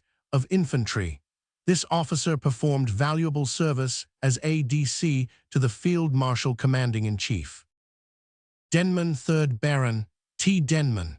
Lord Denman, who was formerly in the Royal Scots, served with the Imperial Yeomanry. De Villiers, Right Hun, Sir John Henry de Villiers, KCMG Chief Justice, Cape of Good Hope. Dewar, Lute, Carl G. Dewar, Army Pay Department, Enter Lute. Carl, 1898, War Service, S. African War, 1879, Medal with Clasp. Soudan, 1885-86, Medal, Bronze Star, S. African War, 1899-1900. De Wet, Sir Jacobus Albertus de Wet, KCMG, formerly member of Legislative Council of Cape Colony and then British agent in the Transvaal. De Wet, Christian de Wet, Commandant of Boer forces. This brilliant Dutchman, who clasped about him the mantle of Cronje, was said to have been a butcher at Barberton and a potato dealer in Johannesburg.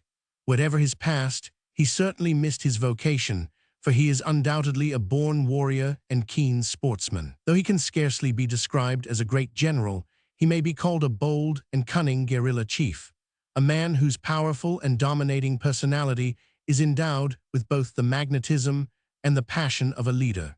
He displays withal a sense of soldierly chivalry and has striven to contend against the treacherous and cruel instincts of his rude followers. Dixon, Major General J.B.B. Dixon, C.B., commanding 4th Cavalry Brigade. Enter, Colonel Staff Employ, 1897. Staff Service, Special Service, Cape of Good Hope, 1879. DAA and QMG. Nile Expedition, 1884-85. Colonel on Staff, Commanding Cavalry Brigade, Eastern District, 1897-99. Colonel on Staff, Straits Settlements, 1899-1900. Major General, Cavalry Brigade, South Africa, February 1900. War Service, South African War, 1879, Dispatches, Medal with Clasp. Soudan Expedition, 1884-85, Severely Wounded, Medal with 2 clasps. Bronze Star, South African War, 1899-1900, on staff. Dixon Pointer, 6th Bart. Captain Sir J. Pointer Dixon Pointer, J.P., M.P., Wilts Yeomanry, born in 1866, was formerly in the 3rd Battalion Royal Scots. Donald Lute, Carl C.G. Donald, Enter Lute. Carl, Royal Fusiliers, 1898. Staff Service, ADC to Madge. Gen Madras May 1883 to January 1886. War Service, Afghan War, 1878-79, Medal, African War, 1899-1900. Don Lute, Carl B.D.A. Don, Royal Sussex Regiment, Enter Lute. Carl, 1898. Staff Service, employed with Egyptian Army, 1883-93. War Service, Egyptian X, 1882, Medal, Bronze Star, Soudan X. 1884-85, Clasp. Soudan, 1888-89, Dispatches, Clasp, Brev of Major. Actions of Argyri and Tosky Dispatches, Clasp, 3rd Class Mejidi, Tura, 1897-98, Medal with 2 clasps. African War, 1899-1900. Donovan, Lieutenant Colonel W. Donovan, RAMC Principal Medical Officer Staff, Cavalry Division. Enter, Lieutenant Colonel, 1896. War Service, Afghan War, 1879-80, Medal, Boer War, 1881. Chitral Relief Force, 1895, Dispatches, Medal with Clasp. Douglas, Major General C.W.H. Douglas, commanding 9th Brigade. Enter, Colonel, 1898. Staff Service, Special Service Expeditionary Force, Suakim, 1885. DAA and QMG, Egypt, 1885. Adjutant Volunteers, 1886-91. Brigade Major Aldershot and DAAG, 1893-98. AAG Aldershot, 1898-99. ADC to the Queen, 1898. AAG. South Africa, 1899-1900. Major General Infantry Brigade, South Africa, 1900. War Service, Afghan War, 1878-80, Dispatches, July and December 1880. Medal with 3 clasps, Bronze Star, Brevet of Major. South African War, 1881. Soudan Expedition, 1884-85, Dispatches, Medal with clasp, Bronze Star. South African War, 1899-1900. Kimberley Relief Force Dispatches. Douglas Lute, Carl W. Douglas, Royal Scots. Enterist Foot, 1878, Major, 1895. Staff Service, Edged. Militia, 1880-893. War Service, Bechuanaland X, 1884-85. African War, 1899-1900. Comte, de Wetsdorp. Douglas Pennant, Hun. Isholto Douglas Pennant, MP JPDL, was born in 1864 and married in 1887 to the daughter of Lord Southampton. Fro to 1891, he served in the 1st Life Guards. Down 8th Viscount, Colonel Sir Hugh R. Dawnay, CIEMA Bart, Enter Colonel, 1897. Staff Service, ADC to Major General Cavalry Brigade, Cape of Good Hope, 1879-82. ADC to Major General Bengal, 1883-85. ADC to Commander-in-Chief, 1892-95. Colonel on Staff Commanding Cavalry Brigade, Kurog, 1897-99. ADC to Field Marshal Commanding-in-Chief the Forces, South Africa, 1899. Staff Officer for Military Attaches, February to July 1900. War Service, South African War, 1879, Dispatches, Medal with Clasp, Brevet of Major. South African War, 1899-1900. Downing, Maj. Gen. CMH Downing, R.A. Enter, Col. 1899. Staff Service Chief Inst. of Gunnery, 1897-99. Call on Staff for R.A. Natal, 1899.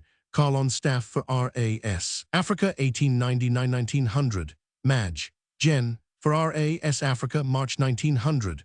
War Service Abyssinian X, 1867-68 Medal. Afghan War, 1878-79 Medal. African War, 1899-1900. Ladysmith, O.C. Corps Artillery, afterwards O.C.R.A. Drury, Carl C. W. Drury, A.D.C. This notable officer commanded the Royal Canadian Artillery. Dudley 2nd Earl, W. Humble Ward, Major Worcester Yeomanry Cavalry, War Service, South African War, 1899-1900, D.A.A.G. Imperial Yeomanry. Duff, Colonel Beauchamp Duff, C.I.E. entered Royal Artillery, 1874, Major Indian Staff Corps, 1894, Colonel, 1898. Staff Service, D.A.A.G. Bengal, 1891-95, Military Secretary to Commander-in-Chief, India, 1895-99, Assistant Military Secretary for Indian Affairs, Headquarters of Army, 1899, Assistant Military Secretary to Lieutenant General of Natal, 1899–1900. AAG. South African War 1900. War Service, Afghan War 1878–80 Medal, Isazai Expedition 1892, Waziristan Expedition 1894–95, Dispatches June and July 1895, Medal with Clasp, Brevet of Lieutenant Colonel, South African War 1899–1900. Dundonald 12th Earl, Major General Douglas Mackinnon Bailey Hamilton Cochrane Bart, MVO entered, 2nd Life Guards, 1870, Colonel, 1889. Staff Service, Colonel on Staff Irregular Mounted Brigade, South Africa, 1899–1900, Major General Cavalry Brigade, South Africa, March 1900. War Service, Southern Expedition, 1884–85, Dispatches, Medal with 2 clasps, Bronze Star, Brevet of Lieutenant Colonel, South African War, 1899–1900. Lord Dundonald, who took so prominent a part in the relief of Ladysmith and the subsequent sweeping of Natal and the eastern Transvaal, was born in 1852. He is the son of the 11th Earl and the daughter of the late Mr. W.A. Mackinnon, of Mackinnon, MP. He comes of a fine fighting race, the 10th Earl, Lord Cochrane, having distinguished himself not only in destroying Napoleon's fleet in 1809, but subsequently during the wars for the independence of Chile and Peru and in Brazil. His kinsman promises to make as great a mark in history. Earl Major Sir H. Earl Bart, DSO enter, Major York, Light Infantry 1894. Staff Service, ADC to Brigadier General, Expeditionary Force, Egypt 1882, Adjutant, Volunteers 1891–96. War Service, Joachim Expedition 1877, Medal with Clasp. Afghan War 1878–79–80 Medal. Egyptian Expedition 1882, Medal with Clasp, Bronze Star 5th Class Medjedi. Burmese Expedition 1886–89 Dispatches, 2 clasps DSO, Operations on Northwest Frontier of India, Severely Wounded Medal with 2 clasps. South African War 1899–1900, Severely Wounded Dispatches. Eddie Madge, Eddie. This gallant officer, who did splendid service with the Victorian Mounted Rifles, was killed in action. Edge, Lieutenant Colonel J.D. Edge, RAMC Principal Medical Officer, Staff 3rd Division. Enter, Lieutenant Colonel 1896. War Service, Engagement Orange Walk B. Honduras 1872, Promoted Staff Surgeon. South African War 1879, Medal with Clasp. Afghan War 1879–80, thanked by Government of India, Medal with Clasp. Egyptian Expedition 1882, Medal with Clasp, Bronze Star 4th Class Osmani. Burmese Expedition 1887–89, Medal with 2 clasps. South African War 1899–1900, Stormberg. Edwards Lute, Col. A.H.M. Edwards 5th Dragoon Guards, commanding Imperial Light Horse. Enter Major 1897. Staff Service AAGS Africa May 1900. War Service Hazara X 1888 Dispatches S African War 1899–1900. Ladysmith woundeth January. Elliot C. Bletterman Elliot LL.B. CMG General Manager of Cape Government Railways. Elliot Madge Sir Henry George Elliot KCMG Create Chief Magistrate Tembuland Cape of Good Hope. Born 1826, son of the late Madge. J.F. Elliot. Married 1st, 1865, a daughter of Mr. J. Drummond, 2nd, 1879, a daughter of Mr. W. Gardner. Entered the Army, Royal Marines, 1841, retired Major, 1870, served in the Crimea, 1854–55, including Sebastopol and Balaclava dispatches, Medal with Clasp, Turkish Medal, 5th Class Medjedi, S. Africa, 1877–78. Elaf, grandson of President Kruger. This young man, some years ago, made himself obnoxious in consequence of his disrespectful reference to Her Majesty, the Queen. He would otherwise have earned the esteem of even his enemies for the enterprise of his assault on Mafeking C. Val, VP 109. Ennismore Viscount, R. Granville Hare, Captain 4th Battalion Royal Munster Fusiliers. Lord Ennismore, born 1866, is the son of the 3rd Earl of Listowel and was formerly in the 1st Life Guards. Erasmus, Boer Commandant, son of the sometime acting president of the South African Republic. Errol's 19th Earl of Brigadier General Charles Gore, LL.D. DL entered RHG, 1869, Colonel, 1898. Staff Service, ADC to Commander-in-Chief, AAG, under IG. Of Cavalry, 1898-99. Special Service, South Africa, 1899-1900. AAG, South Africa. January 1900, March 1900. Brigadier General, Imperial Yeomanry Brigade, South Africa, March 1900. War Service, South African War, 1899-1900, on staff. Eskom Right Hun, Harry Eskom, PC, LLD Commandant of Naval Volunteers, and late Prime Minister and Attorney General of Natal. Sir Harry Eskom, who died at the close of 1899, was intimately associated with affairs connected with Natal and universally esteemed. Essex 7th Earl of G. Devereux de Vere Capel, J.P. Lord Essex was formerly in the Grenadier Guards. He retired in 1882, but instantly offered his services when the need for them arose. Eustace Lute, Col. FJW Eustace, RHA Enter, Col. February 1900. Staff Service, ADC to Lute. Gen. Comg. Afghan Campaign 1880, ADC Prov.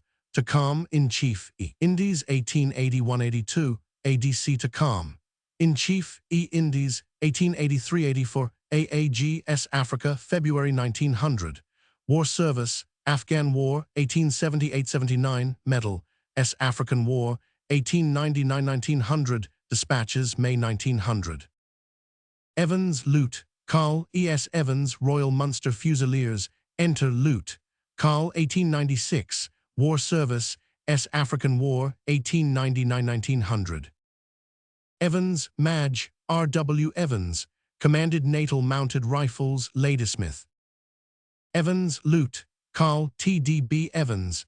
This dashing officer rendered valuable service with the Royal Canadian Dragoons. Ewart Lute, Carl J.S. Ewart, Queen's Own Cameron Highlanders, AAG Enter, Brev Lute. Carl 1898, Staff Service Gar, Egypt 1885-86, ADC to GOC Scottish Dist, 1893-94, AMS to Gov and Com. In-Chief Malta 1894-98, DAAGW Dist, 1898-99, Special Service Natal 1899, Brig. Madge, Inf. Brig S. Africa 1899-1900, AAG S. Africa, February 1900. War Service, Egyptian X 1882 Medal with Clasp, Bronze Star, Soudan X 1884-85 Clasp, Soudan 1885-86 Dispatches, 5th Class Mejidi, Nile X 1898 Dispatches, Brev of Lute. Carl, Egyptian Medal with Clasp, Medal, S. African War, 1899-1900, on staff. Exam, Colonel R. Exam, RAMC, PMO Natal Field Force. Enter, Colonel, 1899. Fairholme, Major W. E. Fairholme, CMG, R.A. Enter, Major, 1897. Staff Service, Staff Captain, Intelligence, Headquarters of Army, 1893-94, DAAG. Intelligence, Headquarters of Army, 1894-98. Employed with Turco-Greek Boundary Commission, 1898. Assistant Commissioner, Crete, 1898-99. Special Service, South Africa, 1899-1900. AAG South Africa, 1899-1900. Assistant Military Secretary to Governor and Commander-in-Chief, Gibraltar, July 1900. War Service, South African War, 1899-1900, on staff. Festing, Major A.H. Festing, DSO Royal Irish Rifles. Enter, Brevet Major, 1898. Staff Service, Special Extra Regimental Employ, 1895-98. Employed with West African Frontier Force, 1898-1900. Special Service, Rhodesian Field Force, 1900.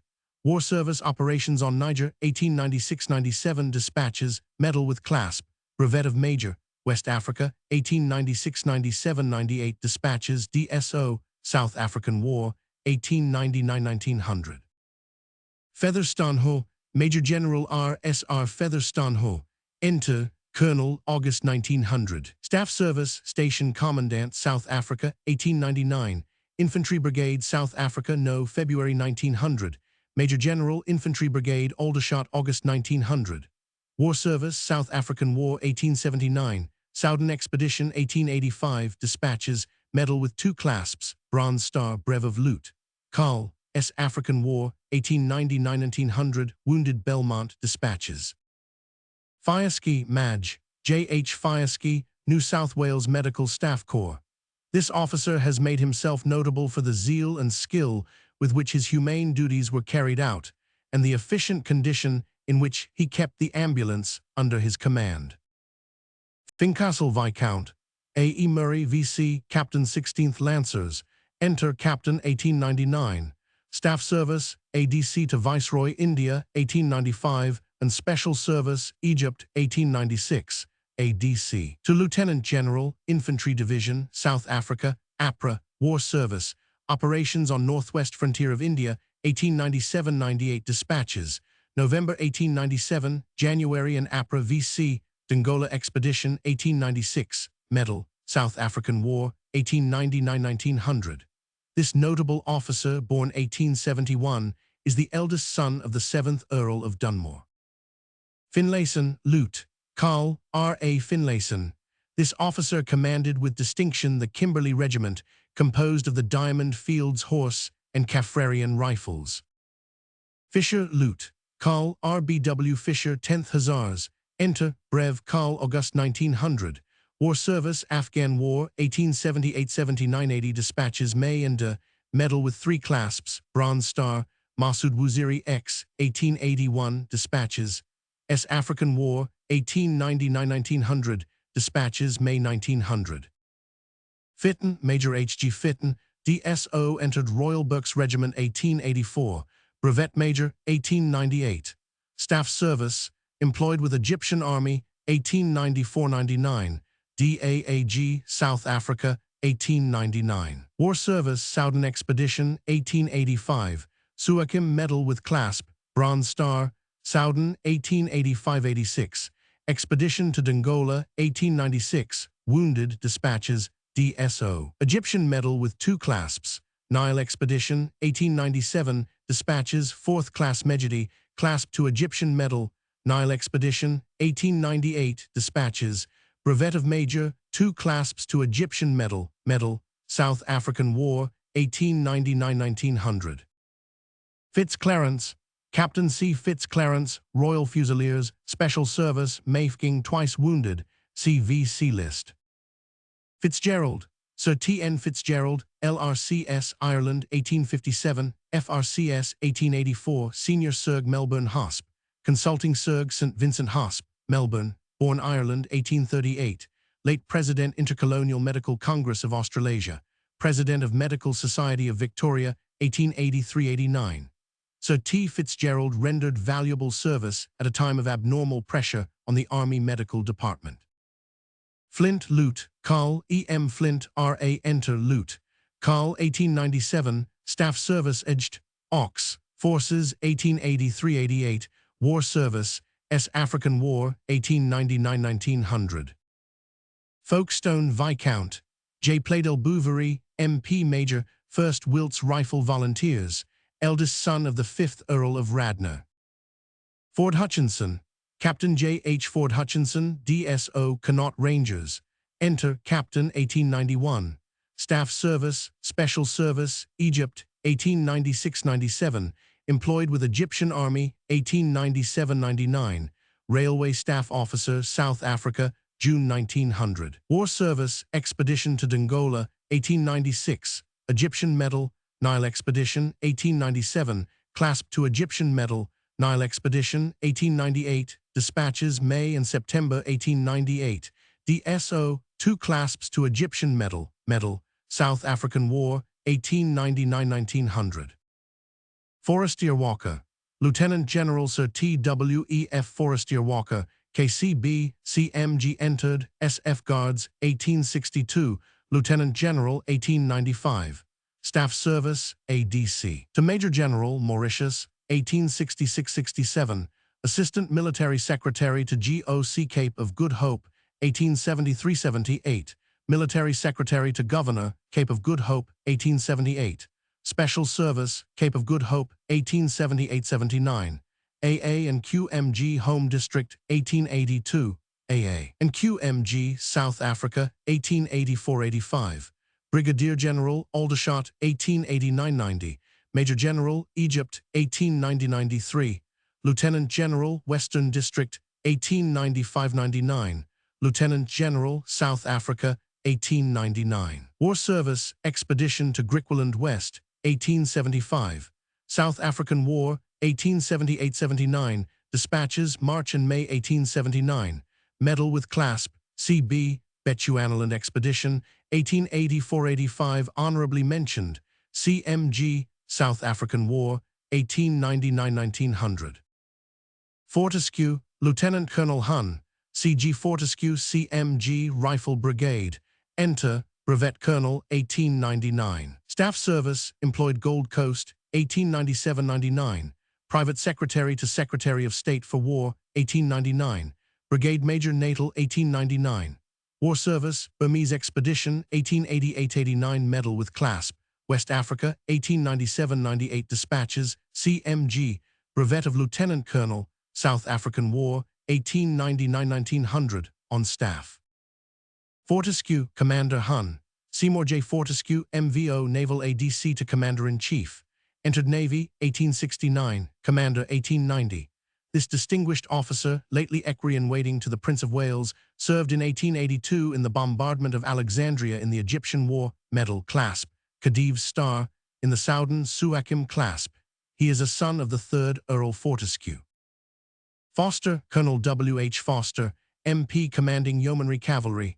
This gallant officer, who for many years has been associated with the 2nd West Yorks Yeomanry Cavalry, volunteered immediately he found the country had need of his services. Like many other wealthy and notable volunteers, he had everything to lose and nothing to gain in fighting his country's battles save the esteem of a grateful nation. Fowler, Captain J. S. Fowler, REDSO. Enter, Captain, 1895. Staff Service, Director of Telegraphs, Orange River Colony, 1900. War Service, Isizai Expedition, 1892. Operations in Chitral, 1895. Wounded Dispatches, DSO. Medal with Clasp. Operations on Northwest Frontier of India, 1897-98. Dispatches, 2 Clasps. South African War, 1899-1900. Fowler, Sir Thomas Fowler, Bart, Lute, 2nd Battalion Royal Wilts Yeomanry Cavalry. Franks, Mr. Kendall Franks, MB, FRCSI, Consulting Surgeon. Mr. Franks rendered untiring service by using his skill for the benefit of the sick and wounded, and thus saving many valuable lives. French, Lieutenant General John Denton Pinkstone French, Commanding Cavalry Division. Enter, Major General, 21st February 1900.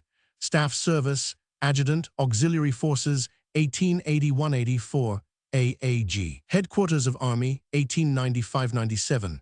Colonel on Staff, Commanding Cavalry Brigade, SE District, 1897-99. Major General, Cavalry Division, Aldershot, 1899. Major General, Cavalry Natal, 1899. Lieutenant General, Cavalry Division, South Africa, October 1899. War Service, Soudan Expedition, 1884-85. Dispatches, Medal with 2 Clasps, Bronze Star. South African War, 1899-1900. A landslide, Relief of Kimberley, promoted Major General for distinguished service. Dispatches. General French, who is now world famous, was born in 1852. He is a brother of the well-known Commandant of Colonial Forces, New South Wales, who himself volunteered for service in South Africa and was informed that his services were too valuable to be spared. Galway Lute, Carl E.J. Galway 2nd Bat, Somersetshire Light Infantry. Enter Lute. Carl, 1898. Staff Service, Edged Ox. Forces, 1885-90. Compt, Shove Inst. For Mill and Vals, Aldershot, 1891. War Service, S. African War, 1878-79. Sekukuni and Zulu Campaigns. Ulundi Medal with Clasp. S. African War, 1899-1900. Galway, Colonel T.J. Galway, C.B., M.D., RAMC, PMO, 2nd Division. War Service, Afghan War, 1879, Medal with Clasp. Egyptian Expedition, 1882, Medal with Clasp, Bronze Star. Southern Expedition, 1884-85 Dispatches, clasp, promoted Surgeon Major, Expedition to Dongola, 1896, Dispatches, CB, Egyptian Medal with clasp, Nile Expedition, 1897, Nile Expedition, 1898, Dispatches, May and September 1898, promoted Colonel, 2 clasps, Egyptian Medal, South African War, 1899-1900.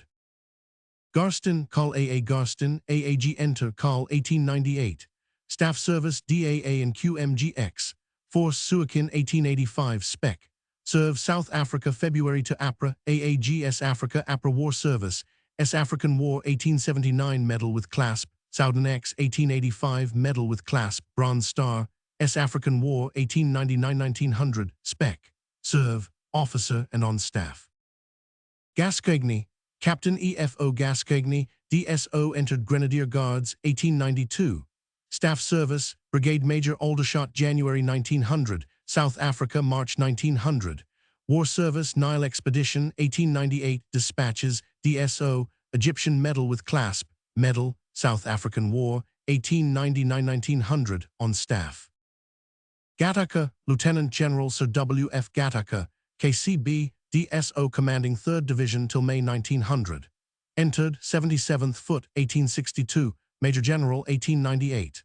Staff Service, Instructor in Serve, Royal Military College 1875-79, DAA and QMG Aldershot 1879-80, AAG Madras 1880-81, DQMG India 1885-90, Adjutant General, Bombay 1890-94, Brigade General, India 1894-97, Major General, Infantry Brigade, Aldershot 1897-98, Major General Commanding Brigade, Egypt 1898, Major General Commanding Division, Southern Expedition Force 1898, Major General, E District 1898-99, Lieutenant General, Infantry Division, S Africa 1899-1900, Major General, E District June 1900. War Service, Hazara Expedition 1888 Dispatches, Medal with clasp, DSO, Burma 1889-90 clasp, Operations in Chitral 1895 Dispatches, CB, Nile Expedition 1898 Dispatches, May and September 1898, KCB 2nd Class Medjedi, thanked by both Houses of Parliament, Egyptian Medal with 2 clasps, Medal, South African War 1899-1900, on staff. Gone, Lieutenant Colonel J. M. Gone, R. Lank, Regt, Enter, Colonel February 1900.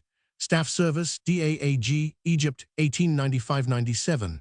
War Service, South African War 1879 Medal with clasp, Bechuanaland Expedition 1884-85, South African War, died of wounds received in action December 1900. Gerard, Carl Lord W. C. Gerard Hun, Carl Lanks, Hussars Yeomanry Cavalry, War Service, S. African War 1899-1900, ADC to GOC Natal. Gifford, Hun, Morris R. Gifford, CMG. This remarkable officer, now associated with the Rhodesian Horse, is the son of 2nd Baron Gifford. He has seen an immense amount of fighting in various parts of the world. He served in the Egyptian Campaign, 1882, as scout in Canada, Medal and Clasp, and again in the Matabele Campaign of 1893, Medal. He raised Gifford's horse in the Matabele Rebellion, 1896, when he lost an arm. His services were rewarded with the CMG.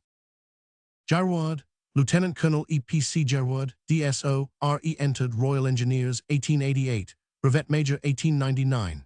Staff Service, Railway Traffic Manager, Royal Arsenal, 1890-95, employed with Egyptian Army, 1896-98, Special Extra Regimental Employee, 1898-99, Director of Railways, South Africa, 1899. War Service, Expedition to Dongola, 1896, Dispatches, DSO. Egyptian Medal with Clasp, Nile Expedition, 1897, Dispatches, Clasp to Egyptian Medal, Brevet of Major, South African War on staff. Colonel Jarwad is generally recognized as one of the foremost organizers and engineers of his day, and it has been said that what he does not know of his craft is not knowledge. He was born at Montreal in 1867 and educated at the Royal Military College, Kingston. Glycon, Count Albert Edward W. Glycon, CMG Major, Entered Grenadier Guards, 1881, Major, 1898. Staff Service, Equerry to HRH the Prince of Wales, 1892. Extra Equerry to HM the Queen, 1892. Staff Captain, Headquarters of Army, 1895-98. DAAG. Headquarters of Army, 1898-99.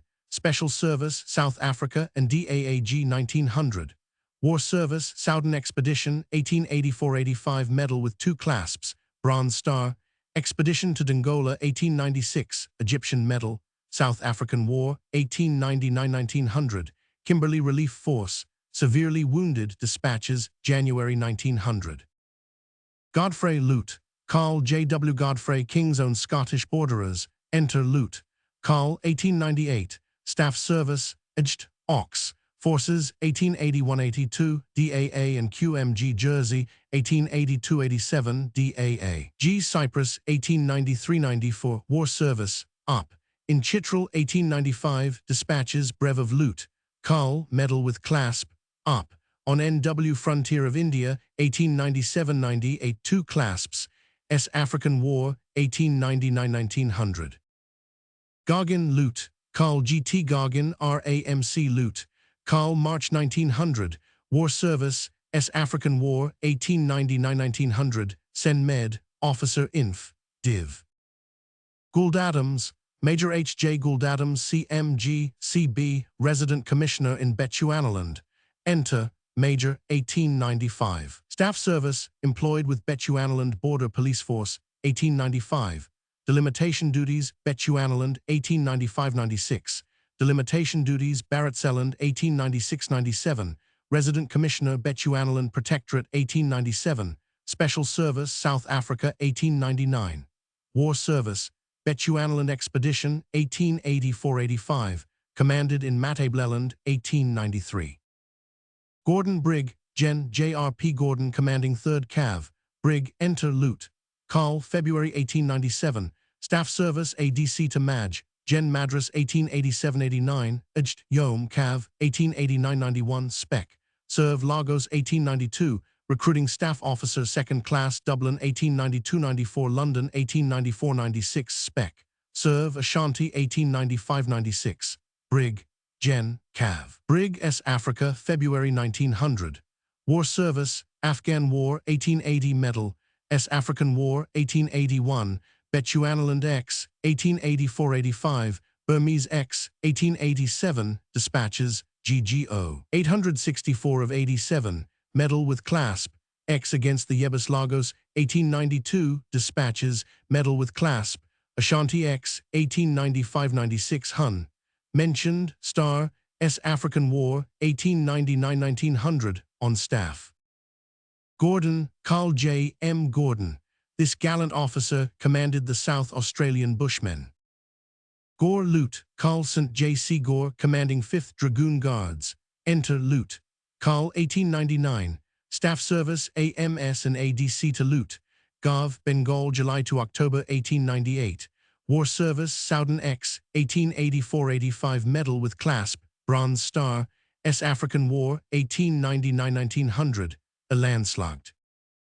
Gorringe, Lieutenant Colonel G. F. Gorringe, DSO, RE. Entered Royal Engineers, 1888. Brevet Lieutenant Colonel, March 1900.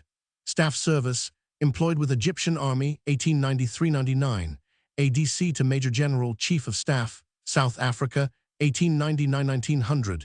DAAG, South Africa, February 1900. War Service, Expedition to Dongola, 1896. Dispatches, DSO, Nile Expedition, 1897. Dispatches, Brevet of Major, Nile Expedition, 1898. Dispatches, May and September, 1898. 4th Class Mejidi, Clasps to Egyptian Medal. Medal, Nile Expedition, 1899. Dispatches, Brevet of Lieutenant Colonel, South African War on staff. Go Maj, H. de la Pigo, 16th Lancers. Enter Capt, 1894. Staff Service, S. Africa, War Service. Up. On NW Frontier of India, 1897-98. Medal with 2 clasps. S. African War, 1899-1900. Special Service Officer. This excellent cavalry officer distinguished himself as a leader of the Composite Regiment, Mounted Infantry, during the operations for the relief of Ladysmith. Graham Lute, Col. ERC Graham Cheshire Regiment, enter Lute. Col. 1900. Staff Service DAAG Headquarters Madras 1895, AAG India 1895-99, Assist. Prav. Marshal S. Africa February 1900. War Service S. African War 1899-1900 on staff. Graham, Major H.W.G. Graham, DSO, enter. Major 5th Lancers 1899. Staff Service, employed with Gold Coast Constabulary 1888-90. Employed with Egyptian Army 1891-93. Special Service Ashanti 1895-96. DAAG Natal 1898-99. AAG South Africa 1899. War Service Operations on West Coast of Africa 1889. Dispatches DSO Ashanti Expedition 1895-96 honorably mentioned. Star Northwest Frontier of India 1897-98 dispatches. Medal with clasp. Tura 1897-98 clasp. South African War 1899-1900 on staff. Grant, Captain P.G. Grant, R.E. enter. Captain 1899. War Service Operations in Chitral 1895. Medal with clasp. South African War 1899-1900. ADC to GOC Infantry Division. Green's Lute. Col. E. M. Green, commanding Natal Carabineers. Greer's Lute. Carl J. Greer Dyer of Mill, Postal Services. S. African War 1899-1900.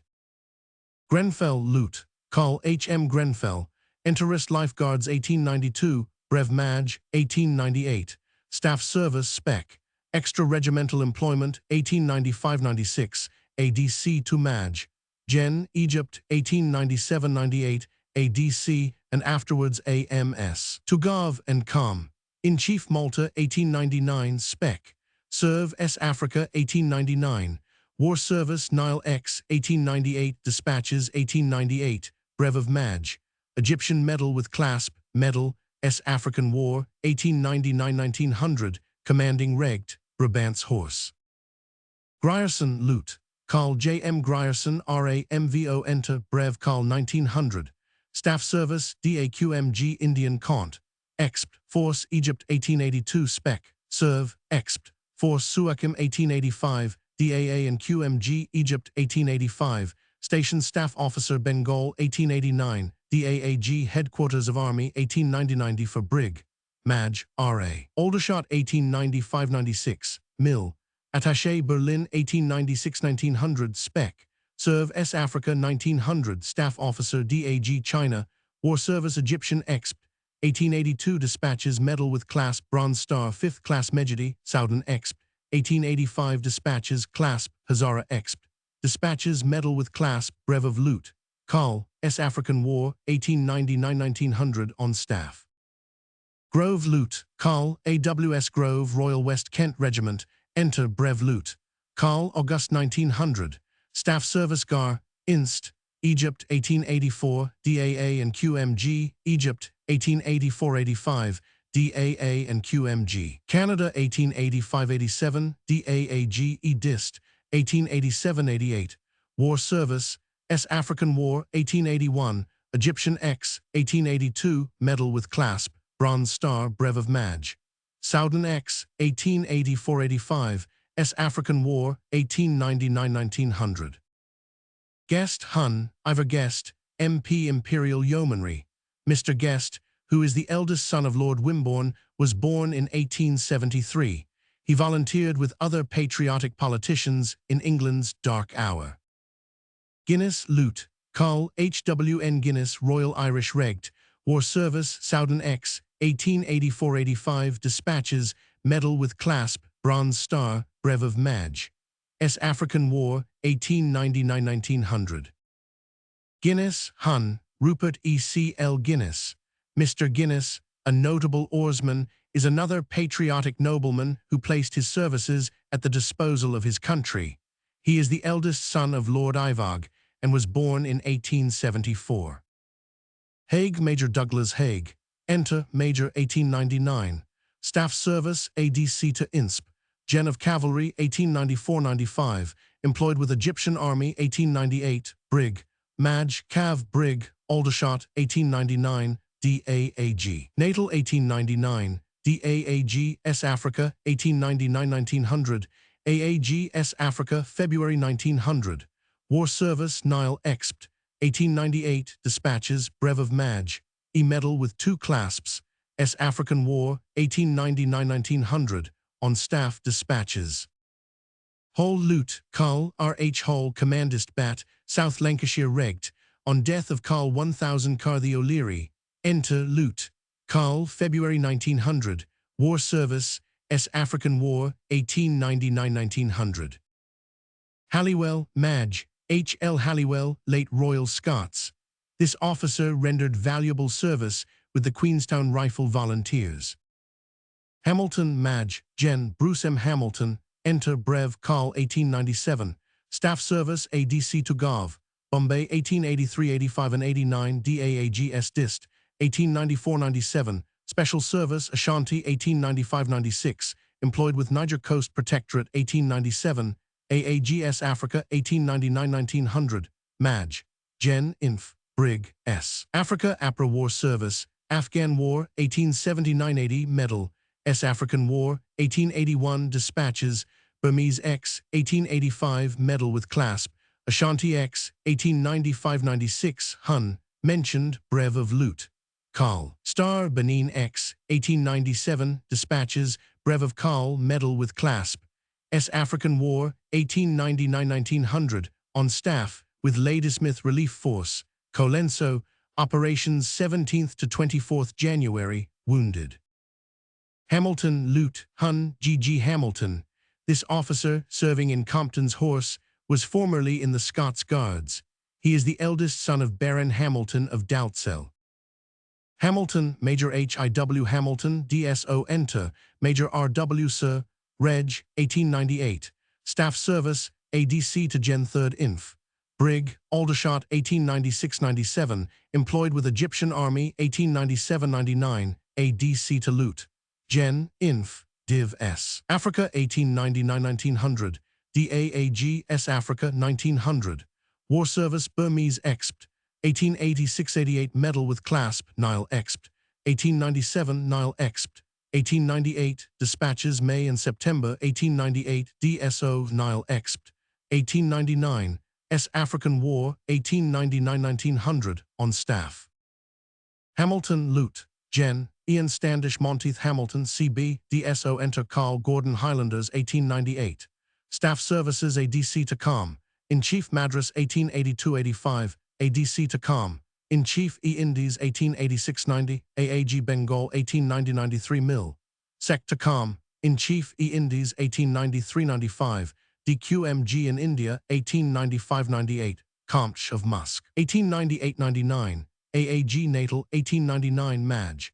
Gen. S. Africa, 1899-1900, Lute. Gen. Mounted Inf. Div. S. Africa 10th APRA War Service, Afghan War 1879-80 Dispatches, Medal with 2 clasps, S. African War 1881 Severely Wounded Dispatches, Soudan X 1884-85 Dispatches, Medal with 2 clasps, Bronze Star, Burmese X 1886-87 Dispatches, Brev. Of Lute, Carl, Up. In Chitral 1895 Dispatches CB, Up, on NW Front. Of India 1898 Dispatches, S. African War, 1899-1900, a landslagged Siege of Ladysmith. This distinguished officer, born in 1853, is the son of Carl C. M. Hamilton and the daughter of the 3rd Viscount Gort. He married in 1877 the daughter of Sir John Muir Bart. No better idea of his remarkable personality can be obtained than that suggested by the graphic pen of Mr. Winston Churchill in his unique record of the campaign. A man of more than middle height, spare, keen-eyed, and of commanding aspect. His highly nervous temperament, animating what appears a frail body, imparts to all his movements a kind of feverish energy. 2 qualities of his mind stand forward prominently from the rest. He is a singularly good and rapid judge of character.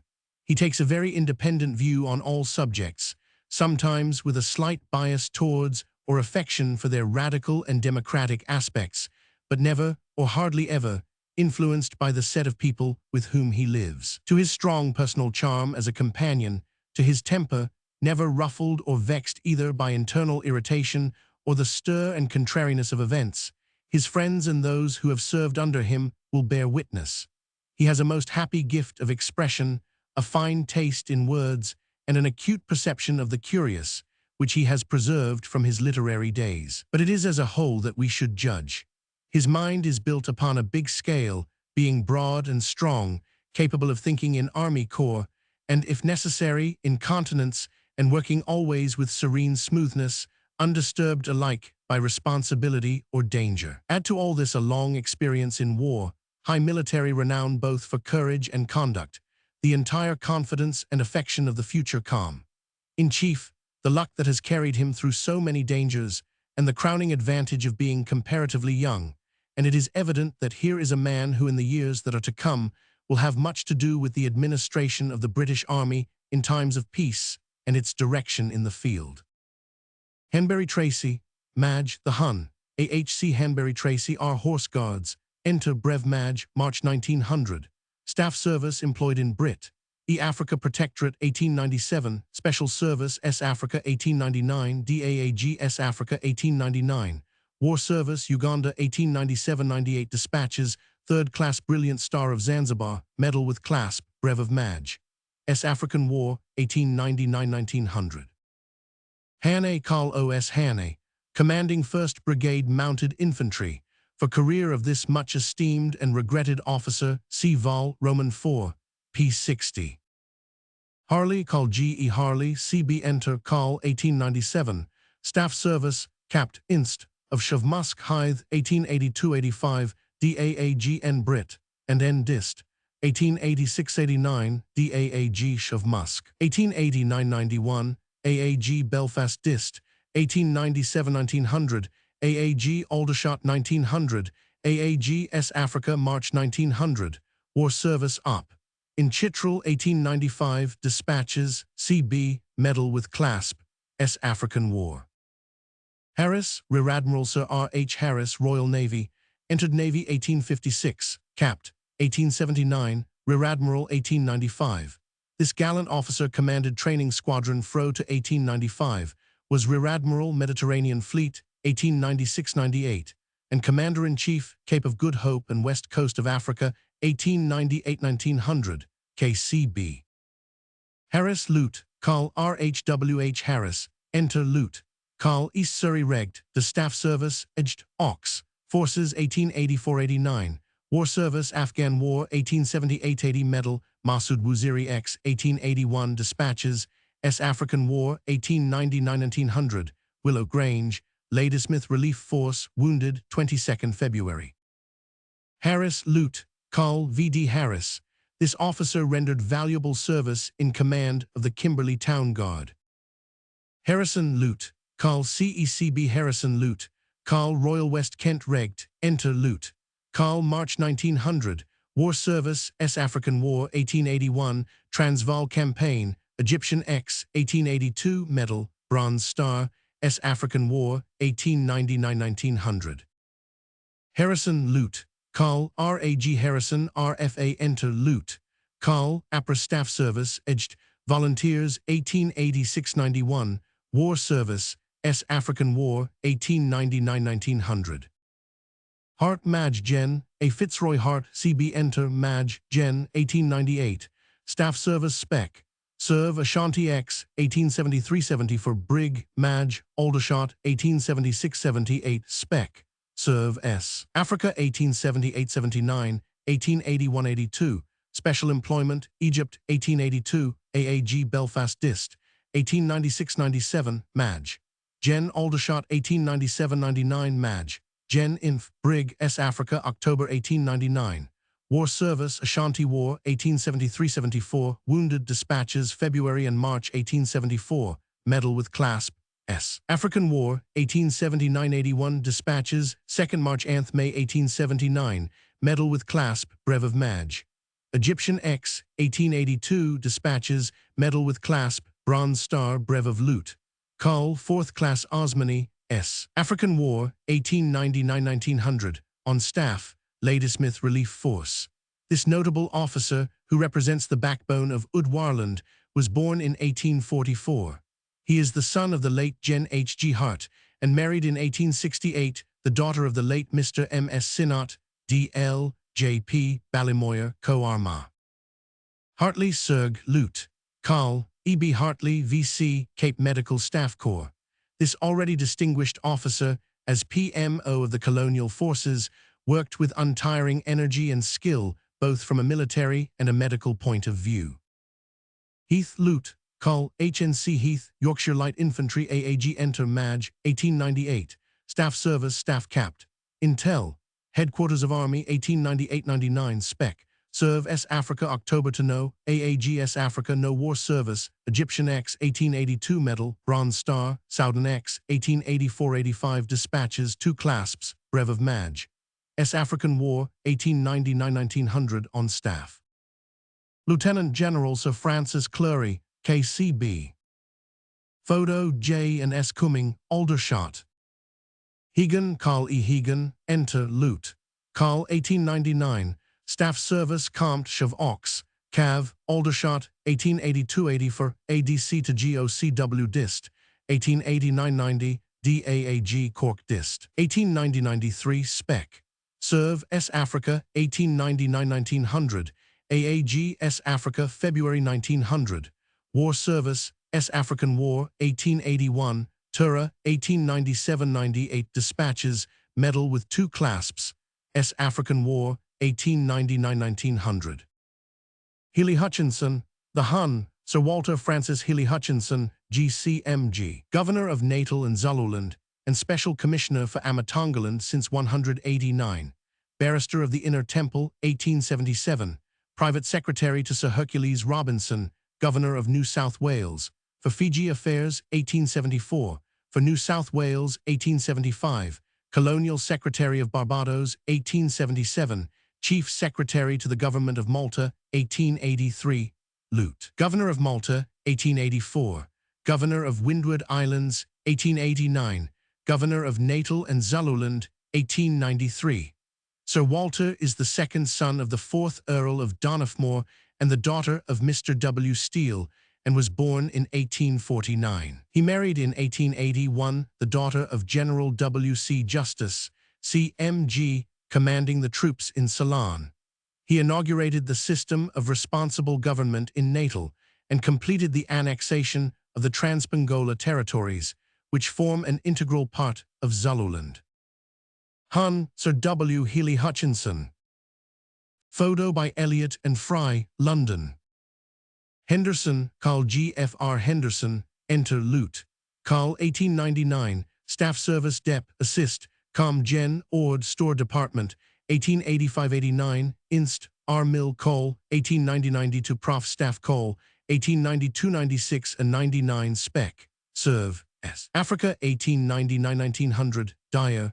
Of Intelligence, S. Africa, January 1900, Specially Employed, Headquarters of Army, August 1900. War Service, Egyptian X, 1882, Medal with Clasp, Bronze Star, 5th Class Medjedi, Brev of Maj. S. African War, 1899-1900.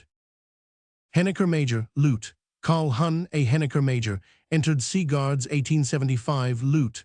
Carl 1899, Staff Service Compt, Chev Inst. For Ox Forces Wellington BKS, 1886, Assist, Priv Sec to Sec. Of State for War, 1888-91, DAAG Dist, 1891-94, DAAG for Inst. Home Dist, 1896-98, DAAG Headquarters of Army, 1898. War Service, Egyptian X, 1882, Medal, Bronze Star, S. African War, 1899-1900, Belmont Dispatches. Henry Carlson, G.C. Henry, Northumberland Fusiliers, Enter, Brev. Carl, March 1900.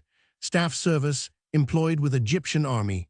War Service, X to Dongola, 1896. Dispatches, Egyptian Medal with 2 clasps, Nile X. 1897, clasp to Egyptian Medal, Nile X. 1898, Dispatches, September and de Brev of Lute.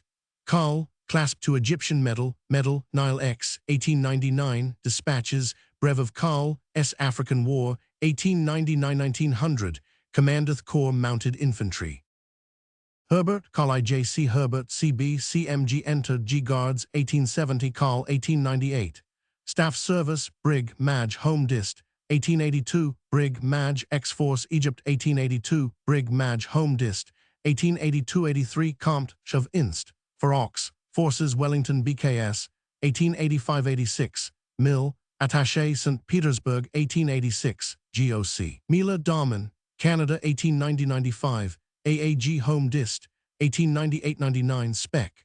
Serve S. Africa 1899-1900, AAG S. Africa February 1900. War Service Egyptian X 1882 Dispatches, Medal with Clasp, Bronze Star, Brev of Maj. 4th Class Mejidi, Soudan X 1884-85 2 Clasps, S. African War 1899-1900 on staff. Hicks Lute, Carl H. T. Hicks, Royal Dublin Fusiliers, Enter Lute. Carl March 1900, Staff Service, Edged, Militia 1886-91, War Service, S. African War 1899-1900. Hickson Lute, Carl R. A. Hickson 2nd Bat, The Buffs East Kent Regt. Enter Brev Carl 1899, Staff Service ADC to Brig, Gen Aldershot 1883-80 for ADC to Maj, Gen Gibraltar 1884-88, War Service Op. In Chitral 1895, Medal with Clasp, S. African War 1899-1900, Driefontein, severely wounded. Hildyard Lute, Gen. HJT Hildyard CB commanding 5th Div. Entered our Navy 1859, Army 1864 Maj, Gen 1899. Staff Service Brig, Maj, Cyprus 1878, Brig, Maj, Gibraltar 1878-80 to DAA and QMGX, Force, Egypt 1882, Brig, Maj, Gibraltar 1882-83 DAA. G Headquarters of Army 1883-89, AAG Aldershot 1889-91, AAG Headquarters of Army 1891-93, Compt, Staff Call 1893-98 Maj, Gen. Inf. Brig Aldershot 1898-99 Maj, Gen. Inf. Brig S. Africa 1899-1900 Lute, Gen. Inf. Div S. Africa APRA War Service, Egyptian X. 1882 Dispatches, Medal with Clasp, Bronze Star, Brev of Lute. Carl, 4th Class Osmany, S. African War, 1899-1900, Willow Grange, Ladysmith Relief Force, Colenso Dispatches. This brilliant officer, who has vastly increased his reputation in the present war, is the son of the late Mr. T.B. T. Hildyard, MP, of Flintham Hall, Newark. Like many other able commanders, distinguished alike for valor and versatility, he began life in the Royal Navy, afterwards electing to join the sister service. He is a strict disciplinarian and a recognized authority on military tactics and strategy. Hill Capt. A. Hill MP 5th Bat, R. Irish Rifles, eldest son of R.T. Hunn, Lord Arthur Hill. Heim Carl Hunn, Sir A. Heim, KCMG, Royal Engineers, Prime Minister of Natal, rendered valuable service throughout the Natal campaign. Hind Carl J. H. E. Hind 1st Bat, Border Regt. Enter, Brev Carl 1899, Staff Service, Edged, Ox, Forces 1883-88, War Service, S. African War 1899-1900, Willow Grange. Hippisley Lute, Carl R. L. Hippisley, Enter Lute, Co-Staff Service Assist, Inst. Shavmil, Eng, 1886-88, Inst. Shavmil, Eng, 1889-91 Dyer of Telegraphs S. Africa, War Service, Egyptian X. 1882, Medal, Bronze Star, S. African War, 1899-1900, on staff. This indefatigable officer, who rendered such valuable service in keeping the Commander-in-Chief in touch with his large force, was born in 1853. Hode, Carl J. C. Hode. This officer served with distinction with the Victorian Mounted Infantry. Hobart Capt. C. Veer Cavendish Hobart, DSOG Guards, Enter Capt. 1899, Staff Service, employed in Uganda Protectorate 1897-99, Staff Off, to Station Compt. S. Africa 1899-1900, Staff Off, to assist. Insp. Gen. L of C. S. Africa, February 1900, War Service, Uganda 1897-98 Dispatches, DSO, Medal with Clasp, S. African War, 1899-1900. Hobbs Lute, Carl G. R. Hobbs, entered Army Ord, Department, 1880 Lute, Carl 1896. Staff service Ord, off 3rd class April to July 1896. Ord, off 2nd class July 1896. War service S. African War 1879 Medal S. African War 1899-1900. Hoffmeyer, Hun J. H. Hoffmeyer. This gentleman for some years has been a prominent figure in S. African affairs and intimately associated with many leading men. With Sir Henry de Villiers and Sir Charles Mills, he represented S. Africa at the Ottawa Conference, and in the same capacity was present at London Salisbury-Knutsford Conference with Sir T. Uppington, KCMG, QC, and Sir John Robinson, KCMG. Hope Lute, Col. L.A. Hope CBASC Lute, Col. 1892, Staff Service DAAG Kurog Dist, 1892-95, Egypt 1897-1900, Spec.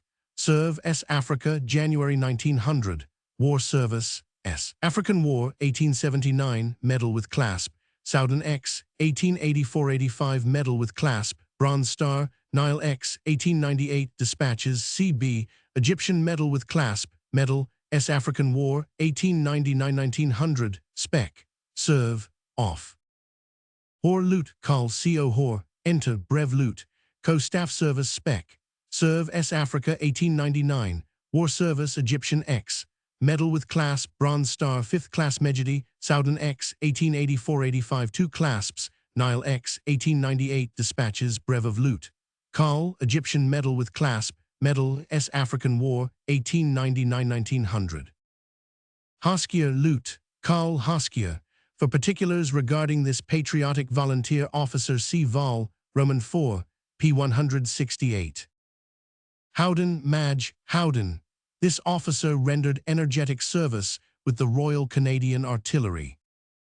Howard Madge Gen. F. Howard CB CMG Enter, Co-Staff Service, ADC to the Queen 1895 Madge. Gen. Inf. Brig. Natal 1899. War Service, Joachim X. 1877-78 Medal with Clasp. Afghan War, 1878-79 Medal with Clasp.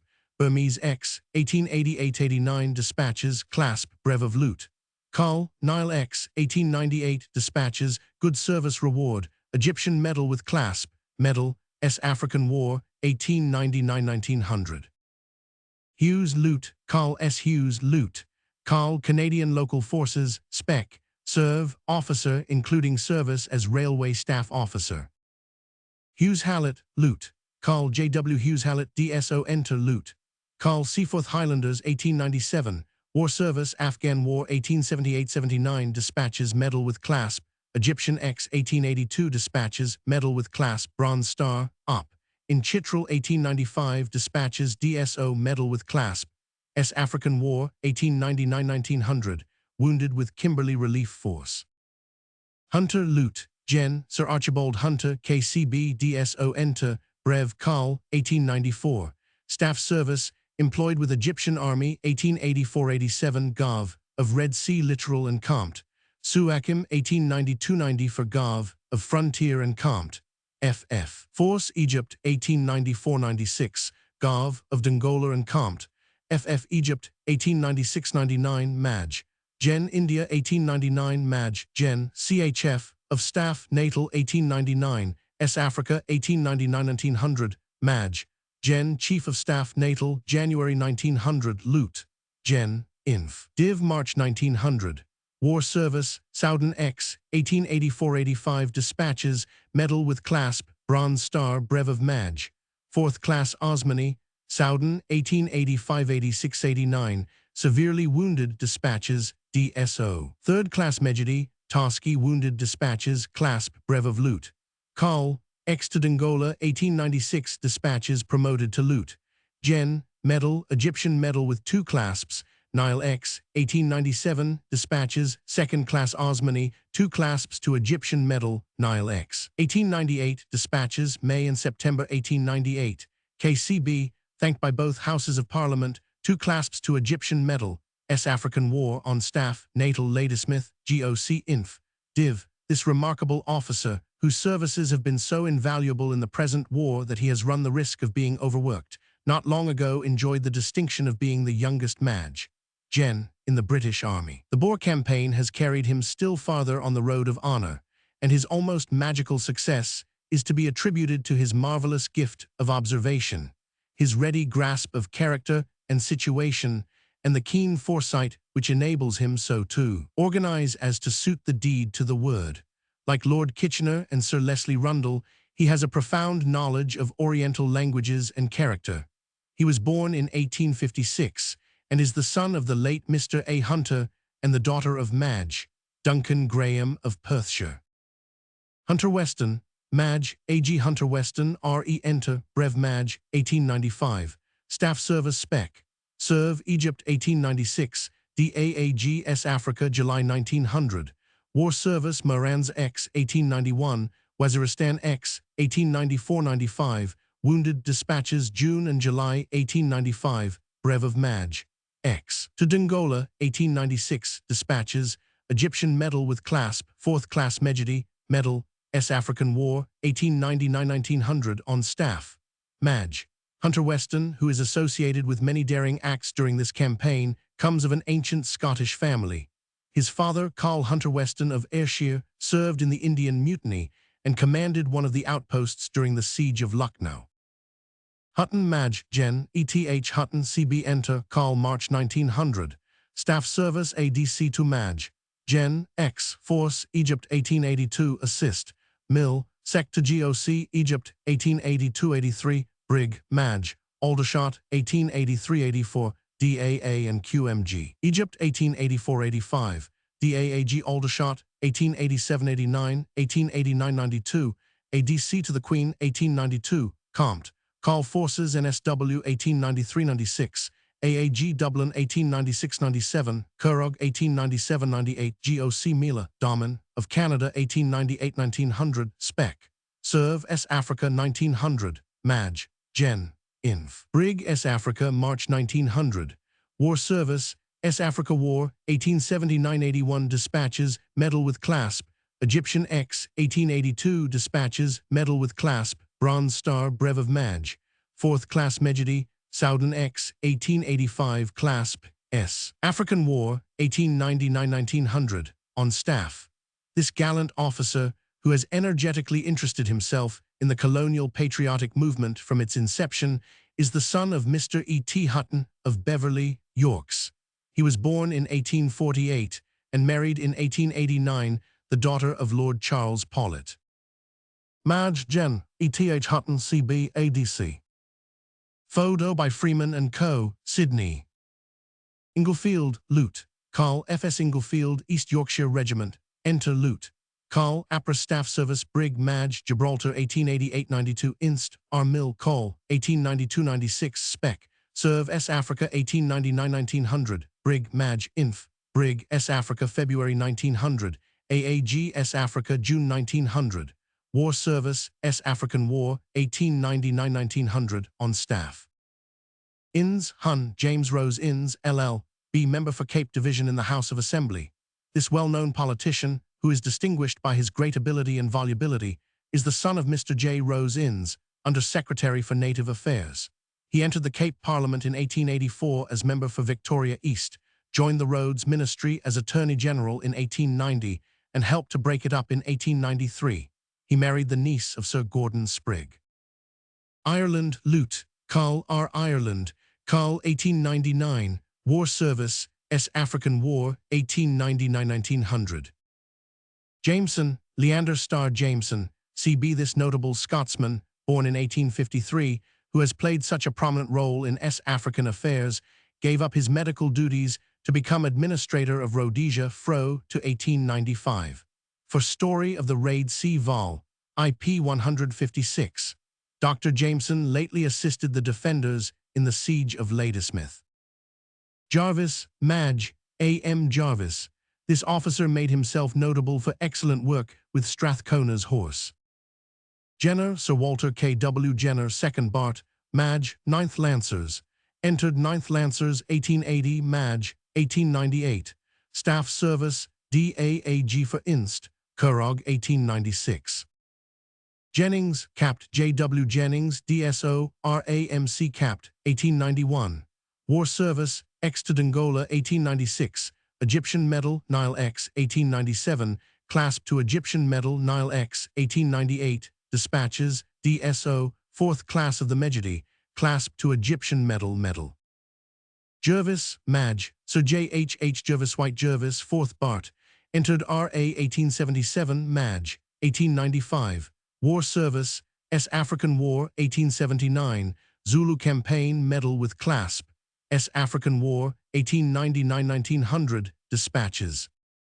Johnston, Lute, Carl P. H. Johnston, R.A.M.C. Lute, R.A.M.C. 1897, War Service, Afghan War, 1879-80, Medal, Hazara X, 1888, S. African War, 1899-1900. Jones, Capt. Edward P. Jones, C.B. Naval Cadet, September 1863, Capt. January 1, 1895, is serving as captain on the Victory at Portsmouth.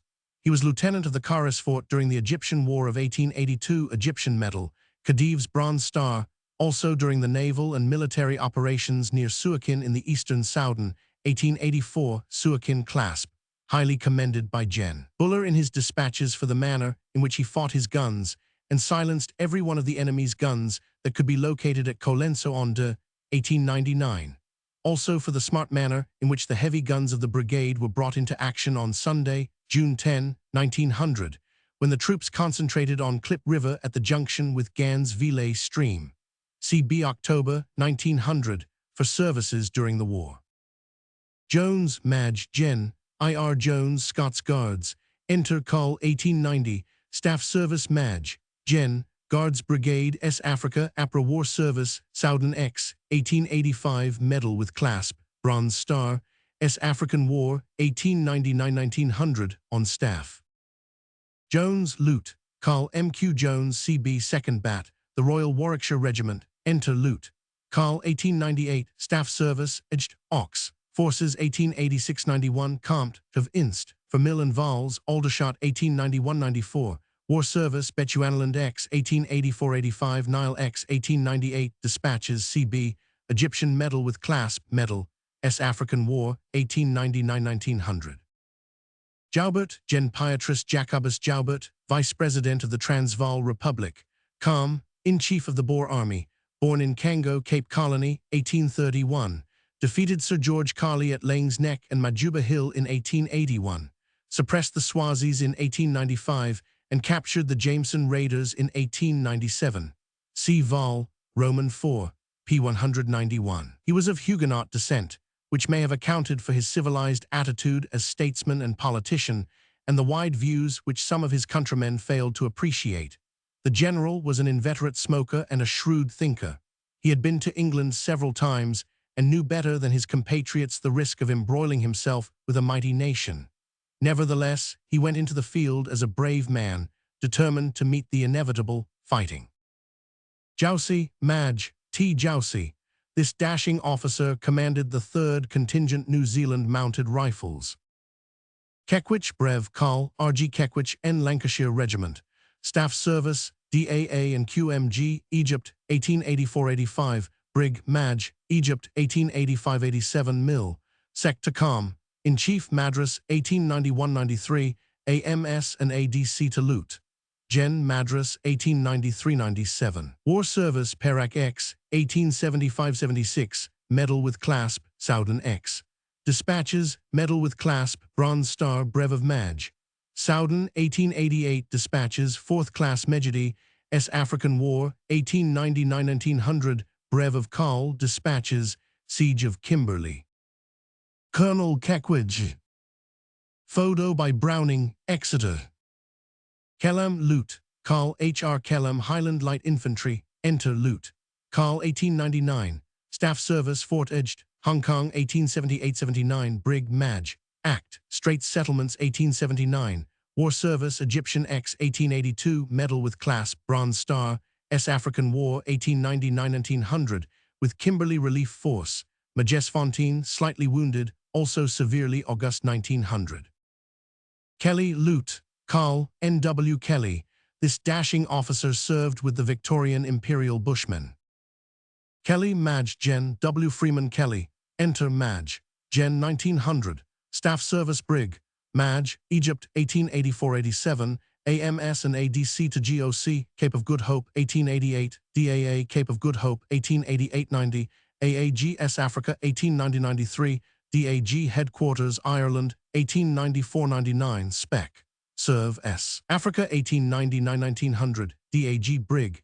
Gen. On Staff, S. Africa, 1900, War Service, NW Frontier, India, 1876, Egyptian Campaign, 1882-80 for Medal, Bronze Star, Soudan, 1884 Dispatches, 2 clasps, 4th Class Mejidi, Brev of Loot. Col. Soudan, 1885 Dispatches, 2 clasps, S. African War, 1899-1900, On Staff. Kelly-Kenny, Loot, Gen. T. Kelly-Kenny, CB Commanding 6th Division. Enter Maj, Gen. 1897. Staff Service, ADC to GOC, Cape of Good Hope, 1859-60, DAQMG Bombay, 1869-70, AAGN Dist, 1887-89, AAGNE Dist, 1889-92, AAG Headquarters of Army, 1893, AAG Aldershot Dist, 1893-96, Maj, Gen. Aldershot, 1896-97, INSP, Gen. Ox, Forces and Rec, Headquarters of Army, 1897-99, Loot, Gen. Commanding Troops, Aldershot, 1899, Loot. Gen. S. Africa, 1899. War Service, China War, 1860, Dispatches, Medal with Clasp, Abyssinian X, 1867-68, Dispatches, Medal, S. African War, 1899-1900, On Staff, also commanding portion of lines of communication. Kemp G. Kemp, MP Yeomanry Cavalry. This patriotic officer, Capt. Duke of Lancaster's Own, born in 1866, is the son of the late Mr. G. Tok Kemp.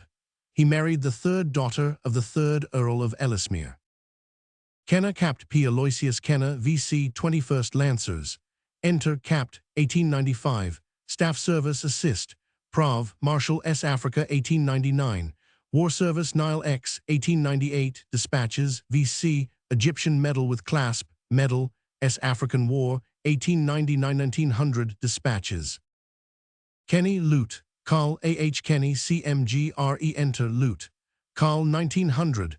War Service, Afghan War, 1878-80 Medal with Clasp. Soudan X, 1884-85 Dispatches, Medal with 2 clasps. Care Capt. F.W. Care, DSO Enter, Capt. 1896, War Service Op.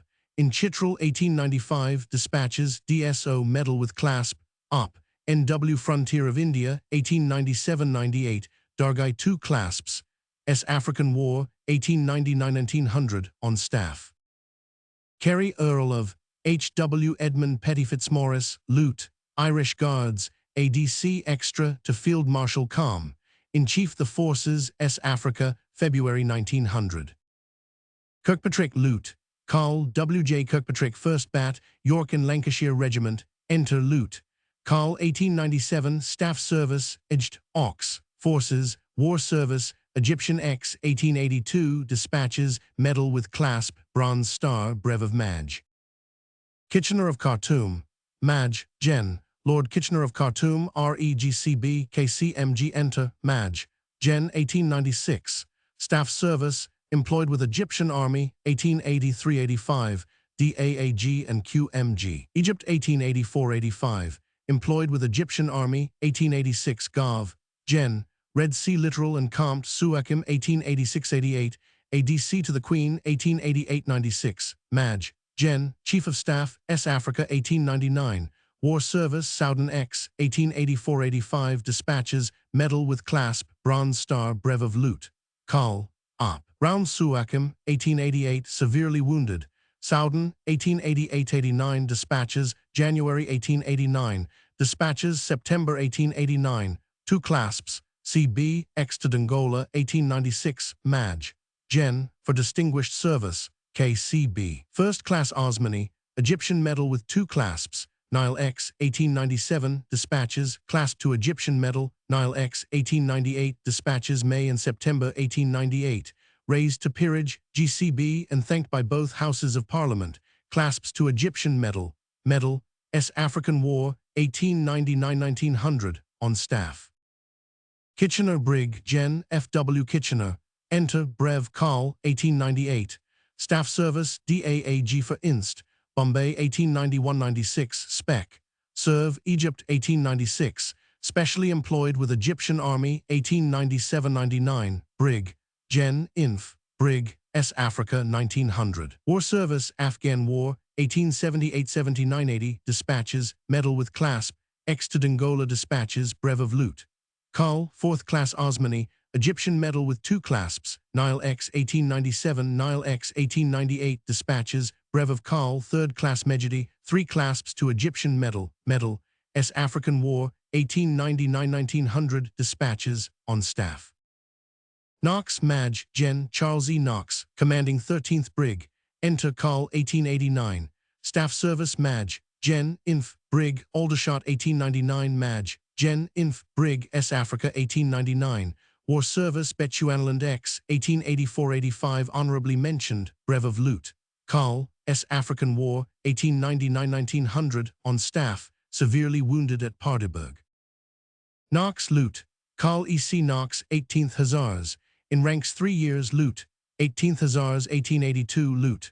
Carl 1900, War Service Soudan X 1884-85 Medal with Clasp, Bronze Star, S. African War 1899-1900 Ladysmith Relief Force Dispatches. Knox Maj. Gen. W.G. Knox CBRA enter Carl 1899.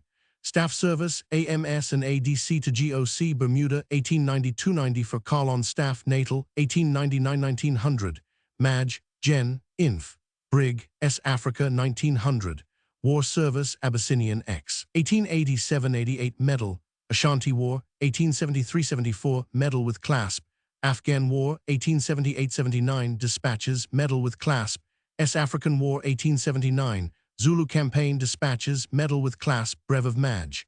S. African War 1899-1900 Carl on staff Advanced Depot Ladysmith Lines of Communication afterwards GOC Inf. Brig. Kruger Stephen J. Paul Kruger, President of the Transvaal Republic, Fro to 1900, born at Colesberg, Cape Colony, 1825, for character sketch C. Vol. IP 110. Lagden, Sir Godfrey Yeatman Lagden, KCMG, CMG Commissioner of Basutoland, Clerk to Secretary of Government of the Transvaal under British administration, 1878, Private Secretary to Sir O. Lawson, Sir W. Bellairs and Sir Evelyn Wood while administering the government, Secretary to the Transvaal Royal Commission for Compensation Claims, 1881, War Correspondent in Egypt, 1882, Colonial Secretary of Sierra Leone, 1883, Secretary and Accountant in Basutoland, 1884, Assistant Commissioner, 1885, Acting Commissioner of Swaziland, 1892, Resident Commissioner of Basutoland, 1893. Sir Godfrey, whose splendid diplomacy and tact have kept the Basuto chief and his tribe from launching themselves into the South African complication, is the son of the late Rev. R. Dowes Lagden and was born in 1851. Lady Lagden, whom he married in 1881, is the daughter of Bishop Bousfield of Pretoria. Lambton Loot. Carl Hunt C. Lambton DSO 5th Fusiliers, entered 5th Foot 1876 Loot. Carl Northumberland Fusiliers 1900, Staff Service ADC to Loot.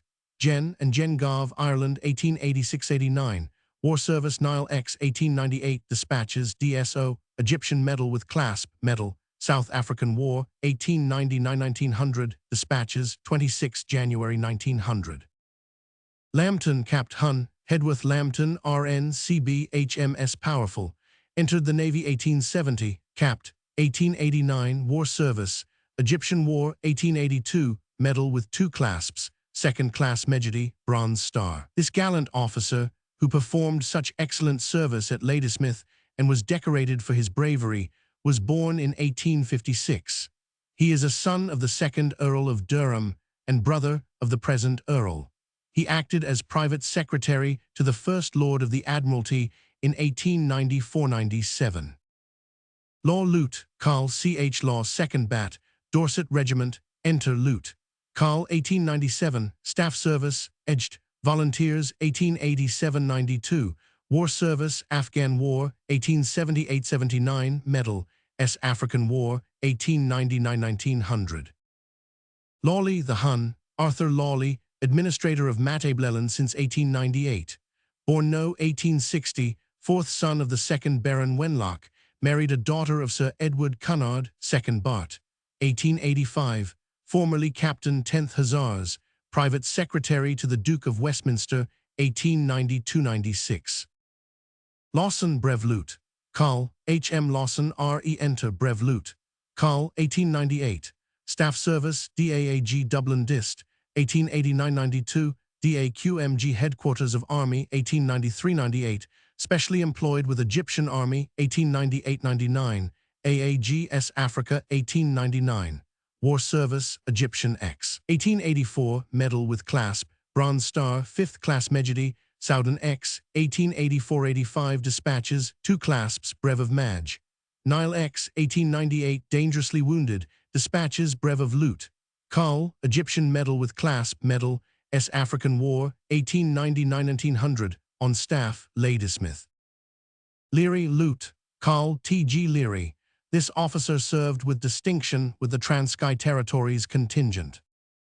Legale Loot, Carl P. W. J. Legale, 8th Hussars, Enter Brev Carl, 1898. Staff Service, ADC to Maj. Gen Bengal, 1890–92, employed with Egyptian Army, 1897–98, Mil Sec, to Viceroy India, 1899, Spec. Serve S. Africa, 1899, AAG S. Africa, 1900. War Service, Nile X. 1897, Egyptian Medal with Clasp, Nile X, 1898, Dispatches, May and September, 1898, Brev of Loot. Carl, 4th Class Osmani, 2 clasps for Egyptian Medal, Medal, S. African War, 1899–1900, commanding mixed force. This distinguished officer was killed in the engagement at Bothaville on the 5th of November. Leg Loot, Carl Norton Leg DSO 20th Hussars, killed in action on 13th de Enter, Major, 1898. Staff Service, employed with Egyptian Army, 1894–96 and War Service, Soudan X. 1885 Medal with Clasp, Bronze Star, Soudan, 1885–86 Dispatches, X to Dongola, 1896 Dispatches, DSO, Egyptian Medal with 2 clasps, Nile X, 1897, clasp to Egyptian Medal, Nile X, 1898 Dispatches, 1898, clasp to Egyptian Medal, Medal, S. African War, 1899–1900, Comj, MTD, Inf. Corps. Lessard Loot, Carl F. L. Lessard. This gallant officer served with the Royal Canadian Dragoons. Luchars Loot, Carl G. Luchars. This officer commanded the Umvoti mounted rifles with distinction. Lewis, Brev Maj. Vernon Lewis, 2nd Bat, Royal Scots Fusiliers. This promising young officer, who lost his life at Pieter's Hill at the age of 28, had seen a considerable amount of service, both with the Chitral Relief Force and with the West African Frontier Force. He took part in operations on the Niger, was mentioned in dispatches, and honorably mentioned by the Colonial Office. He was awarded the Medal with Clasp and the Brevet of Major, dated October 10, 1899, his commission as captain bearing date of the preceding day. Throughout Gen Buller's operations, he greatly distinguished himself by his intelligence and daring, and through his exertions, the passage of the Tugela, which ultimately proved to be the key to Ladysmith, was discovered. Lades, Willem Johans Lades, Doctor at Law, Plenipotentiary Extraordinary of the S. African Republic, Attorney General S. African Republic, 1884.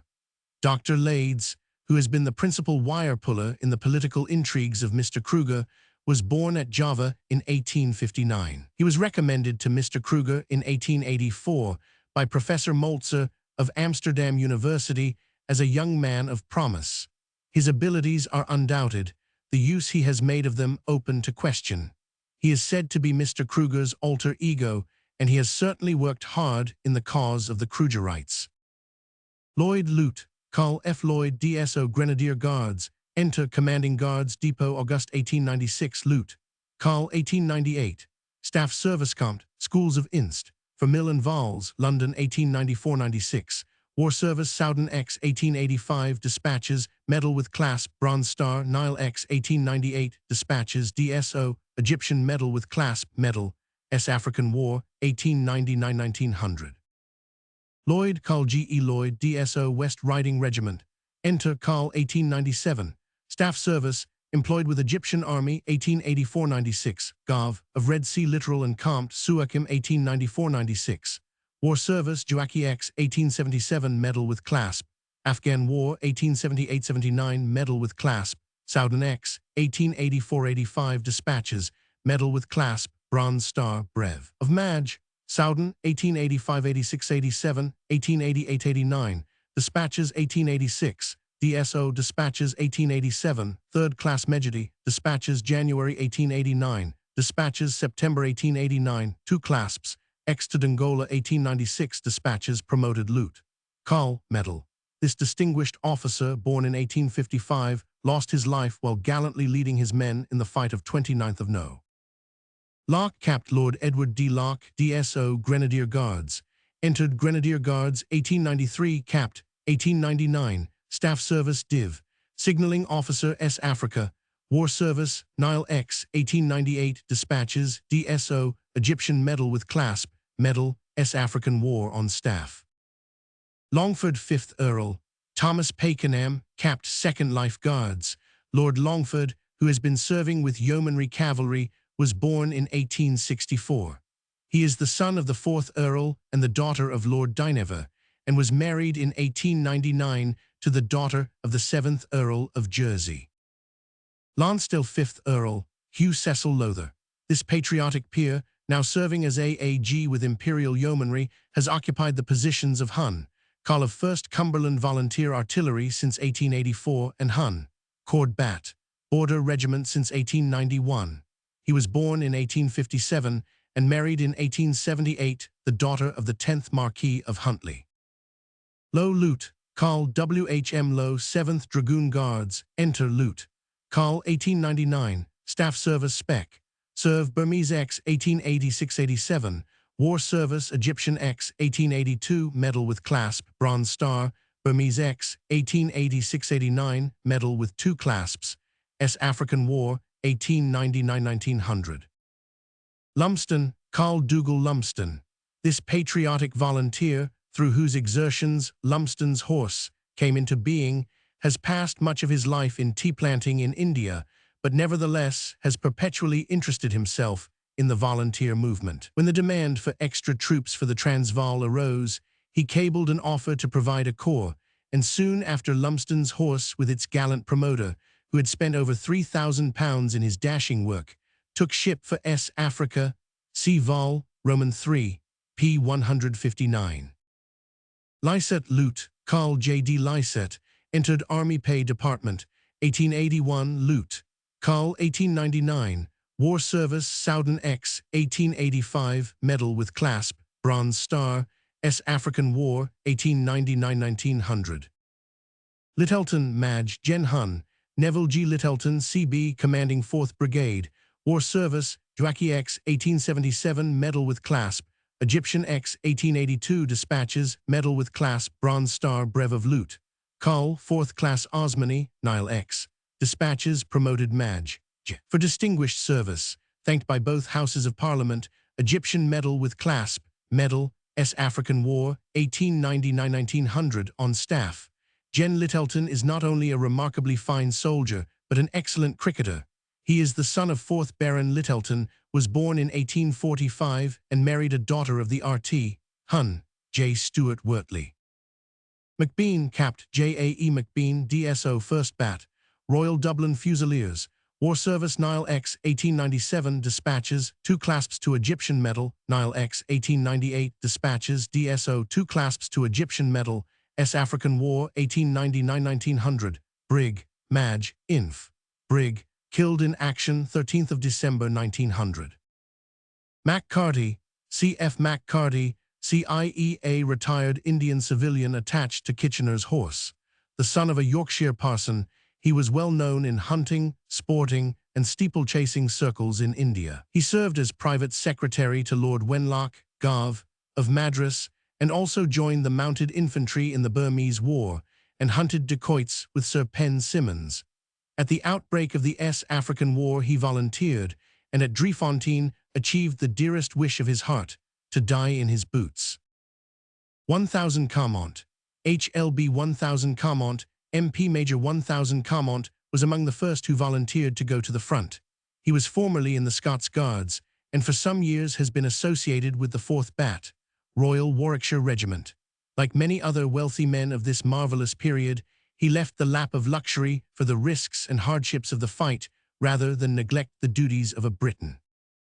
Mac Cormac, Sir William Mac Cormac, 1st Baronet, created 1897, KT, 1881, KCVO 1898, consulting surgeon to the forces in S. Africa, President of Royal College of Surgeons of England and member of the Court of Examiners, Royal College of Surgeons, and examiner of H.M. Naval Medical Service. Sir William is covered with medical honours acquired in England, France, Italy, Prussia, Sweden, Portugal, Bavaria, Spain, and Turkey. He was created a baronet on the occasion of the Queen's Jubilee in 1897. He is the eldest son of Dr. Henry Mac Cormac, M.D., and was born at Belfast in 1836. He has performed signal services in the cause of science and humanity during the present war. MacDonald, Brig. Gen. Hector A. MacDonald, C.B. DSO, became Lieut. Gordon Highlanders, 1881, Col. 1900. Staff service, employed with Egyptian Constabulary, 1885-88, employed with Egyptian Army, 1898-99, ADC to the Queen, 1898, Brig. Gen. India, 1899-1900, Brig. Gen. Inf. Brig. S. Africa, January 1900. War service, Afghan War, 1879-80, dispatches, medal with 3 clasps, Bronze Star, promoted to 2nd Lieut. S. African War, 1881, Majuba dispatches, Soudan X. 1885, Soudan, 1888-89, dispatches, January 1889, 3rd class Mejidi, dispatches, September 1889, medal with 2 clasps, Bronze Star, DSO, capture of Taka, 3rd class Osmani, clasp to Bronze Star, X to Dongola, 1896, dispatches, Brev of Lieut. Col. Egyptian medal with 2 clasps, Nile X, 1897, dispatches, 1898, 2 clasps to Egyptian medal, Nile X, 1898, battles of Atbara and Khartoum, dispatches, May and September 1898, ADC to the Queen, Brev of Col, thanked by both Houses of Parliament, 2 clasps to Egyptian medal, S. African War, 1899-1900, on staff, wounded at Paardeberg. This remarkable officer, the hero of exploits too numerous to mention, well has earned for himself the title of Fighting Mac. For 10 years he served in the ranks, and then was offered his choice between a VC and a commission. Wisely for himself, and luckily for the British Army, he chose the latter, and was able at once to make his rapid way to the foremost rank among the warriors of the age. MacDonald, Madge, R.P. MacDonald, DSO, Reserve of Off. Joined Hampshire Regt, 1878, Madge, 1892, retired 1897. War service, Afghan War, 1879-80, medal, Burmese X, 1885-89, dispatches, 1887-89, medal with 2 clasps, DSO, S. African War, Spec. Serve. 1000 Darnell, Lieut. Col. J. 1000 Darnell, R.A. Enter Lieut. Col. 1897, War service, Afghan War, 1879-80, medal, S. African War, 1899-1900, clip crawl, severely wounded. 1000 Darnell, Hun, Skarmerg Care 1000 Darnell, C.B. Mr. Skarmerg 1000 Darnell, who is numbered among our noble citizen soldiers, was born in 1861. He is the 5th son of the 5th Earl of Antrim, until the war acted as principal private secretary to the Marquis of Salisbury. Mackay Col Hun, J.A.K. Mackay. This valuable officer commanded the New South Wales Mounted Infantry. Mackenzie, Col Colin John Mackenzie, Seaforth Highlanders. Enter Brev Madge, 1899, Staff Service Spec. Serve Burmese X, 1887, ADC to Com. In-Chief E-Indies, 1890-92, DAAG in Bengal and Bombay, 1892-96, Dyer of Mill, Intel, S. Africa and Mill. Gov. Johannesburg, 1900. War Service, Egyptian X, 1882, Medal with Clasp, Bronze Star. Burmese X, 1886-88, Medal with 2 clasps. Hazara X, 1888, Dispatches, Clasp. Hunzanagar X, 1891-92, Dispatches, Brev of Madge. Clasp. Waziristan X, 1894-95, Dispatches, Clasp. Nile X, 1898. Khartoum, S. African War, 1899–1900, on staff. Mackenzie, Lieut. Carl GFC Mackenzie, Suffolk Regiment, enter Lieut. Carl 1900, Staff Service, Edged, Volunteers 1890–95, War Service, Afghan War 1879–80, Medal, S. African War 1899–1900. 1000 Kenzie, Maj. DM 1000 Kenzie. This officer served with distinction with the Natal Carabineers. Mackinnon, Carl W. H. Mackinnon. Entered Grenadier Guards 1870, Carl 1889. Staff Service Assist, Mil. Sec to Gov. and Com. In Chief Malta 1884–85, Priv. Sec to Gov. Madras 1885–86, AAG Home Dist 1893–98, AAG Home Dist, Temp. 1899.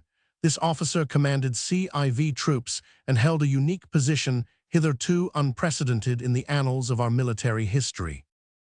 MacMunn, Captain G.F. MacMunn, DSORA, enter Capt. 1898, Staff Service Station Staff Off, Graded Staff Capt. S. Africa 1900, Assist, Prov. Marshal S. Africa May 1900. War Service, Burma 1892, Dispatches, Medal with Clasp, DSO, Burma 1893, Up. On NW Frontier of India 1897–98, Medal with 3 clasps, S. African War 1899–1900, on staff. MacNeice, Lieut. Carl J.G. MacNeice, Lieut. Carl RAMC, August 1898, War Service, Nile X 1898, Medal with Clasp, Medal, S. African War 1899–1900. Mann Brig. Gen. Brian Mann, DSO, enter, Brev. Carl, March 1900. Staff Service, employed with Egyptian Army 1893–1900, Spec. Serve, S. Africa, commanding colonial mounted troops, Kimberley Column, S. Africa, Brig. Gen. S. Africa, May 1900.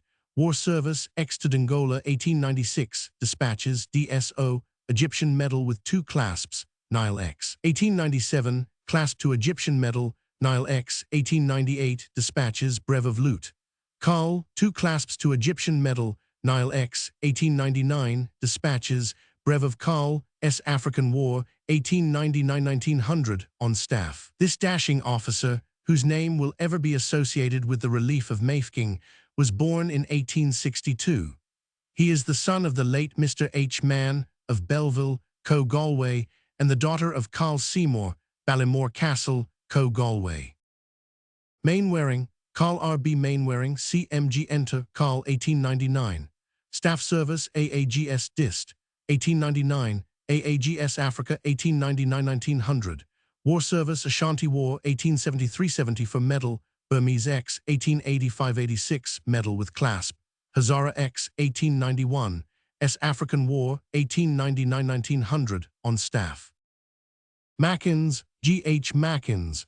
Mr. Mackins acted as consulting surgeon to the forces in S. Africa. Mapleton, Lieut. Carl R.W. Mapleton, M.B. R.A.M.C. Lieut. Carl 1893, War Service, S. African War 1881, Soudan X 1885, Medal with Clasp, Bronze Star, S. African War 1899–1900, Sen Med, Officer Lines of Communication. March Earl of C.H. Gordon Lennox, eldest son of 6th Duke of Richmond, Cord R. Sussex Regged. Marlborough, 9th Duke, C.R.J. Spencer Churchill, the Duke of Marlborough, who was the first of the British to greet our prisoners in Pretoria, has been serving with the Yeomanry Cavalry.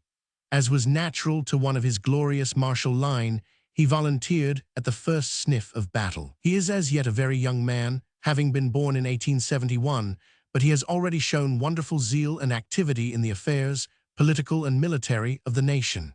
He owes not a little to America, where in 1895 he married the daughter of Mr. William Vanderbilt of New York. The Duke is staunch conservative, a keen sportsman and dashing polo player. Marling, Maj. P.S. Marling, V.C. 18th Hussars. Enter Maj. 1896.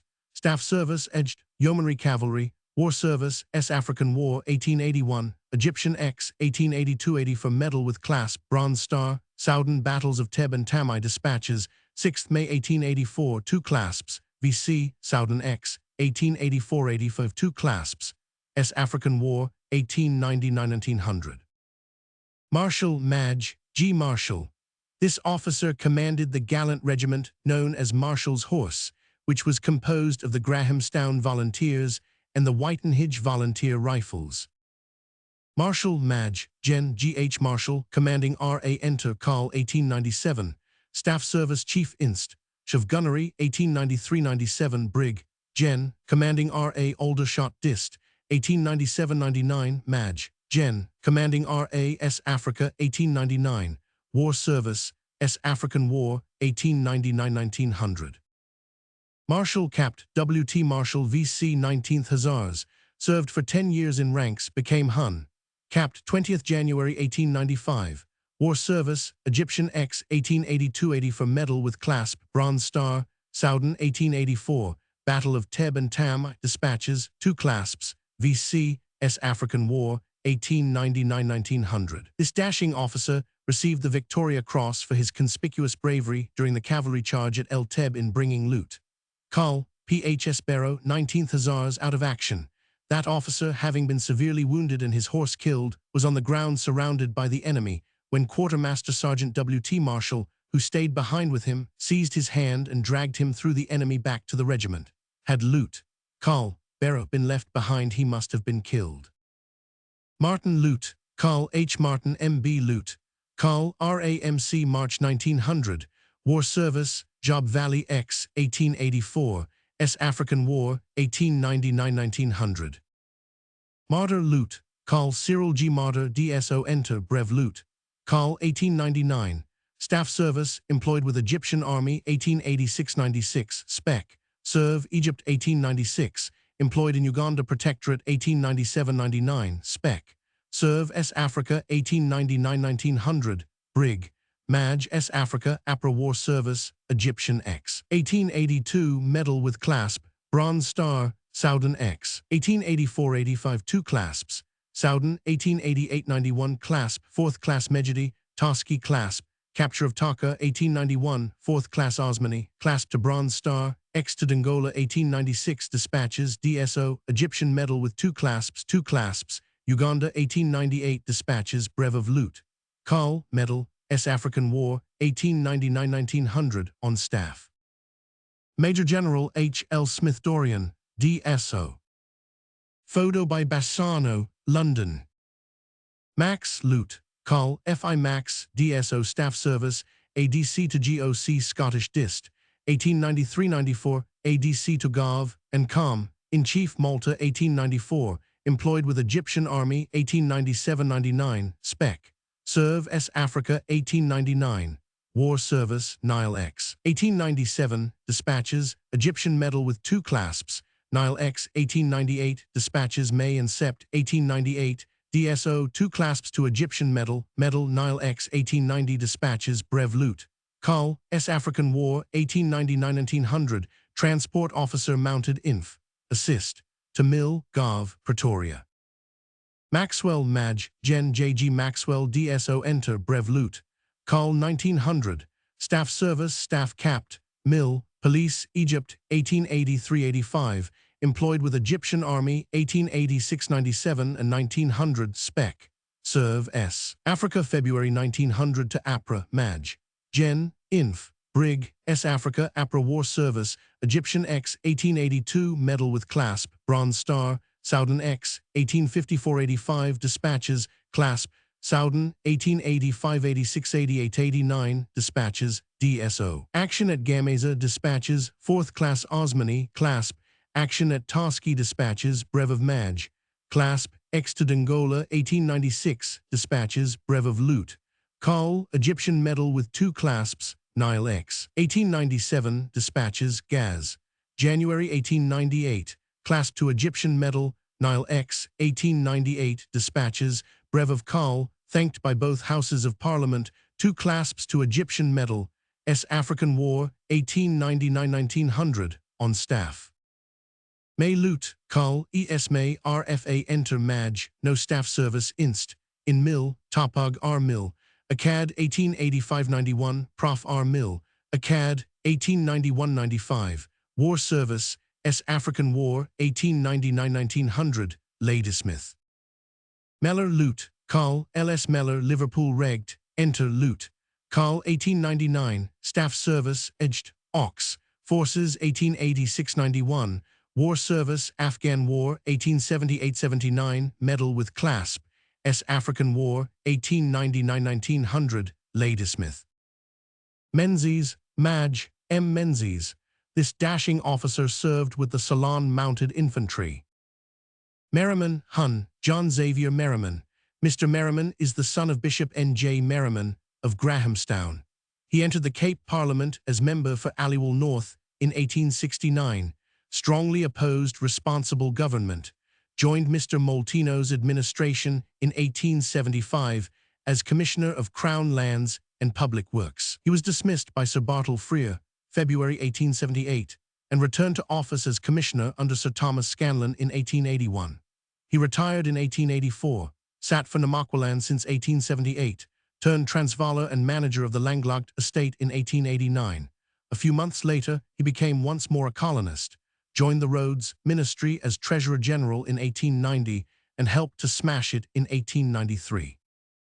Metcalfe Lute, Carl C.T.E. Metcalfe Rifle Brigade, Enter Lute. Carl, 1898, War Service, Burmese X, 1886–87, Medal with Clasp, Op. On N.W. Frontier of India, 1897–98, Medal with Clasp, S. African War, 1889–1900, severely wounded. Methuen 3rd Baron, Lute, Gen. Paul Sanford Methuen, KCVO CB, CMG entered SF Guards, 1864, Carl, 1888, Lute, Gen. 1898, Staff Service Brig. Madge. Home Dist, 1871–76, Spec. Serve Ashanti X, 1873–74, Assist. Mill, Sec. Headquarters Ireland, 1877, Mill. Attaché Berlin, 1878–81, AA and QMG Home Dist, 1881–82, Compt. At Headquarters, AA and QMG, X. Forces, Egypt, 1882, AA and QMG Home Dist, 1882–84, DAG, S. Africa, 1888–90, Madge. Gen. Home Dist, 1892–97, Lute.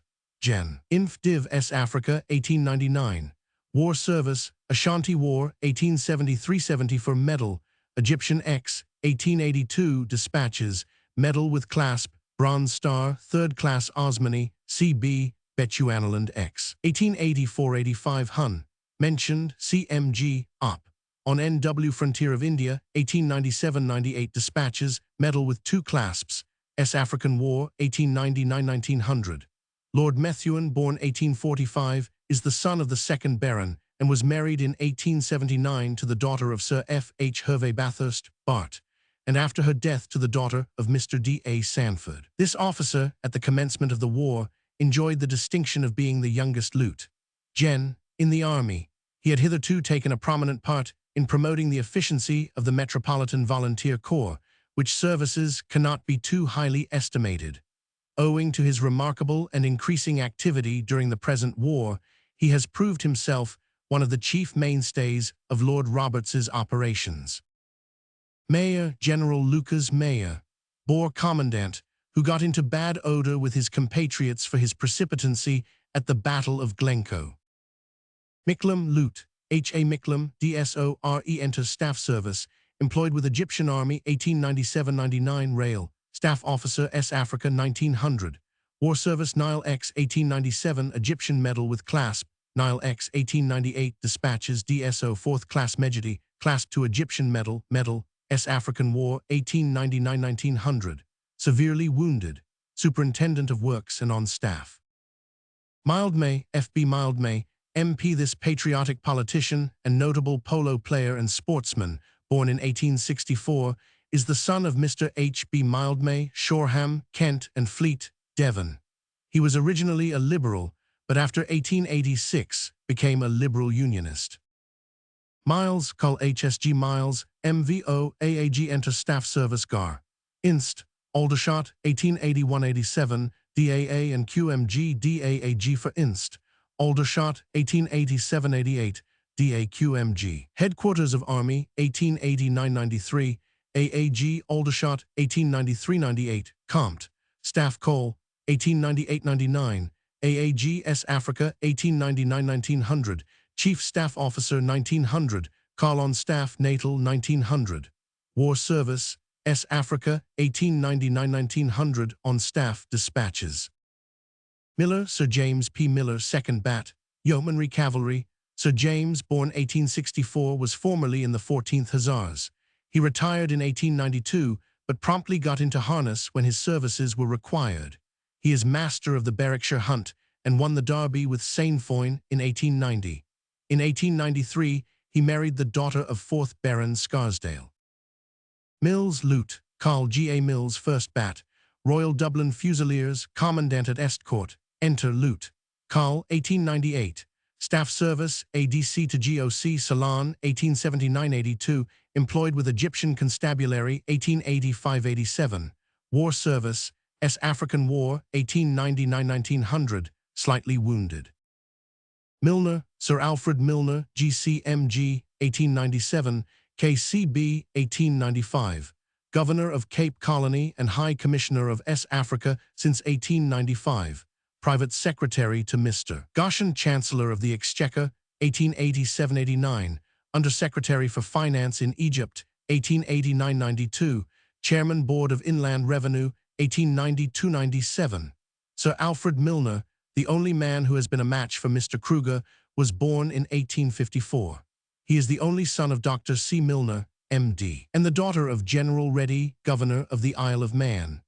He had a distinguished scholastic career and was alluded to by Dean Church as the finest flower of culture that the University of Oxford has produced in our time. His masterly handling of affairs in South Africa has earned the admiration of a grateful nation. He is popular both as an individual and as a statesman, and Lord Rosebery's opinion that he has that union of intellect with fascination which makes men mount high is very generally endorsed. Milton Viscount W. Charles de Meuron Wentworth Fitzwilliam, MP, is among the gallant volunteers who have served with the Imperial Yeomanry. He is the son of the late Viscount Milton, MP, and a daughter of the late Lord Charles Beauclerk. He was born in 1872 and married in 1896, the daughter of the Marquis of Zetland. Money Lute, Carl CGC Money CB 1st Bat, Northumberland Fusiliers, enter Lute.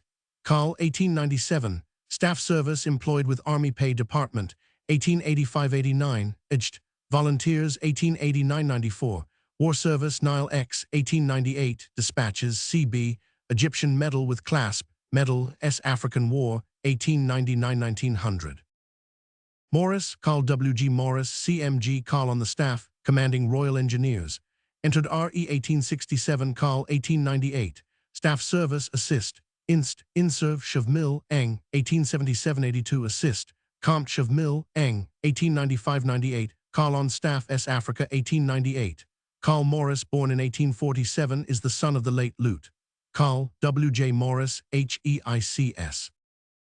Mortimer, Carl W.H. Mortimer, Carl 1899, War Service, Egyptian X, 1882, Medal with Clasp, Bronze Star, S African War, 1899-1900, Chief Paymaster, Maritzburg.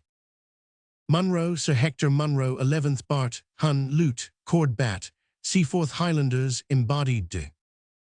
Murray, Brig, Gen. J. Wolfe Murray, entered RA 1872, Col 1899, Staff Service DAA and QMGN Brit, Dist, 1884, DAQMG Intel, BR. Headquarters of Army 1884-87, DAAG 1887-90 Spec. Serve Off, Headquarters of Army 1892-94, DAAG for Inst, Aldershot and DAAG. For Aldershot 1894-97 Spec. Serve Ashanti 1895-96, AAG India 1898-99, AQMG Intel. Headquarters India 1899, Carl on Staff S Africa 1899, Brig. Gen. On Staff S Africa 1899. War Service Ashanti X 1895-96 Hun, mentioned Brev of Lute. Carl, Star, S African War 1899-1900, on Staff, Commanding Lines of Communication Natal. Napier, Carl Hun, J.S. Napier. Enter, Brev Carl 1899. Staff Service ADC to Gav, of Madras 1869-72, ADC to Viceroy of India 1872, ADC to Kham, In-Chief E-Indies 1872-73, Ajt, Ox, Forces 1881-86, Insp. Of Gymnasia, Aldershot 1897-1900, Spec. Serve S. Africa 1899-1900. War Service, Afghan War, 1878-79-80, Dispatches May-July and De, Brev of Maj. Medal with 3 clasps, Bronze Star, S. African War, 1881, S. African War, 1899-1900. Nash, Lute, Carl W. F. Nash, Enter Lute. Carl S. Africa, 1899, War Service, Burmese X, 1889-90, S. African War, 1899-1900. Nesbitt, Lute, Carl, R. A. Nesbitt. This dashing officer commanded the splendid volunteer corps known as Nesbitt's Horse. Nesbitt, Capt. R. C. Nesbitt, V.C. Mashonaland Mounted Police. This gallant officer, who was taken prisoner early in the war C. Vol. Roman II, p. 58, has seen a considerable amount of irregular service in Mashonaland and Gazaland. He was decorated for rescuing a party at the beginning of the Mashonaland Rebellion in 1896. Newell, Lute, Carl S. Newell. This gallant officer commanded the 5th Contingent New Zealand Mounted Infantry. Nicholson, Maj. J. S. Nicholson, DSO 7th Hussars. Enter Maj. 1899. Staff Service Spec. Extra Regimental Employment 1896-98. Compt. Gen. BSA Police 1898. War Service Op. In S. Africa 1896, Dispatches DSO, S. African War, 1899-1900, Commanding 1st Brig, Rhodesian Field Force. Nicholson, Maj. Gen. Sir W. G. Nicholson, KCB entered RE 1878, Carl 1891. Staff Service, AAG for RE Bengal 1885-90, Mill, Sector Kham. In-Chief in India 1890-93, employed in Mill, Works Department, India 1893-95, DAG Punjab 1895-98, Ajt Gen. In India 1898-99, Mill, Sector Field Marshal Kham. In-Chief S. Africa 1899-1900, Dyer of Transport Maj. Gen. S. Africa 1900. War Service, Afghan War 1878-79, Dispatches 1879-80, Dispatches, Medal with 3 clasps, Bronze Star, Brev of Maj. Egyptian X. 1882, Medal with clasp, Bronze Star, 4th Class Osmani, Burmese X. 1886-87, Dispatches, Medal with clasp, Brev of Lute. Carl, Tura, 1897-98, Dispatches, KCB, Medal with 2 clasps, S. African War, 1899-1900, on staff. Norcott, Carl CHB Norcott 1st Bat, Rifle Brigade. Enter, Brev Carl 1899. Staff Service ADC to Maj. Gen. Bengal 1884-88.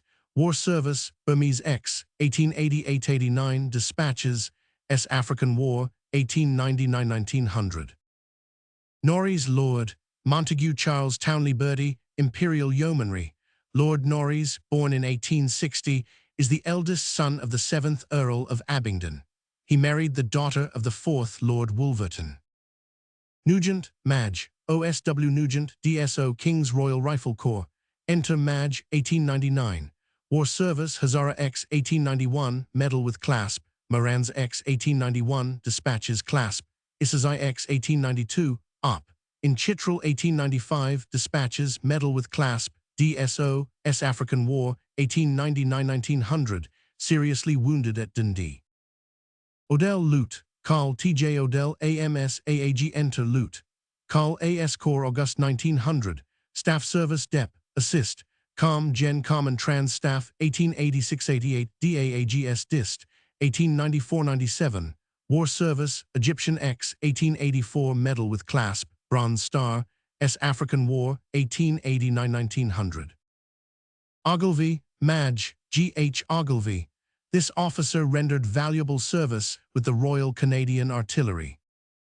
O'Leary, Carl W. 1000 Carthy O'Leary, 1st Bat, S. Lanks, Fusiliers, For career see Vol, Roman 4, p. 150. Orr-Ewing, Madge, J. A. Orr-Ewing, Imp, Yeomanry.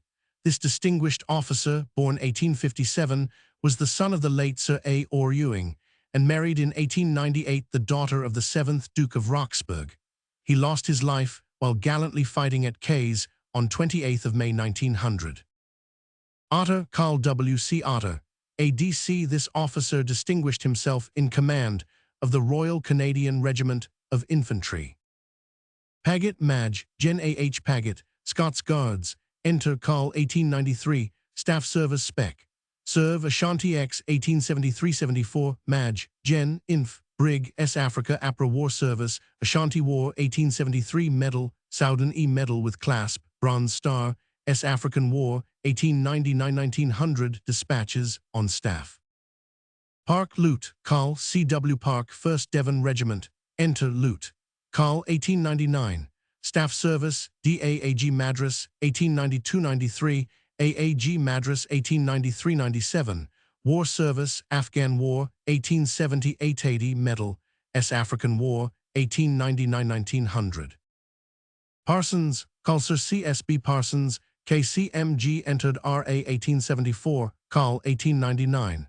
Staff Service, employed with Egyptian Army, 1883-84, ADC to Gov, and Com. In Chief, Malta, 1884-85, ADC to GOCE Dist, 1887-88, ADC to GOC. Aldershot, 1889-92, employed with Egyptian Army, 1892-99, Gov, of Red Sea Littoral and Compt.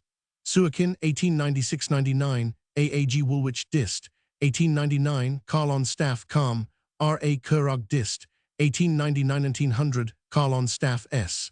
Africa, January 1900, February 1900, Carl on Staff Assist. INSP Gen L of C, S. Africa, February 1900. War Service, S. African War, 1877-80, Dispatches, 1879, Medal with Clasp, Dispatches, 1881, Egyptian X, 1882, Dispatches, Medal with Clasp, Bronze Star, 5th Class Mejidi, Brev of Madge. X. To Dongola, 1896, Dispatches, Brev of Lute. Carl, Egyptian Medal with Clasp, Nile X, 1897, Nile X, 1898, Dispatches, Brev of Carl, Clasp to Egyptian Medal, KCMG, S. African War, 1899-1900, Deputy Mill, Gov, of Northern Cape Colony and Compt, W. Kimberley Dist. Parsons, Carl L. W. Parsons. Enter Carl 1900, Staff Service, Edged, Ox, Forces, 1881-86, Carl on Staff, S. Africa, APRA War Service, S. African War, 1899-1900, Dispatches. Peakman, Madge, T.C. Peakman. This dashing officer's unflagging energy in command of the Kimberley Light Horse is already well known. Pennell, Capt. H.S. Pennell, V.C. Derby Regt, Enter War Service, Up. On N.W. Frontier of India, 1897-98 Dispatches, V.C. Medal with 2 Clasps, S. African War, 1899-1900, Ladysmith Relief Force, woundeth February. Phipps Hornby, Madge, E.J. Phipps Hornby, V.C. R.A. Enter, Madge, 1895, War Service, Bechuanaland X, 1884-85, S. African War, 1899-1900, V.C. CVC List. This notable officer and splendid polo player, born 1857, is a son of the late Admiral Phipps Hornby. Pickwoad, Carl E. H. Pickwoad, R.A. Enter, Carl, 1898. Staff Service, Edged, Ox, Forces, 1885-89. War Service, Afghan War, 1878-79, Medal, S. African War, 1899-1900, Commanding Brig, Div. R.A., Siege of Ladysmith, severely wounded.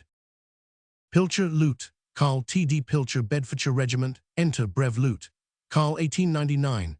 Staff Service, DAAG Dublin Dist, 1895-97, employed with W. African Frontier Force, 1897-99 Spec. Serve S. Africa, 1899. War Service, W. Africa, 1897-98 Dispatches, Brev of Lute. Carl, S. African War, 1899-1900. Commanding Corps Mounted Infantry. Pilkington, Lute. Carl, H. L. Pilkington, Reserve of Officers. Carl Pilkington rendered conspicuous service with the 2nd West Australian Mounted Infantry. Pilson, Maj. A.F. Pilson, Royal Dublin Fusiliers, enter Brev Maj. 1897, Staff Service Spec. Serve S. Africa 1899, War Service, Op. In S. Africa 1896, Dispatches, Brev of Maj.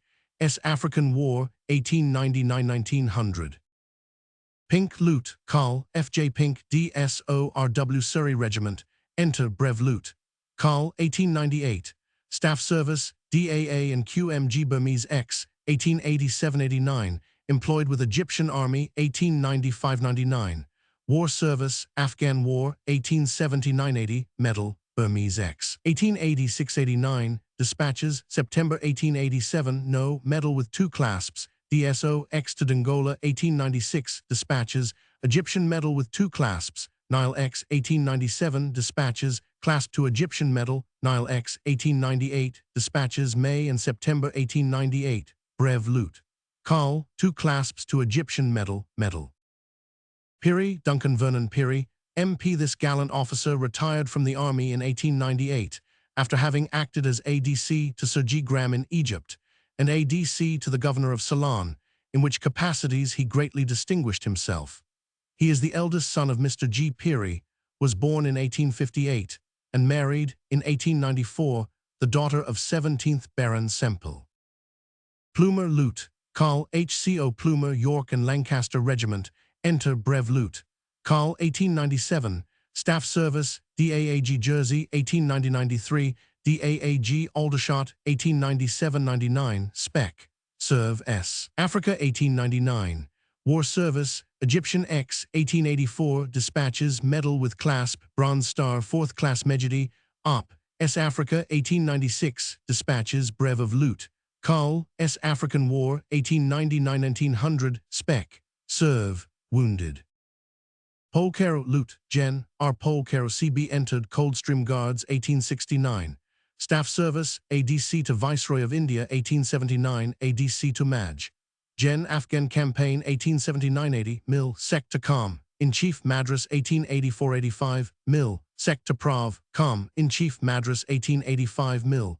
Sec to Com. In-Chief E. Indies, 1885-90, Compt. Headquarters Staff, S. Africa, 1899, Maj. Gen. Inf. Brig. S. Africa, 1899-1900, Lute. Gen. Inf. Div. S. Africa, 1900. War Service, Afghan War, 1879-80, Dispatches, January, May, and December, 1880. Egyptian Campaign, 1882, Medal with Clasp, Bronze Star, Burmese X, 1886-87, Dispatches, CB, S. African War, 1899-1900, on Staff Dispatches. Pur Maj RM Pur 7th Hussars, enter Brev Maj, 1898. Staff Service ADC to Gav, of Bombay 1894-95, employed with Mill, Mounted Police S. Africa 1899, Prav, Marshal S. Africa No War Service, Op. In S. Africa 1896-97, Dispatches, Brev of Maj. S. African War, 1899-1900, on Staff. Pratt Lute, Carl, A.S. Pratt R.A. Enter Lute. Carl 1900, Staff Service Inst. Shav Gunnery, 1886-91, 1891-95, War Service, S. African War, 1899-1900. Pratimon, Maj. Gen. G.T. Pratimon C.B.R.A. Enter Maj. Gen. 1897, Staff Service, ADC to Maj. Gen. Afghan Campaign, 1878-79, Enter Lute. Gen. Afghan Campaign, 1879-80, Mil. Sec. Madras, 1881-84, AAG for R.A. Bengal, 1887-89, Brig. Gen. Bengal, 1889-94, Compt. Headquarters, S. Africa, 1899-1900, Maj. Gen. Mil. Gav. Bloemfontein, March 1900. War Service, Afghan War, 1878-79-80, Dispatches, Medal with 3 clasps, Bronze Star, Brev of Maj and Lute. Carl. Isazai X, 1892, S. African War, 1899-1900, on Staff. Price, Carl T. Price. This officer rendered conspicuous service with the Victorian Mounted Infantry. Pritchard Lute, Harry Lionel Pritchard, DSO entered RE 1891, Staff Service Spec. Serve Ashanti 1895-96, Spec. Serve Egypt 1896, employed with Egyptian Army 1896-98, specially employed Cyprus 1898-99, staff off, to assist, Dyer of Railways, S. Africa 1900. War Service Ashanti X 1895-96 Hun. Mentioned, Star, X to Dongola Dispatches, 4th Class Mejidi, Egyptian Medal with Clasp, Nile X 1897, Clasp to Egyptian Medal, Nile X 1898, Dispatches, DSO, Clasp to Egyptian Medal, S. African War, 1899-1900, on staff. Quill Lute, Carl B.C. Quill, Enter Lute. Carl, February 1900, Staff Service Assist, INSP of Gymnasia Aldershot 1888-92 Spec. Serve S. Africa, February 1900. War Service Egyptian X 1882, Medal with Clasp, Bronze Star, S. African War 1899-1900, Spec. Serve, Officer. Rawlinson, Lute. Carl Sir H.S. Rawlinson, 2nd Bart, DSO Coldstream Guards, Enter Brev Lute. Carl 1899, Staff Service ADC to Com. In-Chief E-Indies 1885-86 and 87, ADC Extra to Com. In-Chief E-Indies 1887, ADC to Com. In-Chief E-Indies 1887-88 and 90, Brig, Maj, Aldershot 1895-98, DAAG Egypt 1898, DAAG. Natal 1899-1900, AAG S. Africa March 1900. War Service Burmese X 1886-87 Dispatches, Nile X 1898 Dispatches, Brev of Lute. Carl Medal S. African War 1899-1900, Siege of Ladysmith. This well-known officer, born in 1864, is the son of the late General Sir Henry Creswicke Rawlinson, Bart, the distinguished Orientalist. He married in 1890 the daughter of Mr. Coleridge Kennard. Rawson Lute, Carl H. E. Rawson, Enter Lute. Carl 1899, Staff Service Sec. R.E. Committee 1890-94, War Service, S. African War 1899-1900, commanding R.E. lines of communication. Reed Madge, C.Y. Reed. This officer rendered valuable service with the South Australian Mounted Rifles. Reed Capt. H.L. Reed RACVC List. Enter Capt. 1898, War Service, S. African War 1899-1900, Dispatches, V.C. Reeves, Carl J. Reeves, 2nd Bat, Royal Irish Fusiliers. Enter, Brev. Carl 1899, War Service, Egyptian X 1884, Medal with Clasp, Bronze Star, S. African War 1899-1900, with Ladysmith Relief Force, Colenso, wounded, 21st February. Rithman, Madge, F.J. Rithman, commanded Border Mounted Rifles, Ladysmith. Rhodes, the R.T., Hun, Cecil John Rhodes, D.C.L., M.A. for Career C. Vol, IP 118. Rhodes, Madge, E. Rhodes, D.S.O. Enter, Madge, 1893, Staff Service Assist, INSP, of Signaling, Aldershot, 1895-97 and 99, DAAG for Signaling, 1899, Dyer, of Signaling S. Africa, 1899-1900. War Service, Egyptian X, 1882, Medal, Bronze Star, Soudan X, 1885, Dispatches, 2 Clasps, Soudan, 1885-86, Dispatches, DSO, S. African War, on Staff Dispatches. Rhodes, Carl F. W. Rhodes, DSO Enter, Carl 1889, Staff Service, ADC to Brig.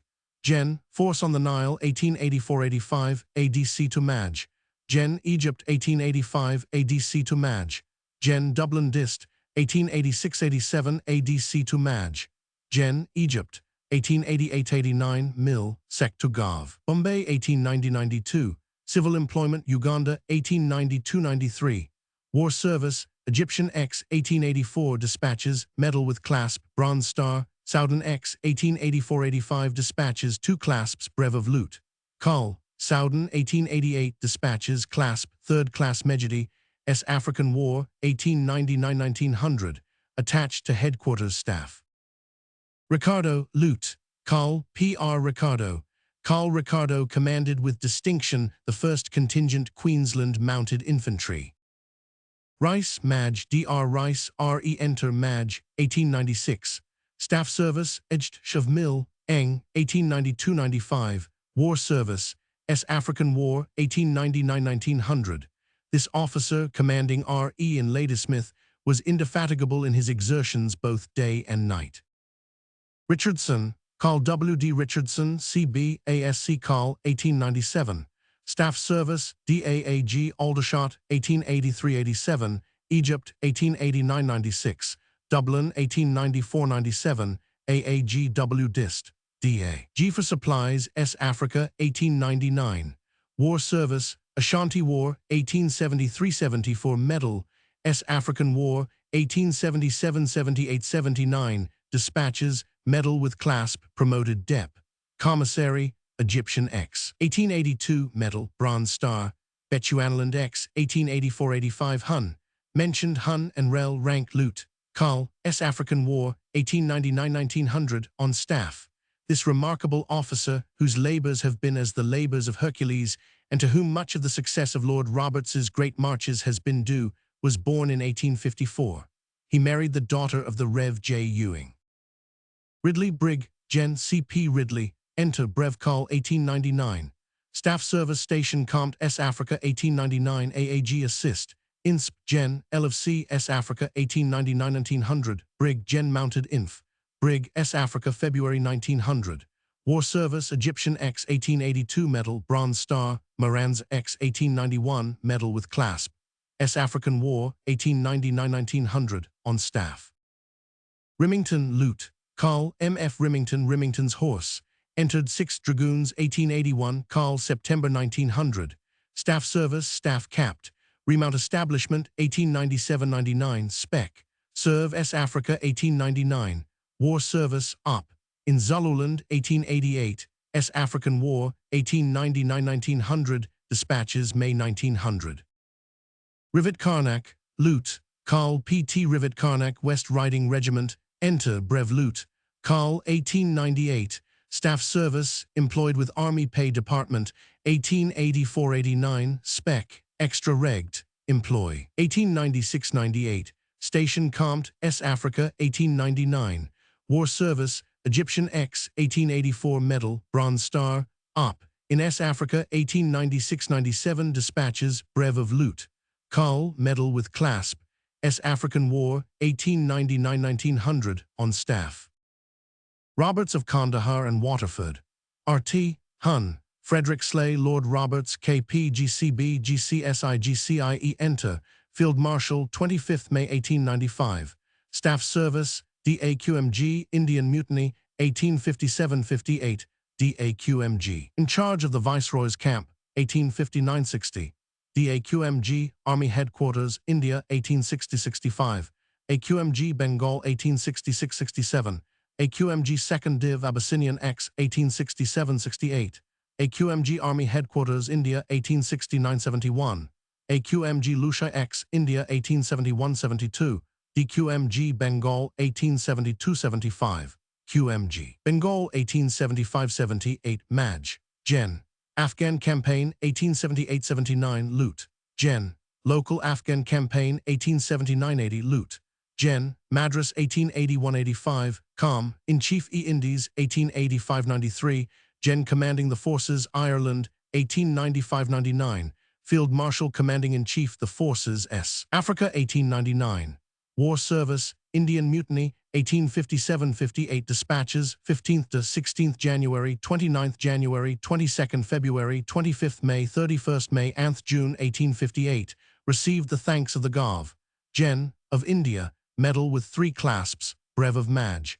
V.C. N.W. Frontier of India X. 1863, Medal with clasp, Abyssinian X. 1868, Dispatches, 30th June, 3rd July, 10th July 1868, Medal, Brev of Loot. Carl, Lucia X. 1871-72, Dispatches.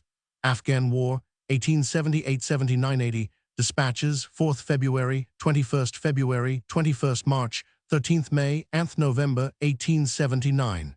16th January, 4th May, and December, 1880. Received. Thanks of both Houses of Parliament, 4th August 1879, 9th May 1881, and created a baronet, thanked by Government of India and Gov. Gen. In Council, medal with 4 clasps, Bronze Star, KCB, GCB. Burmese X, 1886, thanked by Government of India, dispatches, clasp, S. African War, 1899-1900, Field Marshal Commanding-in-Chief, the forces in S. Africa. This wonderful officer, the idol of the army and of the nation, and the greatest commander of modern times, was born in 1832. He is the son of Jenser Abraham Roberts, GCB, and the daughter of Madge Bunbury of Kilfeacle, Co-Tipperary. He married in 1859 the daughter of Capt. Bowes, 73rd Foot. He was created a baron in 1892 in connection with his famous services in Afghanistan. Owing to the popularity of his famous work, 41 Years in India, the facts of his marvelous career are well known, but the book being the output of the most modest of men, it fails to do justice to the personal qualities which have made this great leader so deservedly celebrated and beloved. A few lines from Mr. Maclaren Cobham's Life and Deeds of Earl Roberts express so ably the view of the multitude that it is a temptation to quote them. His successes as a general have not been merely warlike, could not be merely warlike, for he has an understanding and an imagination which compel him to look, before and after, to note how the necessity for war has arisen, and to consider how war may promote a more secure and perfect peace. He has exhibited the mind of a statesman and an administrator, as well as of a soldier, and in the highest sense he has ever been an empire builder, for he has not only made strong the borders of Her Majesty's dominions in India and Africa, but he has also consistently maintained and strengthened the ancient and inalienable British reputation for justice and truth, kindness and mercy, the intangible bonds, light as air but tougher than steel, which bind our widespread empire together. And so we come to the fascination of his personality. The commander-in-chief is a great soldier, but he is a greater man. It is in his character as a man rather than as a soldier that he has won the unrestrained affections even of the army. Since the little corporal, no great commander has held so entirely the confidence and devotion of all sorts and conditions of soldiers. But while Napoleon imposed himself upon his embattled hosts as a kind of demigod, he who is most widely known as Little Bobs has impressed his soldiers as a man of men, as the best, the most sympathetic, the cleverest, and dearest of comrades. His regard for the soldier is so well known that such a saying would be incredible of him as that which is recorded of the Duke of Wellington, who described the men who won his battles as the greatest scoundrels in Europe. It is, indeed, one of the rarities of history to find a successful leader of armies distinguished by such sweetness and such gentleness of temper, such kindness and such tact of conduct and of speech. These qualities are commonly regarded as marking the ideal character of a domestic person, of a man of peace, and in bringing them into complete accord with the triumphant practice of war, he who has been so widely known as Lord Roberts shows himself our own ideal knight. Roberts Hun, FHS Roberts Lute, King's Royal Rifles, C. Vol. Roman II, p. 193, also VC list. Lieutenant Roberts, VC. Killed at Colenso. Photo by Chancellor and Son, Dublin. Robertson, Madge W. R. Robertson, DSO in ranks over 10 years, Lute, 3rd Dragoon Guards, 1888, Madge, March 1900. Staff Service, Staff Lute, Intel, BR, QMG Department, India 1892-95, Staff Capt, QMG Department, India 1895-96, Staff Capt, Intel, Department, Headquarters of Army 1899, DAAG Headquarters of Army 1899-1900, DAAG S Africa February 1900, War Service, OP, in Chitral 1895, Dispatches, Medal with Clasp, DSO, S African War 1899-1900, on staff. Robin, Madge. A.W. Robin distinguished himself in command of the 1st New Zealand contingent. Roch Lute, Carl Hun, Uda R.B. Roch S. Wales Borderers, Enter Lute. Carl 1899, Staff Service, DAAG Bengal 1890-95, War Service, S. African War 1877-78, Medal with Clasp, Burmese X 1886-89, Medal with 2 clasps, S. African War 1899-1900. Romilly, Madge, F.W. Romilly, DSO Enter, Brev Madge, Scots Guards 1894, Staff Service ADC to Loot. Gen, Egypt 1883-84 and 87, DAAG Malta 1890-93, Mil, Sec to Gav. Madras 1896-98, War Service, Egyptian X 1882-80 for Medal with Clasp, Bronze Star, Dispatches 2 clasps, Soudan X 1884-80 for 2 clasps, Soudan 1885-86, Dispatches, DSOS African War 1899-1900, Wounded. Ross, Madge W.C. Ross, Durham Light Infantry, Enter Loot. Carl S. Africa, February 1900, Staff Service INSP and Edged GT, Indian Pennin, RLY VC 1890-95, AMS and ADC to Loot. Gav, Punjab 1898-1900, War Service, Afghan War 1879-80 Medal, S. African War 1899-1900, Commandeth Corps Mounted Infantry till severely wounded. Rowell Loot, Carl J. Rowell. This officer commanded the 4th Contingent South Australian Bushmen. Roxburgh 8th Duke, H. John Insker Loot, Royal Horse Guards. This young nobleman, born in 1876, son of 7th Duke of Roxburgh and the daughter of the 7th Duke of Marlborough, was originally in the 4th Bat, Argyll and Sutherland Highlanders. He has now been serving in the Household Cavalry Composite Regiment. Royston, Carl W. Royston, commanding Natal Volunteer Force, C. Vol, Roman 4, P. 134. This officer and his force reflected the highest credit on the colony of Natal. Rundle Loot, Gen. Sir H. M. Leslie Rundle, KCB, CMG, DSO entered RA 1876, Brev Col 1894. Staff Service, employed with Egyptian Army 1883-98, Madge, Gen. E. Dist, 1898-99, DAG Headquarters of Army 1899-1900, Loot. Gen. Commanding Div. Aldershot, January 1900, March 1900, Loot. Gen. Inf. Div. S. Africa, March 1900. War Service, S. African War, 1879-81, Dispatches, Medal with Clasp, Wounded in Defense of Potchefstroom, Dispatches, Egyptian X. Medal with Clasp, Bronze Star, Soudan X. 1884-85, Dispatches, Clasp, Brev of Madge. Soudan, 1885-86-87-89-91, Dispatches, DSO, 3rd Class Osmany, Action of Tosky Dispatches, Clasp, Brev of Loot. Col, Capture of Tokai, Clasp to Bronze Star, X. To Dongola, 1896, Dispatches, promoted to Madge. Gen. Egyptian Medal with 2 clasps, Nile X 1897, Dispatches, Clasp to Egyptian Medal, Nile X 1898, Dispatches May and September 1898, KCB, thanked by both Houses of Parliament, Clasp to Egyptian Medal, Medal, S. African War, 1899-1900, on staff. Samut Loot, Carl A. Samut Army Ord, Department, Enter Loot. Carl 1900, Staff Service Dep. Assist, Com Gen Ord, Store Department, 1885-94-95, Assist, Com Gen Ord, Store Department, 1895-96, Ord, Off 3rd Class 1896-1900, Ord, Off 2nd Class 1900, War Service, S. African War, 1899-1900.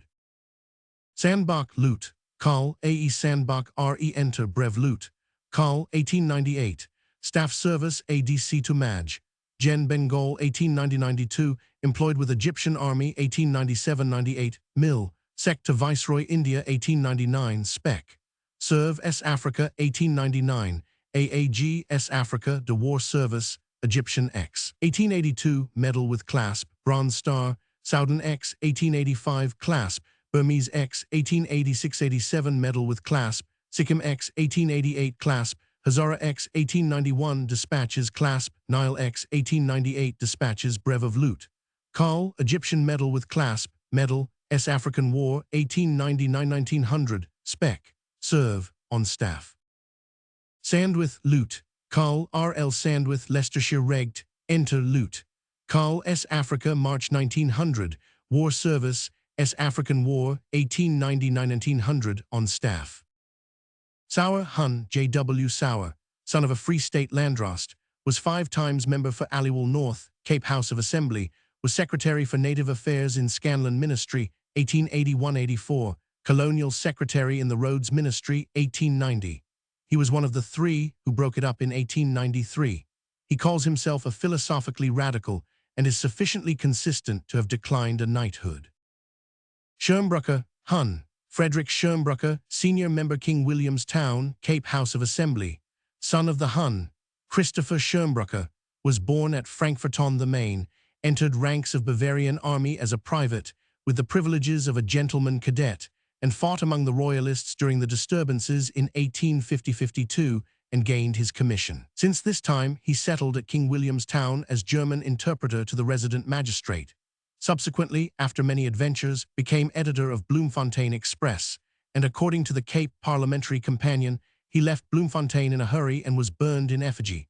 He returned to King William's Town, volunteered for service in the Frontier War, appointed commandant of the Amatola Division, volunteered for service against the Zulus, commanded at Lunenburg, was present at the battles of Zeeloben and Cambula, distinguished himself on the Pemvani River. In 1880, accompanied Mr. Sprigg to Basutoland to raise a police force, retired with that Sprigg government, elected member Legislative Council for the Eastern Province, 1882, re-elect, became Commissioner Crown Lands and Public Works, Upington Ministry, 1884, successfully contested King William's Town general election, 1888. He succeeded in raising several companies of German colonists to go to the front in 1901. Schleswig-Holstein, Maj. H. Prince Christian Victor of Schleswig-Holstein, C. Vol. Roman 6, p. 123. Schofield, Maj. H.N. Schofield, R.A. Enter, Maj. February 1900. Staff Service, ADC to GOC, Aldershot, 1898–99, ADC to Gen Com. In-Chief, S. Africa, 1899–1900, ADC to GOC Natal, January 1900. War Service, S. Africa, 1899–1900, Colenso. This distinguished officer, who saved 2 guns at Colenso, and by his gallantry should have earned a V.C., was only debarred from receiving the coveted honor owing to the fact that being a gunner officer his actions were done in pursuance of his duty. It is a distinction without a difference, which many have failed to see, in view of the decoration having been given to other artillery officers while also in pursuance of their duty. Schreiner, Hun. W. P. Schreiner, Q.C., C.M.G., Premier of Cape Parliament, 1898. Mr. Schreiner, son of a Lutheran missionary and an English lady, was born in 1859. He is the brother of Miss Olive Schreiner, Mrs. Cronwright, the authoress whose anti-British proclivities are well known. Mr. Schreiner was educated in England, was called to the bar at the Inner Temple in 1882, and on his return to the Cape, engaged in politics and became Mr. Rhodes, Attorney General. In 1898 he became Premier, but his sympathies were not with the British, and his attitude caused him to be described as the pro-Boer Premier of an Afrikaner government. He was married to the sister of Mr. Rates, formerly President of the Orange Free State. Scott, Capt. P.M. Scott, C.B., Royal Navy, HMS Terrible. This notable officer and clever inventor of the now celebrated gun carriages, C. Vol. Roman 2, P.53, has seen a considerable amount of service. He took part in the Ashanti War, the Congo Expedition, and the Egyptian War. He has been twice mentioned in dispatches, and in addition to his British medals, has the Khedive's Star. He was promoted from the 4th to the 3rd class Medjedi in 1890. Scott, Maj. R.G. Scott. This officer rendered valuable service with the Kimberley Light Horse.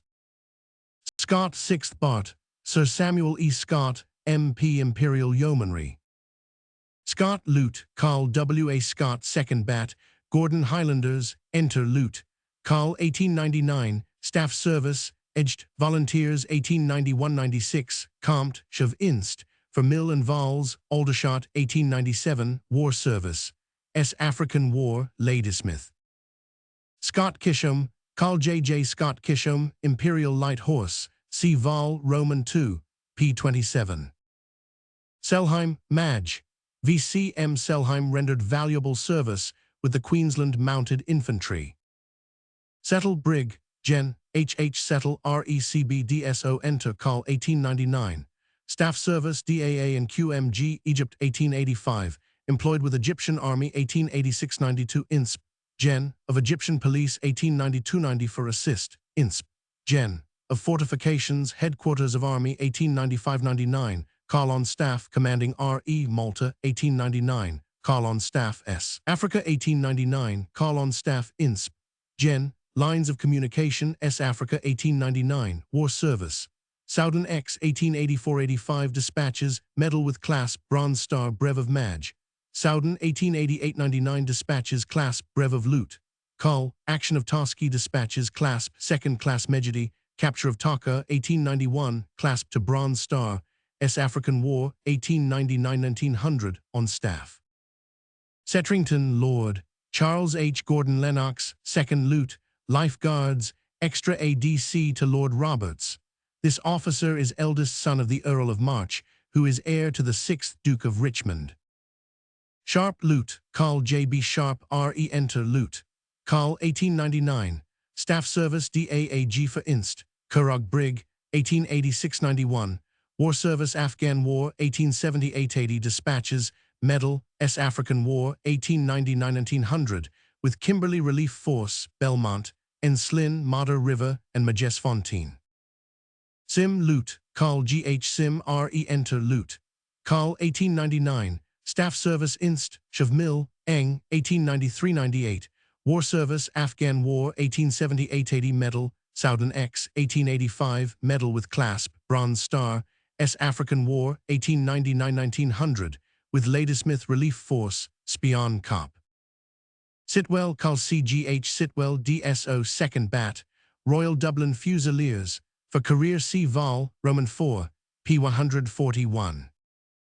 Sitwell, Carl W. H. Sitwell, Enter, Brev Loot. Carl, 1898. Staff Service, employed with Bechuanaland Border Police, 1891-93, DAAG Guernsey, 1895-97, Spec. Serve. Ashanti, 1895-96. Employed with Egyptian Army, 1897-99.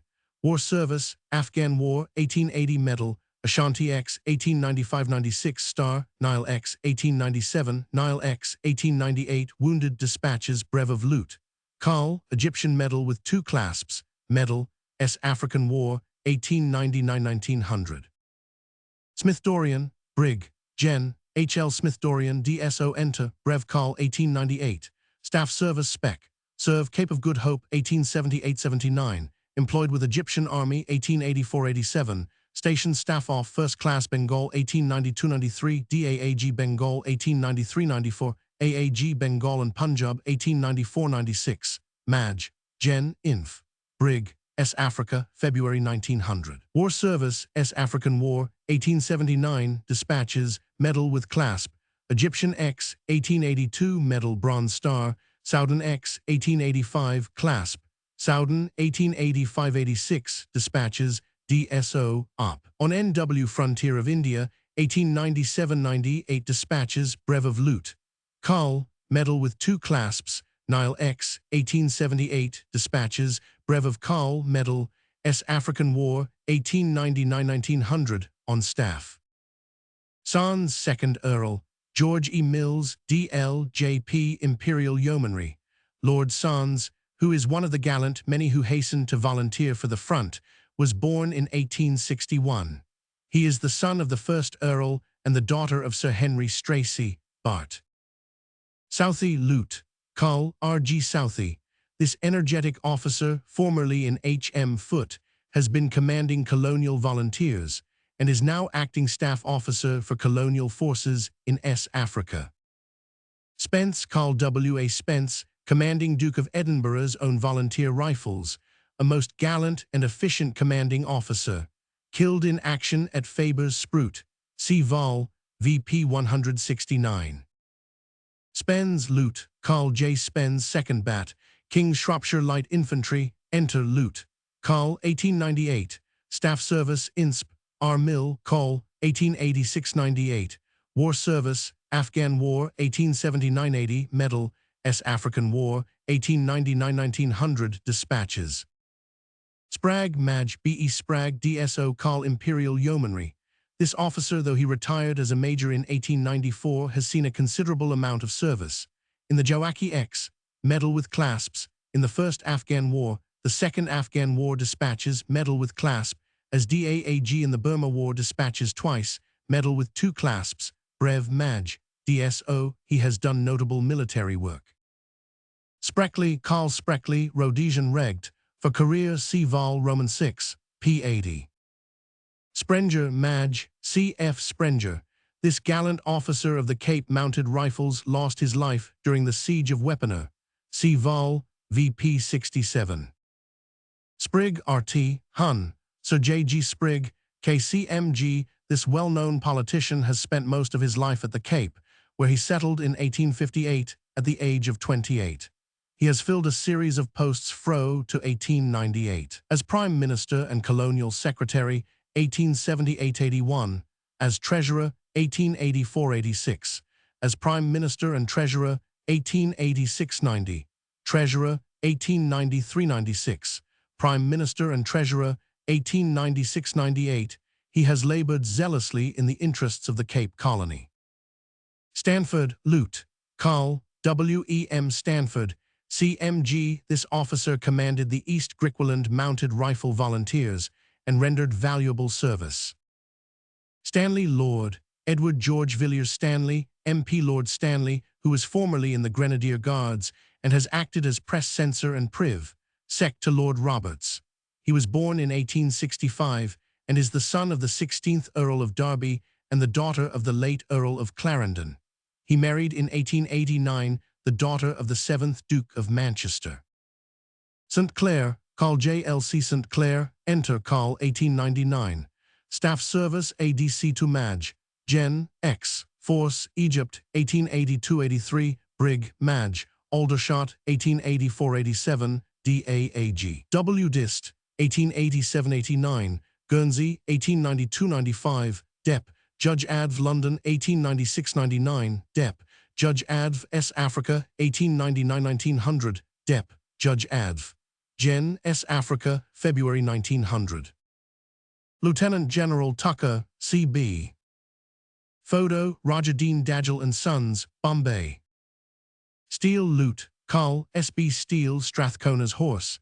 This gallant officer of the N.W. Mounted Police is a native Canadian born at Ontario, but his father was a capt in the Royal Navy.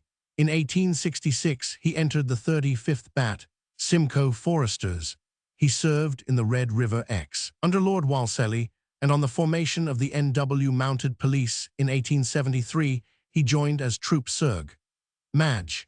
He was promoted in 1885 for his share in the pursuit of Big Bear's band in the rebellion and was mentioned in dispatches. His courage, intrepidity, and keen sense of duty have won him the esteem of all with whom he has served. Stephenson, Carl T. E. Stephenson, Essex Regiment, Commandeth Brigade, enter Brev. Carl 1899. Staff Service, DAAG for Inst, Gibraltar 1883-86, N. Dist, 1886-89, N.E. Dist, 1889-90, War Service, S. African War, 1899-1900, on Staff Dispatches, May 1900. Stevenson, Lieut. A.G. Stevenson, R.E.D.S.O. enters Staff Service, employed with Egyptian Army, 1895-99, Railway Staff Off, S. Africa, January 1900, War Service, X. To Dongola, 1896, Dispatches, 4th Class Mejidi, Nile X, 1897, Clasp to Egyptian Medal, Nile X, 1898, Dispatches, DSO, Clasp to Egyptian Medal, S. African War, 1899-1900, on Staff. Stevenson, Carl R. Stevenson, enter Carl 1899, Staff Service, Edged, Ox, Forces 1879-82 Rec, Staff Off 1st Class Leads Rec, Dist, 1892-97 Assist, Insp of Remounts 1899 Remount Department, S. Africa, October 1899, War Service, S. African War, 1899-1900, on Staff. Stain, M.T. Stain, President of the Orange Free State T. Advocate, 1883-89, State Attorney, 1889-93, Second Puny Judge, 1889-93, First, 1893-96. Mr. Stain, born at Winburg in 1857, is the son of Mr. M. Stain and the daughter of Comte Wessels. In 1897, a joint federal council was appointed, consisting of 5 members from each republic, to discuss questions of mutual importance, and it was then arranged that the franchise should be granted indiscriminately to burghers of both states agreeing to stand by each other in the event of war. As a result of this agreement, Mr. Steyn played a prominent part in the conference at Bloemfontein in 1899. He married a lady of Scottish descent, the daughter of the Rev. Colin Fraser. Like Paul, he stands 6 feet high in his stockings, but unlike him, is well educated and civilized in his customs, having inherited from his father, who was called Shiny Shoes on account of his neatness, habits of greater cleanliness and refinement than those of Mr. Kruger. Stokes, Sir William Stokes. This eminent surgeon devoted himself to the wounded, and by his skill saved many lives and mitigated much suffering. Stoneman Lute. Carl J. Stoneman, A.S.C. Lute. Carl, 1894, D.A.A.G. Ladysmith, 1899. War Service, Egyptian X, 1882, Medal, Bronze Star, S. African War, 1899-1900, D.A.A.G. Lines of Communication. Stopford, Carl Hunn. Frederick W. Stopford, C.B. entered Grenadier Guards, 1871, Carl, 1897. Staff Service, ADC to Chief of Staff X. Force, Egypt, 1882, ADC to Brig. Gen, Egypt, 1884-85, ADC to Maj. Gen. X. Force, Suakin, 1885, Brig. Maj. Guards Brigade, Egypt and Cyprus, 1885, Brig.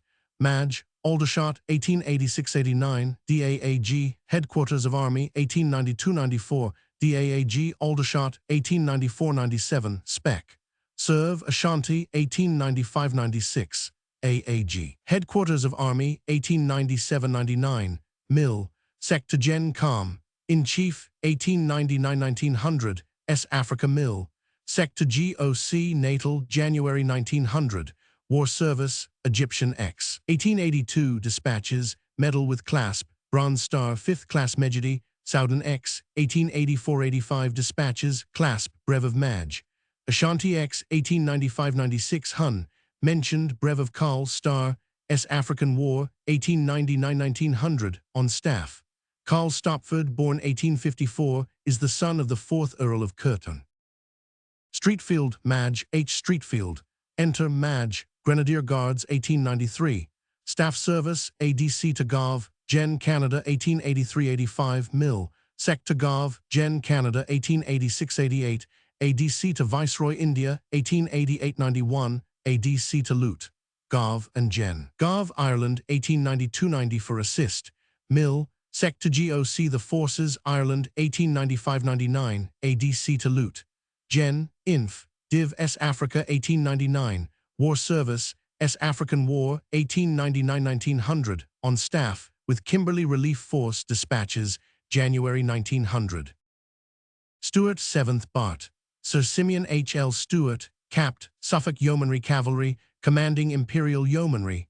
Sir Simeon Stewart was formerly in the 5th Dragoon Guards. He was born in 1864 and married in 1891, the daughter of Mr. H. Gudge, sec to the Austrian legation.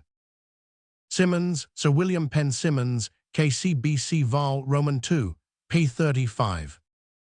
Talbot, Lute. Carl, Lord Edmund Bernard Talbot, MP entered 11th Hussars 1875, Lute. Carl, September 1900. Staff Service Spec. Service S. Africa, 1899-1900, DAAG S. Africa, February 1900. Lord Edmund Talbot, born in 1855, is the brother of the Duke of Norfolk. He married in 1879 the daughter of the 7th Earl of Abingdon. Tech Duke of HSH Adolphus C.A. Albert Edward George Philip Louis Ladislaus of Tech, KCVO, Capt. 1st Life Guards, Enter Capt. 1895. The Duke, born 1868, is the son of the late Duke and the late H.R.H. Princess Mary of Cambridge and the brother of the Duchess of York. He married the daughter of the 1st Duke of Westminster. Tech HSH Prince Alexander AFW AG of Tech, KCVO Capt. 7th Hussars, Enter Capt. APRA War Service, Op. In S. Africa 1896-97 Dispatches, S. African War, 1899-1900. Tech HSH Prince Francis JLF of Tech, KCVO DSO Capt. 1st Dragoons, entered 9th Lancers 1889. Staff Service, ADC to Maj. Gen India 1896-97 Spec. Serve Egypt 1897 ADC to GOC. SE Dist 1899 Staff Capt. Remount Estab 1899-1900 Remount Department S Africa May 1900. War Service Nile X 1897 Medal Nile X 1898 Dispatches DSO 2 Clasps S African War 1899-1900 on staff. Thackeray, Carl T. M. G. Thackeray 1st Bat, Royal Inniskilling Fusiliers, for career C. Val, Roman 4, p. 149. Thuron T. P. Thuron, member of Cape House of Assembly, a sheep farmer, an ardent bondsman, and much envied by his fellow Afrikanders for his townsman's aptitudes. He was born in 1839 at Tulbagh, elected member for Richmond in 1884, and re-elected in 1888. Thomas, Major A. H. Thomas, DSO ASC Enter, Maj. 1895, War Service Op. In Sierra Leone 1898, Dispatches, DSO Medal with Clasp, S African War 1899-1900, on staff. Thomas Lute, Carl Sir G. V. Thomas Bart, R.A. Enter, Maj. R.A. 1892, War Service Afghan War 1878-9 Medal, Egyptian X, 1882-80 for Medal with Clasp, Bronze Star, Soudan, 1884 2 clasps, 4th class Mejidi. Thornycroft, Lute, Carl A. W. Thornycroft, entered from militia 1879, Maj. Royal Scots Fusiliers 1899, Staff Service DAAG Natal 1899, Spec. Serve S. Africa October 1899, War Service S. African War 1879-81 Medal with Clasp, S. African War 1899-1900. This officer, a giant in every sense of the word, who raised and commanded Thornycroft's mounted infantry, has made himself noted for gallantry and ability. He is the son of Colonel Thornycroft of Tettenhall Towers, every inch a soldier like his father, an enthusiastic sportsman, and distinguished in social as in military accomplishments. Lieutenant Colonel Thornycroft. Photo by Mayall & Co., London. Thorold Carl Thorold, Royal Welsh Fusiliers, for career C. Val, Roman 4, p. 150. Tickell Maj. E. J. Tickell, DSO Enter, Maj. T. H. Hussars 1899. Staff Service, employed in Uganda Protectorate 1898-1900, Spec. Serve Rhodesian Field Force February 1900. War Service, Uganda 1898, Dispatches, DSO, Medal with Clasp, S. African War 1899-1900. Todd Lute, Carl O. Todd MBRAMC Lute, Carl March 1900, War Service, S. African War 1899-1900. Townsend, Carl E. Townsend, Carl RAMC 1897, War Service Abyssinian X 1867-68 Medal, Perak X 1875-76, Severely Wounded Medal with Clasp, S. African War 1879, Dispatches, Medal with Clasp, Egyptian X 1882 Medal with Clasp, Bronze Star, Burmese X 1885-86 Medal with Clasp, Ashanti X 1895-96 Hun, Mention Star, NW Frontier of India 1897-98 Dispatches, Medal with Clasp, Tura 1897-98 Dispatches, CB, Clasp, S. African War 1899-1900 Dispatches. Townshend, Lute, Carl CVF Townshend CB DSO Enter Brev Lute, Carl 1896, Staff Service, employed with Egyptian Army 1896-98 Spec, Serve S. Africa, Staff Mill, Gov. Bloemfontein March 1900, War Service Soudan X 1884-85 Dispatches, Medal with 2 clasps, Bronze Star, Hunza Nagar X 1891-92 Dispatches, Medal with Clasp, Op. In Chitral 1895 Thanked by Gov. of India Dispatches Brev of Maj. CB X to Dongola 1896 Dispatches Brev of Lute, Carl, Nile X 1898 Dispatches May and September 1898, DSO, S. African War on staff. Toes, Capt. E.B. Toes, VC entered from Militia Wiltshire Regiment 1885, Capt. Gordon Highlanders 1896, War Service Op. In Chitral 1895 Medal with Clasp, Op. On N.W. Frontier of India, 1898, 2 clasps. S. African War, 1899-1900, dispatches, V.C., severely wounded, see V.C. list. Captain Toes. Photo by Winter, Derby. Trench Loot, Col, FALP Trench ASC Loot. Col, February 1895. Staff Service, DAAG Scottish Dist, 1899. War Service, S. African War, 1899-1900. Treves, Frederick Treves, FRCS Consulting Surgeon to the Forces in S. Africa, Member of Court of Examiners of the Royal College of Surgeons, Examiner in Surgery at the University of Cambridge and in Anatomy at the Universities of Aberdeen and Durham. Mr. Treves was born in 1843 and married in 1877 to the daughter of Mr. Mason of Dorchester. He has written innumerable scientific works and won the Jacksonian Prize Essay at the Royal College of Surgeons in 1884. Officers and men are deeply grateful for the skill and devotion he has expended on their behalf during the present war. Trotter Loot, Col. J.K. Trotter, CMG entered R.A. 1870, Col. 1899, Staff Service Spec. Serve Bechuanaland, 1884-85, Brig Madge, Cork Dist. R.A. and Malta, 1886-90, Staff Capt. Intel, Headquarters of Army, 1890-91, DAAG. Intel, Headquarters of Army, 1892-95, employed on Sierra Leone Boundary Commission, 1895-96, AAGS Africa, 1899, DAGS Africa, January 1900. War Service, Bechuanaland X, 1884-85, Hun. Mentioned, S. African War, 1899-1900, on staff. Tucker Loot, Gen. Charles Tucker, CB Enter Madge, Gen. 1893, Staff Service, Col on Staff Natal, 1891-93, Brig, Gen. Natal, 1893-95, Madge, Gen. India, 1895-99, Loot, Gen. Inf. Div. S. Africa, 1899, War Service, Bhutan X, 1865-66, Medal with Clasp, S. African War, 1878-79, Dispatches, April and August 1879, Medal with Clasp C. B. S. African War, 1899-1900, on staff. Gen. Tucker, born in 1838, is a son of Mr. Tucker of Ashburton and a daughter of Mr. Hayter, painter in ordinary to Queen Victoria. As a practical, resourceful, and rough-and-ready soldier, he has no equal.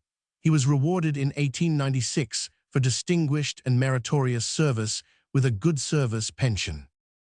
Tullibardine, Capt. The Marquis of Tullibardine, DSO Royal Horse Guards.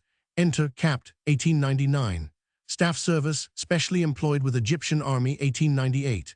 War Service, Nile X, 1898. Dispatches, May and September 1898. DSO, Egyptian Medal with 2 clasps. S. African War, 1899-1900. Tunbridge, Madge. W. H. Tunbridge rendered valuable service with the 3rd Contingent Queensland Mounted Infantry. Umfelby, Lute, Carl C. E. Umfelby, for career C. Val Roman 4, P. 104. Valentia 11th Viscount, Arthur Annesley, M.P. Lute, Carl, Oxford Yeomanry Cavalry, Assist, Aged Gen. Imp, Yeomanry. Lord Valentia, born in 1843, succeeded his grandfather in 1863. He retired from the 10th Hussars in 1872 and in 1878 married the widow of Sir Algernon Peyton. Vandeleur, Madge, C.F. Seymour Vandeleur, DSO Enter, Brev Madge, 1899. Staff Service, employed in Uganda Protectorate, 1894-96, Spec, Extra Regged. Employ 1896-97, employed with Egyptian Army, 1897-99, Spec. Serve S. Africa, 1899. War Service, Unyoro X, 1895, Dispatches, Medal, Nandi X, 1895-96, Dispatches, DSO, Up. On the Niger, 1897, Dispatches, Brev of Madge. Medal with Clasp, Nile X, 1898, Wounded Dispatches, 4th Class Mejidi, 2 clasps to Egyptian Medal, S. African War, 1899-1900. Werner Lute, Carl W. Willoughby Cole Werner, Enter Lute, Carl, 1896, Staff Service, ADC to Madge, Gen. Gibraltar 1877-78, DAA and QMG, Egypt 1885, DAAG for Inst. S. Edist 1885-92, Prof. R. Mill, Cole 1896-99, DAAG Tapag. S. Africa 1899. War Service Soudan X 1884-85, Dispatches, Medal with 2 clasps, Bronze Star, S. African War 1899-1900.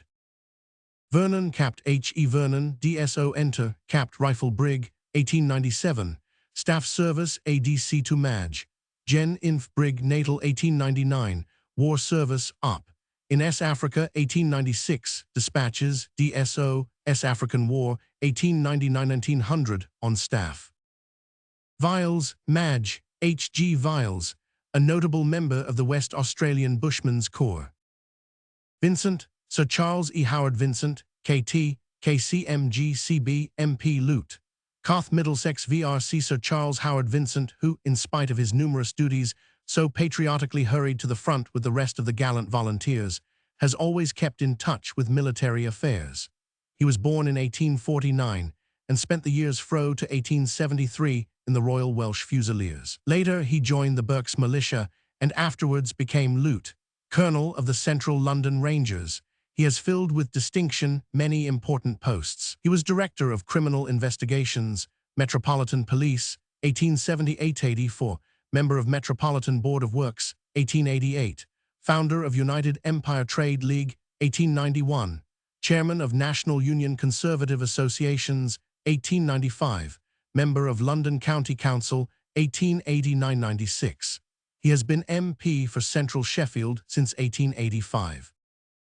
Waldron Lute, Carl F. Waldron R.A. Enter Lute, Carl 1899, Staff Service, DAAG Canada 1890-95, War Service, S. African War 1899-1900. Walford, Carl Walford. This officer rendered meritorious service with the British S. Africa Police. Wallach, Carl T. E. Wallach. This officer rendered splendid service with the Tasmanian Corps of Imperial Bushmen. Walnut, Maj. Claude C. M. Walnut, DSO. This gallant officer entered the Army in 1881 and became a major in 1898.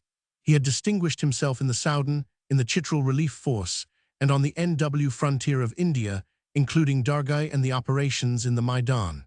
He was killed in the Boer attack on Wagon Hill, Ladysmith, on the 6th of January. Ward, Carl E. W. D. Ward, CB, AAG Natal, Staff Service, DAAG Headquarters, Ireland, 1892-95, DAAG Home Dist, Spec.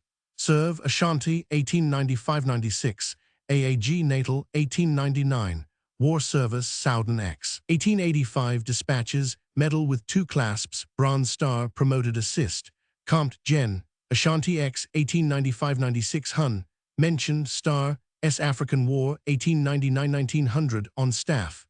This remarkable officer, born in 1853, who was one of the prime actors in the gallant defense of Ladysmith, is the son of the late Capt. J. Ward, R.N. Warren Lute, Gen. Sir Charles Warren, REGCMGKCB Enter Lute, Gen. 1897, Staff Service Inst. in Surveying School of Mill, Eng. 1880-80 for Maj. Gen. Local, S. Africa 1884-85, Maj. Gen. Local, Egypt 1886, Call on Staff Straits Settlements 1889-93 Brig. Gen. Straits Settlements 1893-90 for Maj. Gen. Thames Dist 1895-98 Lute. Gen. Inf. Div. S. Africa 1899-1900. War Service, S. African War 1877-79, Dispatches, Medal with Clasp, Brev of Lute. Call, Egyptian X, 1882 Medal, Bronze Star, KCMG, 3rd Class Mejidi, Bechuanaland X, 1884-85 GCMG, S. African War, 1899-1900, afterwards Mill, Gov, N. Cape Colony. Sir Charles, who was born in 1840, is the son of the late Gen. Sir Charles Warren, KCB. He married in 1864 the daughter of Mr. Haydon, Guildford.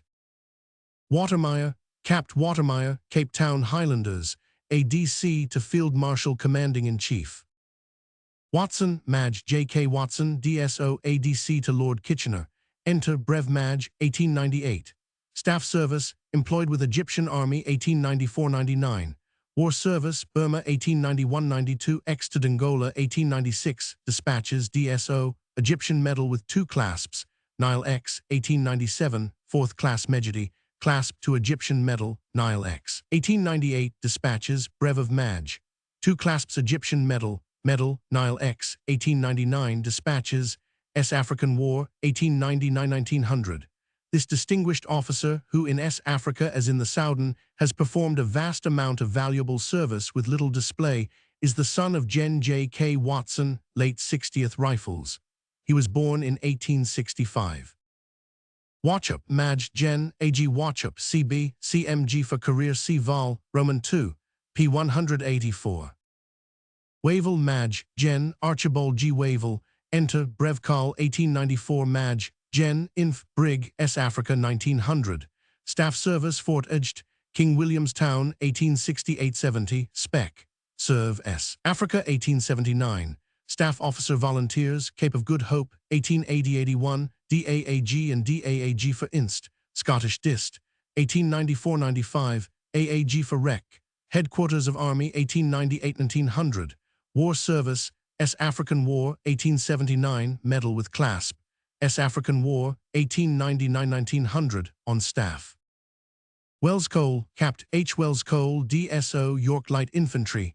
Enter Capt. 1892, War Service, up. On NW Frontier of India, 1897-98. Dispatches, DSO, Medal with 2 clasps. S. African War, 1899-1900. Western, Carl C. M. Western. Entered Royal Artillery, 1869. Brev Col, 1899. War Service, Afghan War, 1878-79. Medal, S. African War, 1881. Westminster, 2nd Duke of Hugh R. A. Grosvenor. The Duke of Westminster, born in 1879, joined the Royal Horse Guards in August 1900. He has acted in the capacity of ADC Extra to Lord Roberts. White, Gen. Sir George Stuart White, VC, GCB, GCSI, GCIE, GCVO, Col Gordon Highlanders, enter Lute. Gen. 1895, Staff Service, Mill, Sec. To Viceroy, India, 1880-81, Spec. Serve, Egypt, 1885, AA and QMG, Egypt, 1885, Brig. Gen. Madras, 1885, Commanding Brig. Burmese X, 1885-86, Commanding Upper Burma Field Force, 1886-89, Maj. Gen. Bengal, 1889-93, Com. In Chief, E. Indies, 1893-98, QMG Headquarters of Army, 1898-99, Lute. Gen. Natal, 1899-1900, Gav and Com. In Chief, Gibraltar, July 1900. War Service, Indian Mutiny Medal, Afghan War, 1879-80. Dispatches, Medal with 3 clasps, Bronze Star, Brev of Lute. Col, VCCB, Soudan E-85, Medal with clasp, Bronze Star, Burmese X, 1885-89, thanked by Govt. Of India, Dispatches, KCB. Promoted Maj. Gen. Up. Of Job Field Force, 1890. Dispatches, Up. NW Frontier of India. Dispatches, S. African War, 1899-1900, GOC Natal Field Force. Sir George White, born in 1835, is the son of Mr. J. R. White and the daughter of Mr. G. Stewart. He married in 1874 Miss Bailey, daughter of the Archdeacon of Calcutta. Before the Afghan War, General White was comparatively unknown, but after that date, honors rained thickly upon him. From the outset, Lord Roberts had noted his splendid ability, and in 41 years in India, he showed his readiness to recognize how much of the success of the victory of Cherasaya he owed to his gallant subordinate. The following passage serves to show the generosity of the one and the gallantry of the other. Major White explained to me his part in the victory of the previous day. From my inspection of the ground, I had no difficulty in coming to the conclusion that much of the success which attended the operations on this side was due to White's military instincts, and, at one supreme moment, his extreme personal gallantry. It afforded me very great pleasure, therefore, to recommend this officer for the Victoria Cross, an honor of which more than one incident in his subsequent career proved him to be well worthy. In the prosaic language of the London Gazette, the supreme moment is thus described: Finding that the artillery and rifle fire failed to dislodge the enemy from a fortified hill, which it was necessary to capture, Major White led an attack upon it in person. Advancing with 2 companies of his regiment and climbing from one steep ledge to another, he came upon a body of the enemy, strongly posted, and outnumbering his force by about 8 to 1. His men being much exhausted and immediate action being necessary, Major White took a rifle and, going on by himself, shot the leader of the enemy. This act so intimidated the rest that they fled round the side of the hill, and the position was won. The gallant and ever foremost Major White was again eulogized by the conqueror of Kandahar, who wrote inspiritingly of the intrepidity with which he and the dauntless Gordons dashed themselves against the one remaining entrenched position. It now became necessary to take this position by storm, and recognizing the fact with true soldierly instinct, Major White, who was leading the advance companies of the 92nd, called upon the men for just 1 charge more to close the business. The battery of screw guns had been shelling the position, and under cover of its fire, and supported by a portion of the 2nd Gurkhas Anad Pioneers, the Highlanders, responding with alacrity to their leader's call, dashed forward and drove the enemy from their entrenchments at the point of the bayonet. Major White was the first to reach the guns, being closely followed by Sepoy Indurbir Lama, who, placing his rifle on one of them, exclaimed, "Captured in the name of the 2nd, Prince of Wales's own Gurkhas." White Lieutenant Col. H. White. This officer rendered conspicuous service with the British S. Africa Police. Williams, Col. W. D. C. Williams. This officer rendered meritorious service with the New South Wales Army Medical Corps. Williams, Capt. W. de L. Williams, DSO, Hampshire Regiment. Enter Capt. 1898, Staff Service Spec. Extra Regimental Employee 1898-99, War Service, Op. On NW Frontier of India 1897-98, Severely Wounded Medal with 2 clasps. W. Africa 1898, Wounded Dispatches, DSO, S. African War 1899-1900, Severely Wounded. Wilson, Surgeon Gen. W. D. Wilson, RAMC Col. RAMC, 1894, Army Medical Staff 1898. War Service, Afghan War 1878-79-80, Medal, Egyptian X 1882-80 for Medal, Bronze Star, Soudan 1884, Dispatches, 2 clasps, Pro Surg, Maj, ranking with Lieut. Col. S. African War, PMO. Surgeon General, W. D. Wilson. Photo by Heath, Plymouth. Winchester 15th Marquis, Augustus J. H. B. Pollitt, for Career C. Vol, Roman II, p. 186. Walsely Jenkins, Lieut.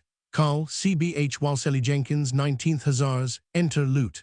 Col. 1897, War Service, Egyptian X, 1882-80 for Medal with clasp, Bronze Star, Wounded Dispatches, 2 clasps, 4th Class Mejidi, Brev of Maj. S. African War, 1899-1900, Commanding Cavalry, Ladysmith. Wood, Col. C. K. Wood, R.E. Enter, Col. S. Africa, APRA Staff Service, Aged. Volunteers, 1889-90 for Col. on Staff, CHF. Eng, Natal, APRA War Service, Soudan X, 1884-85, Medal with clasp, Bronze Star, S. African War, 1899-1900. Wood, Lieut. Col. C. Wood, Essex Regiment, enter Lieut. Col. 1900, Staff Service, Aged. Militia 1887-92, War Service, S. African War, 1899-1900. Wood, Maj. Gen. Elliot Wood, C.B. entered R.E. 1864, Col. 1889. Staff Service, ADC to Inspector General of Fortifications, War Office 1880, Spec. Serve, Egypt 1884, AAG Royal Engineers, Headquarters of Army 1889-90 for Col. on Staff, Commanding R.E. Malta 1894-99, Col. on Staff, Commanding R.E. Aldershot 1899, Maj. Gen. Chief Eng. S. Africa 1899, War Service, Egyptian X 1882-80 for Dispatches, Medal with Clasp, Bronze Star, Brev of Maj.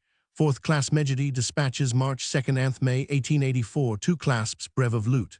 Col. Soudan X 1885, Dispatches, 2 clasps, C.B. S. African War, 1899-1900. Woodgate, Maj. Gen. Sir E. Robert Prevost Woodgate, KCMG CB, CMG for Career C. Vol, Roman III, P116. Woodland Lute, Carl A. L. Woodland 1st Bat, Durham Light Infantry, Enter Lute. Carl 1896, War Service, S. African War, 1899–1900. Wools Sampson, Lute, Carl Wools Sampson.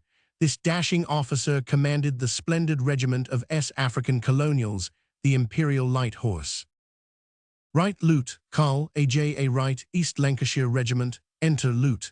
Carl 1899, Staff Service D. A. G. Musk, Bengal 1883–95, Aged, Militia 1890–98, War Service Op. In Chitral 1895, Medal with Clasp, S. African War 1899–1900. Wyndham Quinn, Madge, W. H. Wyndham Quinn, MP Major Wyndham Quinn, who was formerly in the 16th Lancers, is another of the patriotic number who went to the front with the Imperial Yeomanry. He was born in 1857, served in the Boer War of 1881, and married in 1885, the daughter of the 6th Earl of Mayo.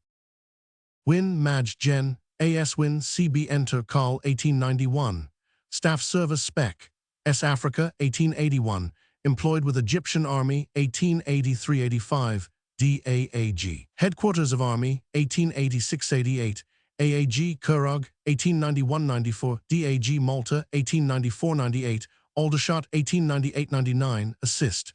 Mill, Sec. Headquarters of Army 1899, DAG S. Africa 1899–1900, Madge, Gen. Inf. Brig. S. Africa January 1900. War Service, Joachim X 1877, Dispatches Medal with Clasp, Afghan War 1878–79, Dispatches Medal with Clasp, Brev of Madge. S. African War 1881, Souden X 1884–85, Dispatches Medal with Clasp, Bronze Star, Brev of Lute.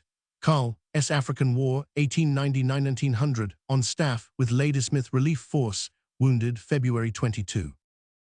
Wynyard Capt. E.G. Wynyard DSO Welsh Regiment, Enter Staff Service, Aged, Volunteers 1899, Inst. R. Mill, Col. 1899. War Service, Burmese X 1885–87, Dispatches Medal with Clasp, DSO. Yard Buller, Capt. Hun, H. Yard Buller Rifle Brigade, ADC Enter, Capt. 1893. Staff Service, ADC Extra to Gov. Bombay 1887–88, ADC Extra to GOC Aldershot 1896–97, ADC. To Madge, Gen. Inf. Brig. S. Africa 1899, ADC to Lute. Gen. Inf. Div. S. Africa, War Service, Waziristan X 1894–95, Nile X 1898, Egyptian Medal with Clasp, Medal, S. African War 1899–1900, on staff. Younghusband, Madge G.J. Younghusband, ISC Enter, Major ISC 1898. War Service, Afghan War 1878–80, Medal with Clasp, Souden X 1885, Medal with Clasp, Bronze Star, Burmese X 1886–87, Medal with Clasp, Op. In Chitral 1895, Dispatches, Brev of Madge. S. African War 1899–1900, severely wounded, commanded Battalion Imperial Yeomanry throughout Lord Methuen's operations. Yule Carl J.H. Yule, Enter Carl 1899, Staff Service Madge, Gen. Inf. Brig. Natal 1899, War Service Afghan War 1879–80, Medal, Burma 1889–92, Medal with Clasp, Brev of Lute. Carl, Op. On NW Frontier of India 1897–98, Dispatches, Brev of Carl, Medal with 2 clasps. S. African War 1899–1900, on staff, action at Dundee. Recipients of the Victoria Cross. Queen Victoria was pleased to confer the decoration of the Victoria Cross on the following officers, non-commissioned officers and men, whose claims were submitted to Her Majesty's approval for their conspicuous bravery in South Africa as stated against their names. Captain Matthew Fontaine Maury Maeklejan of the Gordon Highlanders. At the Battle of Elandslaagte on October 21, 1899, after the main Boer position had been captured, some men of the Gordon Highlanders, when about to assault a kopje in advance, were exposed to a heavy crossfire, and having lost their leaders, commenced to waver. Seeing this, Captain Maeklejan rushed to the front and called on the Gordons to follow him. By his conspicuous bravery and fearless example, he rallied the men and led them against the enemy's position, where he fell, desperately wounded in 4 places.